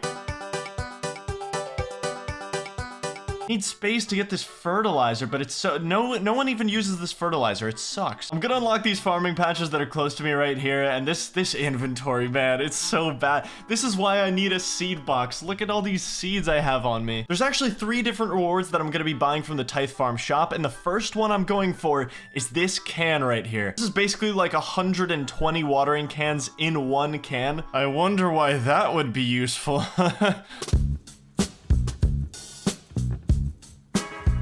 First time farming up 20 fruit. The 8 watering cans was barely enough. I'm gonna have to refill in between every single run. And we're cutting it pretty close on tiles. I have 29 right now. After half an hour of straight farming, you're wondering, why did I do all this? And then, oh, yeah, 9,000 farming XP, 40 farming off that one deposit of 100 fruit. Almost 41 even. Anyway, farming montage. 43 farming, just making some compost. 45 farming, big level. I can now enter the farming guild. 62 thieving. 48 farming. Good morning. 49 farming. I can finally buy it. I can finally buy the god of all watering cans. 52 farming. 53 farming. The last haul of low-level fruit. 54 farming. So before I was getting 9,000 XP per 100 fruit. Oh my god. 21,000. 57 farming, 58 farming, 59. I think it's time I pull the trigger. I have 260 tiles. I'm gonna go unlock the farming guild. It's a bit of a walk from this fairy ring, so I haven't really done any estimates. I just figured I should have enough tiles to get over there. Looks like just around 80 tiles to get through the front door. Not too bad. But I can't get into the most important room. There's so many good things in here. But what I really want to do is take up my very first farming contract. Farming contracts are basically exactly what they sound like. I'm being told to grow sweet corn, and after I grow it and harvest it, I'm gonna get a seed pack as a reward. This gives me some more options for getting seeds other than just pickpocketing master farmers. I definitely want to get 65 farming to access that next herb patch though. 61 farming, but more importantly, we get to unlock something so near and dear to my heart at this point in time. I am so excited for this. Give me that seed box. Oh my god, look at that. I only had 2 types of seeds on me currently because I've just been farming so consistently, but now I can go back to master farmers and start filling this thing up again. I don't have to worry about carrying too many seeds on me. I even have some seeds in here that I could transfer over to the seed box and save a bunch of looting bag space with. 62 farming. My final purchase from the Tithe Farm shop is auto weed. It's really just a quality of life thing. Once I rake a patch once, the weeds won't grow back, and it just saves me a lot of time. Ladies and gentlemen, the first farming contract on McTile. We've got, okay. Wow, that sucked. 63. This big compost bin is my best friend. What we've all been waiting for, I think, because I don't know what you guys are waiting for. 65 farming. I can now enter the good part of the farming guild. I have another herb patch unlocked with that. I've been farming for 8 days now, but I've been doing it with only 4 herb patches, and the more I unlock, the faster this goes, and this is a big one to unlock. After these 8 days, I'm only 14% of the way to having enough herbs for 70 herb lore. So I've got to focus up and be efficient for at least the next month and a half if I want this done in a timely manner. We made a lot of progress towards Song of the Elves, but we need to put this in overdrive. Hundreds of hours of grinding when we come back. Of course, for you, it'll be condensed into 20 minutes. I want the most accurate bow in RuneScape, damn it, and I won't stop. until I get it. Something I haven't shown you much is how often I'm restocking on seeds at Master Farmers. As of today, I have 5 herb patches unlocked, and I can do a farm run every 80 minutes. I'm doing about 6 to 8 a day currently, which means I'm using over 40 herb seeds every single day. And this is only day 8. We are 14% of the way to the goal. So I'm spending a couple hours a day pickpocketing Master Farmers right now. Also, 64 thieving. What the hell? I just got a Hespori seed. I've never had one of these before. You need 65 farming to plant one of these, and I just got that not too long ago. I don't think there's any chance I can actually kill Hespori with my stats, but I have the seed, I have the farming level. This thing takes 36 hours to grow, so I might as well put it down. And oh, I need a rake. Hespori drops a lot of cool things, but once again, I don't think I'll be able to kill it for a while, but when I am ready to kill it, it'll be ready. Okay, believe it or not, the level I've been waiting for, 65 thieving. That's right, I was actually going for this particular level. Jeez, that's a lot of unlocks for one thieving level, but we only care about one of these unlocks. My friends, it's time to do a quest. Okay, well, it's not really a quest, it's a mini quest. There's something I need to unlock in the next couple days, and I can only get it if I unlock a maple blackjack. Blackjacks can be used on bandits and thugs to knock them out and get risk-free pickpockets. It's an amazing way of making money and getting fast thieving XP. So we're gonna need to unlock this blackjack seller, but I can't get a maple blackjack. He can only sell me a willow one, which just isn't really that good. There we go. This guy had to give me a severe concussion just to make sure his product is bad and that he needs to upgrade, so we did convince him of that. Now if we go to Ali Morytania, he should give us a better blackjack, which is exactly what we're looking for. Let's see the new equipment. There we go. Let's buy ourselves a maple blackjack offensive edition, and now our grind begins. This is pretty much it. You just lure a Menophyte thug into a house, you knock him out, and then you pickpocket him twice for free. It's time to talk about the Blackjack Master Plan. I get a fascinating amount of progress towards multiple things with blackjacking. I get my thieving higher way faster, which makes getting more seeds a lot easier for Master Farmers. I make 120 GP every single pickpocket, and 70 construction and smithing for Song of the Elves are gonna cost upwards of 3 million GP. And currently the most important thing is I can stack tiles. Even though I need 20,000 total, right now I just want 1,000 tiles because my next unlock is gonna make my life 7 billion times easier. You'll see, trust me. The plan is to spend a few days here. I'll have to leave for farm runs pretty much every hour, but other than that, I can run back here pretty easily with a house teleport. 68 thieving. The higher we go, the easier this gets. The only thing that's really slowing me down is the amount of food I can fit into my inventory. I'm having to restock on food, well, I guess twice as much as the normal person would with only half an inventory. Anyway, though, 70 thieving, 71 thieving, there's 72, 73. So I just hit a little over 1,000 tiles. I'm gonna stay here for probably like 2 more hours, I want to say. I want to hit a little bit over my goal. We've gotten a lot of work done and a lot of money in the meantime, too. No way! I clicked my wine so many times! Can I get a replay of how many times I mean, I'm sure I was like stunned or something the entire time, but oh, it's gonna take some time to get back there. 75 thieving. I think that's literally the perfect milestone to end this off with. We got a ton of work done here. It took me about a day and a half. 1,139 tiles collected. Is that gonna be enough for what I want to do? You'll find out in the next. I need to get all the way over to the Arceus library, and I see maybe one viable way of doing that, and it is actually not from this house portal. Walking from here just doesn't really make much sense. We've arrived. It's gonna take a lot of tiles to walk to the library, but we're also gonna be spending way more tiles inside of the library. I need to get 60% Arceus favor, and the way I do that is by helping people find books in the library, of course. But the reason I need 60% favor is to unlock the Arceus spellbook. The Arceus spellbook is pretty expansive, but I'm looking at one teleport in particular. The Salve Graveyard teleport. Actually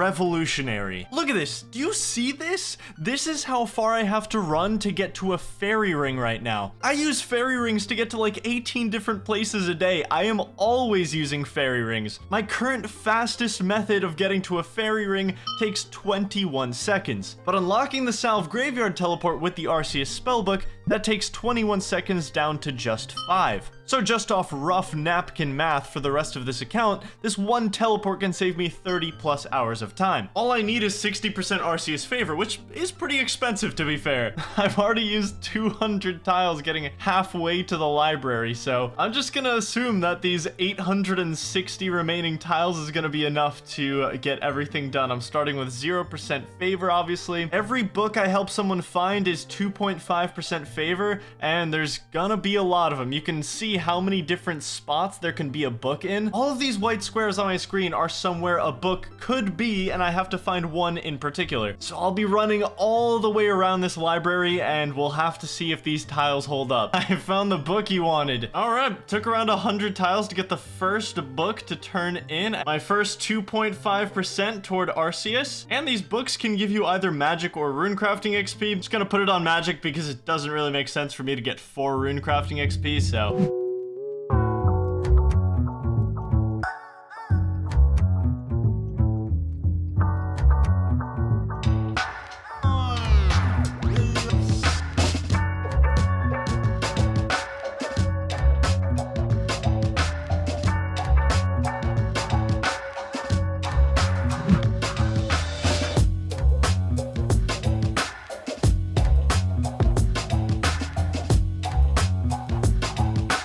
If anyone was ever curious, it takes about 700 tiles to get 60% Arceus favor. I can go unlock the spellbook, whatever now. It took about an hour. One final book to put on magic as well. I'm actually gonna walk up north. This is where you change your spellbook all the way at this altar, but I actually want to unlock one more thing on my way over there too. I really want this fairy ring, but you actually have to pay to unlock this one. It's 80,000 coins to get this thing reanimated. It's so nice though. It's close to so many things. It's next to a clue step. It's next to the library, it's next to the altar, so it's just an amazing fairy ring to have unlocked. I will gladly pay the 80k. This is a very popular spellbook, but I really don't plan on using any of these teleports or even being on this spellbook very long. The Salve Graveyard teleport on its own, I don't plan to use in its current state. Why would I ever use this teleport if I could just make it into a portal? Chop the teak tree for teak logs, we need 3. Let's turn all of these into teak planks, 500 GP each. I'm also gonna need some limestone. And time again, this rune shop just proves how useful it is to me. Pretty much my only way of getting soul runes right now, so. Oh no, I just realized if I want this, I have to move Glop's home. Look at how much space he has to roam. He's gonna be so happy. Glop has been so happy in this one plot of land. This is what they never tell you about growth. The sacrifices you need to make to be your best self. Moving your child 2 rooms away. 100,000 coin investment into a portal chamber. Definitely worth it though. It's just crazy how fast all that money went. I'm down to 400k. And now we build ourselves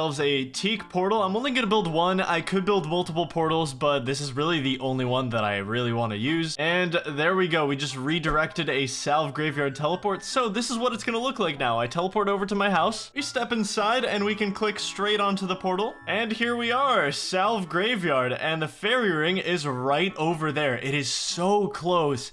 Edgeville was actually just killing me. It was killing me inside to go to the Edgeville fairy ring every single time. Oh, this is beautiful. I can get to the farming guild. I can get to the Morytania patch. It took 900 tiles to unlock this thing, but it is so worth it. I'm gonna go unlock this final herb patch. It's been way too long. I don't know why I've procrastinated it so long, but after I unlock this, I'll be able to farm at max efficiency, which is really nice. It is insane how fast I used all these tiles. 1,000 tiles is the new 100 tiles. Like, the seed stack is looking really nice. This should keep me going for about 2 days. I have 150 tiles left, and it's time to make one final investment. I need 70 mining for Song of the Elves, and I would prefer to do that with a rune pickaxe. Under 50 tiles left to spare. Oh my god, he is really taking me. Great, he took me for a loop right at the end. A rune pickaxe is 67% faster than a mithril pickaxe, which is what I was using before. Just a little fun fact for you. Look at Glop. We have a lot of work to do. I need to mine 19,318 iron ore to hit 70 mining. That's gonna take around 25 hours, not including the fact that I have to leave every hour to go on a farm run. Plus, with master farmers in the picture, I'm expecting 70 mining to take me this entire week, and honestly, I think my tiles really desperately need this grind, because I'd love to do some quests, but I can't really do that. First little mini objective is 59 mining. You'll understand later. Anyway, time to mine and drop 20,000 iron ore, baby. I'll see you on the other side. 46 mining, 47, 48 mining, 49. Ah, yes, the Book of Knowledge, a free 510 Herblore XP. We love to see it. 51. Good morning, everyone. That is 35 Herblore, 5 straight levels just from cleaning herbs. That is pretty nice. It's kind of insane when you think about level 35 being 22,000 XP and level 70 being 737,000 XP. This game is beautiful, man. Got a lot of work to do. 52, 53, 54. 55 mining, very nice. Look at these papaya trees coming in, 66 farming. Seeds we got from Zulra coming in super clutch. It took me a while to start farming them, obviously, but they do take 16 hours to grow, but once a day I get that sweet, sweet 6,000 farming XP drop dopamine, so only 4 levels to go until 70 farming is done. 56 mining, 58 mining. Finally, I get to leave this spot, 59 mining. You're probably thinking, what are you talking about? Well, I do have a plan. Little update for you on day 13, 36 Herblore, but we actually have 200,000 Herblore XP in the bag right now. 30% of the way there. This little maneuver is gonna save me a lot of time. I'm gonna buy a Dwarven Stout. In fact, I'm gonna grab 2 of these while I'm here just in case. This is quite the distance. Thankfully, I have been replenishing tiles with my mining grind, so the faster I get into the mining guild, the better my life is. So you normally need 60 mining to enter, but if I sip a Dwarven Stout, it gives me a +1 mining boost and I can just step right in. Getting this +1 boost just saved me a lot of time, trust me. So there's 3 iron rocks here, just like there was in our last spot near Soul Wars. But you may notice something about these 3 rocks that is way better than the other ones. They replenish almost 70% faster than the other rocks. So I have no downtime between rocks now. It's an insane improvement. Definitely worth purchasing a Dwarven Stout to get in here just that 1 level faster. We still have just under 14,000 iron ore to mine, so it's good that we got here earlier rather than later. There we go, 60 mining. I didn't want to leave until I got this level because I'd have to buy another Dwarven Stout to boost back in here. So now I can just enter whenever I want. 10 levels to go. These farming contracts have not been super exciting recently. Let's see if this... Okay, 5 Harlander seeds. Anytime I get herb seeds, honestly, this is a big win for me. So let's get another contract and strawberry seeds. I can do it. Nice. 61 mining, 63, 64 mining. It is currently very early in the morning, but we hit 65 mining and we are 5 levels away. Another day, another papaya tree, and 67 farming comes with it. This is literally why I stopped doing Tithe Farm. I can just slowly get myself up to 70 farming without breaking a sweat. These fruit trees are carrying. 66 mining, 67 mining, only 5,400 more ores to go. Oh boy, we're just down to Tileman seeds. I have 40 Tileman seeds and that's all I have left. Not good, not good. A nice lamp to get 37 herblore. Man, so much progress off of just cleaning herbs and using lamps and stuff. It's actually such a big boost. I love it. Ah, back to the roots. I'm growing melons again just to get these super compost rolling. I'm using 40 plus super compost a day and some of these bins are super far from a teleport, so having melons right here to just fill the bins immediately is really, really nice quality of life. The final stretch. I don't know which one of these it's gonna be. There it is, 70 mining. Another Song of the Elves requirement taken off the list. That is the 3rd one, I believe. Farming is pretty close, but that is a massive one to get out of the way. We can now mine adamant. I did this way faster than I thought originally. I did this in just 5 days while maintaining farm runs and compost runs and everything, so it was about 26 hours of mining. There's still a lot to do on the Song of the Elves checklist, but another skill down and only 5 to go. I got this medium clue scroll from a mining geode and I really want to do it. Okay, first step done. Second step is... I cannot do that currently unfortunately. I do have 600 tiles, but I mean, if I walked all the way over there, they'd all be gone. Although this does give me a really good excuse to do a quest I've been putting off for a long time, and that's Tree Gnome Village. In fact, I think that's exactly what I'm gonna go do. I should go do the Tree Gnome Village quest. I'll unlock the Tree Spirit and I'll be able to teleport to the center of the entire stronghold. So I lose more tiles doing this quest, but it's a quest that I'll need to do anyway. So step number 1 is I have to get all the way through this Tree Gnome Village maze to start the quest, and that's gonna be a bit expensive, but I really want to do this medium clue, so...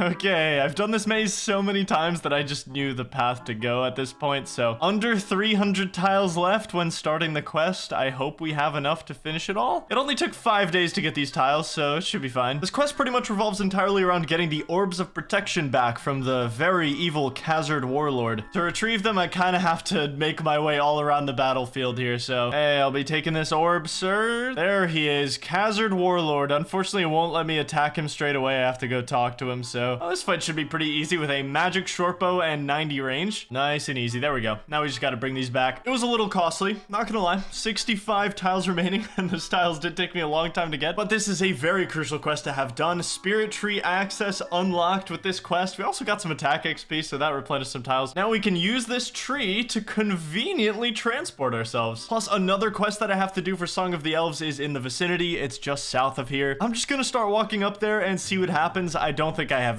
close to enough tiles to get there, but okay, I'm gonna stop it right there. I don't really like being in the single digits tile-wise. I'm like 50 tiles short of getting to where I need to be, so look at Glop. He's never done anything wrong in his entire life. There we go. There's 76 thieving. Mission accomplished. 81 tiles ready to go to finish off this medium clue scroll. Let's go do it. Also, while I'm at it, let me just steal a nature rune and get rid of this rune pickaxe because mining is completely done, so I will not be needing that. Nice, we made it here with an excess. Will this next step be humble to me? That's the question.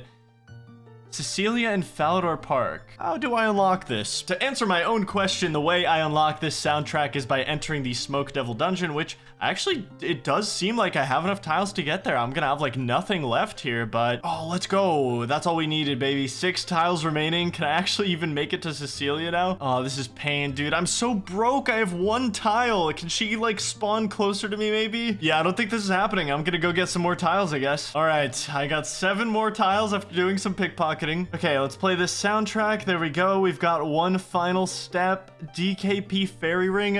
I don't think I have enough for that. I have 3 tiles. I'm so broke, dude. I'm so broke. It's like 6 tiles away. Okay, mission accomplished. 33 tiles.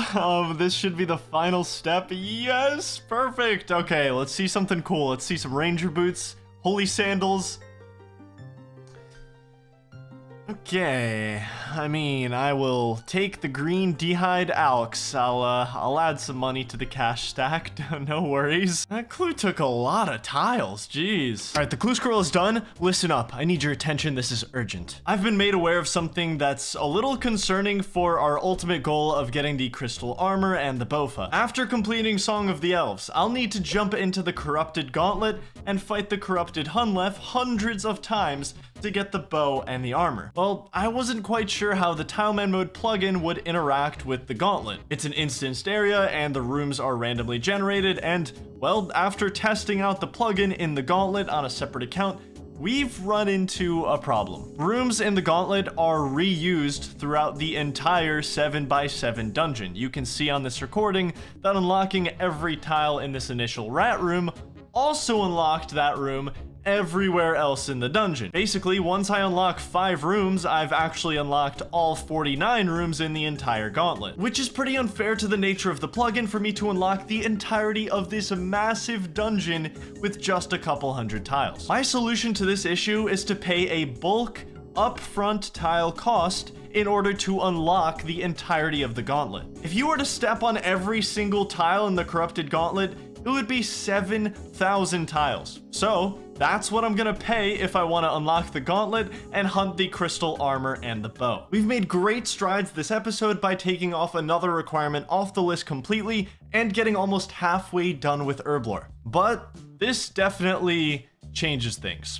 We're gonna need a lot more tiles. After struggling for tiles last episode, I decided to come to Pollen of Niche to continue working toward 2 midterm goals. I got close to 0 tiles remaining multiple times last episode. I decided to spend an entire day in Pollen of Niche and just secure the tiles that I need to at least do some of the things that I want this episode. I've been at Master Farmers for over an hour just restocking seeds, and once again we have probably like a day or two of supply here. We're kind of on the final herblore stretch, and by that I mean we're a tiny bit over halfway, which feels amazing. It's currently day 22 since we started pursuing Song of the Elves, and the goal is to finish off herblore, which is by far the hardest thing. I honestly think I would have gone insane by now without this seed box, I'm not gonna lie, it's so good. Well, 80 thieving. What a nice milestone, actually. I've definitely noticed a massive difference with Master Farmers since my thieving started getting higher, but we're not gonna get it too much higher. We're also nearing 1 mil in cash, so I have about a third of the money that I need to get 70 construction and smithing. Those skills are going to be incredibly expensive, and I'm still working on ways to make them cheaper. The day goes on, 81 thieving, 82 thieving. Gonna be stopping somewhat soon here. 1,094 tiles collected. Good morning, it's a new day. I unlocked a lot of tiles yesterday, actually. I'm gonna be unlocking this compost bin because I'm going through so much compost that I feel like every bin is just a huge benefit. This big compost bin is still my best friend. Spent over an hour getting seeds yesterday, and once again I am all out. I mean, I have 20 Tileman seeds, but these don't really count. They're not real seeds, okay? They're the worst seed you can farm. And we're back 1 hour later. These should last me for the whole day, so seeds restocked. Let's get back to it. Whoa, big level, 68 farming. I finally have a use for these 3 palm trees that I got from Zulra. I've been keeping them warm all this time. Of course, I could have done Tithe Farm for this level, but I've just gotten it passively, so I'm pretty happy with that. Whoa. Oh my god, how long have these been there? Jeez, just look at them. 83 thieving. Glop has still yet to do anything wrong in his entire life. All right, I think you have just witnessed my last blackjacking session, maybe forever. It's been 2 long days of tile collection, farming, gathering money, 80k away from 84 thieving. I'm pretty happy with the thieving process. It does help me with Master Farmers a lot to have higher success rate, and we have 1.6 mil in cash, which I'm gonna be trying to stretch this money as far as it can possibly go. I'm gonna do a quick farm run, and then we have a lot of work to do. Welcome to the main event. This is okay, this is more like an opening act. Family Crest, ever heard of it? I got the requirements for this quest quite a while ago now, and I put it off until today, and we unlocked something very important from this. And this is the list of all the things I need to complete this quest, so I'll be right back. McTile's like a modern day superhero when he puts on his graceful. I'm gonna unlock this fishing shop in Shiloh Village because the Catherby one does not sell fly fishing rods, so I need a place to not only fish a salmon, but also buy the actual tool to fish it with. Salmon acquired, rubies acquired. Okay, time to help this family for my own personal gain. Let me break this down for you. This guy has 3 sons, and each of them have a part of the family crest, so we need to track them down and kill them. Did I say kill? I meant talk. This guy gives me his piece of the crest for some fish. I don't really know what he's thinking. This next guy is much more difficult. He's gonna steal like 400 tiles from me. There's only one place to mine perfect gold in this entire game, and it's in this little dungeon. That's exactly what this guy wants for his part of the crest piece. You know what? That could have been a lot worse. 250 tiles. I was expecting like 400. That was not bad. Jewelry made. Crest piece number 2. This last piece is the most expensive tile-wise, and it's also a little risky. I'm gonna have to go into the wilderness for this one, just in case I die. Not that I'm necessarily expecting to die, but it'll be a lot better if I don't lose 1.6 mil along with the rest of my stuff. I think what I'd be most upset about is actually the herbs, because I've been farming for 3 weeks straight, so that's not a nice setback. Unlocking the Edgeville dungeon. Long overdue, maybe. I'll definitely get some use out of it after this quest, one way or another. I'm gonna use this guy as my shield. I'm just gonna keep a relative distance to him, and if anyone's here, they're gonna attack him first. Oh, he's letting me go first. What a gentleman. Once we kill this demon, we'll be on our way. Oh, it's just so easy. Demon is dead. Family crest is completed. Well, it's not completed. I gotta take it back to the father. The opening act, family crest done. I get these steel gauntlets now, which I'm going to instantly go and turn into goldsmithing gauntlets. Now, I have a little secret. I actually think I can get 70 smithing without spending a single coin, and I'm gonna show you how. Step number 1, goldsmith gauntlets. Step number 2, death. I have to get some things out of my looting bag. Your head is looking shiny. I'm very sensitive about that.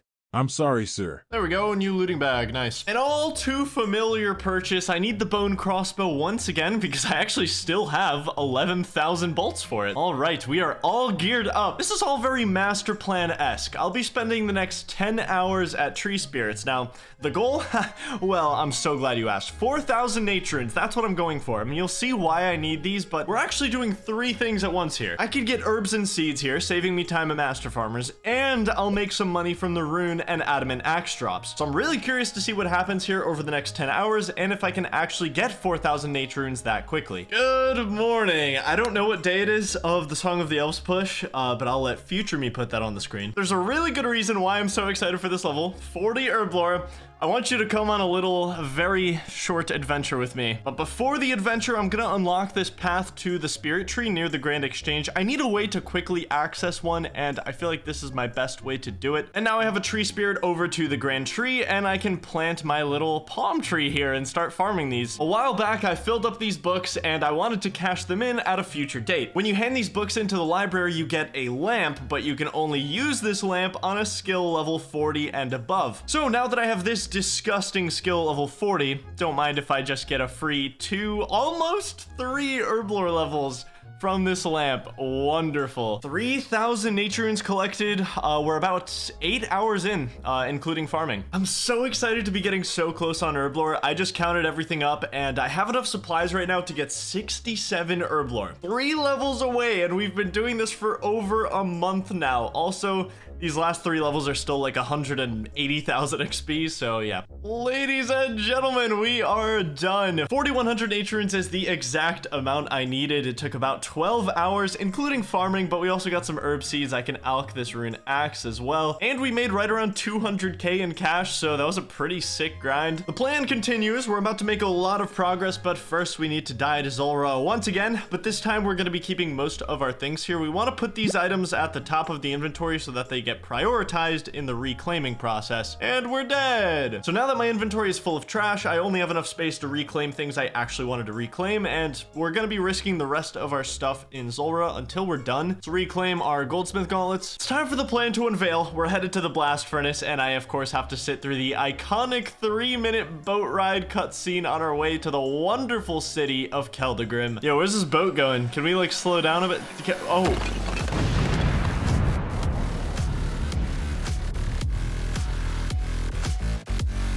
So to get to the blast furnace from the commander's office would be pretty expensive. What I'm gonna do instead is just take a brand new boat into the city. And yeah, that was absolutely the right call to make. I just saved like 130 tiles. I might need to unlock that side of the city at some point, but I don't think it'll be anytime soon.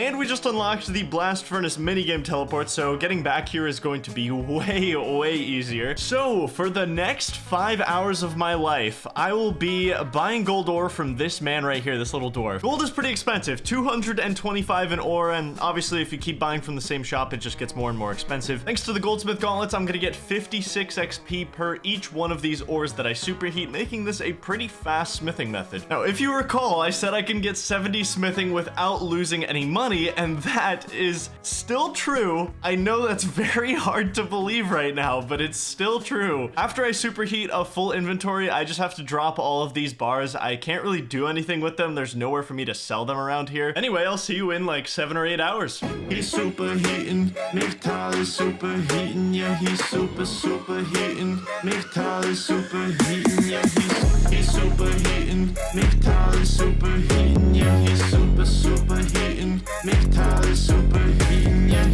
he's superheating. Miktal is superheating, yeah, he's superheating. Miktal is superheating, yeah. Just about the end of the day for me, and there is 60 smithing. Okay, now the plan can continue. We've got another 500,000 XP to go until 70, and I want to finish this as fast as possible because I can't farm during this grind. You'll notice that getting 60 smithing took 1.1 mil GP. So cute UIM. Thanks. You see, now that I have 60 smithing, the blast furnace is free to use. You originally had to pay 2,500 coins every 10 minutes. Now it's free. So I just made an inventory of steel bars, and if we run over here, we also unlocked these anvils with 60 smithing. You can't get in this area unless you have 60. I have 1,300 tiles right now. I need to find a way to get 6,000 or 7,000 more in the next couple weeks, so everything helps. Okay, so I thought I was gonna be able to sell these plate bodies to the armor shop, but that's only mithril plate bodies and above. Slight change in plans. I'm gonna need another 2,000 nature runes. I refuse to lose any money on smithing. A healthy palm tree and a healthy farming level. One more to go, and our 70 farming requirement is done. I also got another Hesperia seed, but it's useless to me because I can't even kill the one that I have planted right now. So in order to finish up 70 smithing, I'm gonna need to get myself a pair of ice gloves, which is quite a tile investment, but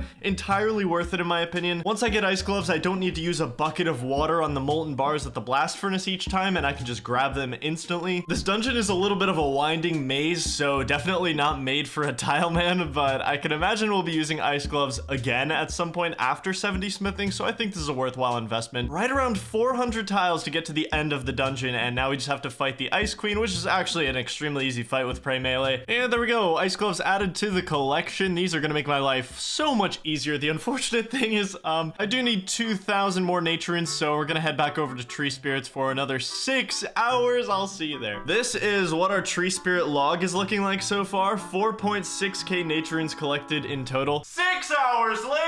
Hey, we're back 6 hours later. Here's an updated Tree Spirit log for you. I actually overshot the nature runes a bit. Thankfully, there's other cool stuff to look forward to, like these seeds and herbs, because I get no XP here, so I don't get any tiles, which sucks. So it's time to repeat our little Zulrah process and get back to work. We have a way now to make those steel plate bodies into actual money, and this method with the nature runes is more profitable than selling the plate bodies anyway. Also, it costs me about 4,000 GP every time I do this Zulrah storage trick. I'm definitely no stranger to this method. You know, in fact, 5 years ago, on this sacred ground, I set the 1-day smithing XP record for Ultimate Iron Man.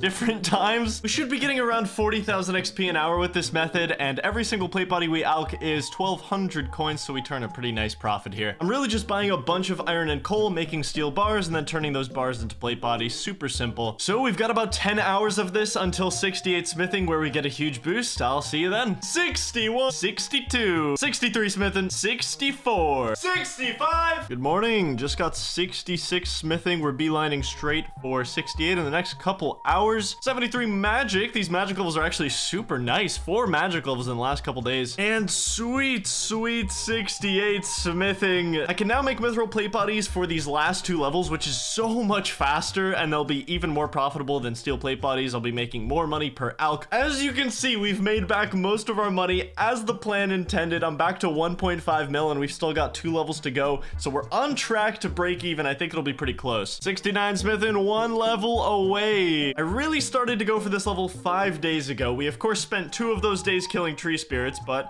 70 smithing, another Song of the Elves requirement completely taken care of. Just the smithing on its own was about 20 hours from level 40, and if we include all the tree spirits, this was about a 40-hour grind to get this level. And we're back up to almost 1,500 tiles available. We've been putting some dents in the 27,000 tile goal, and the Song of the Elves checklist is looking cleaner and cleaner. A few more to go before we have to start doing some really brutal prerequisite quests. We didn't quite break even. It was super close. I'm still happy with it. I was able to get most of my money back. Is this enough money to get 70 construction? It might be. I can actually spend tiles to make construction cheaper, which might get us to the finish line. Since I have 1,500 tiles right now, it's an amazing time to do a Song of the Elves pre-quest, making history. Gonna need to grab our little Ghost Speak amulet for this quest. Gotta make a little sapphire amulet. All right, let's go see how many tiles it takes to start this quest. 110 tiles to get started. Honestly, not too bad. This quest is basically all about subscribing to the Settled YouTube channel. Oh, I passed it. Do I dig over here? Honestly, this is like the most unmemorable quest of all time. We got treasure, and we got a journal. These guys think I can read. We have to move our house over to Relica for this next part. Extremely nerdy fun fact about this NPC. It's one of the only NPCs in the game whose exact age is known. He is 36 years old, the more you know. I've done this quest so many times and I barely remember what happens in it every single time, but that's probably the easiest pre-quest we have for Song of the Elves done. The reward is, it's something. Spent 400 tiles on that quest. Honestly, less than I thought. A lot of our other pre-quests have pre-quests themselves, which is where a lot of our tiles are gonna go. I am so tired of running all the way around this path to get to this farming patch. I'm just gonna bite the bullet. I don't care. I should have done this all the way at the start, but I will happily invest 50 to 60 tiles to just never have to run all the way around to get to this herb patch ever again. I've been so disciplined about running all the way around, and it took until, what is this, day 38 for me to crack and just unlock this path. It's been 38 days since I started pushing towards Song of the Elves, and after smithing was done, I decided to focus entirely on farming and herb lore. I recorded basically no clips for the next 8 days as I maximized my seed gathering and herb runs until day 46, where I logged in for one special moment. I literally don't think I've talked in a clip for over a week, and today is day 46. I made sure to check, and there is 70 farming. Another Song of the Elves requirement taken care of, but that's actually not the main reason why I'm happy right now. On day 46, if you look in my looting bag, I have every single herb I need to get 70 herb lore. It's been a 46-day process to collect all of these herbs. I was 29 herb lore a month and a half ago, and now I'm 44 with every single piece of the puzzle to get 70. I am so relieved to have every herb I need. It is so good. There's like barely anything left on this list. Construction and woodcutting go hand in hand. I never need to go thieve another master farmer ever again. That's something that has just been part of my daily routine for the last 46 days. It's been 5 days since I've gotten to record a clip. You'll notice that I have like 100 more tiles than I left off with last week. That is because I've spent the last 5 days farming the rest of my seeds. I didn't really want them to go to waste, so now I have a nice cushion for 70 herb lore, which, although I have all of these herbs, it's still the longest skill I have remaining. But after these 2 months of getting ready for this one skill, I can finally go full steam ahead towards Song of the Elves, and our first step right now is death. As usual, every good plan begins with death on this channel. The next few weeks are gonna get intense. We're gonna be tile poor in the matter of days, and right now I'm gonna start a grind that has a lot of history for me, actually. I just need to leave most of my things at Zulrah first because it matters a lot for what we're about to do. As usual, we fill our inventory with trash, and then we only reclaim what we want to wear or take back. It's time to take a boat to a place I'm only a little familiar with. You guys didn't think the master plan just disappeared, did you? I need to get 61 crafting to continue the plan. How long does that take? I believe about 10 hours here. And I need 61 crafting for a little quest called Lunar Diplomacy, but funny enough, I'm not even trying to complete that quest. I only want to get halfway through it for what I want to do. As long as I do this, I can make a minor miracle happen, and you'll understand what that means later, but for now, I just need 61 crafting. The method is pretty simple. I just need to unlock this furnace, and we'll be taking 11 buckets of sand and soda ash over here and making glass every single trip. I'm just gonna click back to the charter, and whatever tiles I happen to walk on my way back, I'll just unlock them because I really want to get back there in one click, because this way I can actually blow my glass on the way back, so it genuinely speeds up this process quite a bit just to unlock these extra tiles. I sell everything on me, I get more glass supplies, and the entire cycle repeats. On we go.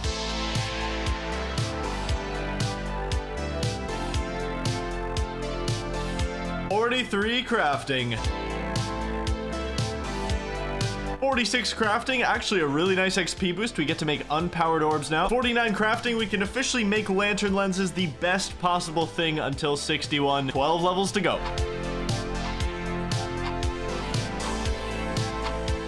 $54 crafting, we are halfway there.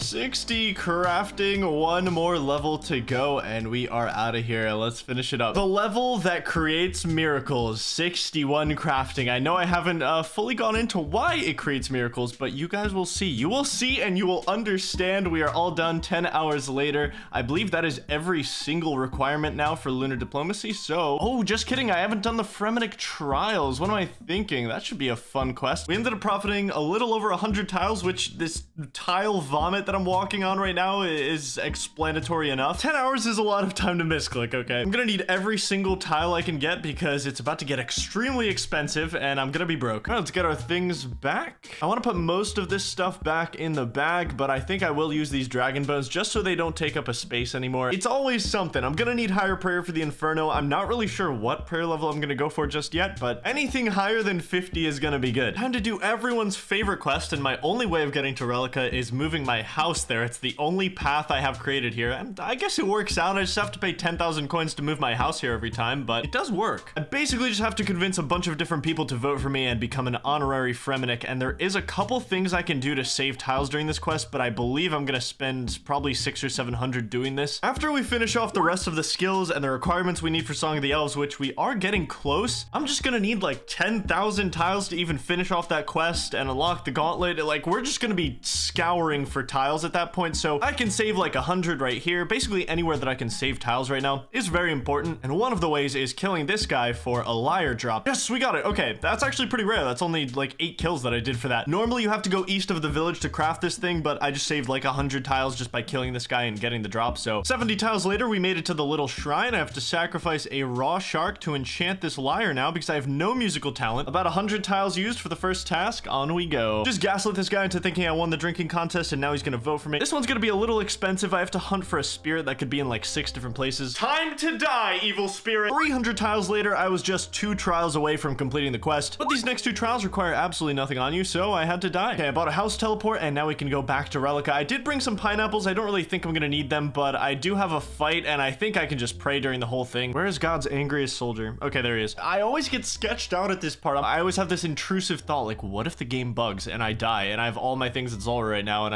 I wipe like that? I don't know how it took me this long to realize that you get a red herring during this final trial, and that's like the whole trope with it, is it's supposed to be like a misleading non-thing, but it's actually what solves the puzzle. See, Jagex, they get a little silly sometimes, all right? Well, if you ever wondered, it costs 593 tiles to complete the Fremennik trials.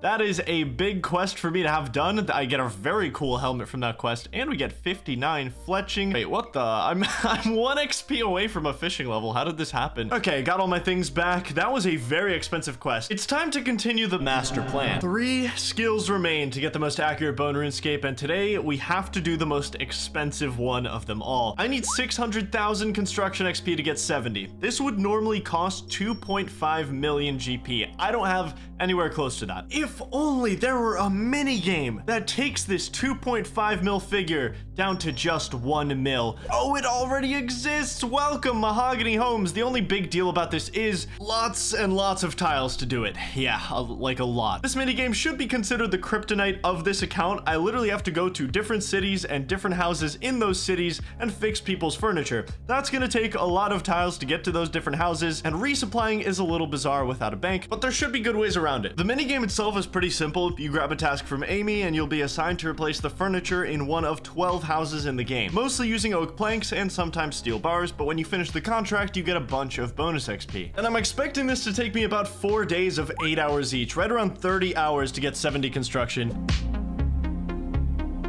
It takes about a minute to run over here and then probably like another minute to get a full inventory of planks, and I'm gonna need to do this after replacing furniture in every single house I go to. I can fix just about everything in every house, but this is gonna cause some problems. A lot of people are gonna have a range or a stove that needs a steel bar to be fixed, and I need a good way of getting these or my grind is just gonna be held in a chokehold. It's okay, I have a plan. I'm just gonna have to go to the blast furnace every single time I need steel bars. Oh, and I can't cool these down. I have to unlock the bucket spawn because I don't have ice gloves, but that's fine. And now I have 20 steel bars sitting here, and I did not mean to take 6 out, but I guess I'll just go with 3. You'll see in my chat that I have 10 reward points right now. I need to get 350 points as fast as possible. That unlocks the plank sack. This thing holds 28 planks for you. That is such an insane XP boost for me in particular, so that is what I'm gunning for, and I only have 10 of the 350 points I need, so it's gonna be a while.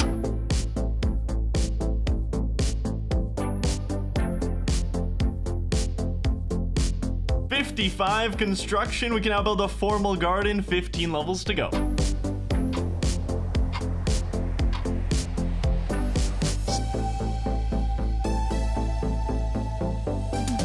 60 construction. That ends my day one. I'll see you tomorrow. The day has finally come where I can buy a plank sack. Now I get to store planks in here, and my XP rates are about to be so much better. 69 woodcutting, 1 level to go until another Song of the Elves requirement.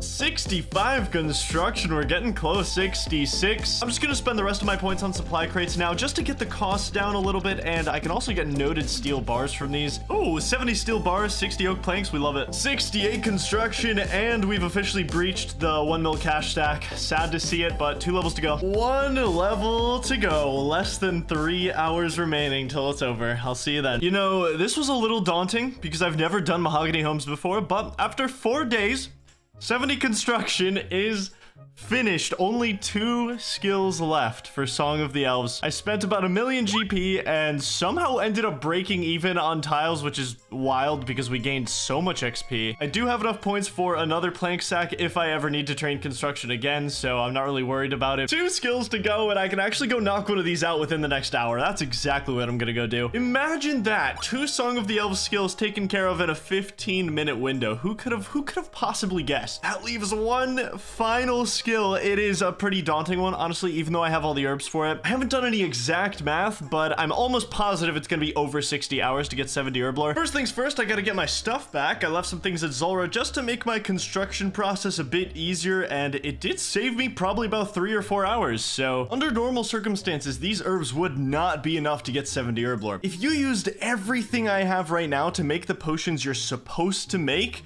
it would only get me 66 herb lore. But thankfully, we have a way to squeeze an extra 200,000 herb lore XP out of all of this using some miracle methods. This is gonna be a super tedious process. I'm gonna have to do this in batches, so 1 type of herb at a time, and then keep the rest of them in the looting bag, and then repeat the cycle. We're gonna start with these 2. It looks like 3, but these just need to be cleaned. Now we're gonna unlock the best place I can possibly clean herbs for now. It's roughly a 50 tile investment, but it'll be really useful for the next couple weeks. All we do is run back and forth between the bank and the leprechaun. They're super close together, so we just clean and note, and the tool leprechaun only notes farming supplies. 45 herb lore. And that is the last of them. Okay, let's go make some potions. We got our vials of water. We got our eyes of Newt. Herb lore without a bank can get a little janky. I have 18 free inventory spots, so I take off 9 things. We unnote the vials. We put all of this back on. Then we can take the herbs out and put these into the vials. I mean, depending on the potion, though, this XP is pretty damn fast. 100 XP per potion, but this secondary is super easy to get. I was just able to buy the eyes of Newt. Not every potion is going to be this easy to get the supplies for. 50 herb lore. A huge jump from where we were just an hour ago, and I can now make fishing potions. I will probably never make those in my life. You can see in the chat we've been making a lot of progress. These herbs were sitting in my bag for almost 2 months, so it just feels so relieving to use them finally. Okay, every attack potion finished. Those were the easiest potion we'll have. Now we have to do these prayer potions, which already we're getting into much tougher secondaries, so I'm gonna have to unlock a little peninsula for this. 5k away from 51 herb lore, solid progress so far. 130 tiles to unlock this place. I'm just gonna have to hop worlds and pick up this snape grass as I go. Okay, so once I get a full inventory, I teleport to my house. I run north to the tool leprechaun, and we note all the snape grass, and now we have to go back to Falador. Yes, we're done. I actually went over for some reason. I could have just gotten 4 snape grass there, but instead I just autopilot a full inventory, but we will take it. I'm so excited to make these prayer potions. They're gonna be so helpful for what we're doing after this. I'm making 9 potions at a time, just like before, but this time we're gonna be running over to the decanter and turning these into 1-dose prayer potions so we can actually keep them. 51, 52, 53. Wonderful. All in a day's work. 11 51-dose prayer potions, and I also have 48 in here. I'm gonna keep them in their 1-dose form, but this is 300 full prayer potions that I have now, which is just like, that's actually such an amazing asset to have. So before we move on, did anyone know that you can actually fill a beer glass with this barrel in the Lumbridge Castle Tower? Well, now you know. There is a lot of explaining to do, so it's time to introduce one of my favorite segments, the next 5 days of my life. You see, I had these 868 Harrowlanders sitting here, and I wanted to make them into restore potions, but I don't have any red spider eggs. I need these in noded form so I could keep the restore potions that I'm making. So I decided to kill temple spiders who drop 4 eggs roughly every 12 kills. If you do the math, that means I need to kill about 3,000 spiders. Obviously, this isn't the best way to get spider eggs, but I figured since I still need upwards of 10,000 tiles, and I could get grubby keys to farm for supplies, and I could potentially complete a clue scroll, I stayed in this cave for the next several days doing exactly that. My grubby key luck on this account is actually kind of wild. I just love how often I get these things. 200 death runes, that is very solid. Key number 2, same thing. Okay, and grimy snapdragons, actually. We will very much accept that. We love it.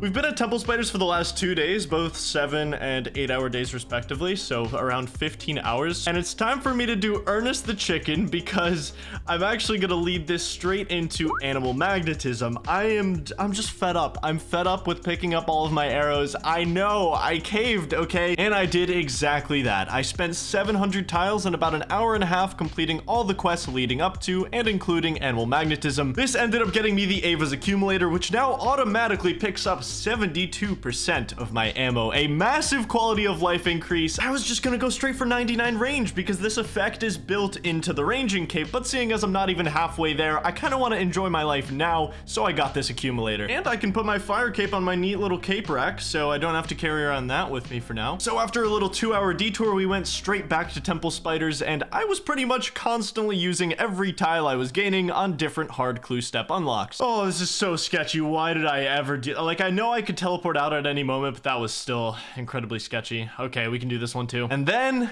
it finally paid off. Yes, I finally completed a second one. I'm so happy. It's been so long. I've invested so many tiles into doing this too. Let's open it.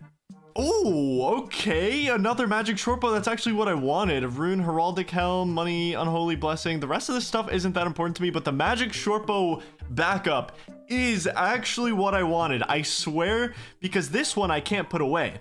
And I'm almost out of rune arrows, so I kind of want to drop my imbued one, and then I can have a backup that I store in the looting bag, so I don't have to fully get rid of my magic shortbow now.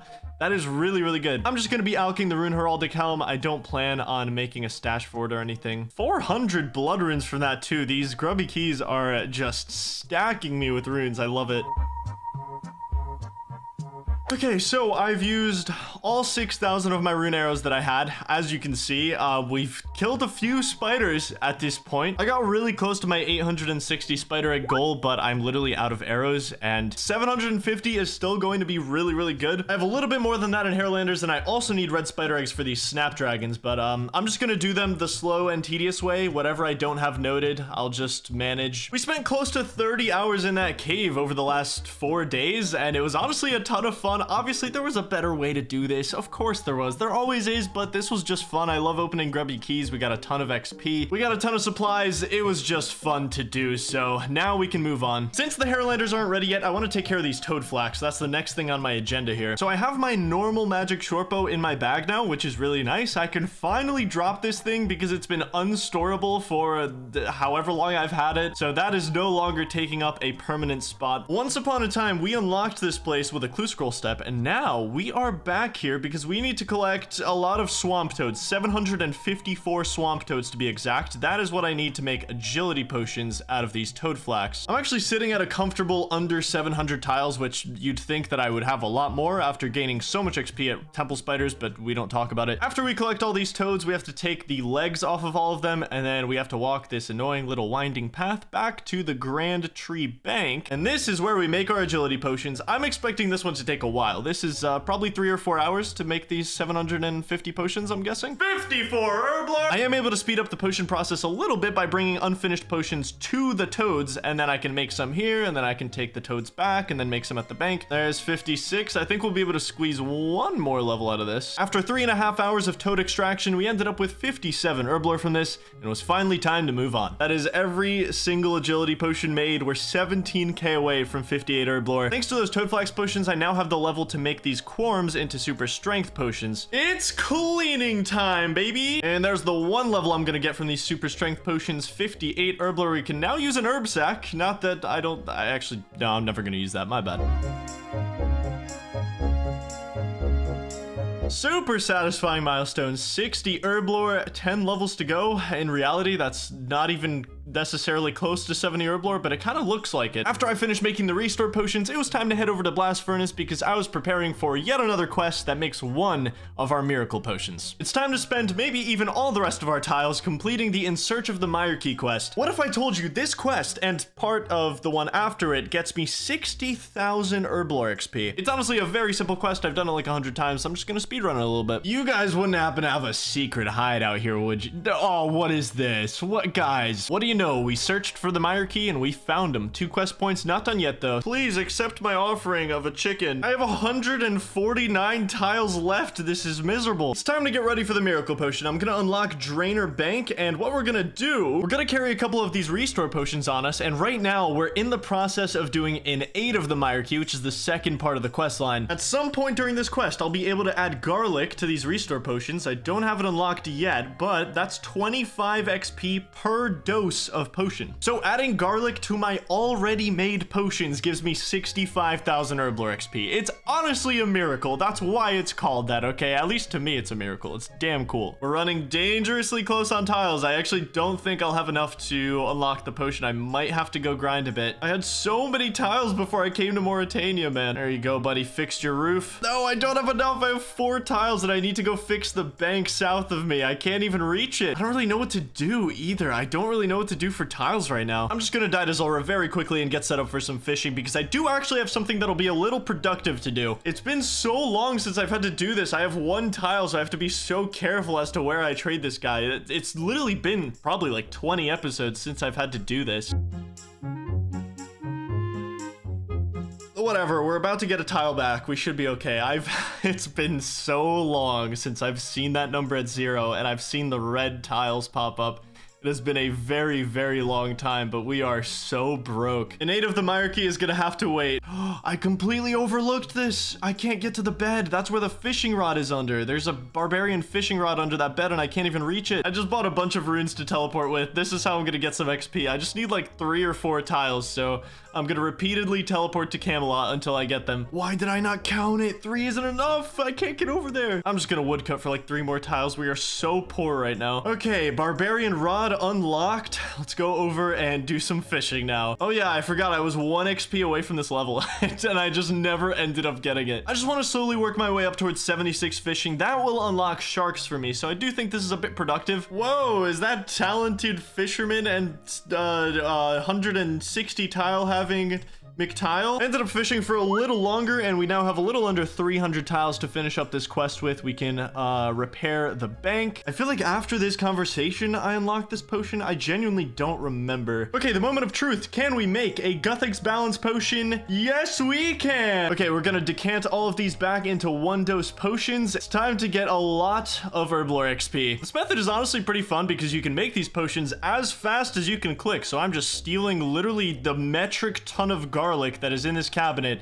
and I can just pour it into these potions as fast as I can. It's just really nice getting extra herb lore XP from potions that you've already made. We love to see it. I've definitely been very distracted, but I'm currently getting 10.6k XP an hour, which not great, but we're almost done. 500 potions to go. Okay, and the last clove of garlic, we are now under 17k away from 63 herb lore. That was great though. I mean, the fact that I just gained almost 2 full levels from that. We have 5 different types of herbs left until we are completely done, and this is definitely one of the most annoying ones I have left. We're gonna be making serum 207s with our Terramins, which are just gonna take some ashes, and I know some good spots to get those. I'm all too familiar with this method, and in fact, I think I'm gonna complete the Shades of Morton quest real quick. I don't need to complete it to make this potion, but I think just having a minigame teleport to the center of Morytania would be really nice to have. I don't have any good ways of getting here, and this quest is extremely fast. This quest only took like 50 tiles too. Just gotta cure both of these guys, and we are all done? Yes, nice. 2,000 Herblore XP as well, and most importantly, the minigame teleport, honestly, but the Herblore XP is nice. I decided to do a bit of an easier potion first, since I only have 240 of these Aventos. I'm gonna be making these into super energy potions. My inventory is not even remotely optimized for this, but that's okay. I'll fix it later. I've also decided I'm gonna keep these super energy potions. I might as well stack them. It's gonna delay this grind a little bit, but that's fine because I will need staminas for the Inferno. 63 Herblore. This is technically the halfway point XP wise, but I refuse to see it that way. I literally refuse. These next 7 levels are definitely gonna be faster than those first 63. So also I've been doing this for over an hour and I'm just now halfway done. Nice. We are all done with super energy potions, and I do have the amylase in here to turn those into stamina pots in the future, so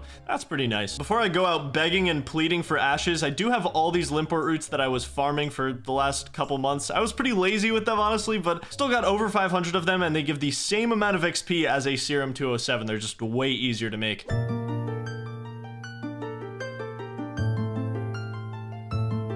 Oh, me? Yeah, I call this showbiz, baby. Bro, leave my ashes alone. I'm telegrabbing. I'm spending Laurens to get these ashes. And sometimes they spawn here, though, when people happen to be making fires here, so I like that. This has been so much slower than I thought. Someone's finally making fires here, so I'm at a good point, but I've hopped so many worlds. I've been here for over 2 hours, actually, and I still have 200 Terramins left. It has not been a fast process. One more. Yes, I'm done with Serum 207s. We are so close to 65 Herblore now after that, and I have basically just the Snapdragons, and then our Guams and Marintils are literally gonna send us straight to 70 alone. Oh, hey, a genie lamp. 65! We can now clean Cadentines, which I do have in my inventory, and oh, thank you guys for gratzing me at the Grand Exchange. You guys are the homies. My route for the red spider eggs is super simple, by the way. I'm just running around this cave and picking them up, and then I teleport to the Grand Exchange. And we are officially done with every super restore. These are so important for the Inferno, so it is really crucial that I made some. I now have 100 for my future attempts, and we have 30k Herblore XP until 66. Hey, you guys remember when I got 61 crafting, right? Because I needed that for lunar diplomacy, and I still haven't done that quest, and I actually need a lot of tiles to do that quest, and I don't have that many tiles. And you might think, wow, this is very unproductive. You're spending so many tiles while you're talking about needing tiles. I'm actually doing something very useful right now. You just haven't seen it yet. I'm gonna buy this dragon dagger for 60k cash. I'm gonna be using melee a lot more really soon, and my melee stats suck. I don't even have 70 defense to get the armor that I want to wear after this 5-month grind is over. And if I get 70 strength, I'll unlock the Warriors Guild, which among other things has an amazing food shop that would be really, really good for me. I really need to train my melee stats, and I'm desperately in need of tiles right now, so it kind of seems like the perfect thing to do. So it's time to go to the beach for a few days.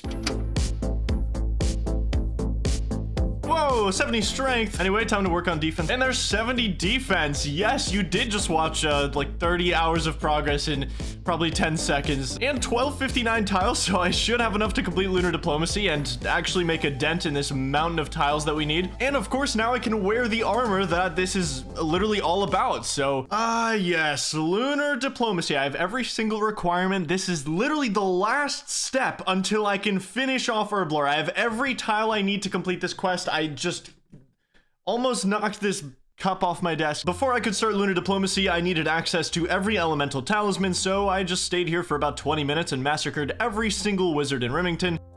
Yes, air talisman, we got them all. Perfect, okay. There we go, got our seal of passage. Now the lunar people won't kill me on sight, so we should be good. Now we find out that the ship is cursed. We went in a circle, and of course, who better to put on the case than the guy who can only walk on specific tiles? I am such a detective. We made it, everything's good. How long are we gonna stay on this shot? This has been going on for so long. Hello? Okay, we're good.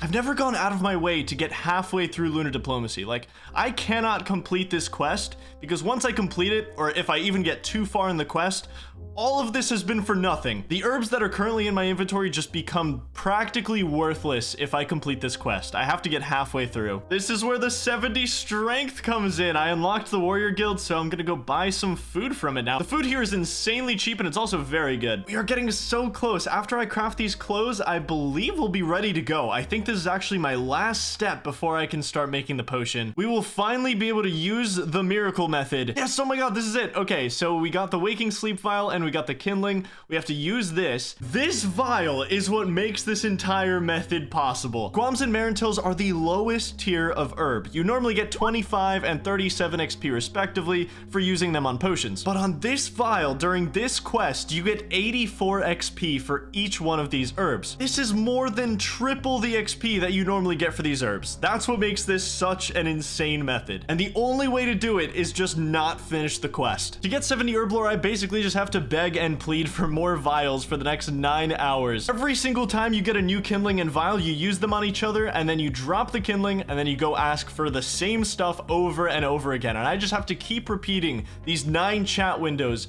until I get 21 vials in my inventory. This is definitely the longest part of the method because getting the vials and getting back to a bank is several minutes. Now we use all our vials on this sink. We gotta fill all of them up. And now we very tediously use 1 herb on each of these vials, and we get 84 XP for every single herb that we use. Okay, now I know how these vials work, so I'm gonna have this optimized next time, but right now I kind of fumbled this one really hard.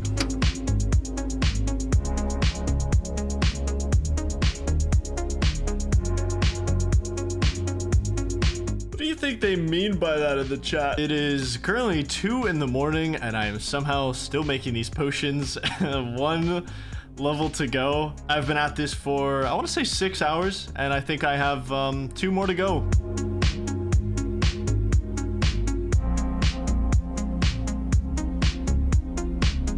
Well, these last 2 hours ended up being more like a little over 3 because we ran out of Marintils, and that slowed us down a lot.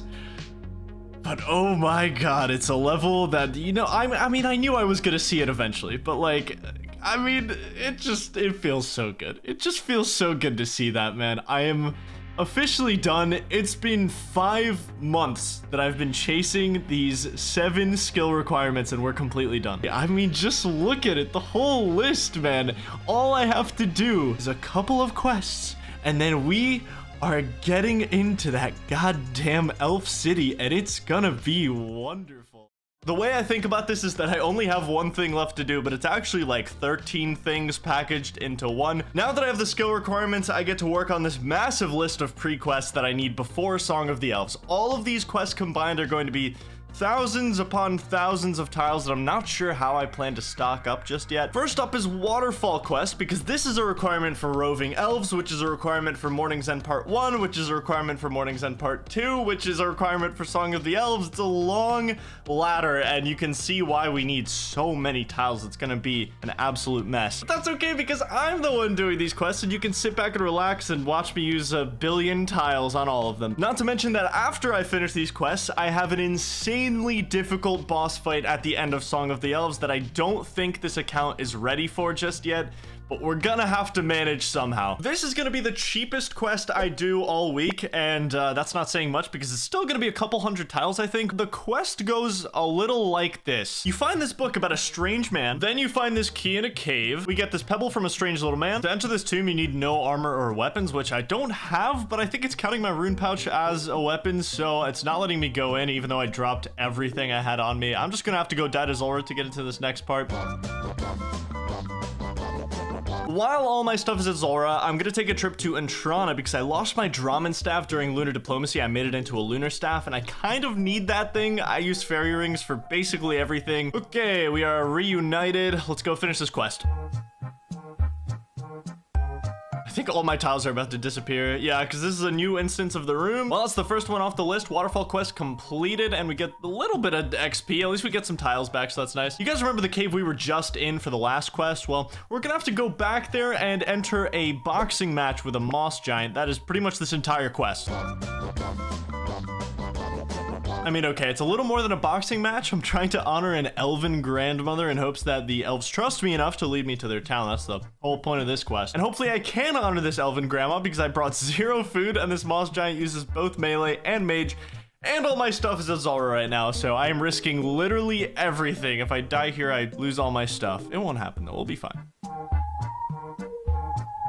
Oh, that was almost a 3-minute long battle, and we got the consecration seed. We got to go plant this in the waterfall. I'm really glad I didn't have to leave to get food. Now we plant this seed in honor of Elven Grandma, and that is the last thing we needed to do. I get a choice between a crystal bow and a crystal shield here. I'm gonna take the bow. I will get some decent use out of it, so I'm happy to take it, and that's another quest done. I would normally get a teleport crystal here, but I don't have the requirements for Morning's End Part 1, which I'm actually not entirely sure what I'm missing here. Okay, so we've got 2 more quests until we can start that, and then the Morning's End line is gonna be, that's gonna be like thousands of tiles just on like 2 quests, but I'm very happy with my crystal bow. I love the crystal bow. This was the best bow in the game back in 2005. Nowadays it's a shadow of its former self, but we're trying to get the real champion of bows. Got my looting bag, so it's time to reorganize and get back to work. Sheep herder is an extremely unfortunate quest for this account. I burned so many tiles trying to get these sheep to cooperate. All I have to do is lead these 4 sheep into this pen and it's quest complete. No, no, no, no, no, no. Bro is going all the way back. He is going all the way back to his spawn. The perfect timing. Let's go. Another sheep down. No, what is he doing? Hey guys, how's it going? Could not finish sheep herder. I got 3 out of the 4. All I need now are the yellow sheep, but I'm completely out of tiles.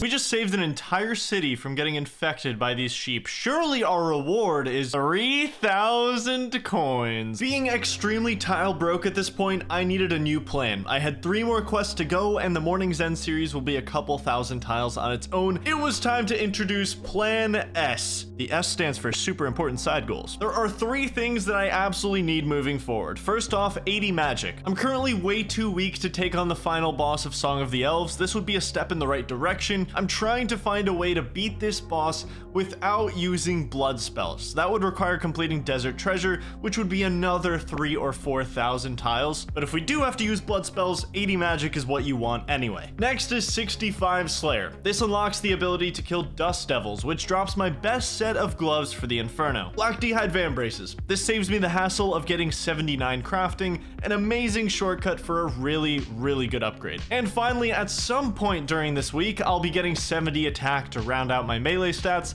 All 3 goals benefit the account, and all 3 build up a very good baseline of tiles to finish off our final pre-quests. I spent 20 hours over the next 3 days working on these goals. First, using up my entire crystal bow at pest control. I'm about to spend a lot of money on magic. I invested almost 400 KGP into Chaos Runes so I could do my Slayer task with magic and using Chaos Gauntlets from the Family Crest quest. Chaos Gauntlets improved my max hit from 12 to 15, making it pretty awesome for Slayer and magic and getting 2 goals done at once. I'm about to be the first person in history to unironically use lunar robes as my magic gear. Okay, so normally I would have to walk all the way around the Pyre Fiends to get over to my Basilisk task, but I have some tech.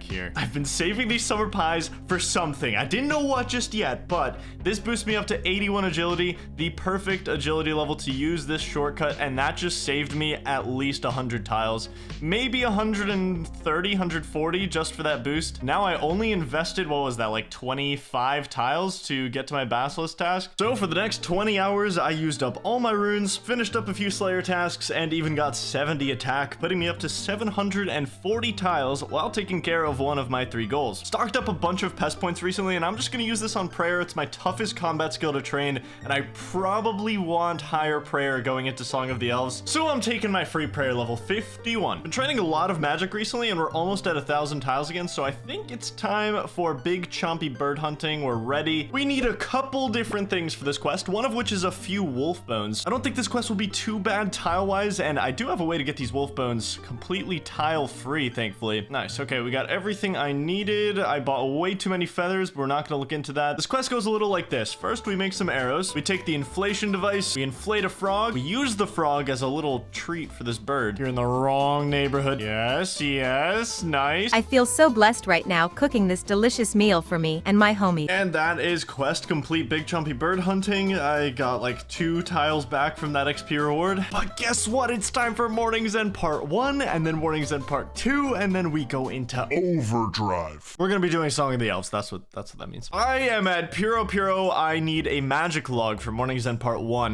to finish the quest, and since I don't have the woodcutting level, I'm taking my chances with Nature Implings, which have a 10% chance to get a magic log, but I don't have any way to bind these guys, so I'm just chasing them around Puro, and it's not working out well for me. This one is trapped in a corner, thankfully, so I will be able to grab this one. I don't really want to leave to get nature runes, and I don't have to leave to get nature runes. That was 8 minutes of hunting a magic log, and we got it. Nice. It's time for Morning's End Part 1, and this part is actually not that expensive. I think I have more than enough tiles to finish this first part, but the second part is where it gets disgusting and gross. Whenever I make assumptions about how many tiles something is, you know, you ever like fast forward a movie in your head? I basically fast forward the quest in my head, but for the second part, I can't really do that because I don't remember like how big the light puzzle is, how wide the room is, how long the room is. I can only do my best guess, but I'm gonna say I probably don't have enough tiles to finish part 2 right now. Anyway, we're about to get our crystal teleport seed, which means we've officially unlocked the town of Letya, and I can always get back here as long as I have this little seed on me. It's honestly a pretty useful town. It's a little niche, but there's a crafting shop here that sells pretty much every dye in the game. I think it is every dye in the game, and sometimes those dyes are super annoying to get, and you need them for quests sometimes, so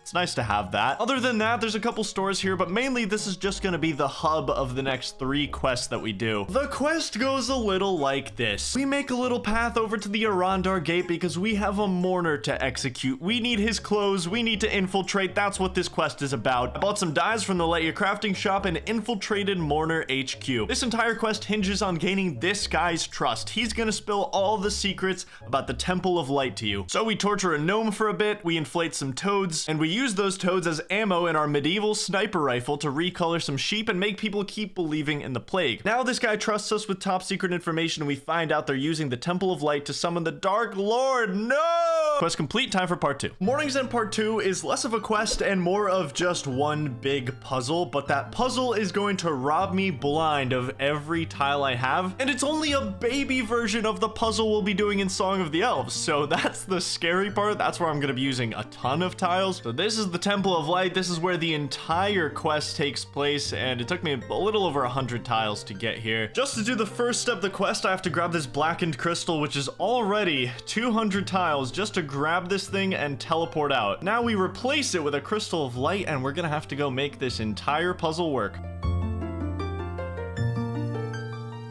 I could save some tiles here if I don't fall. Odds of me falling are decent, but okay, yep, there it is. Take 2 is a success. That is puzzle number 1 completed, and we've already used, well, we came here with 600 tiles. We're down to 278 after the first of 8 puzzles. Okay, I'm gonna teleport out here. I can't really continue. That's puzzle number 3. We have 5 more to go, and I'm only on 60 tiles, so we still have the side goals, and I'm actually adding another side goal, which is 76 fishing. My inventory really isn't set up for anything else. I'm gonna go get some feathers. We're gonna try to get 76 fishing. That'll probably get me like 500 tiles, and that's still not going to be enough, but it'll be a start. Fishing level of 73. As you can see, I just got 74 fish. 75! And 2 days later, we are all done. Shark fishing unlocked, 530,000 fishing XP gained. Another side goal taken care of, and most importantly, 632 tiles now available. I don't think that's enough to finish Morning's End Part 1, but we're going to go see how far it gets me. I was getting absolutely ravaged in the Temple of Lights, so I'm going to bring some prayer potions this time so I can just consistently pray against the shades. This ought to be enough to get through the entire quest, and I'll also bring some summer pies because I think the agility boost will actually be really nice for the handholds. I should increase my chance of getting across them.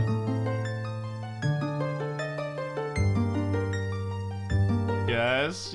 No! On the last one? Okay, we made it to the very end. We completed the light puzzle, but we're not done yet because the most annoying part of this entire thing is just now beginning. See, there are 2 ways you can do this next part. You can either find yourself a death talisman. Not many good ways to get those. So because I can't get a death talisman in any other way, I have to bring him this entire list of 50 different items. and then I can get into the Death Altar. So we are about to spend a lot of tiles on this list, and we're gonna have to make multiple trips back to the Temple of Light to give him all these items, because I can only carry so many. Unfortunately, I got a little unlucky with one of my items. It was one of the 2 RNG items that you can get on this list, and it's the Dusty Key. The Dusty Key opens this door right here, and you never even need it if you have 70 agility, so I never planned on unlocking it, but obviously since it's on this completely unrelated list now, I have to go get it, despite having 70 agility, specifically so that I wouldn't have to get this key. But now we're 300 tiles deep, and it's too late. I need it to complete this quest. Jeez. Swampletics really let himself go. Thankfully, a lot of items on this list are pretty simple, but the ones that aren't are pretty brutal. So I seem to have made a terrible mistake. I forgot to set the light beam to hit this door before I left, which means I can no longer get through this way.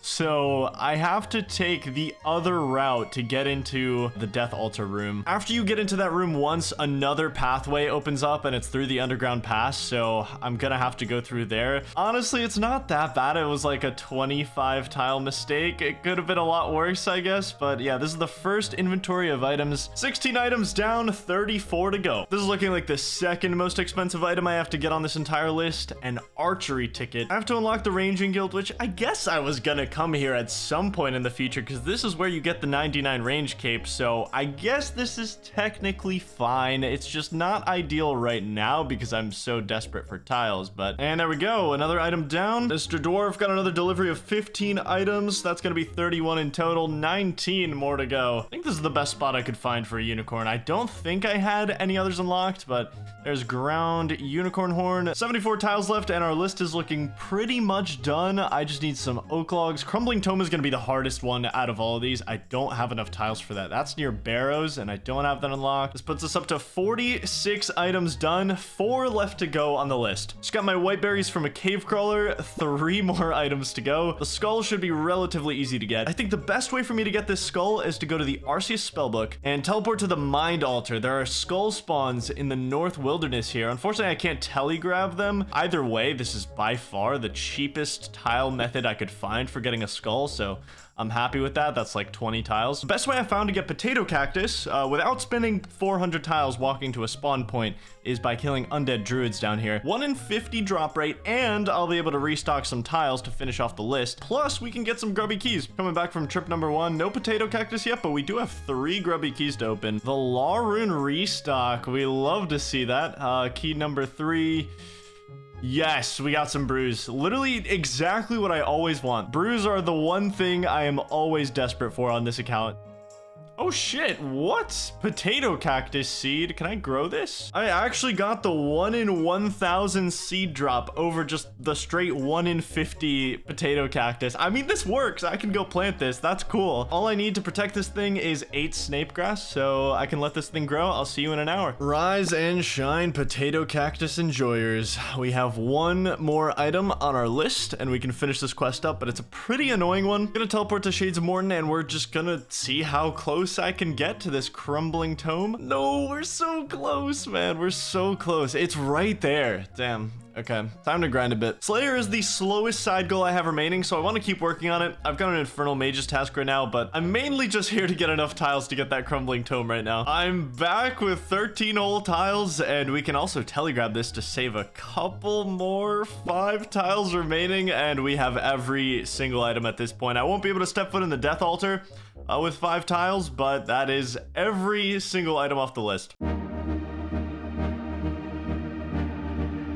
We're locked and loaded with 49 tiles, and we finally get our Death Talisman. This took over a day. It took way too long. We had some difficulties. Now we imbue this crystal in the Death Altar, and we are pretty much done with the quest. Nice try, Dark Lord, but you're not getting out of there, I've decided. Took 1,300 tiles to complete Morning's End Part 2, and we actually get 60 back from that agility reward, which is nice, but pretty long quest. Didn't even expect it to take that long. But most importantly, I now have literally every single requirement for Song of the Elves. Every single one. Skills, quests, they are all done. I can now start this quest literally whenever I want. Obviously, I don't have the tiles to do so right now. This quest is monstrously expensive. It's gonna take some tile prep before I can do it, but man, does it feel good to have every single requirement. Finish up the last 2k XP to get this one, 77 agility. Song of the Elves is waiting for us at this point. We can see it, but there's a glaring problem in that this is the most tile demanding quest in the entire game. With my current amount of tiles, I am nowhere near ready for the investment that this quest requires, which leaves me with only one good option. Welcome back to my favorite segment, the next 10 days of my life. Our side goals from earlier, still in play. I wanted to hone in on 65 Slayer, but simultaneously create an avenue through Slayer to put the account in a much stronger position for the infamous boss fight we have coming up. You'll see what I mean by that. I also decided to use Last Man Standing to supply myself with adamant arrows throughout my entire Slayer grind. As we know, Last Man Standing is a bit tough on this account, limited mobility in PvP, plus not being able to win games because I'm stuck wherever I spawn. Nevertheless, this is how I got my ammo. I even decided to take advantage of something during Slayer that would save me upwards of 15 hours in the long run. And there it is, S-tier task. S-tier task. An S-tier task, in my book, at least right now, for what I'm trying to do, is any task that drops this. This is an ensouled head, and that one ensouled hellhound head right there is equal to 1200 prayer XP. You get anywhere from 4 to 6 of these every Slayer task, and I used to not be able to use them, but now that I'm high enough magic, I can go reanimate these after my Slayer task, and that's 5 to 7,000 free prayer XP every task. It cannot be understated how valuable higher prayer is, and with no good method to train it right now, I have a chance to do it passively through Slayer and have a much better chance of beating the Song of the Elves boss fight. And this is how the next 35 straight hours of grinding looked like.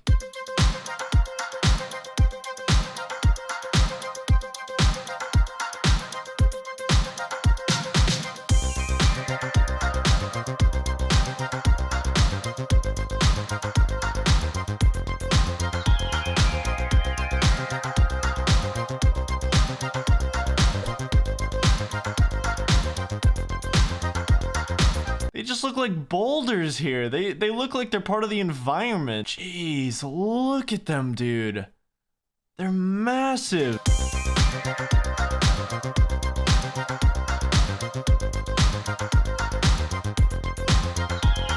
Oh my god, I actually completed a clue. No way. It's like 12 attempts deep at this point. I've unlocked so many steps. Let's see what we get from this thing. I think this is my third clue. It's pretty good. It's pretty good money-wise. If I'm not gonna get anything unique, at least I got a pretty wealthy looking clue. 93 range, that's 2 full range levels I gained on this grind. Well over 1,000,000 XP. We've spent quite a bit on clue scroll steps, otherwise I'd have way more tiles right now, but we've made some great progress. This is gonna be the final prayer level I get from this grind, but man, what a climb to 58 prayer from 51. All right, I kept track of this, and between getting arrows, using ensouled heads, getting new tasks, right around 36 hours to get 65 Slayer. Dust Devils unlocked. Black D'hide Vams unlocked as a drop from those Dust Devils. Awesome to have that taken care of. That was our main side goal, and we're up to over 1,400 tiles now. Now that we have a decent base of tiles to start Song of the Elves, there's 2 final obstacles in our way: a seed and a bar of metal. Quite literally. There's a long list of items you need for this quest, but 2 of these are particularly difficult to source and cause a lot of trouble: the Runite Bar and the Cadentine Seed. I really only have one option for each of these items: Magpie Implings for the Runite Bar and Master Farmers for the Cadentine Seed. As you can see,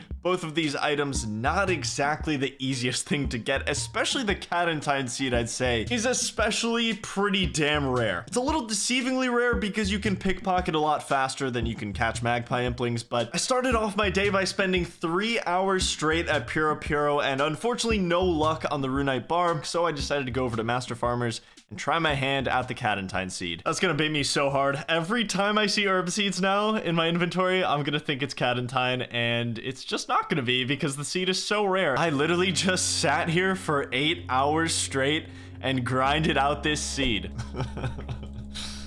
What's up, man? Oh my god. What? When did I get these? What?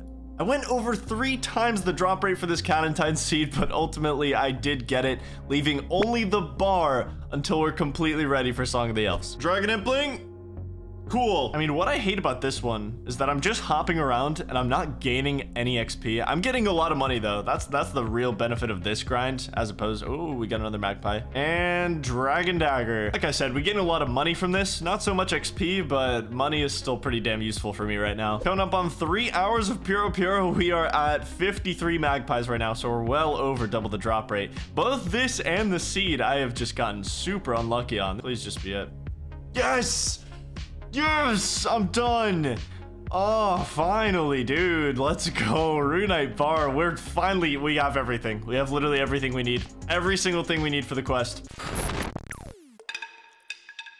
Today is the day. Song of the Elves is staring us in the face. We've spent countless hours collecting tiles, skilling, doing quests, collecting items, and we're finally ready to finish the most important quest in the game. There are so many items you need for this quest, but we got the Cadentine seed and the Runite bar. Those are the toughest ones. Everything else should be fairly easy. Unlike the other quests we did to get to this moment, I have never completed Song of the Elves. Not even once in my entire RuneScape career have I done this quest. I did have a dream last night about the final boss, which that's happening now. I don't know how that's gonna go. I need a full set of steel armor to start this quest, and we're gonna get the steel plate body from here, and I think the helm and the legs we're just gonna make. All right, steel legs and helm made. Now we just need some dyes from the Let Ya shop. I'd like one of this and one of these. Got some silk. All right, got our Mortar gear back. We're still missing a lot of items for later in the quest, but this is all we need for the start. Whoa, start the Song of the Elves quest? It's real. This is a real thing. Starting this quest with 1,661 tiles. I'm not hopeful for how far that gets me, but we'll see. Song of the Elves starts a little like this. Elena is a main character in all of these quests that we've already done, and she's been locked up in the East Arty jail. Her father Edmund wants me to rescue her, so we conjure up an Arty Knight uniform, infiltrate the basement where she's being held. Who are you? Tim? Good job, me. Ah, yes, sulfuric acid. And we have her escape through the sewers. It's war time. See, the king is a terrible guy. This guy that we, obliterated was the good king, and we were tricked into obliterating him. So now, pretending that I'm under orders from the king, I have to piss off as many people as I can to get them to turn against him. Sorry, buddy, new taxes. Take it up with the king if you don't like him. It's not my fault. Okay, we've successfully pissed off every single person in the city, so we now have to gear up for our first combat encounter of the quest, which shouldn't be that hard. I still have 300 rune arrows, so this should be pretty free. Got my void, got my magic short bow. Let's go violate some mourners and some paladins. After storming Mourner HQ and absolutely decimating it, we storm the castle and dispatch of every paladin and knight in that place. Not a single survivor. Just kidding, except for these 3 knights that are still alive to watch the entire town vilify and execute the king. This sure was a fun event to watch. I hope we don't get knocked out. Hey, this is the guy who tried to summon the Dark Lord. No! But it turns out this whole time he didn't want to summon the Dark Lord. He wanted to summon the elven goddess Saren. Aryanwyn finds it hard to believe because she's dead. Actually, I broke one of the seals of the Grand Library, so I think she's alive. Oh, they're apparently giving us mercy, as if I couldn't just single-handedly wipe all of them out by putting up one protection prayer. You're the ones receiving mercy. The fact that we're walking away right now, you're so lucky I can't control the cutscene. So we regroup back in Let Ya, and for this next part, I need 6 different items to solve a puzzle in the waterfall. Need an Irrit leaf for the puzzle, so this patch can't die. I'll wait 80 minutes and we can do the next part. And here's some footage of me getting the puzzle first try. What a relief that I got this first try, guys, and didn't have to get the items again. Dude, it's King backstory, and it's just cool to me seeing him because I've done waterfall quests so many times, and his statue is always there, and his name is always in the quest, and he's real. He's like a real king. He exists in the game. It's so cool. It's war time. King Backstorian is one of the very few people who actually knew Saren before she died, and he gives us the intel that in theory the seals in the library could be broken and there might still be a way to get into the Grand Library, and I wonder who they're gonna send in. See, the elves want their city back, the great city of Prifddinas. That's where we want to go too, and it still exists despite what many people think. But it was shrunk down into a seed like a medieval USB drive, and you know, we need to get in there, and to do that we need a potion, of course. I spent 8 hours getting this Cadentine seed Elena, you better not screw this up. Now we find 2 elven clan leaders. One of them left behind a seed, we get it enchanted, and we find Lord Amlod, leader of the Amlod clan. he's just chilling here looking over the valley, and we send him off to let you. The next leader is inside of a wall in the underground pass, and we have to repair her exoskeleton, so that's why we needed 70 smithing and the runite bar. Honestly, this is the first time I have paid attention to every line of dialogue in a quest. I am enthralled by this quest. It is so good so far. I'm really, really enjoying it. All right, potion is made. I'm ready to enter the USB drive. 600 coins to recharge my crystal. What? All you're doing is humming. You probably have no human interaction out here. I'm doing you a favor. Time to get ready for the Grand Library. Definitely best to have my graceful, and I'm bringing along some summer pies for an agility boost because there are obstacles you can fall off of, just like in Morning's End Part 2. The higher agility I can get here, the better. It's time to enter the library. Fun fact, I was one of the first people to ever do this puzzle. I was invited to the playtest for this before the quest came out in 2019, and only now, 4 years later, am I doing it on my own account. I barely remember it, but damn, is this place just massive. Like, it is just massive. I have 1,260 tiles to do this entire puzzle. I already know that's not going to be enough. Let's go reflect light in a lot of different ways and see how far we get. No, I can't reach it, and I'm forced to just alch. This is the only way I have to gain XP in here. I don't know what else I can do. It's been about half an hour in the library so far. I've done as many optimal pathing methods as I possibly could have, but 7 tiles left, 3 seals to go. It's not looking good. I can at least finish the one I'm currently on if I keep alching. I think I need about 30 tiles for it. I gotta get over to that pillar, and then I gotta get over to a door, and I think I can finish this one up, but I'm gonna have to grind some tiles. I probably need like 700 more to finish this off. It really sucks, but I guess I'll be here alching. I'll see you in like 25 minutes. Oh, nice. 77 magic. Still going for those side goals, and 80 magic is top of the list right now. Definitely want that before going into the final boss fight. Oh, I got it, but I can't get to the door. No. 14, and then Saren pushes me a tile back, so I need, what, 16? 15 tiles? I only have 10 nature runes left. I gotta think of something. Okay, so I'm entirely out of nature runes. The only thing I can come up with, really, is just dropping this stack of water runes under me and just telegrabbing it from under myself. It's very slow. I'm getting 42.5 XP per, right? Or 43. And this is just, I'm gonna have to do this for like 7,000 magic XP.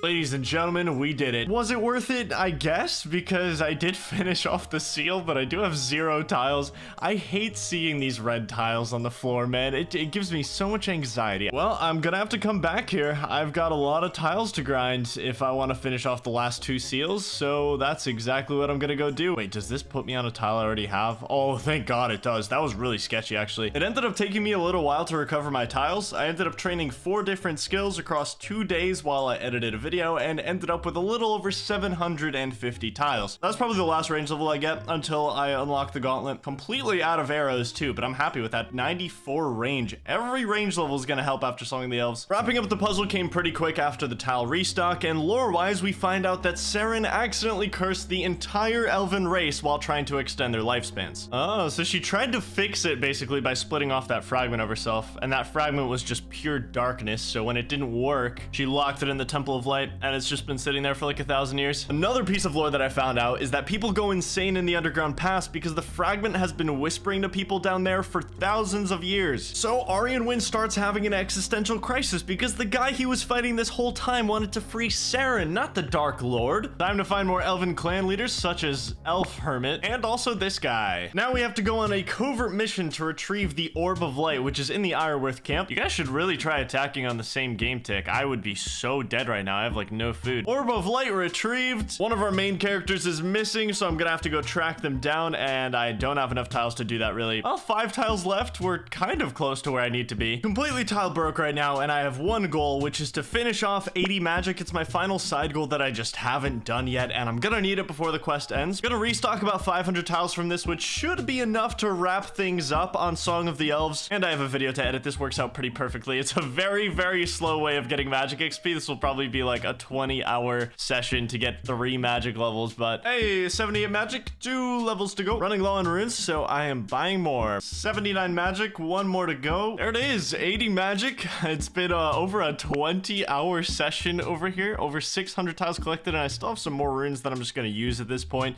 Might as well get a little extra XP out of it because we're still gonna be needing tiles. Yeah, 622 tiles collected. That should be enough to wrap up the quest. Well, meeting with the Ironworth clan. Back to the quest, we find Yizgon talking to his informant within the enemy elven clan when we find out there's a traitor among us. No, go away. What is happening to Letya? Who could have done this? Aryanwin, no! It's not that cliche of a betrayal. It actually does make sense. They both want the same thing. Aryanwin thought he was trying to revive the Dark Lord this whole time, but actually he just wanted Saren back too. Like, they both want the same thing, but they think that the fragment of Saren is Saren, and that's where they're deluded. So, but either way, he led them to the village and got a bunch of people killed, so that's bad. Baxtorian sacrifices the orb to save this child's life, unfortunately giving Ironworth the power to free the fragment of Saren. Yizgon tries to stop it and doesn't even get to fire an arrow from his bow and dies. No, it feels so wrong that I have to fight him. This is screwed up, dude. This dude saves you like 3 separate times over the course of the elf storyline, and now I have to fight him. This fight isn't too hard, just gotta dodge the orange arrows, but man, it feels wrong. It just feels wrong. Wait, what?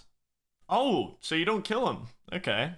I mean, I'm happy with that. That sets it up for a redemption arc. Yizgon's gravestone, rest in peace, man. You didn't even get to fire an arrow. I feel bad. The enemy basically knows everything now, including the back door to get into the Temple of Light through the underground pass. So, you guys remember Bloon's tower defense? This is basically exactly like that, and I'm just gonna need to make sure the balloons don't get through. Let's go. Easiest game of Bloon's tower defense I have ever played. And they just destroy the barrier anyway? What was the point of me protecting that thing for 4 minutes? They're just gonna break it and walk through. This is the last fight before the fragment of Saren herself. This dude is definitely not weak to range, but range is my highest stat, so I think we'll be fine. We just have to brute force him a bit. Hey, nice. We made it with some food left over too. Awesome. But once again, we're too late. They're just gonna send it into the Temple of Light anyway. Well.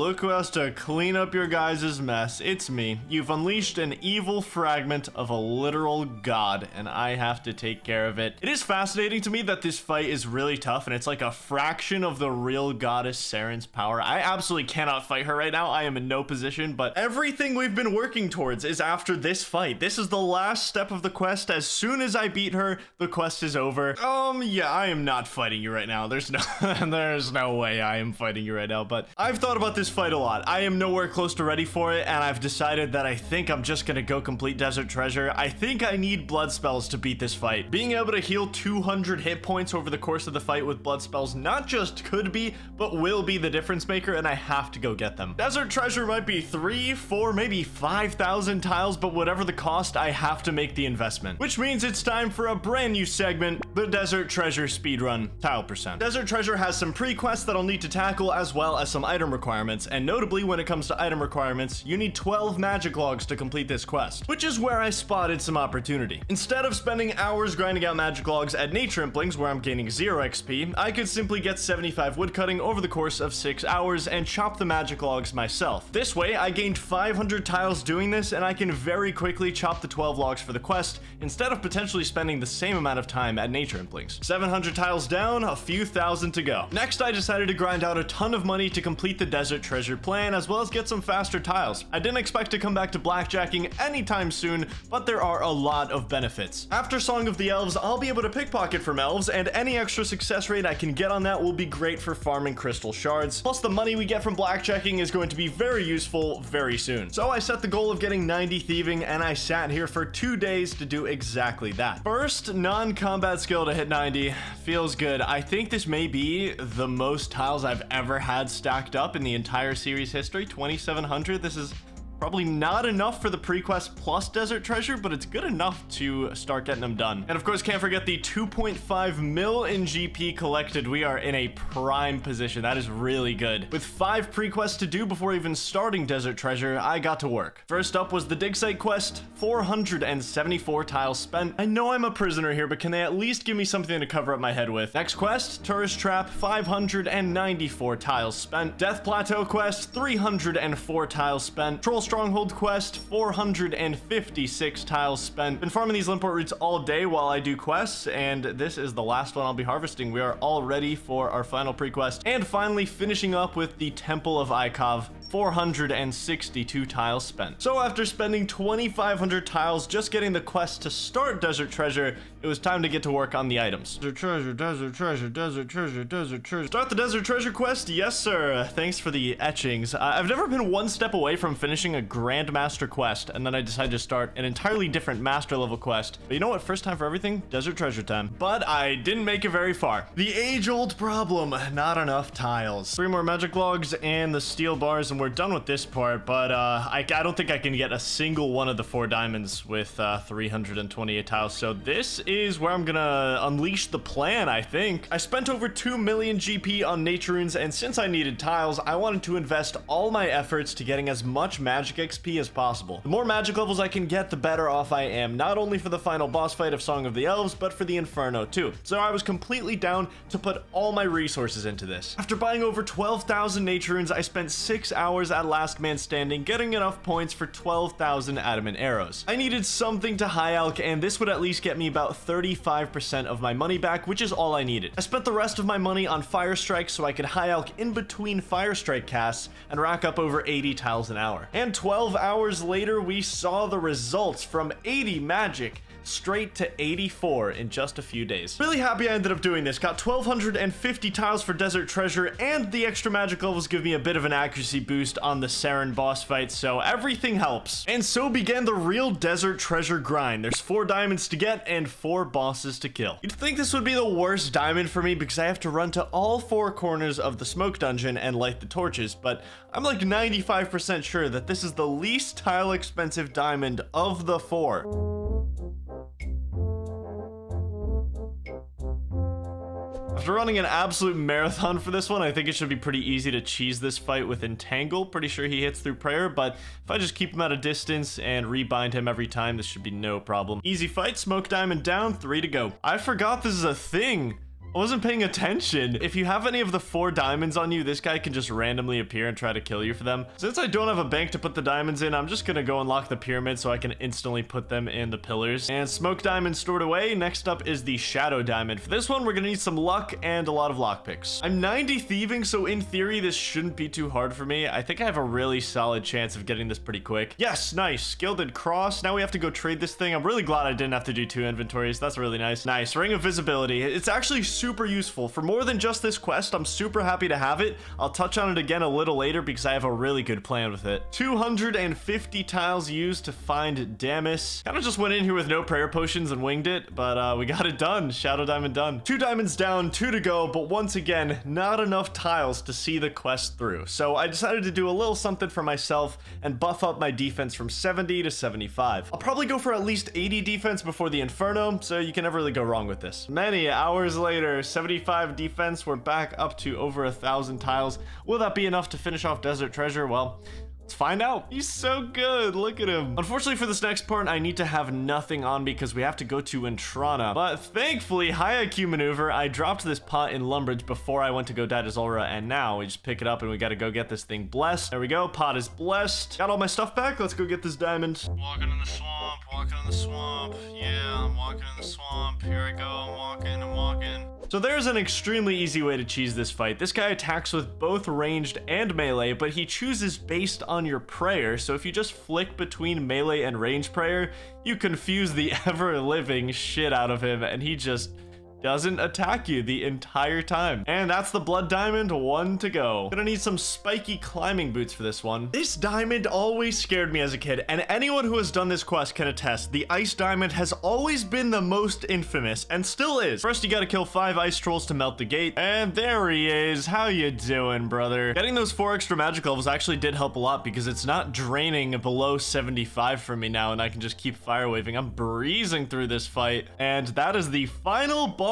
of Desert Treasure. Now I just have to make it all the way to the end of the ice walkway, which I'm pretty sure 460 tiles is going to be enough to do that. We just got to free the troll's parents, and we are at 179 tiles. What a brutal quest this has been. Including the pre-quest, this has been what, 5,000, 6,000 tiles? I completely misjudged how expensive this would all be. Ice diamond done, 4 out of 4. Okay, I've stored every diamond in its respective pillar, but we need at least another 500 or 600 tiles to run through the pyramids, so it's back to the grind, and I actually have a really good plan here. This ring of visibility is about to do me so many favors. I'm gonna invest a solid chunk of my cash into a bone crossbow and 20k bone bolts, just like the old days, in fact. So the only reason I can see this guy right now is because of the ring of visibility, and he is the key to beating a mini quest that I desperately need to do. There we go. Very easy fight, and this gets us the temple coin, which allows us to go into the deeper parts of the dungeon. See, I have to go around to the other dungeon entrance, and story of my life, I'm not gonna have enough tiles to get here. I'm very short. I have 10 left. No! I have to get over to that stone relief and use the temple coin on it, so it looks like I'm going to grind out some tiles.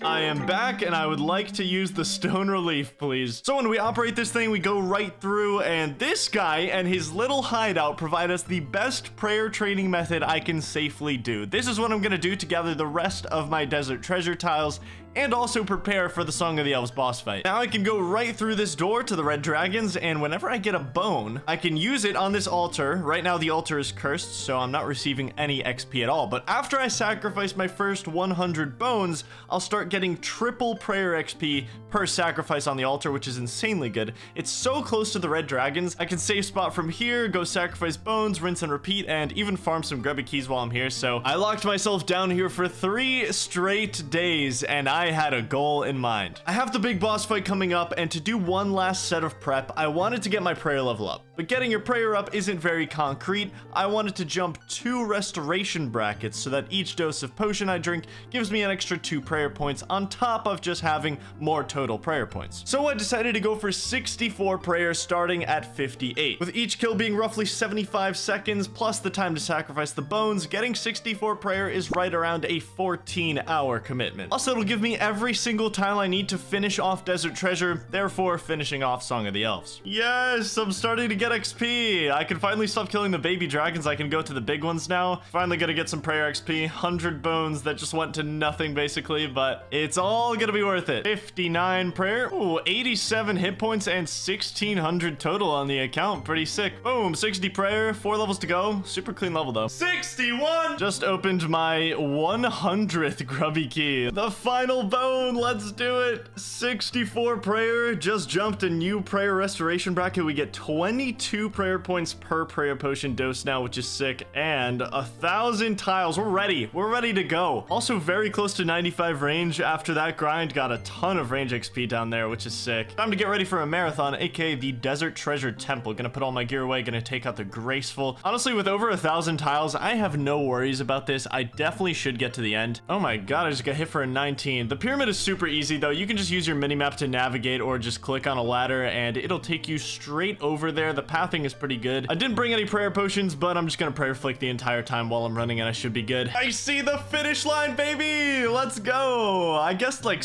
what, 600 tiles to get down here? I was very close, if not pretty much right on. That's a crazy guess. What the? Okay, that has never happened to me. How did you get into this room? Can I just finish the quest, please? And just like that, Desert Treasure finished a very big quest. We're gonna be needing the ancient spellbook for the Inferno too, so this was such a massive quest to get out of the way. It really just can't be argued. This is the most powerful spellbook in the game. The ice and blood spells alone just see so much use that it is just insane. Now that we finished the quest, we can buy a one-time ancient staff for this guy for 80,000 GP. Very worthwhile investment. We've got our staff for the Saren fight. Now I'm gonna have to go buy some mystic robes because lunar robes are not gonna cut it for this one. 235k for the full set. That is something I can afford. A very worthwhile investment too. All right, we've got our magic gear for the most part for the fight. I do want to get a couple other upgrades before I go, but this is pretty close to as good as it's getting for me. Gonna switch back to the normal spellbook basically until we have to go fight Saren because navigation on ancients is just impossible for me right now. You may be wondering what I'm doing here. I have a very well thought out plan. I did just die, but it was all on purpose. I have 369 tiles left, a little more than I thought I'd have right before the Saren fight. The only thing I'm gonna grab are my my Fire Blast casts. I'll also take a Mystic Hat just for a little bit of magic bonus, but I really don't need anything else, and we're going to be heading into the wilderness here. Everything here will still stay on the ground for the next 50 minutes, so as long as I don't take longer than that, we can get back to it before it disappears. This should be insanely quick because I'm so over-leveled for this challenge that it's just not even going to be a big deal. Nice, there we go. Mage Arena completed, and this gives us pretty much the biggest singular magic upgrade I can get, I don't know, for a long time. I'm gonna go with the Saradomin Cape. I just think it looks the best. This gives me 10 magic attack bonus. It's like I'm wearing 3 mystic hats now. It's a very big upgrade. Okay, grabbed all my stuff back. There's 2 more upgrades I want to get before I go in. That's right, we are bringing back the Brutus shield that we used for Zulrah. It is just too good not to use, and I have really no other option for my shield slot. Return of the King, Brutus shield obtained. It's just so good. 3 magic attack plus 5 prayer. Like, how am I gonna find something better than that? That is so good. And the final piece of the puzzle, the Lunar Ring, is all I want from this set. It's the only ring that can give me magic attack bonus right now, so this is our final Saren gear setup, 85 magic attack. I bought a bunch of plain pizzas from the Warriors Guild food shop, and now all I have to do is attach some pineapples to them, and this is gonna be the best food I can possibly take into this fight, other than brews, but I'm just hoping that these pineapple pizzas are enough, and that the blood spells carry hard enough to not have to pull out the brews for this fight. Okay, so we got a little problem here. I have to connect this path. I'm unfortunately forced to do so. I dropped my Draman staff, so I can't use a fairy ring right now. I wanted an extra pizza for the fight, but we're gonna have to connect this if we want to get back to the temple and change our spellbook. We're looking pretty much ready to go here. There's one thing left to do, and that's put away this cache, so I have 1 more inventory slot. Can also free up another 2 spaces by getting rid of the air and earth runes, and now we can just put our blood and death runes in the rune pouch, so we got 2 free spaces now. I only have access to 1 teleport on this spellbook right now with the runes in my inventory. It's kind of rough. Made it to Port Tyrus. I still have these coins in my inventory, and I do want to replace them with some piece of food, even if it's the smallest piece of food. Not gonna lie, praying for a first attempt miracle, because re-gearing for these attempts is going to be very tedious. Okay, so I actually got a really good idea. I remember that there's an impling spawn right here in the forest. If I could just hop worlds and find myself a gourmet impling, come on. Yes, a bass. That's so good. That's 13 HP. That's actually like better than anything else I could have really bought around here. So min-maxing the inventory, baby. Let's go. I've only seen a couple videos of people doing this fight, and it's obviously entirely different when you're in there on your own, seeing the mechanics for yourself. And none of the videos I watched had as bad as gear as I do right now. So we're gonna find out if this is good enough to beat Song of the Elves. Well, whatever this realm is, tiles are not appearing here, but they are being used. I can guarantee you that.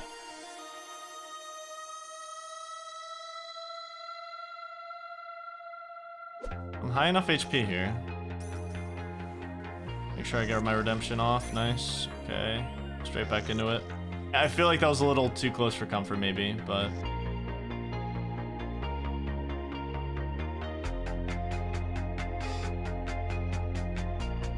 Blood spell's carrying so hard right now. My hits are just absolutely insane.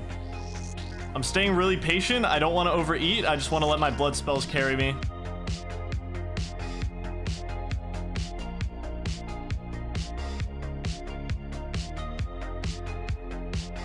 All right, sub 250.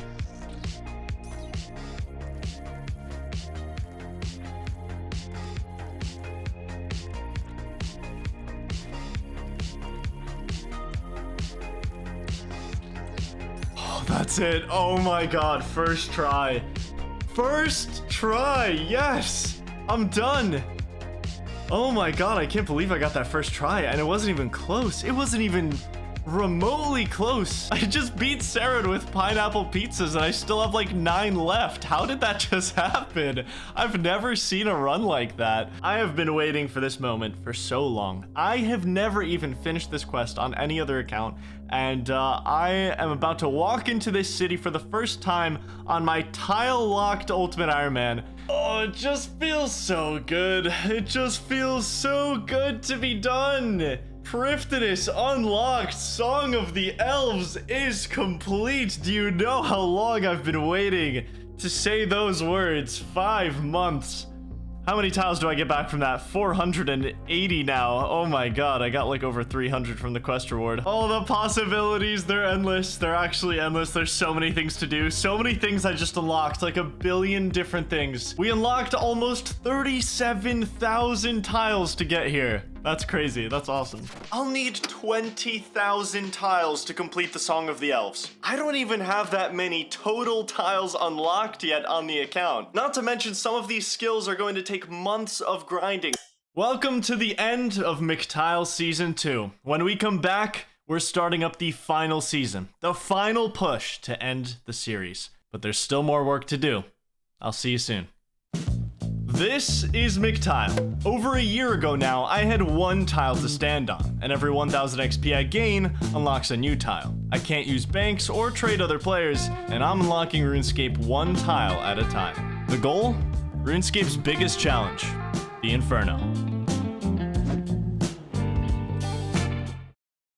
For as many hours as I've played this game, it's funny to think there's an area I've never been in. This is my first time in Prifddinas, and, well, it feels good. This city is so unique in this game. It's so pretty. It's just everything feels so modern in here. Oh yeah, I forgot there's a house portal there.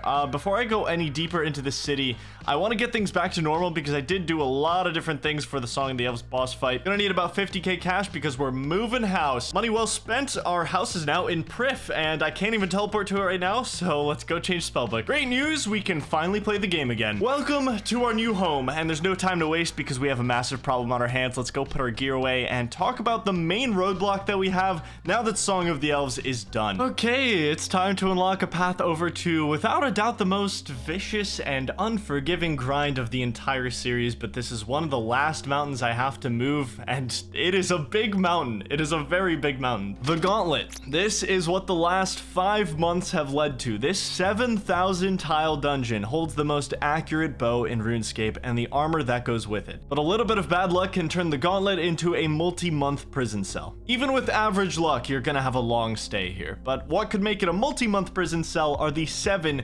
highly RNG dependent items I need to get my dream armor and weapon. That's not the roadblock I'm talking about. You may remember a few months back, I made an unfortunate discovery about the Gauntlet. I found out that the Tileman plugin isn't entirely compatible with it. The room layouts are copy and pasted throughout, which means I can unlock the whole 49 room dungeon with just a couple hundred tiles. This doesn't really fit the spirit of Tileman for me, and so to remove all doubt about breaking integrity, I've decided that to unlock the Gauntlet and begin the most brutal grind of the series, I need to pay 7,056 tiles up front as a fee. That's every single tile I could possibly step on in the Gauntlet. This way there will be absolutely no doubt that I'll be walking on tiles that I've earned fairly. I have a little over 300 tiles right now, and the goal is a little over 7,000. Probably around 7,300 is what I actually need because I do need some extra tiles for something else.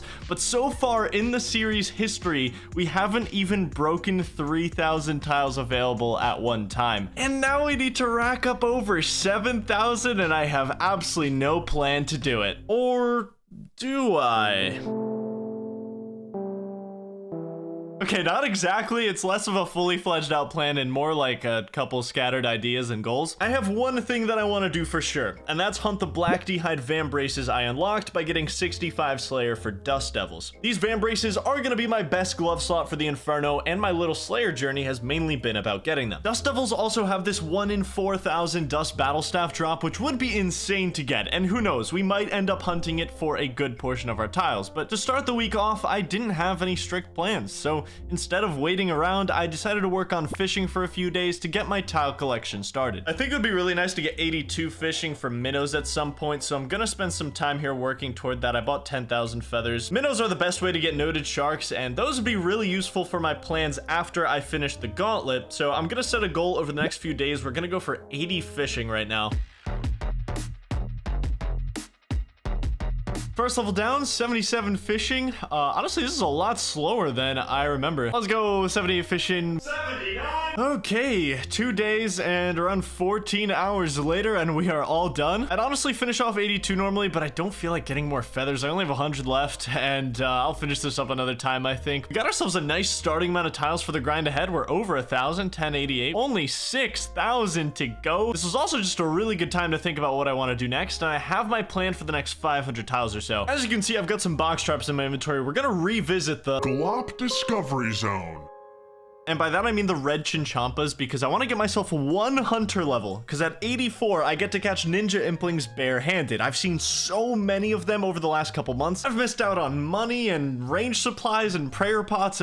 All this time I could have just been catching them, but I never had a net on me, so obviously I couldn't. But if I just get this 1 level, I can catch them at any time. And then I can take those red chins over to temple spiders and cash in on more range XP and supplies. It's just the best thing I can possibly do in my life, I think, right now. Before I do any of that though, I need to get my Draman staff back for the 40th time because I dropped it to have an extra piece of food for the Saren fight. Little did I know I did not need to do that at all, and I still can't believe I finished that fight with like 9 pizzas left over. But I was about to say we're reunited, but I forgot to bring a knife and I can't cut this with anything else. Okay, now we're reunited. Let's go get some Hunter XP. Wait, guys, look, it's the Glop Discovery Zone. I'll see you guys in like 3 hours. That actually went by pretty fast. 84 Hunter. We can now barehand ninja implings, but it doesn't show you the actual unlock message because you technically already unlocked ninja implings, so I guess it doesn't want to show it twice, but we can now do that. I would love to go for 89 for lucky implings, but I'm gonna stop it right here. And we're gonna take these over to temple spiders. I'm actually really excited to go to temple spiders. I love chinning over there. It's so much fun. You get so many clues, so much money, so much XP. And of course, we're at 1,402 tiles, about 5,600 to go. Boom, 95 range, nice. I just got here too, I was really close to this level, but I'm gonna go for 96 range, I think, before I start the gauntlet. I haven't really talked about it much, but range and mage are gonna be carrying me through the gauntlet, so even this 1 extra level helps me a lot because my melee stats are so bad. We're gonna be in the gauntlet for a while, so even 1% differences make such a massive impact over a long period of time. Still have these 10,000 bone bolts along with the rest of my chins. I could get 96 range. That would probably take me 2 days, but sounds worth. Plus that would get me, what, like 1,200 tiles.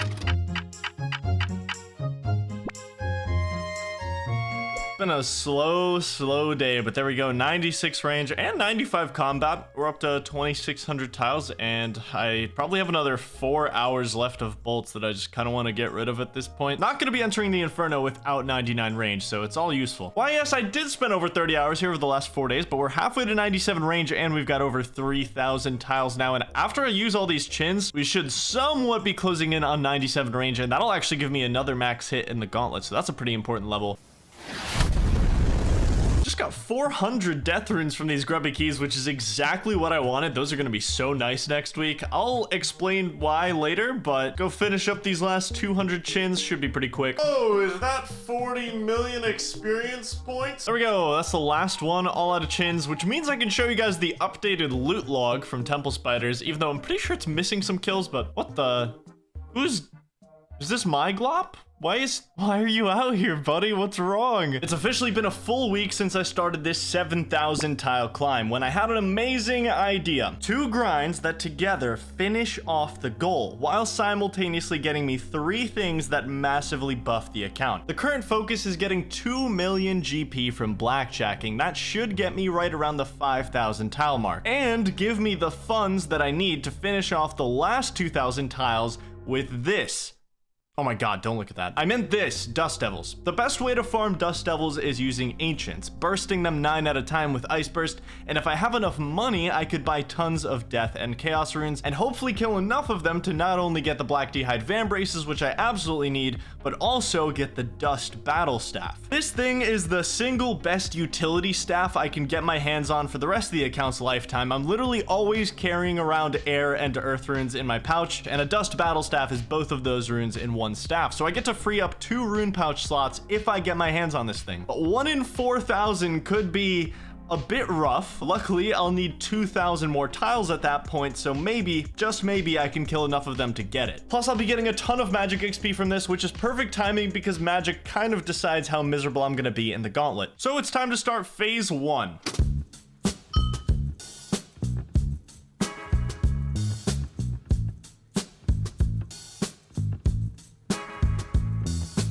92 thieving, halfway to 99. We're about 6 hours in, and we've got a little over 4,300 tiles. I probably will get this skill to 99 just to have the trimmed skill cape for the Inferno. I think that'll be such a massive boost, so this might be the skill. Just broke through 5,000 tiles. I think we're gonna stay here for probably another 20-30 minutes just to get this 93 thieving. We're not quite at the 2 mil GP goal that I set, but 1.8 mil, we'll call it 1.84 by the time I'm done maybe. Should be enough, especially since I already have some runes in my inventory. Not a single person doubted me, and I did it anyway. 93 thieving, which means we're all done here. I'm actually so excited to hunt this dust battle staff. I haven't gone for something this rare in probably like 3 or 4 years.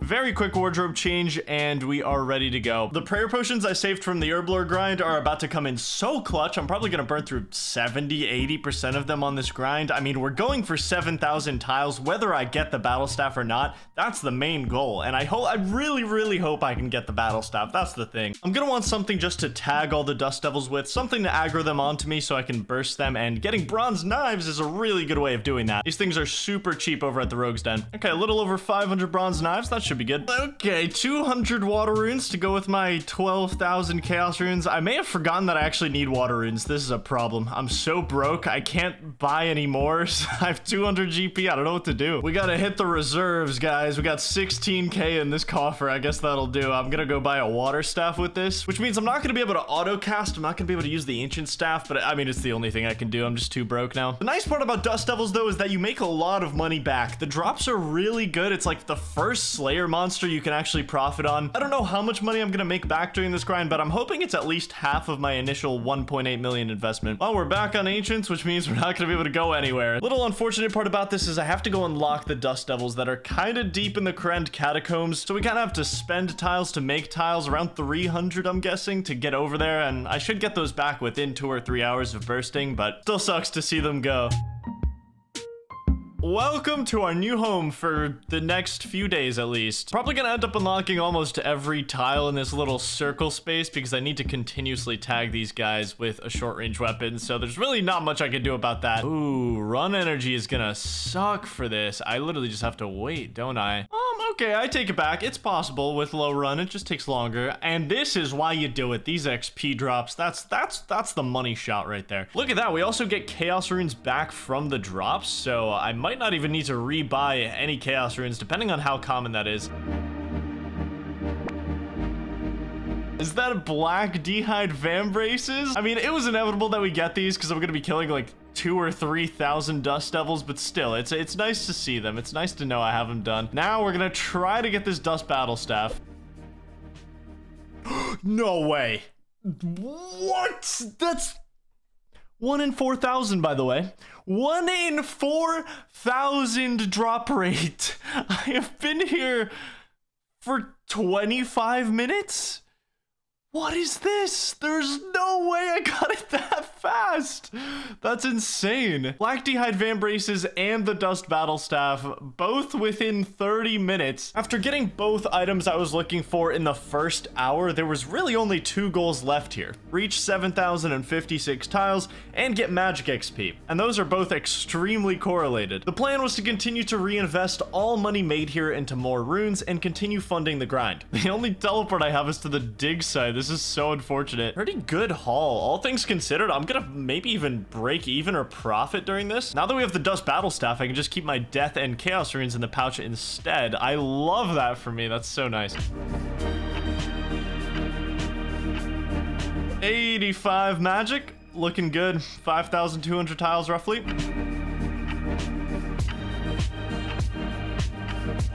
I'm doing a resupply, and it's honestly looking like I might just be breaking even, or maybe even profiting, bursting these dust devils, which is amazing news. And I'm turning these mithril bars that I keep getting into darts, free smithing XP, and I get to use them to add dust devils. Oh, 86 magic. Nice. 5,700 tiles right now. It is very, very late. I don't know why I started this trip, but I'm at 6,000 tiles, so we're kind of on the final stretch in a way, if you don't consider the fact that we have over 1,000 tiles to go. Don't think I haven't been hearing you guys say that I'm not gonna hit 87 magic, because I just did, and I have 6,500 tiles. I'm gonna be awake for probably another 5 hours, so maybe I can finish this off, get 7,000 tiles. I don't know. We'll see. Might be close. I always tell you guys, good things come to those who fletch. And that was such a good trip. Another beautiful trip in the books. All right, let's rack these guys up. I have spent almost 3 weeks going for these 7,000 tiles, and man, does it feel good to see that number. I'm literally 1 tile off. Okay, I'm gonna get it like right here. Oh, it feels so good. Nice, nice. I'm gonna finish off 88 magic just because I'm more than halfway at this point. I feel like I might as well. And I'm also gonna need a couple hundred extra tiles, and you'll see why. But yeah, we are gauntlet ready officially. Technically, I could leave right now. Okay, now it is officially over. 88 magic. Oh, we're so ready. I have about 200 death runes that I'm just gonna finish off at this point because I don't know what I'll do with 200 death runes otherwise, but I'm gonna be going into the gauntlet with much better stats than I expected to even have. So that's very, very comforting. Plus, I can show you guys my final Dust Devil loot log. And I guess that's what you can expect if you do this for as long as I did. I think the craziest part about it is I ended up getting 3 Dust Battle Staves. You can see I literally have another one in my inventory right now. After finishing off this trip, I ended with just under 7,300 tiles. I put my gear away, cleaned up the inventory, and headed straight for my new prison cell. The time has come to pay our 7,000 tile fee for a ticket straight to hell. The most brutal, vicious grind of the series begins now. I spent over 2 weeks collecting 7,300 tiles for one reason. We are hunting the most accurate bow in the game and the dedicated armor that goes with it. To do that, we'll be locking ourselves in this red prison for potentially the next 30, 60, 90 days. That's the thing. Luck controls my entire fate on this grind. It can be insanely brutal, and mistakes are pretty punishing in terms of time. Not to mention, just to unlock this place, we had to grind 7,000 tiles, but that's besides the point. Corrupted Gauntlet is considered to be one of the more challenging things in this game. If your mechanics aren't good, you're gonna have an exceptionally miserable time here, which is why it rightfully holds the Bow of Fair Dinin and the crystal armor locked behind its drop table. Corrupted Gauntlet is the main course. It holds all my dreams right now, but like all main courses, you gotta have an appetizer first. The normal gauntlet, otherwise known as Baby Gauntlet because it's made for babies. To even unlock the corrupted version of the gauntlet, you first have to complete 1 Baby Gauntlet. Since I'm only doing 1 of these Baby Gauntlets, I don't need to unlock every single tile in here. I'll only be using a few rooms, and hopefully I'll get it first try. Since we're going to be doing the corrupted version hundreds of times, maybe thousands of times, that's why I chose to go overkill and unlock every single tile in the dungeon. The final era of Tileman is upon us, and who knows how it'll turn out. To give you some lore about the gauntlet, it was used to train elven warriors many years ago, and I haven't done this content in about 4 years since I playtested it at Jagex HQ. Basically, it's been a really long time and I barely know what I'm doing. One thing I do know for sure, that's my timer in the top left. As soon as that goes to 0, no matter how ready I am, it's just gonna teleport me into the boss room, and I'm just gonna have to fend for myself. That's how this place works. Nice, we got a weapon frame. I'm not gonna spend a ton of time on Blue Gauntlet. I'm just gonna speed through this thing because we have literally an eternity to spend at the much harder variant of this place. Found some trees, found some cotton balls, got some rocks. Now all we gotta do is make our armor and get some fish, and we should be good to go. Nice. Okay, it was really important to me that I got that first try. Not that I was worried or anything, but I did already use more tiles than I wanted to use there. But we now have access to the Corrupted Gauntlet, and we have our first reward chest. What do we get? Nothing good, but that's pretty much as expected. We did get our first crystal shards, which is nice. We're gonna have to collect a lot of those over the next coming weeks, months. I do see a problem here, and that's that I have 6,923 tiles instead of the 7,056 that I need in order to unlock Corrupted. I didn't expect to use that many on regular Gauntlet, which kind of sucks. I think the most efficient thing I can do right now is get magic XP. I'm gonna need 94, at least 94 magic for the Inferno. I've got about 2 hours of this ahead of me, so I'll see you then, and it's time for the main course. Whoa, guys, he's teleporting! All done. A little over 2 hours later, I got a couple extra tiles just because it always makes me a little uneasy being left with 0 tiles. This is gonna be satisfying in the most unsatisfying way possible because we're about to enter the Corrupted Gauntlet. As soon as we click it, we're gonna get this prompt. Spend 7,056 tiles to unlock the Corrupted Gauntlet. Yes.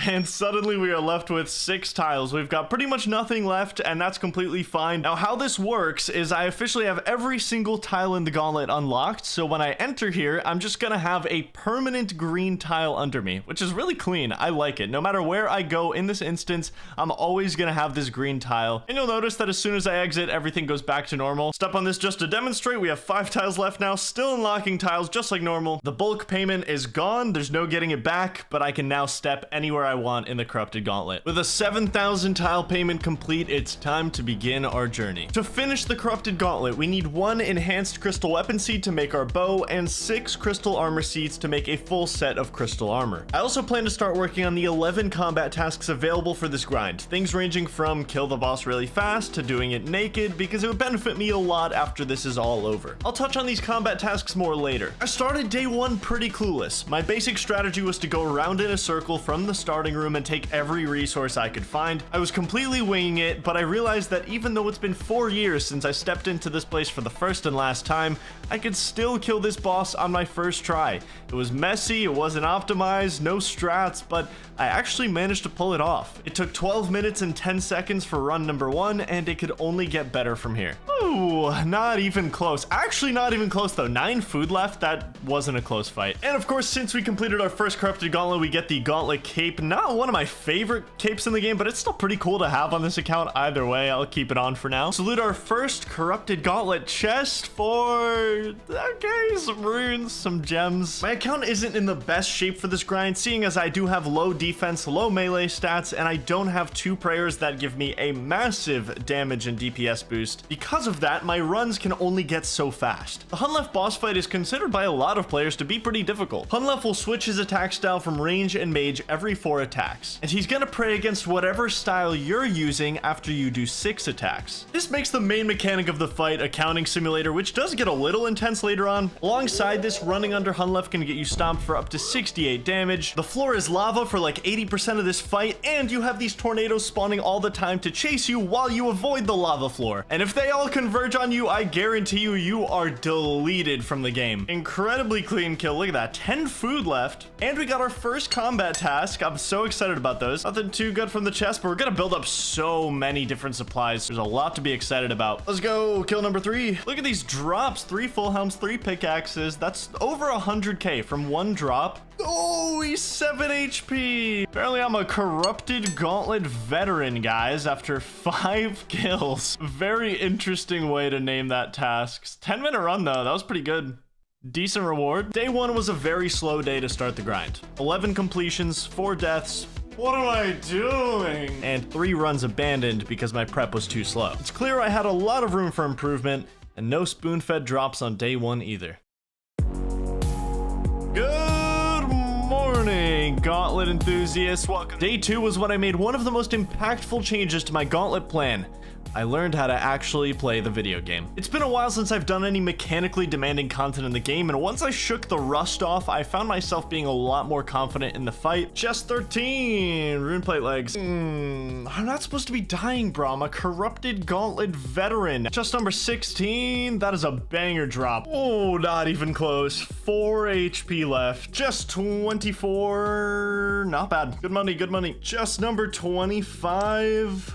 Oh, dragon halberds and rune chain buddies. That is disgusting. That's my first set of dragon halberds. I mean, that's a 300k drop alone. That's pretty insane. What is going on with this floor? Oh my god, that's oh my god, that drop. What is going on here though? That's what I'm more interested in. I was getting so much more consistent on day 2, and it wasn't just mechanical. That is a new PB. Look at that prep time, 6 minutes 14 seconds. Massive improvement. See, most of the RNG element in the gauntlet comes from demi-boss location. There are 3 demi-bosses around the outer edge of the gauntlet that drop upgrades for your weapons, each to their respective combat style. Finding a dark beast and a dragon is crucial on every gauntlet run, and they can only spawn in the 3 middle rooms on each edge. So a really easy improvement was to start peeking into those rooms while I did my circle at the start, rather than coming back to check those rooms later. This shaved off about 20 seconds from each run. Okay, last chest of day 2. I am off to bed after this. Big improvements today. 38 KC is what we're ending on, and nothing special from the chest. It's very important that you do not die on the first run of the day. It sets the tone for the entire rest of your day, and you cannot risk that. I just woke up and then instantly sent it into a corrupted gauntlet within like 48 seconds of being awake. It's gonna be a good day, guys. Damn, pretty good chest too. I've just found out that I finished the easy tier of combat achievements, which does get me some pretty cool rewards. The more combat tests you finish, the cooler stuff you get, and I still have a bunch to do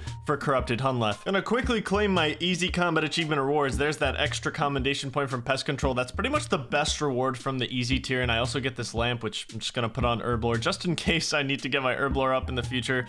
This hilt can teleport me to Trollheim, which is pretty sweet, and we need 79 more points to unlock the medium tier of combat tasks, so got a lot of work to do, but Hunlef can get me kind of like halfway there. This is the first task I want to focus on, perfect corrupted Hunlef. It's exactly what it sounds like, just an absolutely flawless kill, no mistakes, no damage from tornadoes, lava floor stomp, no wrong prayers, don't attack him on the wrong prayer, just literally a perfect kill. That might be it, please. I'm pretty sure I got it.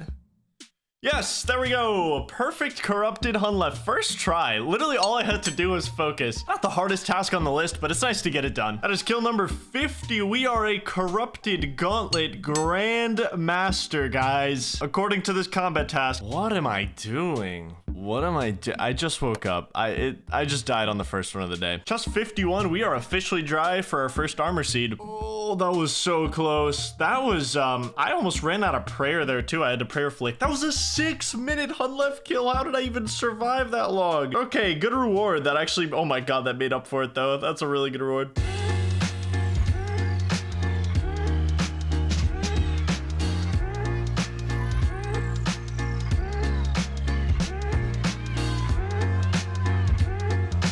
I had done 8 hours of Gauntlet in day 4 when I decided I would try a new strategy. For the last 80 runs, I've been making tier 2 armor. Almost everyone I asked said this is what you should be doing. I only have 76 defense, so tier 2 armor is what I need to get consistent completions. I decided that for the next 30 runs, I'm gonna go for tier 1 armor to see if I can make my runs consistently faster. Can the faster pace of runs outpace the time loss from potentially more deaths? With tier 1 armor, everything does a lot more damage.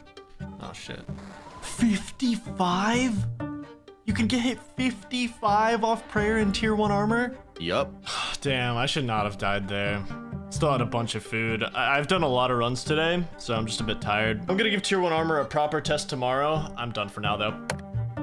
First run of the day, tier 1 armor, plenty of food left, and the very first sub 10-minute run. Obviously, largely thanks to the tier 1 armor taking our prep time under 6 minutes there. That is so good. If I can complete this, you'll see it. If not, we'll be in the gauntlet. Nice. These tier 1 kills are looking pretty good. No! Oh my god, my like heart jumped. I really thought that was it. I really thought I got something for the first time. No! Not to be confused with the enhanced crystal weapon seed, which we need. I do not need the normal crystal weapon seed. This thing is completely useless. That has to be a PB. That has to be a PB. Yes, 942. The Hunlef kill was a little slow, but the prep definitely made up for it. And no crystal armor seeds or enhanced. Really solid kill. See, I never got a single 9-minute time with tier 2 armor. This is working wonders. Elite clue, you know the drill. I'm gonna say this elite clue definitely ends here. That is a rough one. That's such a weird gauntlet loot. I've never seen that. Oh, tell me that's sub 9. Tell me that's sub 9. 858. Let's go. Big improvements. Oh my god, look at that prep time. 423. If the Hunlef kill was faster, that would have been 830. Oh, 847. Light work, baby. Let's go. If I just got a lucky Hunlef, that's close to a 7-minute time because my Hunlef was 434 there. I literally took less time to prep than to kill the boss, which never happens. This one is gonna go down in the history books of mediocre achievements. 100 corrupted gauntlet KC, pretty long one, actually had some bad luck, but 100 chests opened, not a single armor seed. We're double the drop rate. Nice. I knew it'd be coming pretty soon here. 97 range, that gets me another max hit, so that absolutely will speed up some of these runs. Range is a big part of this. 1.1 million XP until 98. Oh, you're killing me, bro. You're killing me with these weapon seeds. I always think that it's, I always think it's the one I want, bro. No. Nah. Didn't really get me this time, but it's just like, I just feel like it's being done on purpose, you know? Like, still 0 armor seeds, 110 KC, 0 for 6. This is officially a race against the clock, because if you look at the chat box, I will be logged out if I don't finish this fight fast enough. It's a 6-hour log. I haven't logged out in 6 hours. Just been doing Gauntlet non-stop. My brain is mush. I can't tell what words are happening. 120, that's gonna be my last one for today. I've done 40 gauntlets today, and that's including some deaths, so nothing from the chest. I will see you on a new day. Still no armor seeds. Nothing really happened on day 6. What am I actually doing? What do I not know what food is? No, the dark beast can attack me from there. No. We're never talking about that. We're never speaking about that death. I'm cutting it out of the video. You're not gonna see this. It just wasn't a good day. It's been 1 full week of grinding gauntlets, 7 straight days, putting in some sweaty hours too, all the while not receiving a single drop I need. We're still 0 out of 6 on armor seeds, and the enhanced, of course, you can't expect just yet. I wanted some visible progress from this grind, as we near 3 times the drop rate for an armor seed. Okay, so I've decided to go for a combat task on this run. I was waiting until I had good enough RNG to do this. Eggneal Diet 2 is a Grandmaster task where you have to do a run without making any potions at all, making this a pretty big handicap. You have to be smart with your run energy and very smart with your prayer, basically needing to prayer flick for most of the fight. Yeah, I probably should have made tier 2 armor if I'm going for this, but whatever, here goes nothing, I guess. Nice, that should be it. Beautiful. I even got a little careless with my prayer toward the end because I could, and that was a really long kill. 5-minute 38-second hun left. That is yep, it's another Grandmaster task done. We're 6 out of 11, and we get nothing. I'm gonna go straight into another combat task, Corrupted Warrior, which requires you to complete a run with tier 3 armor. It mainly comes down to your prep. Tier 3 armor is dummy expensive. You need 13 of every resource plus another 540 crystal shards. So basically 95% of your prep is just making this armor. If I make this really quick, I should have enough time to pick up some food and cook it. That is my full tier 3. I have 13 seconds left. This should be enough food. You take like no damage in tier 3 armor. As long as I can cook like all of this, I think I'm golden, honestly. I only have a tier 2 bow, but that shouldn't even matter just because of how good this armor is. Let's go. Nice and easy. First try. I think I used, what, 7 food for that kill? That's insane. That armor is disgustingly good. Corrupted Warrior done. Another task. We are 7 out of 11 tasks done. 150 KC, 3 times the rate for the armor seed, and it's not the one. Wow. We are going dry for this thing, and it's not even the main rare thing. It's not even the... I need 6 of these. Good morning. 153. We got some runes and stuff. What is this elite? Why do I have this? There's no way I'm doing that. Anyway, just 156. Oh my god, yes, finally. Oh my god, something I need. 156. Finally, 1 out of 6. 1 out of 6, baby. 5 to go. Oh, it feels good just to make progress. Day 8 is our day. Yes! It took day 8 and 156 chests to break the streak, and momentum was officially in my sails. It was time to grind out a super sweaty gauntlet day.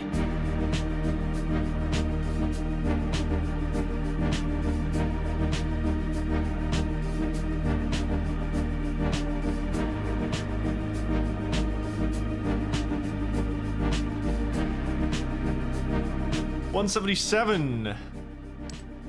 Oh my god, the momentum is turning.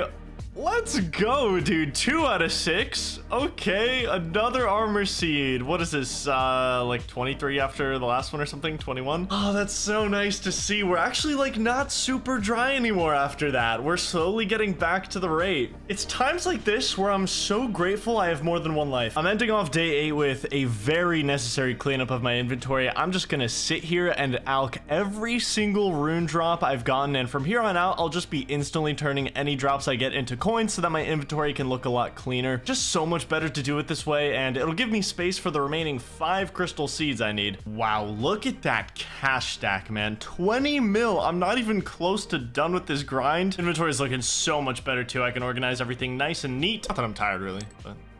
Oh my god, what a beautiful chest. What? I hit both 1 in 50s. I mean, I only care about one of them, but that is so sick. We are halfway on the armor seeds.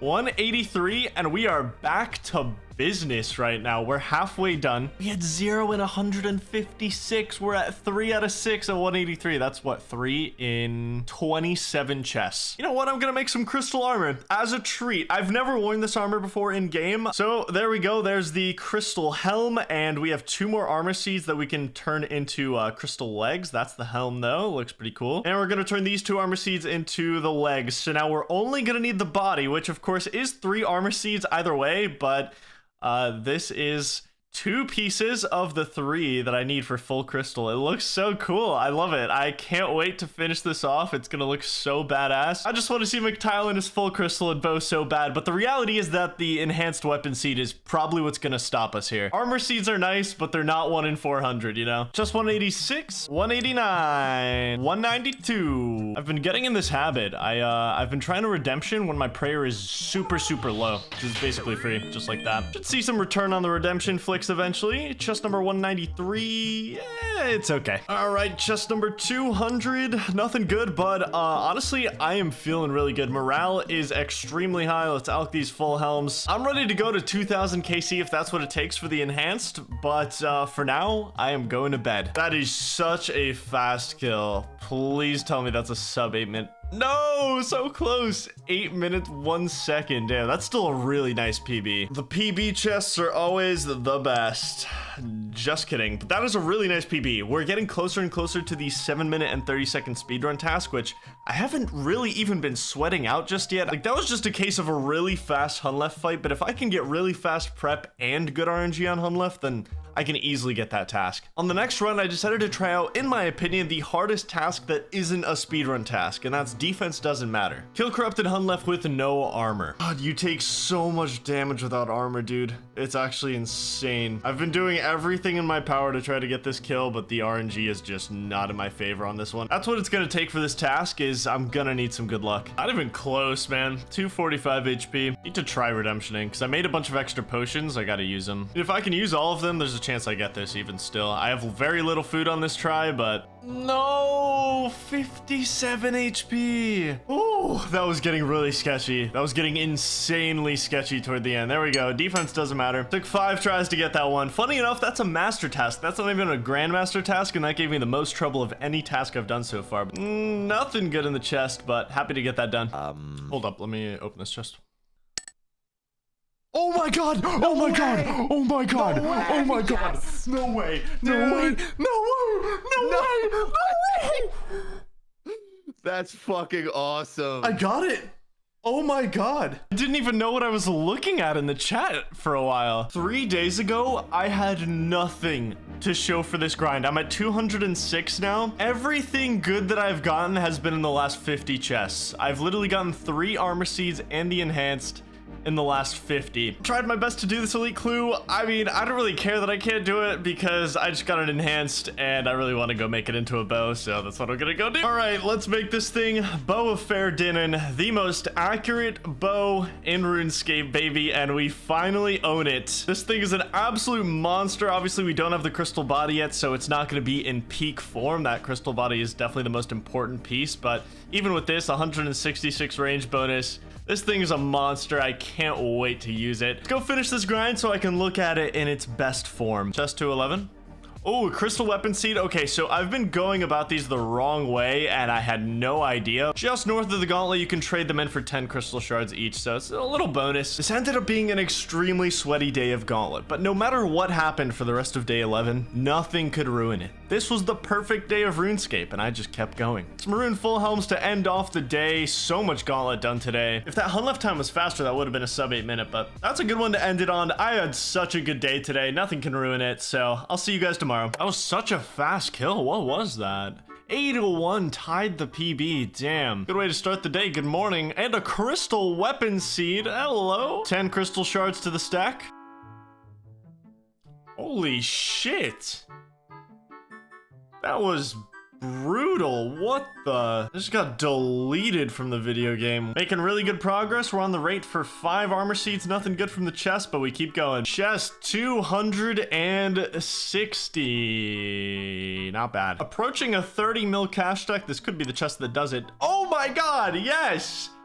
Oh, that's big. This is big. I need 2 more. The cool part about this now is I could technically finish the grind on the next chest. On any one of these next chests, I could, in theory, get a double armor seed drop, and that would be the end of the grind. It's possible. It's not likely. I'm not saying it's likely, but it could technically end at any moment now. That is so cool to get. Let's go, man. No back-to-back. The luck is over. Day 12 ended up being my most disgustingly sweaty day of Gauntlet ever. I did a ridiculous amount of runs on this day, feeling so close to finishing the grind that I just wanted to end it. All right, I gotta do, wow, that sounded like a scripted yawn, but it wasn't. 283.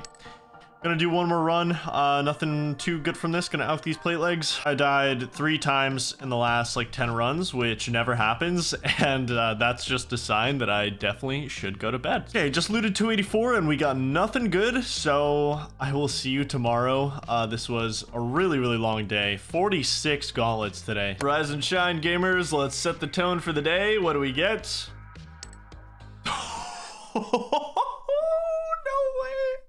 No way.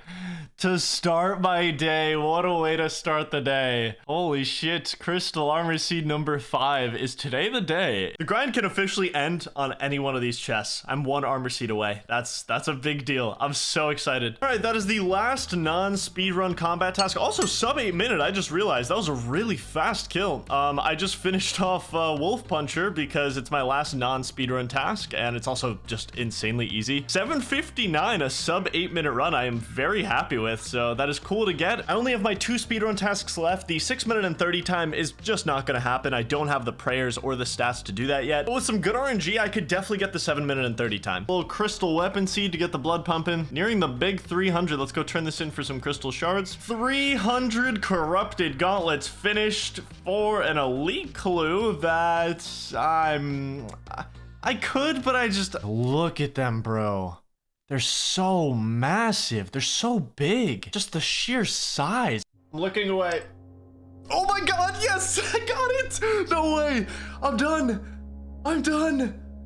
6 out of 6, baby! Crystal Armor Seed! Yes! I'm actually done. Oh my god. 306 chests and we are finished with Corrupted Gauntlet. That is pretty lucky. That is pretty damn lucky at the end of everything to be completely done in 306. Oh my god. Get me out of here. I want to make my crystal body. I just can't believe it. I had nothing. I had nothing in 156 chests. Let's make this crystal body and get our full set of Inferno gear. That's right, baby. We are done with the gauntlet forever. But there it is. The gear we've been wanting for the last half year is in front of me. I'm done. Money will just never be a problem again. 33 million GP at the end. We have tons of gems for crafting XP, 870 crystal shards left after charging all the armor and the bow. That's so many. I'm never going to use that many. It's such an excess. Still so much to do. The aftermath is going to be a lot of fun. Tons of supplies to use. This gear is going to melt some bosses, and almost 3,000 tiles sitting in the tile bank, which is a really good thing because we're going to be using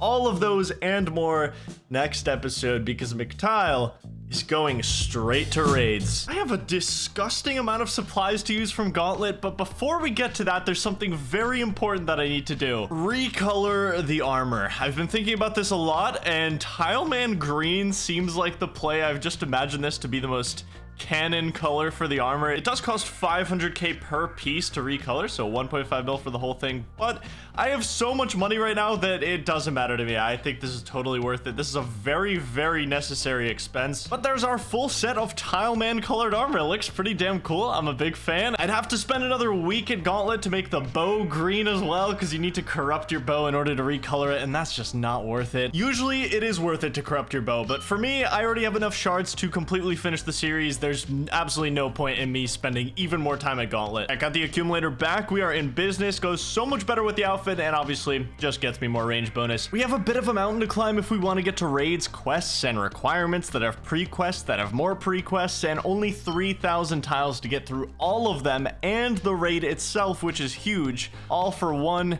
crucial Inferno upgrade. You're getting to feel a little claustrophobic in this bag and also in this inventory. We have a lot of work to do. Glop, you're gonna take a nap. I need to reorganize everything I own, so we're gonna go die to Zulrah to get things out of the looting bag. But what if I just go for a Zulrah kill right now with the bow? No food, no recoils, no anything really. Just a spontaneous kill with no supplies. Let's see how far we get. I want to test the gear out, see how good it is. Oh my god, it is shredding. It is absolutely shredding. It is under half health after the second phase. No way. This is crazy. That was absolutely disgusting that I just got Zulrah to 30% health with no supplies, just camping the bow on every phase. Yeah, it's a pretty good bow, guys. Didn't even have my black d'hide van braces on. I wasn't really wearing any boots either. Already in love with this gear. Got myself a new looting bag and we're gonna tackle everything one at a time. I need to make a bunch of space, so I'm gonna take out everything I can get rid of short term. First order of business, we're gonna make another 1.2 mil cash by alching all of these battle staves. Okay, there we go. That's the last one. Now, let's go get an absolutely insane amount of crafting XP. I'm gonna start with the better gems first. If I can get rid of the diamonds, I'll free up an inventory space faster, and then we move on to the rubies and so on. I can't believe we got this from 300 gauntlet runs. I don't know. I'm so curious what level we end up with after all this. Whoa, 64 crafting. 65 crafting from the rubies. 66 crafting, just the emeralds and sapphires left. Got about 3,000 more gems to cut. Cutting gems is riveting. Someone's got to be making a movie about this. 68, almost the perfect amount of gems to get this one last level. That is so much free XP. Gauntlet provided the goods, man. 69 crafting, just had to stand here for a few hours and cut them all. We're up to 3.2k tiles, so we're looking a lot healthier to get through raids. Now that we've gotten rid of our gauntlet supplies and things are a lot less claustrophobic, it's time for some business, baby. First quest on the list to get to raids, Gertrude's cat. I have absolutely no idea how many tiles I'm gonna burn on this questing spree. There's Gertrude's cat completed in less than 100 tiles, less than I was expecting for that quest. And this kitten that we just got is the key to the next quest we do. I will call her Blempus. Next quest on the list is Ichlurin's Little Helper. We're going deep into the desert for this one. I have a confession to make to you guys. I have no idea what this quest is about. I've done it like 8 times at this point, and I really couldn't give you a synopsis on it. It's always been autopilot straight through, and that's what it's gonna be this time too. Oh, my greatest weakness, bird puzzle. Oh, now we talk to this big cat. Boom! Ichlurin's Little Helper completed. We get an Amulet of Cat Speak, a bunch of XP back, and we are on to the next quest. Just under 500 tiles used for this one. Next quest is a pretty easy one. The hardest part of the quest is literally just getting the items that you need for it. All of this random garbage. Yes, it's a ninja impling. I can barehand these now. And we get rune claws. I'll take it. I rescued a prince. What about it, guys? 60 tiles used. One quest left until we get to do the big one that unlocks raids. Time for contact with an exclamation mark. I swear I know like every other storyline in this game like the back of my hand, but I could not tell you what's going on here. Oh, maybe it's civil war and a plague. I think that's what it is. Once again, went through a big dungeon, killed a big, gross, disgusting scarab. 400 tiles later, contact quest completed, and we get this silly little lamp. I still really need magic XP, so we're gonna put both of these charges on magic. 14,000 magic XP, not bad. That is every single prequest I needed for Beneath Cursed Sands, which will unlock the very first raid on this account. All I need now is 55 fire making. I had to get the rune axe out of the looting bag, you know the drill. 55 fire making is going to be an absolutely brutal grind. 55 fire making, officially everything we need for Beneath Cursed Sands. This quest does have a few boss fights in it that recommend melee, but I'm just gonna try to brute force everything with full crystal and the Bofa. It's just too good. Like, I think we'll be fine. Before we start one of the final quests of the series, there are 2 things on the agenda. I still don't have a good pair of boots for the Inferno, and I wanted to slowly work on 68 prayer over the next 2 weeks. I might as well solve the boot problem now since I'm gonna have the upgrade for raids, so the plan is to get a 100% Shazian favor. That'll allow me to win tier 5 Shazian armor from the training ground fights. The tier 5 Shazian boots give 4 range bonus. These are the best range boots I can get aside from getting really lucky with a clue scroll, but that's just not realistic. Making our way over to the fighting ground right now. I'm gonna have to get 100% Shazian favor just by healing wounded soldiers. You get 0.2% favor for every soldier you bandage, so I'm just gonna hop around and heal these same 2 soldiers, I guess, over and over. Halfway through the Shazian favor grind, I decided to spend 3 hours over at Red Dragon's training up my prayer. All right, 65 prayer. I'm gonna want at least 68 for the Inferno, so I will be back here at some point. I just wanted to finish up this level, but let's go finish up our Shazian favor. Plenty of that to do. The last bandage I'll ever have to slap onto these fellas. We are all done. 100% Shazian favor. The combat ring is just over here, and we'll need to fight our way through all 5 tiers of soldiers, 5 times each if we want to get the highest tier of boots. Oh, I forgot I can only use melee, and I only have the rune axe on me as a melee weapon right now. I think it would be a waste of time to go get a better weapon though, so I think I'm just gonna brute force my way through this.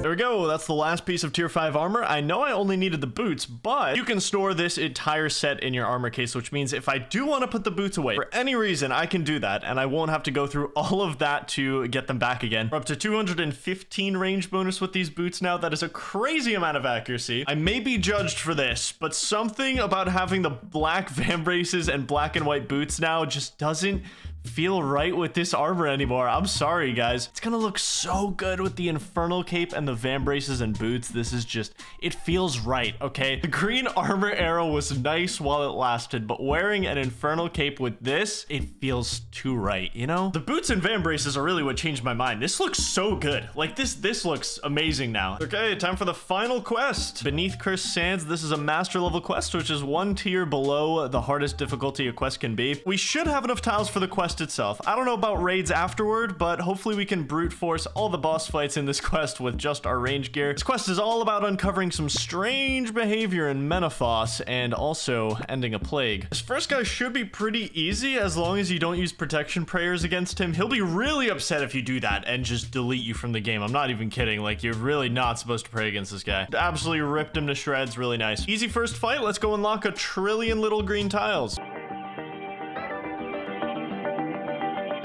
Starting to think I should have brought some food for this quest. Maybe a slight oversight. Oh, this is so annoying because I'm trying to stick to my tile path here, but the darts are not complying. I'm gonna have to go get some food. I have 18 HP. Coming back with some food this time. Let's do it right. Ancient puzzle solved. First man in billions of years to solve. This is why McTile's a genius. This fight might be a little sketchy because I have limited run energy, and that's like the main thing that you need for this, but the bow is so good that I'll probably be okay. I just need to keep my distance. Okay, that was 45 damage. What did I do to deserve that? Wasn't super pretty, but we got it done. That was not the hardest boss, though. 1,500 tiles left, and we're on the tail end of the quest, but I want to keep most, if not all of those tiles for raids, so... Osmond, don't you leave me, you bastard. Oh my god, what a coward, bro. What an absolute coward. Fine, I'll take care of this Menophyte Ock for you. This is the fight where it recommends you use melee. I don't know how viable range is gonna be, but I don't know, we seem to be hitting. Okay, so you gotta kill this shadow every time it comes out, otherwise really bad things happen to you if you don't kill it fast enough. Oh my god, what am I should have looked up how this fight works.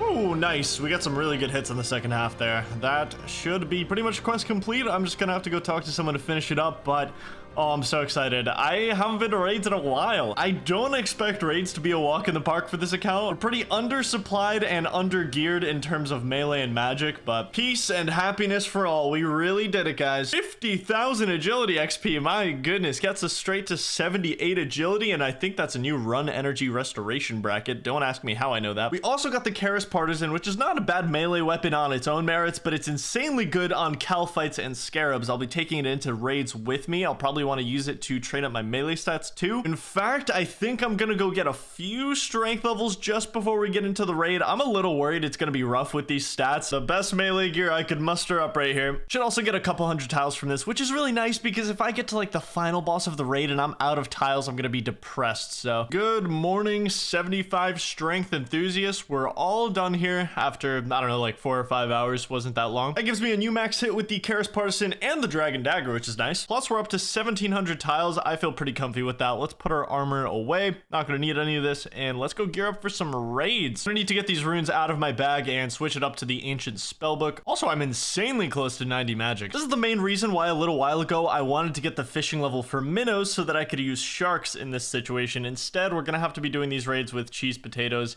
It is what it is. All right, baby, let's do it. Tombs of a Mascot.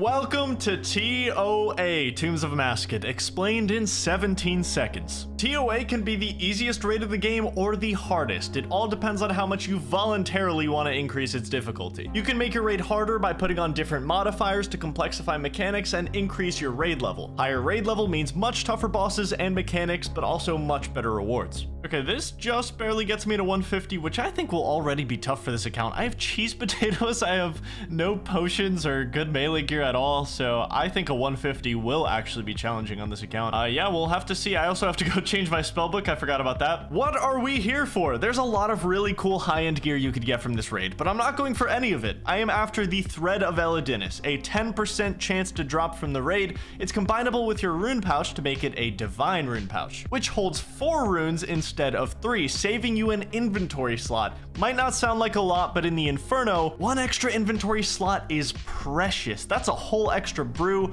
or super restore. I can't think of any other upgrade I can get now that provides as much value as an extra 64 hit points or an extra 100 prayer points from those potions. So we're hunting the thread, and as for the other uniques from the raid, if we get any, I will be very happy and I'll be sure to tell you all about them. Only 1, maybe 2 of them would be useful to me at this point. Gonna very quickly drop off my rune pickaxe in the raid storage so that I don't have to carry it around with me throughout the raid. Every single boss in the raid starts off with a short puzzle. This one is really simple. It's just about taking water back to the tree while taking no damage. And just like that, baby, perfect Corondis. Still got it, baby. I don't know what that task is. For all I know, that is the easiest task in the book. All right, let's go. Zebak is by far the easiest boss in the raid for me because he's weak to range, which means the Bofa is just going to absolutely shred here and I have nothing to worry about. Dodge the poison, dodge the blood spawns, dodge the waterfalls. A lot of dodging going on in this room, you could say. Bad part is it all goes downhill after this room. This is my favorite room of the whole raid. There we go. I didn't bring any prayer potions, so I had to prayer flick a lot of that, but we did get it done. Zebak is down. Only thing is I have to kill Kefri now without any prayer potions. This one might be a little tough. I really thought Kefri would be easy for me, but boy was I wrong. This is a boss you normally do with the Karis Partisan, but since my melee stats are so weak and I have no melee gear, I was almost certain that it would be so much better to just use the bow and brute force, which would work if Kefri's defense didn't get progressively higher. Ran out of prayer, but honestly, I just did absolutely no damage. I've been on phase 2 for like 4 minutes and I've done just nothing to this boss. Totally forgot that I need a dragon dagger to get through this raid, so maybe it's a blessing in disguise that I couldn't kill Kefri. Run number 2, I killed Zebak no problem once again. Dude, it's literally weak to range. How can I not do enough damage? Oh my god, I don't know what's wrong. I literally don't know what's going wrong in this room that I'm having this terrible DPS.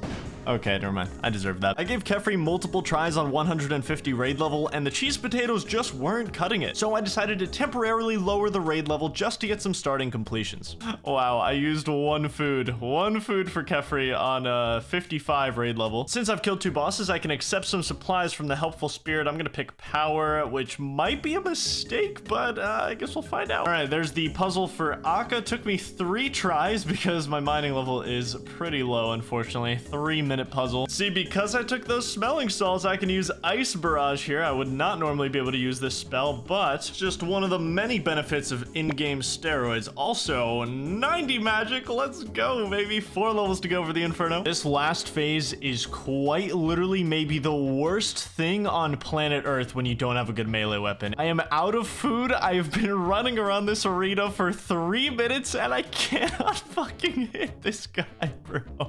Oh no, dude.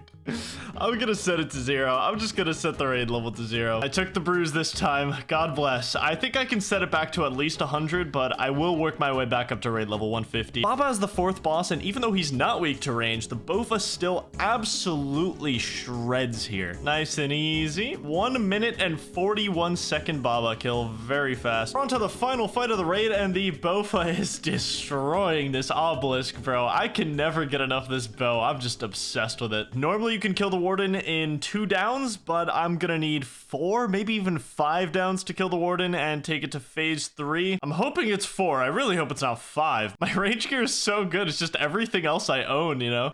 Oh, no way. He's 1 hit away from dead. No. And I have to do a mage phase here. God bless. 5 down warden. The rest of this should be pretty easy because I can just range gear all the way through the rest of this, so...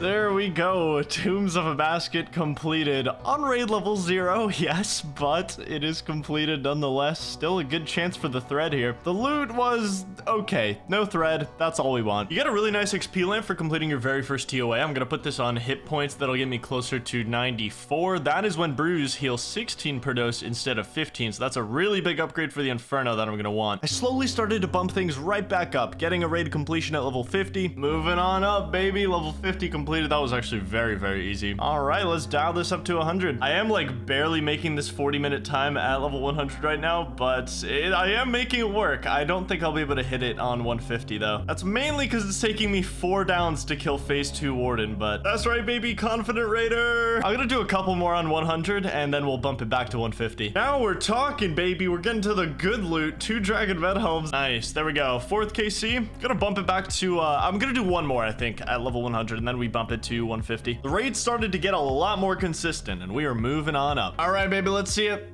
Yes, let's go, baby. I'm very excited for this fairly common drop because honestly, it was now or never. I have 100 tiles left, so I really needed this like on this raid. 75 crafting, what? I didn't know you needed a crafting level to use this thing.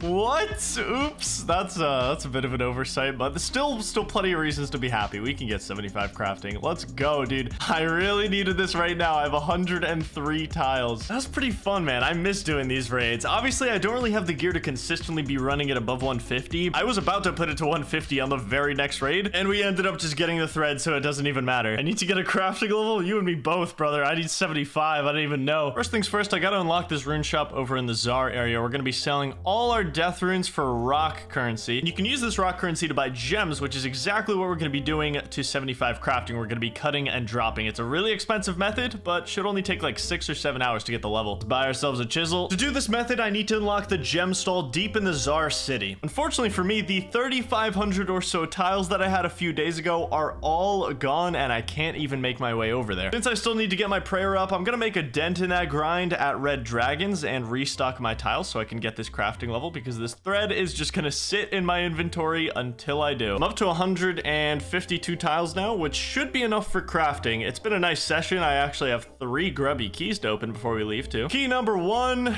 got another ranging potion, and final key, just another ranging potion, but we'll take it. Instead of checking your ID in this place, they check your fire cape. All right, made it all the way to the gem shop. This shop it cannot be understated how good this is. 16 sapphires and 12 emeralds just in stock at all times. So the strat is just to hop worlds over and over, buy out all the stock, cut it, drop it, rinse and repeat. We're looking at about 60, maybe 65 KXP per hour, which makes this more like a 10-hour grind rather than the 6 or 7 that I originally thought. But that's still really fast for that many crafting levels. This is a problem. I'm already running low on rocks. Selling the rest of my chaos runes to fund my gem cutting addiction. Boom, baby, 70 crafting, 5 levels to go. 72! Listen, okay, this is a very expensive crafting method. 73 crafting, very nice. Red Dragonhide Vambrace is unlocked, the biggest deal of all. This was like almost picture perfect ending. 74 crafting, we are done. That's right, we're not getting this last level. I cooked something up, only 500 taco left, so it's worked out wonderfully. Let's go upgrade our rune pouch. We're unlocking a path over to the coal trucks, and more specifically to one silly little dwarf. Stankers here gives out free beverages, poison chalices, and these poison chalices have a 1 in 4 shot of giving you a +1 crafting boost. Really convenient for my situation, saving me not only like 1,000,000 GP on rocks, but also about 2 hours of my time getting that last level. So yes, we got it. Let's go. Let's do this. Boom! Divine rune pouch. Thank you, poison chalice. Such a massive upgrade. I don't even have a 4th rune to put in this thing right now, but insane buff for the Inferno. So happy I got it, and the boost is already gone. If I keep water runes in this 4th slot, I basically have every teleport I could ever want when I wear my staff. So super nice utility utility from this. Two main things on the agenda: 99 range, 68 prayer, both requirements for me before I go into the Inferno. And in the meantime, it would be great if I could get more brews from Grubby Keys. I only have 12 brews right now stocked up for the Inferno. That's one, maybe two deep runs before I'm completely out. Damn, look at that. 98 range, one level to go until we're completely maxed out. Be a while though. 1.2 million XP for the last level. 66 prayer. Looking at another 6+ hours to get 68. Gonna clean up these tourstools I got from the grubby chest because I got a light bulb over my head recently. I'm gonna keep one of these tourstools on me and trade it for a stamina potion from the Dr. Jekyll random event. I completely forgot that I need stamina potions for the Inferno, so this is how I'm gonna get them. Boom, baby! 67 prayer. I'm feeling really good right now. 3 hours to go until 68 prayer. I will see you then. Yes, I've been waiting, dude. Let's go. That's my stamina potion for the Inferno. Normally, you need 77 herblore to make these, and I just got one for free. It's been a while down here, but we are all done. 68 prayer, putting us right in another restoration bracket, so we'll be getting plus 26 prayer points per dose of super restore now, basically giving us an extra 60 prayer points across all our potions in the Inferno. That's why it is such a big deal. Last chance for more brews. I'm completely done here with red dragons, so whatever we get, that's that. Nothing good from key number 1. Ranging potion from key number 2 we accept, but we do have plenty. Prayer potions from number 3, super restores, okay, not bad, but we do have plenty. And just some more tourstools from the last key. All right, well, we tried, couldn't put together any more brews, which means we are gonna have to be damn near perfect in the Inferno if we don't want a huge setback in our plans. 920k away from 99 range, we are in the final stages. 800 tiles in the tile bank right now, and we're gonna be using all of them next episode to get what may just be the final upgrade of McTile. I'll see you in the pre-finale. We are in the final stretch, preparing for RuneScape's hardest challenge, and with the rune pouch upgrade done, I have my eyes on what could just be the final upgrade of the series. I've been putting in the graveyard shift over at Pest Control. I spent a couple hours last night getting 200 points to spend on range XP, get myself closer and closer to this final level for the Inferno. 750k away from maxing out range. It's been a long time coming. There's still so much on the to-do list before the Inferno. 99 range, 95 magic, 94 hit points. These are the 3 must-have stats I need before I attempt anything, and they're easily going to take up the next 50+ hours of game time. I have some fun plans for how to use these goals to potentially get some last-second Inferno upgrades, and whenever I have some free time, I'll be casting some fire strikes like I did at the start of this week for a couple hours just to inch away at that 95 magic goal. It is time to get one of, if not the, final upgrade of the series. So many things it could be. Honestly, maybe I don't even know what it is. The plan for today, and maybe even the rest of this week, is to fill my currently empty ring slot. It just feels like a crime to go into the Inferno without any ring at all, and to fill that ring slot, we're paying a visit to the good old Dagannoth Kings. This is my best option for a good ring, and at 1 in 128, the rates aren't bad. The Archer's ring is good, don't get me wrong, but I have my eyes set on the Seer's ring, which might seem a little weird, but I'm happy with my ranged accuracy at this point. Something I think I'll struggle with, on the other hand, in the Inferno is magic accuracy. At the start of every Inferno wave, I'll be sending out an Ice Barrage, and hitting it successfully makes a wave significantly easier. And currently, my accuracy is roughly 78%, which across 60+ waves isn't great. This Seer's Ring can solve that problem. When imbued, a Seer's Ring gives 12 magic accuracy, almost as much as wearing another pair of Mystic Bottoms. It's that good. So we're off to the Dagannoth King lair. It's probably going to take over half my tiles to get down there, and honestly, my setup really isn't great right now. I'm just winging this. Probably going to have to come back with some blood spells because I have like no food on me right now. I just kind of wanted to do a run instantly. Like halfway through the dungeon right now, and I've taken so much damage. I'm on 48 health. I have 2 food on me. Oh my god, we made it, but at what cost? I used all of my food getting down here. I would have died had I had no food. I don't know why I underestimated this so badly. Oh, we are so back. Supreme is busy with someone. Can I tag Prime from here? I can. What the heck? That's actually such a long range. All the Dagannoth Kings are weak to a certain style, and luckily, Prime is weak to range, so it's the only one I plan to kill. It works out perfectly for me. All right, we're done. 1 Prime kill, 1 Seer's Ring. Here we go. 865 coins. Pretty close. Not sure how long I'm gonna last here with 3 food, but these kills are insanely fast. 5 sharks, okay. Maybe the best drop I could have gotten apart from a Seer's Ring itself. Now I can stay here longer. The respawn times are so long. I need food to like last until the boss respawns. This should be kill number 10, but as soon as I see anything, I am out of here because this is getting a little Yep, that's a big number. We're out, we're out, we're out. Okay, get out. Almost got kill number 10 though, and now I know I can bring way more anti-poisons and more blood spells. Don't really need that much prayer. As always, gotta break the looting bag and get everything out of it. I think I've said it before, but switching to Ancients is the biggest mobility nerf in the game for me. I've unlocked almost every location in the game through a teleport or a shortcut, so not having those teleports or shortcuts basically blocks me off from most of the areas that I've been in the game once I switch to Ancients. So it's a really bad nerf for me, and that's why I don't like being on Ancients, but for the Seer's Ring, I will do it. Ancient Spellbook on. Oh, what's that? Oh, it's me, your Dagonoth Prime champion. Okay, blood spells were worth it, I admit. No way. No way. 16 kills, baby. Let's go. I was ready to grind this thing out for like 12 hours today. That is beautiful. I think this is overall the luckiest RuneScape account I've ever made. Just such consistent luck. Can't believe how fast that happened. 16 kills, bro. Let's go. We're not done yet, though. We're gonna have to imbue this ring. Imbuing a ring doubles its stats, so we kind of have to do it. The plan is to sit at Nightmare Zone, re-killing quest bosses for, 6 hours to get enough points to imbue the ring. Before heading to Nightmare Zone, I decided to do the fishing contest quest and a little bit of the recipe for disaster quest so I can get myself a rock cake. Okay, there we go. Got a rock cake. Took a little bit of time, but now Nightmare Zone is going to be a lot easier. I can use this to get myself to 1 HP, and then I'll sip a bunch of absorption potions in Nightmare Zone, and then monsters can only hit me for 1. It costs 4,000 points to get an absorption potion in this minigame, and 650,000 points to imbue this ring, so I'm gonna have to spend a lot of points to make more points. That's just how it goes, I guess. I'm about to get 6 hour logged, which means, well, I've been at this for about 6 hours and I still need about 250,000 points. So, I guess tack on another 3 hours to the estimate.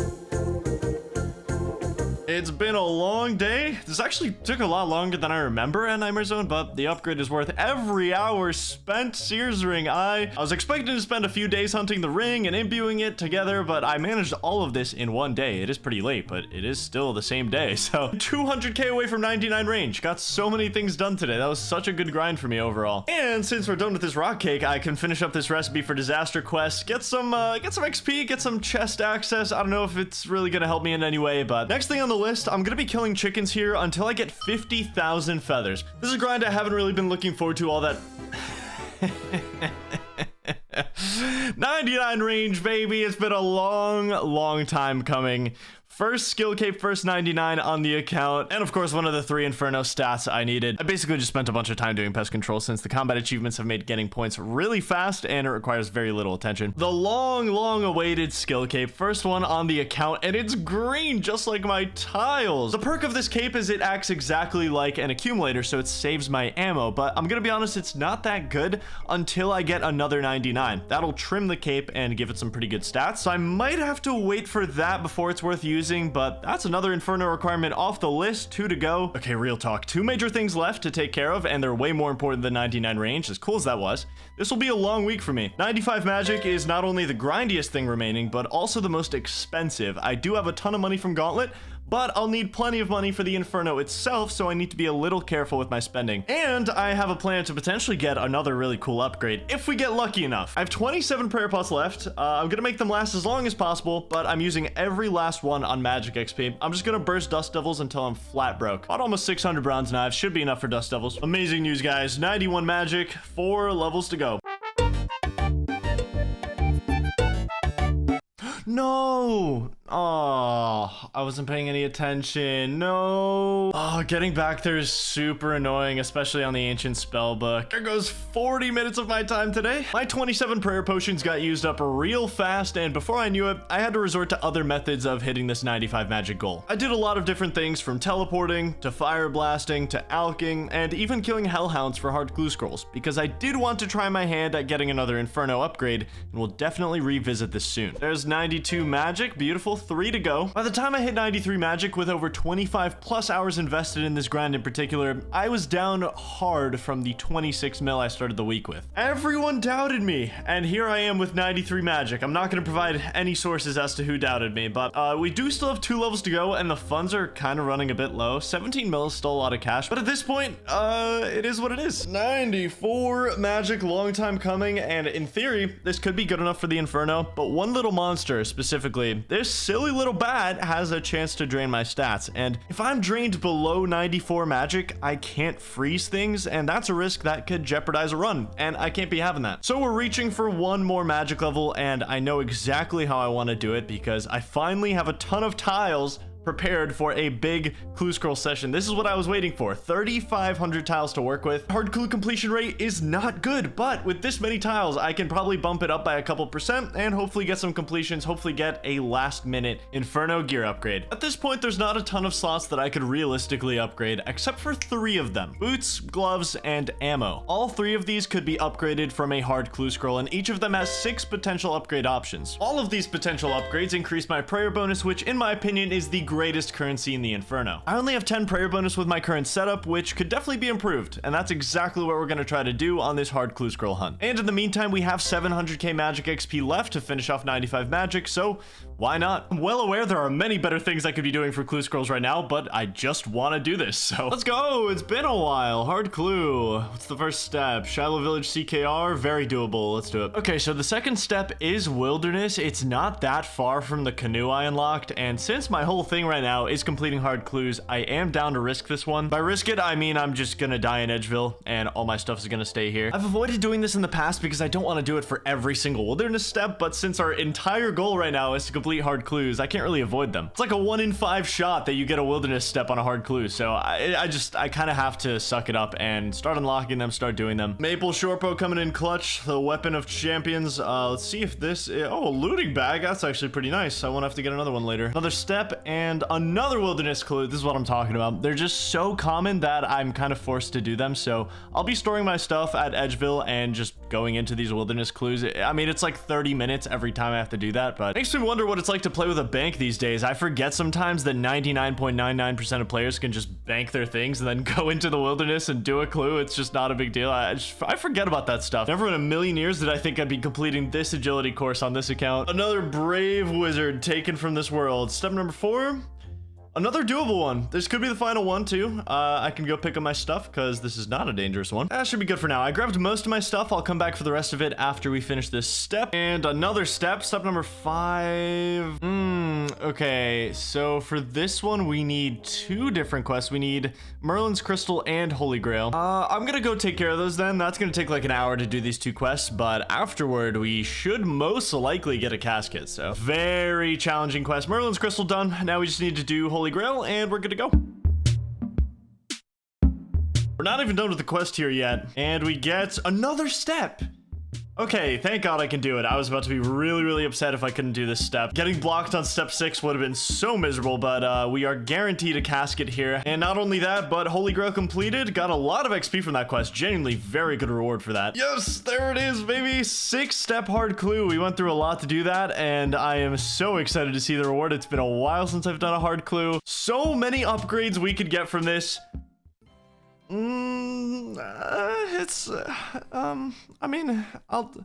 It's some money. I can't really save this one. It's just a bad clue. I gotta do the bar crawl for this step, which means I gotta go visit like 11 bars in RuneScape. That's gonna be pretty expensive tile-wise, but that's what they're for, right? And I have to drop this. I can't do this clue no matter what, unfortunately. Can't do anything to grind it out. It's just a lock. It's time to level up in the world of hard clues. I'm getting back on the ancient spellbook. We're about to burst some jellies because they have an insane hard clue rate, and if I can kill like what, 7, 8, 9 at a time, we're gonna be getting them so much faster. I don't have any prayer potions, but I'm just gonna be prayer flicking the entire time, at least as much as I can, and this should be way faster for getting clues. Boom! Oh my god, that was so fast. 5 minutes. 5 minutes for a hard clue. And step number 5. Yes, another hard clue completed. Let's go. I'm so excited. It's just I don't get to complete them very often. And we get Black DI body rune skirt. I mean, just a bunch of alchables again. I mean, it is what it is. That's kind of how hard clues go. Hoping for a better tomorrow with actual uniques. 18 that I can get that can help me. I have faith. I have faith that I'm gonna get one of them. This will be the longest hard clue step I've ever unlocked, clocking in at just over 500 tiles just to get to one little place. Okay, and we have another completed hard clue. Beautiful. Let's see what we get from this. Oh, it looked so promising. Look at how many 4 uniques in that clue. I know it's a long shot for an upgrade, but That does look good. 4 uniques and a clue. Can't complain about that. That's pretty sick. Things you love to see. Another hard clue on the ground. No, things you hate to see. An impossible step. Oh, I've been waiting for this. It's been 3 weeks since I got my first stamina potion. That's my second stamina potion for the Inferno now. Beautiful. Doing a little detour, I decided to get the items for this medium clue step, and I'm gonna build the stash unit here so that I can complete it in the future. Medium clues also have about 8 potential upgrades for the Inferno, so they are still worth doing, but I'm gonna stick to hards for the most part. I think tomorrow I'm gonna stack a couple of easy, medium, and hard caskets just so we can have a big opening with all of them. I think that would be really fun. And we get the medium casket. Nice. This clue actually took over an hour because I had to get a lot of different items for it. Let's see what we get. Armadillo page 4, we did get a unique, just not what we were looking for. Fair game. So I've once again run into a bit of a roadblock. I need to finish Fairy Tale Part 2 for this next step, and that's exactly what I'm gonna go do. Might as well just unlock it permanently. So I'll see you in an hour. Luckily, I did have most of this quest area already unlocked, so we do get some Herblore XP and a little lamp that I'm just gonna also use on Herblore, I think. No, I can't do the next step. I started the next morning by getting a couple medium clues, an easy clue, and a hard clue, and trying to complete all of them for one big opening session. I was able to complete 2 medium clues this morning, and this should be the final step of this easy clue. The only thing we can get from easies are blessings. That's our easy clue completed, and we have 1 step remaining on this hard clue, so we're gonna have 4 caskets to open. I'm pretty excited. Turned out to be a really good idea to get that Fairy Tale Part 2 done because it's my last step on this hard clue. With medium clues on the table now, we can hope for either Ranger Boots or Holy Sandals as a big buff to the Inferno setup. Rolling a useful boot pair is extremely unlikely though, to say the least. Got the hard casket, which means we have 4 caskets to open. Honestly, not bad odds, not terrible odds of getting something here. Start with the easy clue. Not very high hopes for this one, but honestly, that's a lot of money for an easy clue. That's probably 3 times the average you can expect from an easy. Moving on to the mediums. No way. No way. I'm in disbelief. 5 clues, 5 mediums for that. That's like the best pair of boots I could have gotten for the Inferno. What is that luck? On clue number 5, what is going on? And I still have 2 more caskets to open. Okay, let's open another one. We get a Ceradomin page, some runes. Not really that interesting. It's really hard to top that, to be fair. Really hard to top that clue. And we have our hard casket to finish it up. The pirate hat. Okay, what a clue session. I actually want to keep this hat so bad. I think I will. It's just lovely. I mean, look at me. I was gonna grind way more clues, but this is as good as it gets. I can't beat Holy Sandals. These are such a good pull. Unlike Ranger Boots or God D'hide Boots, they don't give any negative magic attack bonus. So in my opinion, these are the best boots I could have gotten. Well, I guess we can go ahead and alch all the stuff we don't need. Whoa, how did that happen? All right, enough of that. 95 magic. Inferno stat number 2 completed. 1 final level on the agenda before we are good to go, and that's 94 hit points. And you know what? I think I know just the way to grind this level out.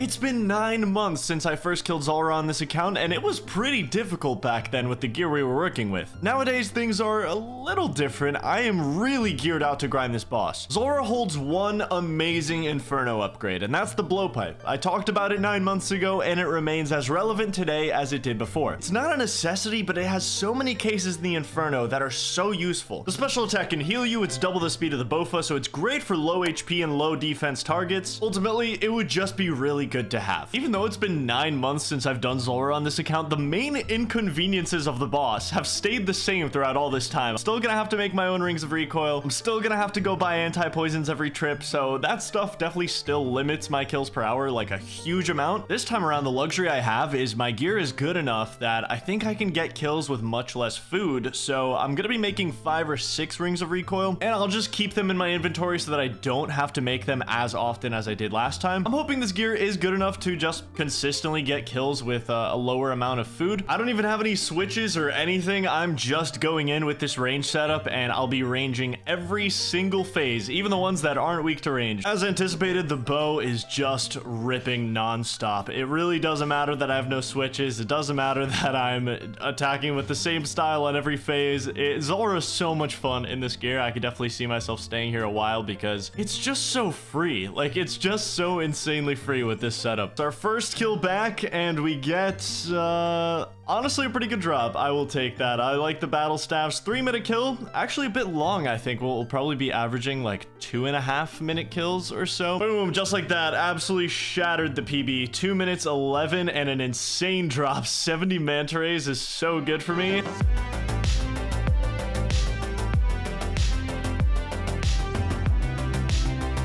What is that drop? I just got a loop and tooth half in one drop. And for the first crystal key on the account, we get nothing great. Pretty standard. Oh my god. No way. 44 kills. That's insane. Actually, the second best drop I could have gotten. Obviously, the blowpipe would have been amazing. To get this so early is so important. I never need anti-poison to kill Zulrah ever again. I have permanent immunity to poison and venom. This is a godsend drop for this grind. So good. Genuinely such an amazing drop to get. I'm losing a little bit of DPS since I'm not wearing the crystal helm, but to not be worried about getting poisoned, I think is so much bigger than that. So I can put the crystal helm on during phases where I absolutely can't be poisoned. I'm getting like 8 to 9 kills per hour right now, but with no more stops for anti-poisons, we could be getting an extra kill per hour now. That's a PB. 145. What a nice PV. Ooh, you know, I've been thinking about this. I was expecting to get one of these eventually. I can do this step actually. I'm gonna go try to do this, but I've never completed an elite clue on this account. The odds are insanely low. I just, with these restrictions and my stats, it's just not a high probability, but it would be really cool just to say I've done one on this account. So I will be attempting every single elite clue I get from Zulrah, and maybe, just maybe, we can complete one. String a U longbow. That is maybe one of the worst ones I could have gotten. If I still had the money, I actually would spend it on fletching, but I'm down to 6.5 mil, so we'll get more, we'll get more.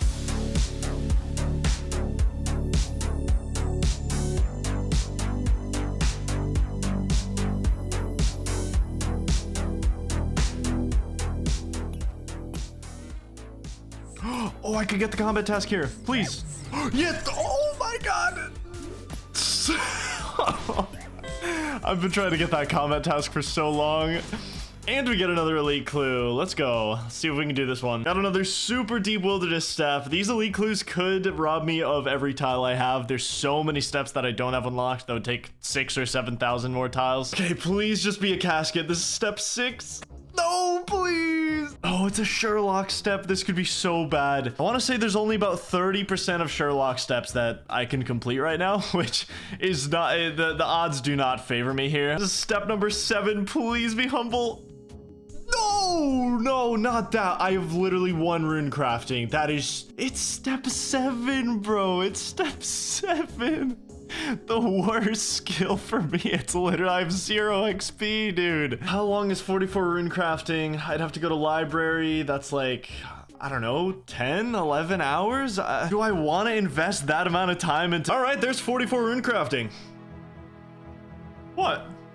I was always gonna get it. This actually ended up being more like 15 hours, by the way. I didn't think it would take this long, but there are just some things in this world that you have to do. 15 hours of rune crafting later, nature rune made. Although that's the first rune I've actually rune crafted. I did everything through library, so. By the way, this was my first time training rune crafting in over 5 years. This is why you do it. For this view, this is why you do it right here. Essentially the only elite clue I'll complete on this account. Let's see what we get.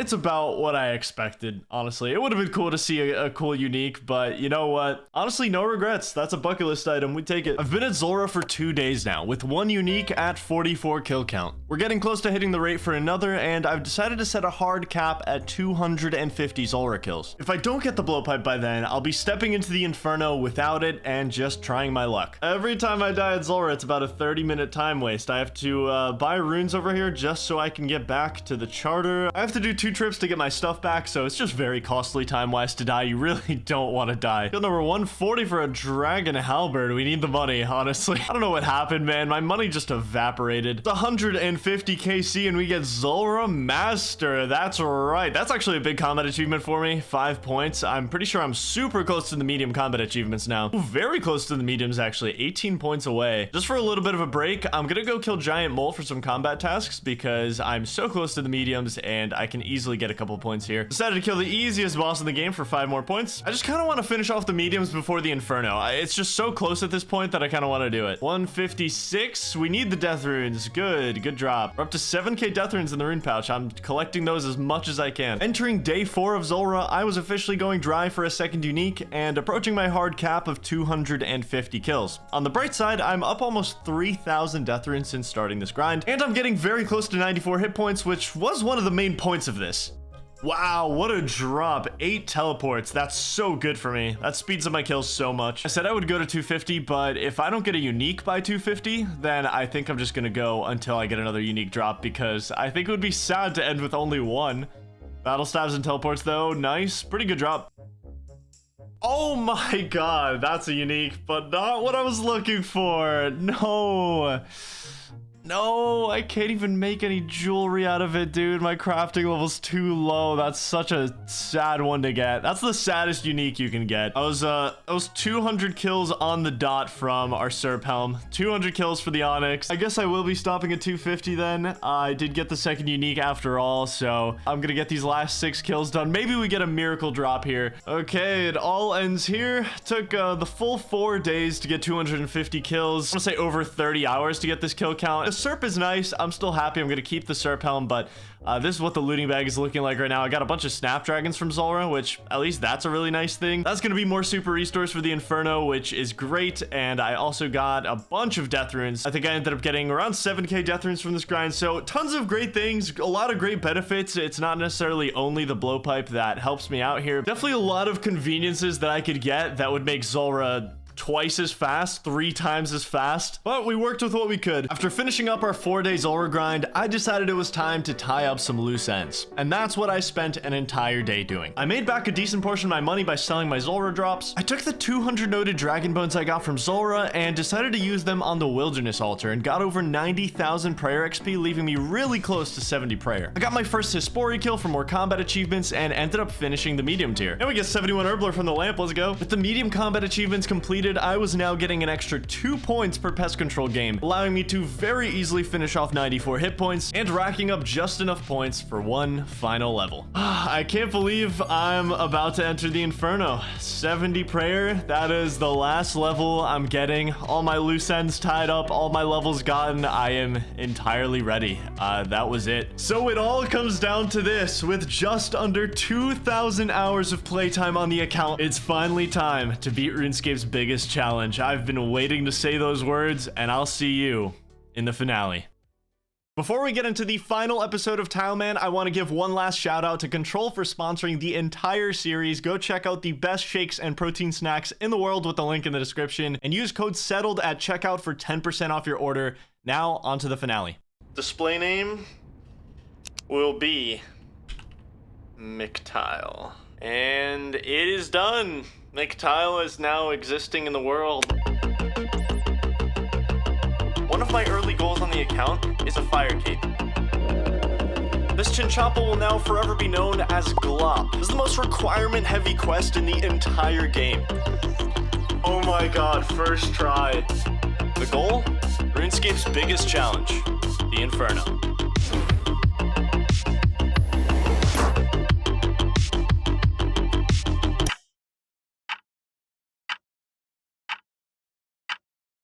I've unlocked 50,000 tiles across RuneScape over the last year and a half. One tile at a time. We're now under an hour away from a culmination of 2,000 hours of playtime. One final challenge to end the series. I have a few loose ends to tie up before I can jump into the Inferno. I'm gonna need to spend most of the cash I have left on as many blood and death runes as I can get my hands on. I'll be casting a lot of blood and ice barrages. There goes basically all my money. 500k left. Spent 7 mil on blood and death runes. This is what I've got to get an Infernal Cape with. If I use all this, we'll be heading straight back to the Red Prison and serving a long sentence to get more. I'm in a really delicate situation with my Inferno Inferno supplies, everything I have took me an insane amount of time to get, and I don't exactly have a stockpile of supplies. I have 2 stamina potions to my name, and they took me 3 weeks to get. Thankfully, you only need one on the final wave of the Inferno, but that's still only 2 attempts that I have for the final wave. Don't really have any better magic gear than Mystic, so this will have to do. One final thing for the Inferno, set up the Crystal Shield. This is my only piece of tank gear across the whole setup. Our magic attack bonus is decent now, but damn, our defense bonuses, man, that is looking rough. Very thin margin for error on these runs. We're back in the ancient spellbook, which means it's time I introduce you to the Preparation from hell. Since I have no bank and I only have certain paths unlocked in the game, getting an inventory ready for the Inferno isn't as simple as you'd think. Right now, I have 3 items taking up very valuable slots that I could be using for more supplies. The looting bag, seed box, and crystal shards. I have nowhere to put these items and I can't get rid of them. So the strat is to get myself very close to death. Next, I need to put my brews and restores on this table up in Edgeville. Hopefully no one comes up here. They're gonna last for 10 minutes up here before they despawn, but they'll be visible to anyone in 60 seconds. I have to do this to separate this stack of potions from the one I have in my looting bag. Next, we take the fairy ring over to Zulrah and die. After I respawn, we book it to pick up the brews and restores I put on the upstairs table. My only way of getting back to Zulrah now is waiting for a 20-minute cooldown on the Nightmare Zone minigame teleport and then running over to the charter boat. Need to drop our noted brews and restores before we reclaim this, and since 10 of my slots are filled with seaweed, I reclaim only my Inferno gear, and that is how we get an extra 3 spaces. Everything else is sitting at Zulrah, and I don't plan to reclaim it for now. Gotta be insanely careful with how I decant these. I cannot afford to waste even a single dose of brew. These are all the brews I have. We're just waiting on a 20-minute cooldown for the Czar Fight Bit minigame teleport. That's how we're getting over to the Inferno, and we're gonna have to do this every single attempt. 1 hour of prep at the minimum every single run. As I walked over to the Inferno cliff with barely any tiles left, it felt like I was missing something. I just couldn't put my finger on it. It's like a picture perfect ending tile-wise. I'm gonna have less than, what, 20 tiles by the time I jump in there? I don't even know if I have enough tiles to be doing an Inferno run right now. Oh my god. I knew I was forgetting something. I forgot to sacrifice a fire cape before I came in here, which means I can't jump in. And I have a full inventory, so I can't even go grab my fire cape from my house. I can either redo my entire prep and go change my spellbook, grab my fire cape from my house, or I can try to get a brand new one, but I can't use any of these supplies to do it. Yeah, this just sounded easier. Only annoying thing is I'm gonna have to juggle this super restore on the floor the whole time because otherwise I don't have enough room in my inventory to equip my bow. Okay, bad news. The potion despawned, so I guess, I don't know. I'm committed at this point. I'm still gonna get the cape, but that sucks because I'm gonna have to do my prep anyway after this. Surprisingly, extremely easy with no supplies. I used 48 prayer points that entire run, but the potion ended up despawning from the floor anyway, so hey, fire cape sacrifice. You know, maybe it was for the best because I did get some tiles. But we've officially unlocked the Inferno. Took an extra hour than I thought it would take, but I've decided that instead of re-prepping everything, I'll just be buying a Mystic Bottom to fill our empty slot, and we'll be going in with a little more magic accuracy initially. This isn't optimal, but I'm feeling pretty confident. Welcome to the Inferno, the most mechanically demanding challenge in RuneScape. It requires extreme precision and mechanical mastery, but my journey to the Infernal Cape is gonna require more than that. Near perfection. Why? Well, I'm going into this with 12 brews to my name. Brews that took me 150 hours to collect by opening 117 grubby chests across the series. These brews are all I have to get this cape with. If I run out, I'll have to spend an entire month getting the herblore level to make my own brews. A devastating setback so close to the finish line, which means I can't drink a brew for any reason until the final 2 waves. Every sip is precious to me, and tough waves will have to be perfectly solved since I won't be able to easily heal myself. This restriction gets even harder when you realize just how bad my defense is. We're wearing armor with lower defense bonuses than full mithril. Tier 20 armor has better bonuses than this setup. And alongside only having 77 defense, it's gonna be a nightmare to not drink a single dose of brew through 67 waves. Any mistake could be fatal. Top this off with not having a blowpipe for heals and no access to high-level prayers. We're going into the Inferno as an underdog today.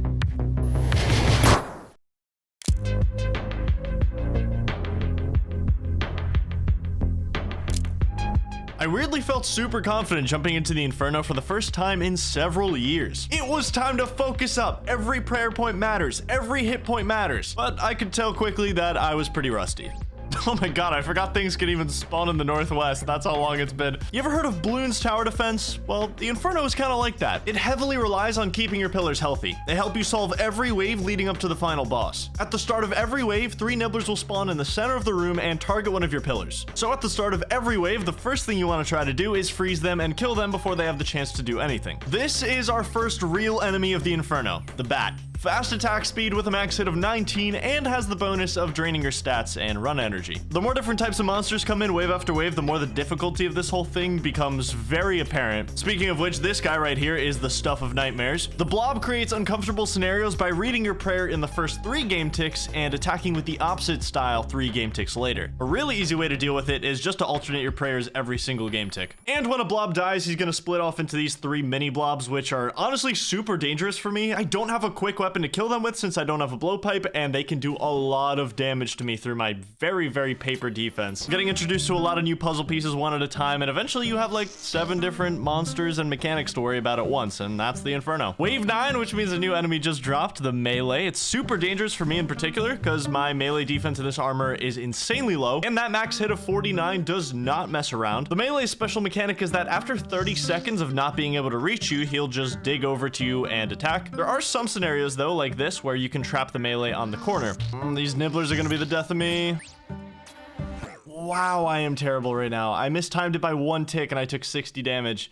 I just lost all my restores on the ground, so I'm gonna have to reprep. Wave 11 first attempt, you know, it happens. Reprepping is gonna be super brutal on every failure, so I'm gonna make some investments to get ahead of it. I'm gonna plant these 12 Snapdragon seeds. After a failed run, I can go pick herbs, I can make more restores. I don't need to do everything over again, and I'll go back in, cutting most of my prep times down this way. We are reprepping for attempt number 2. Let's see how this goes. Be focused this time, laser focused on attempt number 2. Also got rid of the Mystic Bottom, so have an extra restore this run, that's a plus.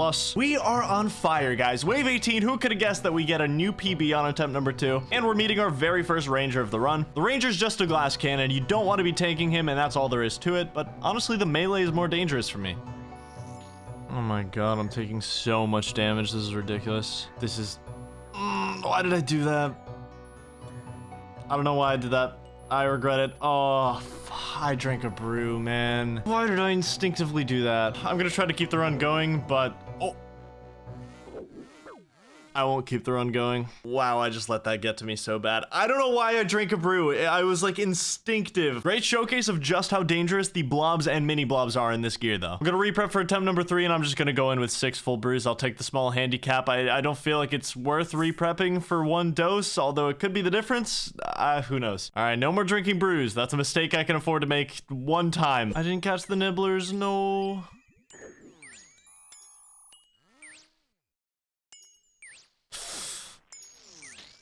Oh my god. What am I doing? Like, what am I actually thinking? Not only was that insanely greedy, but I just had to pray melee and then range, and I could have gotten away with it, but that was just so greedy. Like, I just get so frustrated with myself because I know I have to re-prep for an hour every time I make a dumb, greedy mistake like that. I'm going into this run with 1 tile remaining. This also does give me a pretty big nerf because I can't run to the south pillar if I'm ever in a tight spot. I won't have the tiles to get there, so this is genuinely a harder run. Attempts 4 and 5 suffered the same fate as 2 and 3. I felt such a need to save my pillars from any kind of damage that I put myself in the worst spots possible to do it. And since I have no room for error with my defense, I always get punished for it. But I woke up for day 2, started with attempt number 6, and it looked like I just might have learned my lesson. I see my nibblers, but you know what? They can have some of my south pillar. As a treat, I've learned my lesson. Wave 31 is a new PB and is considered to be the first challenging wave. As Past Me cleans up the rest of this wave, I can quickly tell you about the Inferno Hell Waves. You'll notice a bit of a pattern. Every hell wave in the Inferno usually has 2 blobs in it, but wave 60 to 63 are considered the absolute worst waves due to having every single monster to deal with. Wave 31 doesn't quite make the cut though. The first real hell wave is coming on wave 48. Wave 35, look at this handsome little lava frog. The Major is the last of the normal Inferno monsters and is far and away the most dangerous. A max hit of 70 with just a regular magic attack and the ability to respawn other monsters you've killed in the wave, which means you get a lot of value killing the Major first to prevent that. Alright, we've got our first hell wave coming up. It's been a pretty good run so far. Doing really good on supplies. Oh, love that. No. I should have tried on the other side. I don't know why I didn't. One tick late on the melee prey. One tick late and I got so punished. That melee has never missed on me, man. It's always like a 49 from the melee. On the very next attempt, I got right back to wave 48. Oh my god, I need a miracle. Please! Please just kill him! Oh my god. Oh, not even close. Still have nibblers on this pillar, but we can take care of him now. And he instantly respawns the melee. That's fine, though. I think we got him. Yes. Okay, that was an insane wave. I'm so glad I got through that. Wave 50 was coming, and it marks an incredibly important change for the rest of the run. Now that we're gonna have a major and a ranger in every single wave, the starting spot changes from here to here. Since you have to pray mage, you're risking 46 unavoidable damage from the ranger during every start of the wave. Whoa, okay, good thing I had my crystal on. No more Mystic Top for the rest of this run. I just tanked 2 range hits off the bat. I don't think I've ever had a monster stack on the west side, which is why I screwed this up the first time I did it, but hopefully I don't screw it up this time, because I only have 28 HP, so I don't really have any room for error here. As long as we step up from the middle, ranger sees me first, then major, and I can just losslessly alternate my flicks here, and we should be good. I'm just gonna try to heal up off the ranger. Okay, that was a little scary, I won't lie. I'm comfortable flicking any monster stack, but when you have 20 HP, it's a little different. Okay, we corner trap blob here, but I missed the nibblers. I don't know if I should let my west pillar die here or not. Oh, this is probably such a bad idea. Come on. How are they still alive? How? I was too committed, I had to. Wow, I took so much damage. It took 4 tries to get them off the pillar. That's so unlucky. No, not like this. Oh my god, I just died to mini blobs. If I had a blowpipe in that spot, I can kill all of those mini blobs in like 4 seconds, but instead I'm made of paper and I paid the price. That's like 3.5 hours down the drain. I'm gonna re-prep. I'll do one more today, even though I'm super tired. Probably a bad idea, because I've done like 12 hours of Inferno today, but attempt number 8 was as good as over when I was forced to start wave 47 with less than 50 HP. So another 3 hours invested with the prep and the waves, and as I moved into day 3, it happened all over again.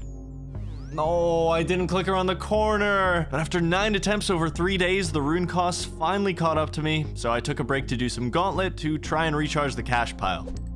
Holy shit, what a drop. 3 dragon halberds in 1 chest, 450k. Maybe a couple hours outside the Inferno is exactly what I needed, because I figured something out. You know, this whole time I've been trying to max out range bonus, but in reality, the fire cape is so much better for my setup. I sacrificed 3 range accuracy for 2 prayer bonus, plus 11 in the defense stats, and plus 1 magic accuracy. Definitely a worthwhile switch. About all of day 3 just ended up being about making money for more Inferno attempts, so we moved straight to day 4 for attempt number 10. Of course his 1 hit is a max hit. This is such a rough situation.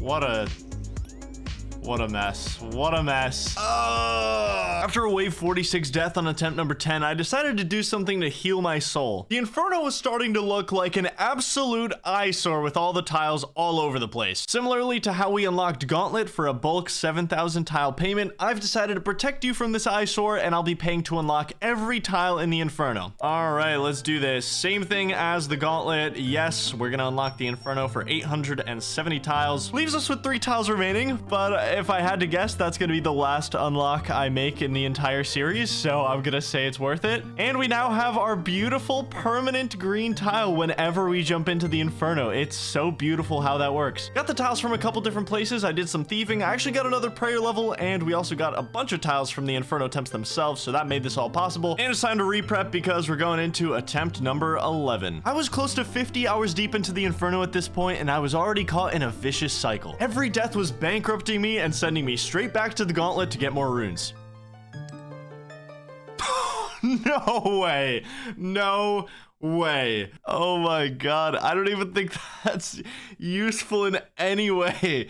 What the I'm so sorry to anyone who needs this. That's my second one in 330 kills. I'm just gonna trade this thing in for 1,500 crystal shards. I need 3,000 if I want to craft my bow. I don't think I'm getting that, so it doesn't really help me in any way, but if I get another one, then that'll be great. I mean, it's cool. Made 4 mil across 30 chests at the gauntlet, which was enough for me to restock my runes for a couple more runs, but I didn't really want to go back without some kind of boost, so I decided to spend 4 hours of pest control and get 72 prayer, moving me up our restoration bracket, so I now have another 60 prayer points across all my potions for the Inferno. Dude, did Nibblers get like stealth buffed? Because I just can't. Oh my god, he's still alive. I can't kill one to save my life, bro. He's still alive. They're actually immortal. Is my bow broken? Oh my goodness, 4 hits to kill that thing.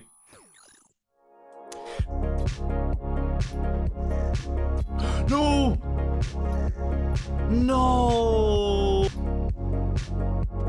No, man. I'm making a greedy move. I'm making a greedy move.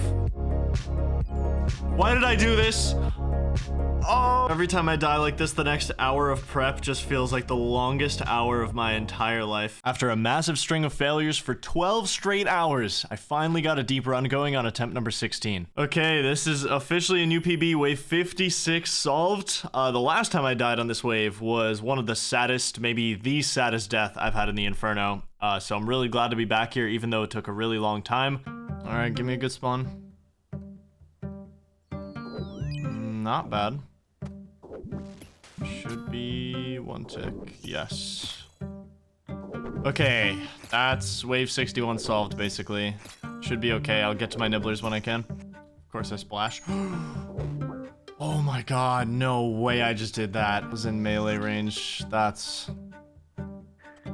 so brutal. This is not looking good. The mini blobs are just gonna tear me apart.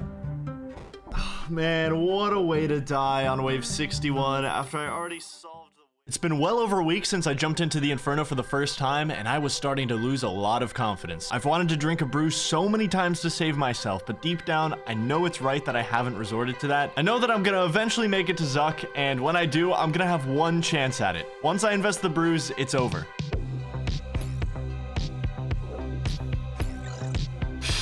I missed a prayer.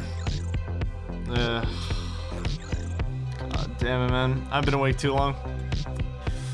4 attempts to kill the Nibbler, and I just couldn't do it. Gets me killed again. Back to the gauntlet again, unfortunately. Gonna have to stay here all day. I need another 2 or 3 mil if I want to get back to the Inferno. 0 tiles remaining, but we actually managed to complete another elite clue casket. You know what? I've seen worse. I've seen worse elite clues. What? Hello? Did I DC? No way I die like that on my first attempt back, man. What a way to lose 2 hours of my time today. At least I can tick off death to lag off my bingo board. I think it's getting to me a little that I haven't even gotten through all the hell waves yet. Haven't seen a wave 63 in 20 attempts now. Confidence is at an all-time low. I am Sisyphus in RuneScape right now. I'm pushing this boulder up this hill, man. Got hit down to 5 HP in my mage gear, and now I have 5 prayer points, so I can't go in my inventory at all. I'm just stuck prayer flicking this thing. I can't do anything else until this dies.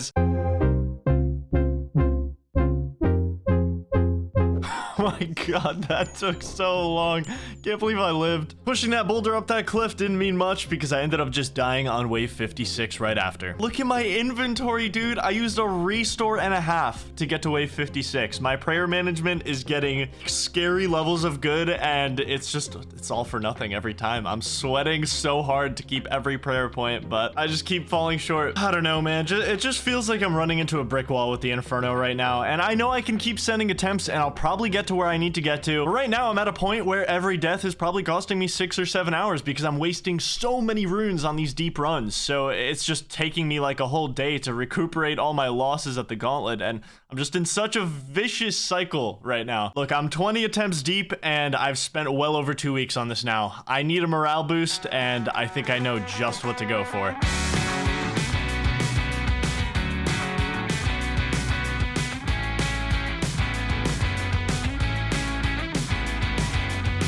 It's not the same.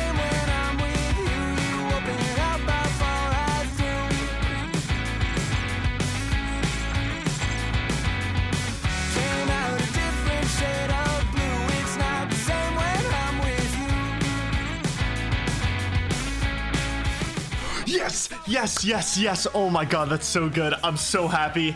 Oh my god, I can't believe I actually got it. Oh, dude, that's so big. You have no idea how badly I wanted this. Oh, I'm so happy. It's so beautiful. I've got 338 of the best dart in the game right here that I got from Dragon Implings, I don't know, like 17 episodes ago or something. And this whole time they were collecting dust, but not anymore. They have a purpose. I feel so reborn. I have so much hope inside of me right now. I got the blow pipe in just under 100 kills from where I started 2 days ago. Not only amazing for my morale, but mechanically, the special attack can heal me for half of the damage it deals, which is amazing since I can't heal with my brews, and it's a super fast weapon to take care of mini blobs with. Also, it'll help quite a bit on the final wave, and we'll talk about that when we get there. It was too late in the day to get an Inferno run prepped and started, so I tried my luck to get anything else that could give me an edge when I jump back in tomorrow for attempt number 21. Tried to hunt more Implings for more darts. I went to Barrows hunting an Aram's top, but ran out of tiles to continue doing anything worthwhile. All right, no more stalling. Let's get prepped for attempt number 21 with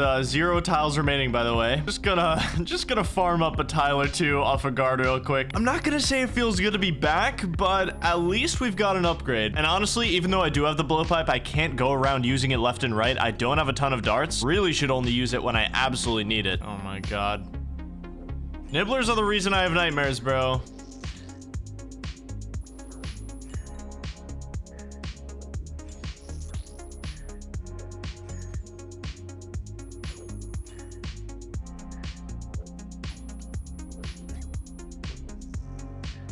I mean, I guess this speaks to my growth in Inferno mechanics that I just felt comfortable that whole wave pretty much. I forgot I have a blowpipe. I can heal off this ranger. It has a use.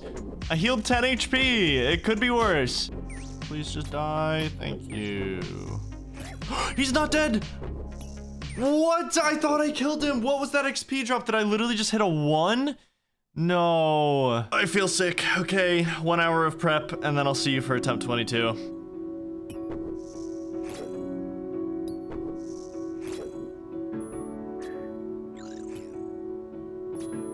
See, now I'm not scared of these rescue missions on the South Pillar. I can go save this pillar, and I can just be safe about it.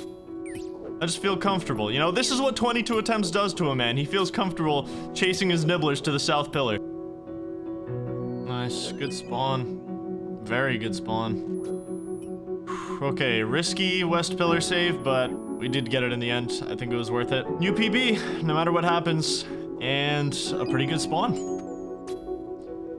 All right, pause so I can pick up my dart. 1 hell wave to go. They're same ticked, aren't they? They are.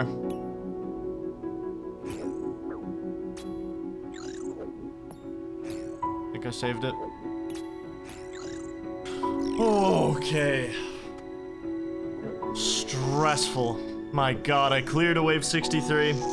Every hell wave down for the first time in 22 attempts. And a very simple wave 65. We'd love to see it. Oh, okay. 3 waves to go. Didn't sip a single brew to get here. 22 attempts later. The final 3 waves of the Inferno. Jad, Triple Jads, and Zuck. The Jad in the Inferno isn't much different than the normal one, just a higher max hit and a lot more HP and defense. Wave 67 is basically just a warm-up for what's coming next. And after 3 weeks and 22 attempts, I was feeling more pressure than ever to close this out. Wave 68 is likely going to make me use my first brew. I'm about to commit my most precious resource into this attempt, and I was terrified. God, I'm so nervous. Please just don't let me screw this up. Not at Triple Jads.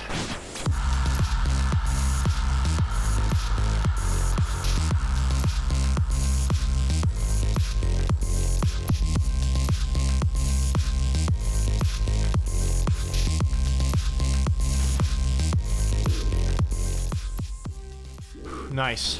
Okay, not bad. I used 3 doses of brew. I'm actually pretty happy with that. Could have been a lot worse. I'm so nervous. I have 1 chance at this. Literally 1. If I can't get it with these brews, I'm gonna be spending the next month of my life training herblore. Just want to say, no matter what happens here, I have not enjoyed my time here that much, so I don't know, just wanted to get that out of the way. That floating rock in front of me, that's the shield. You want to stay behind it at all times. Stray a tile or two far away, and you risk taking up to 148 damage from Zuck's range attack. All right, Blowpipe, it's your time to shine. This Mage Ranger set is going to spawn every 3.5 minutes, and it's super dangerous. I need to try and kill the Ranger quickly, but I also have to be mindful about my shield health. Once the shield dies, the run is over. Okay, I let the Major onto the shield for a little too long. I'm gonna try to flick these two because the Ranger has 80% accuracy on me. Nice. And we go full DPS mode, as much damage as we can do, because another set is coming. It's on its way.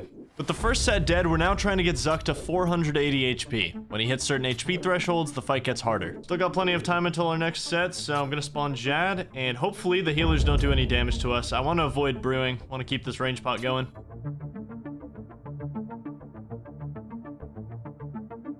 Ooh, nice and clean. Beautiful. I have a little over a minute until my next set. I'm just gonna try to get him as close to 240 HP as I can. Damn, really bad timing on this spawn because I'm in the middle. Not gonna get any damage on this Ranger. My shield is taking a beating. It's a little scary.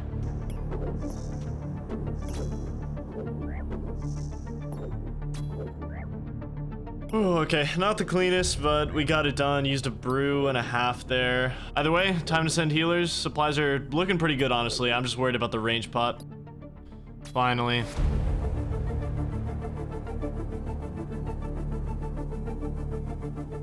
Healers were really, really slow. We're gonna have a set spawn any second. Oh my god, the timing on this.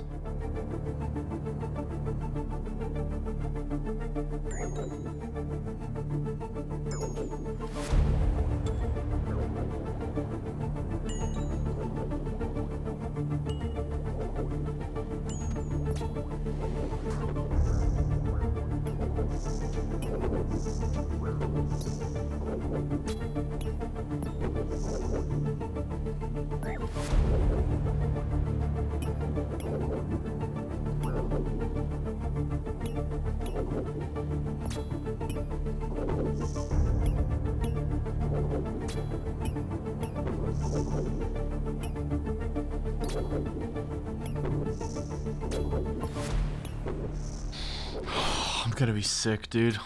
I'm gonna be fucking sick. 2 minutes. 2 minutes to do 500 damage. Maybe it's possible. Once I invest the brews, that's it. I'm gonna have one shot at this.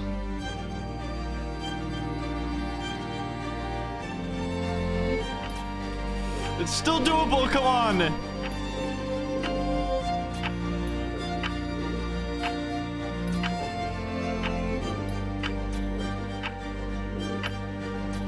No, please, not like this.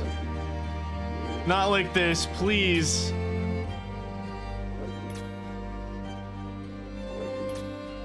No! No! That had to be it.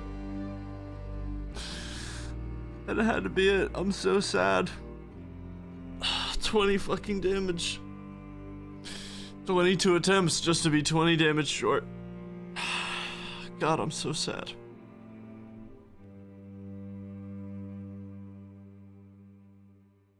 My worst nightmare came true. 20 damage separated me from either finishing my 2,000-hour journey or continuing it with a month-long grind for an herblore level. I must have rewatched the Inferno run a dozen times. I got sick of counting how many small things could have gone differently to change this, a faster tag on one of the healers, or an extra shot somewhere during the run that I could have done 10 different times. I couldn't get it out of my head. The smallest of margins, and I fell short. With Theater of Blood Potion boosting off limits for me and every NPC that drops brews being basically impossible to farm, the only way to get brews was to make them myself. I wasn't in the worst shape for this grind. I still had my seed box that I've held onto in case this fateful day ever came, but I'm gonna need 700,000 herblore XP to get 77 herblore. Then I can temporary boost to 81 with a botanical pie, and make my brews. To top it all off, I was completely broke once again. I'll have to grind out over 3 mil cash during this grind for my next Inferno attempt. I spent 4 hours at Tithe Farm for an herb sack, I did a couple of quests, had a beautiful interaction with a stranger. Days went by as I slowly started to make progress. A farm run every 80 minutes, combined with grinding aberrant specters for herb drops, and I started to make my way to 77. I knew exactly what every day would look like for the foreseeable future.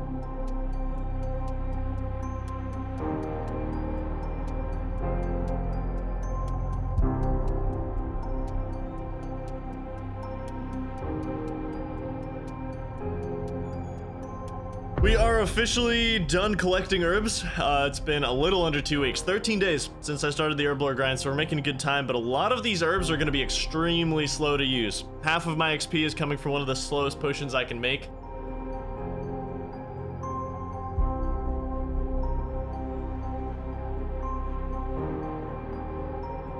We're on the final stretch with these potions, but these are always the absolute worst to use. I think these potions alone will probably take me 2 days to use. 1 level to go until I'm free. There we go. Finally, I finished faster than I thought, but man, this was still a grind. 19 days of herb lore training. Crazy to think that this all could have been avoided. 1 extra bow shot could have been the difference of me spending my last 19 days completely differently, but let's not think about that. Let's go make some brews. All we have to do is kill the mole and take the claws and the skins, and we can trade these in for nests. And we crush all the nests that we get, and now we can use this botanical pie, get +4, and we'll be able to make a bunch of brews here. My first 4 handcrafted brews. Gonna make as many as I can while I still have the boost, but this should be enough for a full run of the Inferno right here. Spent every last dime on runes. I have basically nothing left, so hopefully we can get a cape with this, although, you know, 50 coins in the back pocket maybe isn't the best idea for me. It's gonna be my first attempt in 3 weeks, so I am very out of practice, but I really hope it doesn't take nearly as long to get to Zuck as it did the first time. On my first Inferno attempt, I had just under 2,000 hours of playtime on the account at 1963. It's now attempt number 23, and I'm at 2,275. 312 hours of playtime since I first jumped in. Let's just say my first day back to the Inferno was familiar territory. Lots of small mistakes costing me deep runs on the waves. And since I was getting pretty far each attempt, I was using a lot of runes. Didn't think I'd be seeing 400 kill count on this account after finishing everything I needed from here on like 300, but this is what the Inferno does to you. After over a month of the Inferno, my brain was on the deepest level of autopilot. I was going through the motions, and even though I could technically drink my brews now, I had been training my brain not to for 3 weeks straight. I couldn't unlearn it. And in my downtime between minigame teleports for more preps, I was doing barrows, hoping for a lottery ticket. No way! No way, dude! The one item that's an upgrade for me. That's insane. That's my first Barrows item too on chest 31. I can't believe I got it. I just came here to blow off some steam. No more Mystic Top. This thing is such a big upgrade. The Arms Top, similarly to the Blowpipe, gave me a huge boost in confidence. I went into the waves a new man, and that was clear, getting to the 60s for the first time since attempt 22. This is such a weird stack. I don't think I've ever seen this before. Oh, I missed it. No. Just in the last 6 Inferno attempts, I had spent 3 days and over 25 hours of playtime. I wanted to get back to Zuck. More than anything, I wanted revenge. Every death was adding a step to this spiral staircase of uncertainty and doubt, until I would finally get my chance on attempt number 30. Pretty good spawn, actually. Okay, not great, but it's not bad. Just don't be same ticked. I think we're good. Yes. Nice. Honest question, if you had to put money on it, me or Zuck, which team are you guys on? Ooh, nice. Okay. God, the pressure feels even worse this time around for some reason. I jumped into my first Inferno a month and a half ago now, so I don't know about you guys, but I would love for this to end.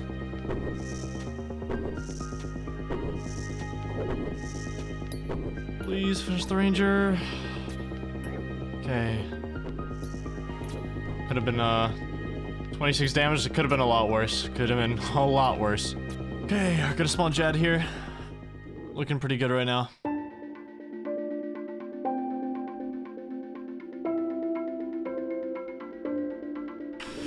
Clean, clean. My god, my fucking heart, dude. Oh. Come on, blowpipe.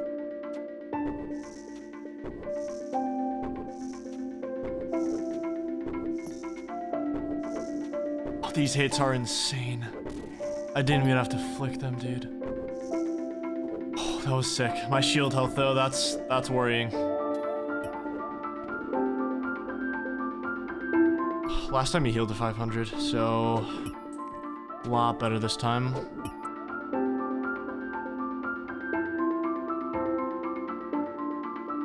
Whew. Healer's dead. My god, I need to calm down. My heart is pounding, dude. Got a minute. Got 1 minute till next set.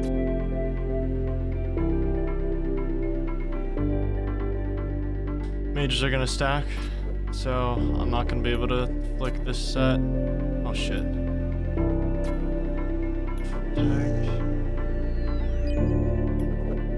I just need you to tank once, please. I literally have no other choice. Please, just tank.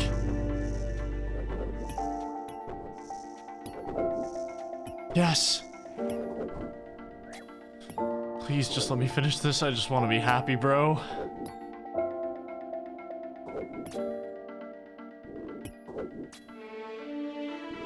Yes! Yes! Yes! Yes! Yes! Yes! I'm done. I'm actually done. Yes!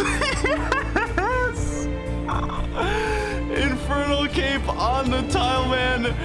The series is over. The best cape in the entire game at just 99 combat level. Damn, that feels good. Damn, that feels good. Oh, I'm so happy.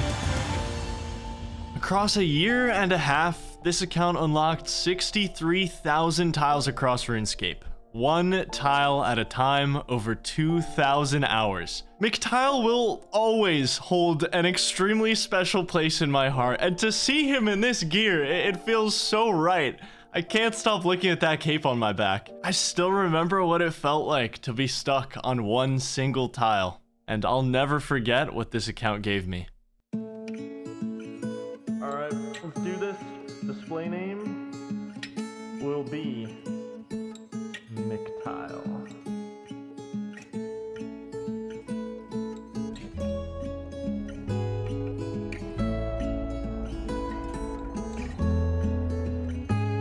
And then when we were older, there were miles between. I conjured you an apparition to show you what we'd seen.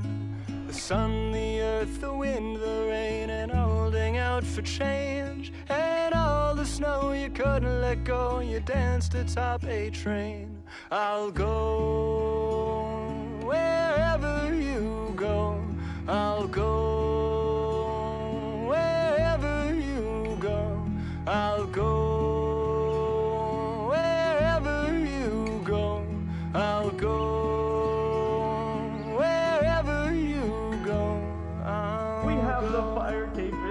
Beautiful. The second best cape. This kill is so fast. Is that dead? I'll go wherever you go. I'll go wherever you go. I'll go wherever you go. I'll go wherever you. Madeleine, who lost the earth, made it out by noon. The sun had shone the earth as well. Her eyes were to have moons. And even when we lost ourselves to something in between, the words we shared are all still there to show us where we'd be. I'll go wherever you go. This is McTile. Over a year ago now, I had one tile to stand on. I'll go. The goal? Wherever you go. RuneScape's biggest challenge, the Inferno.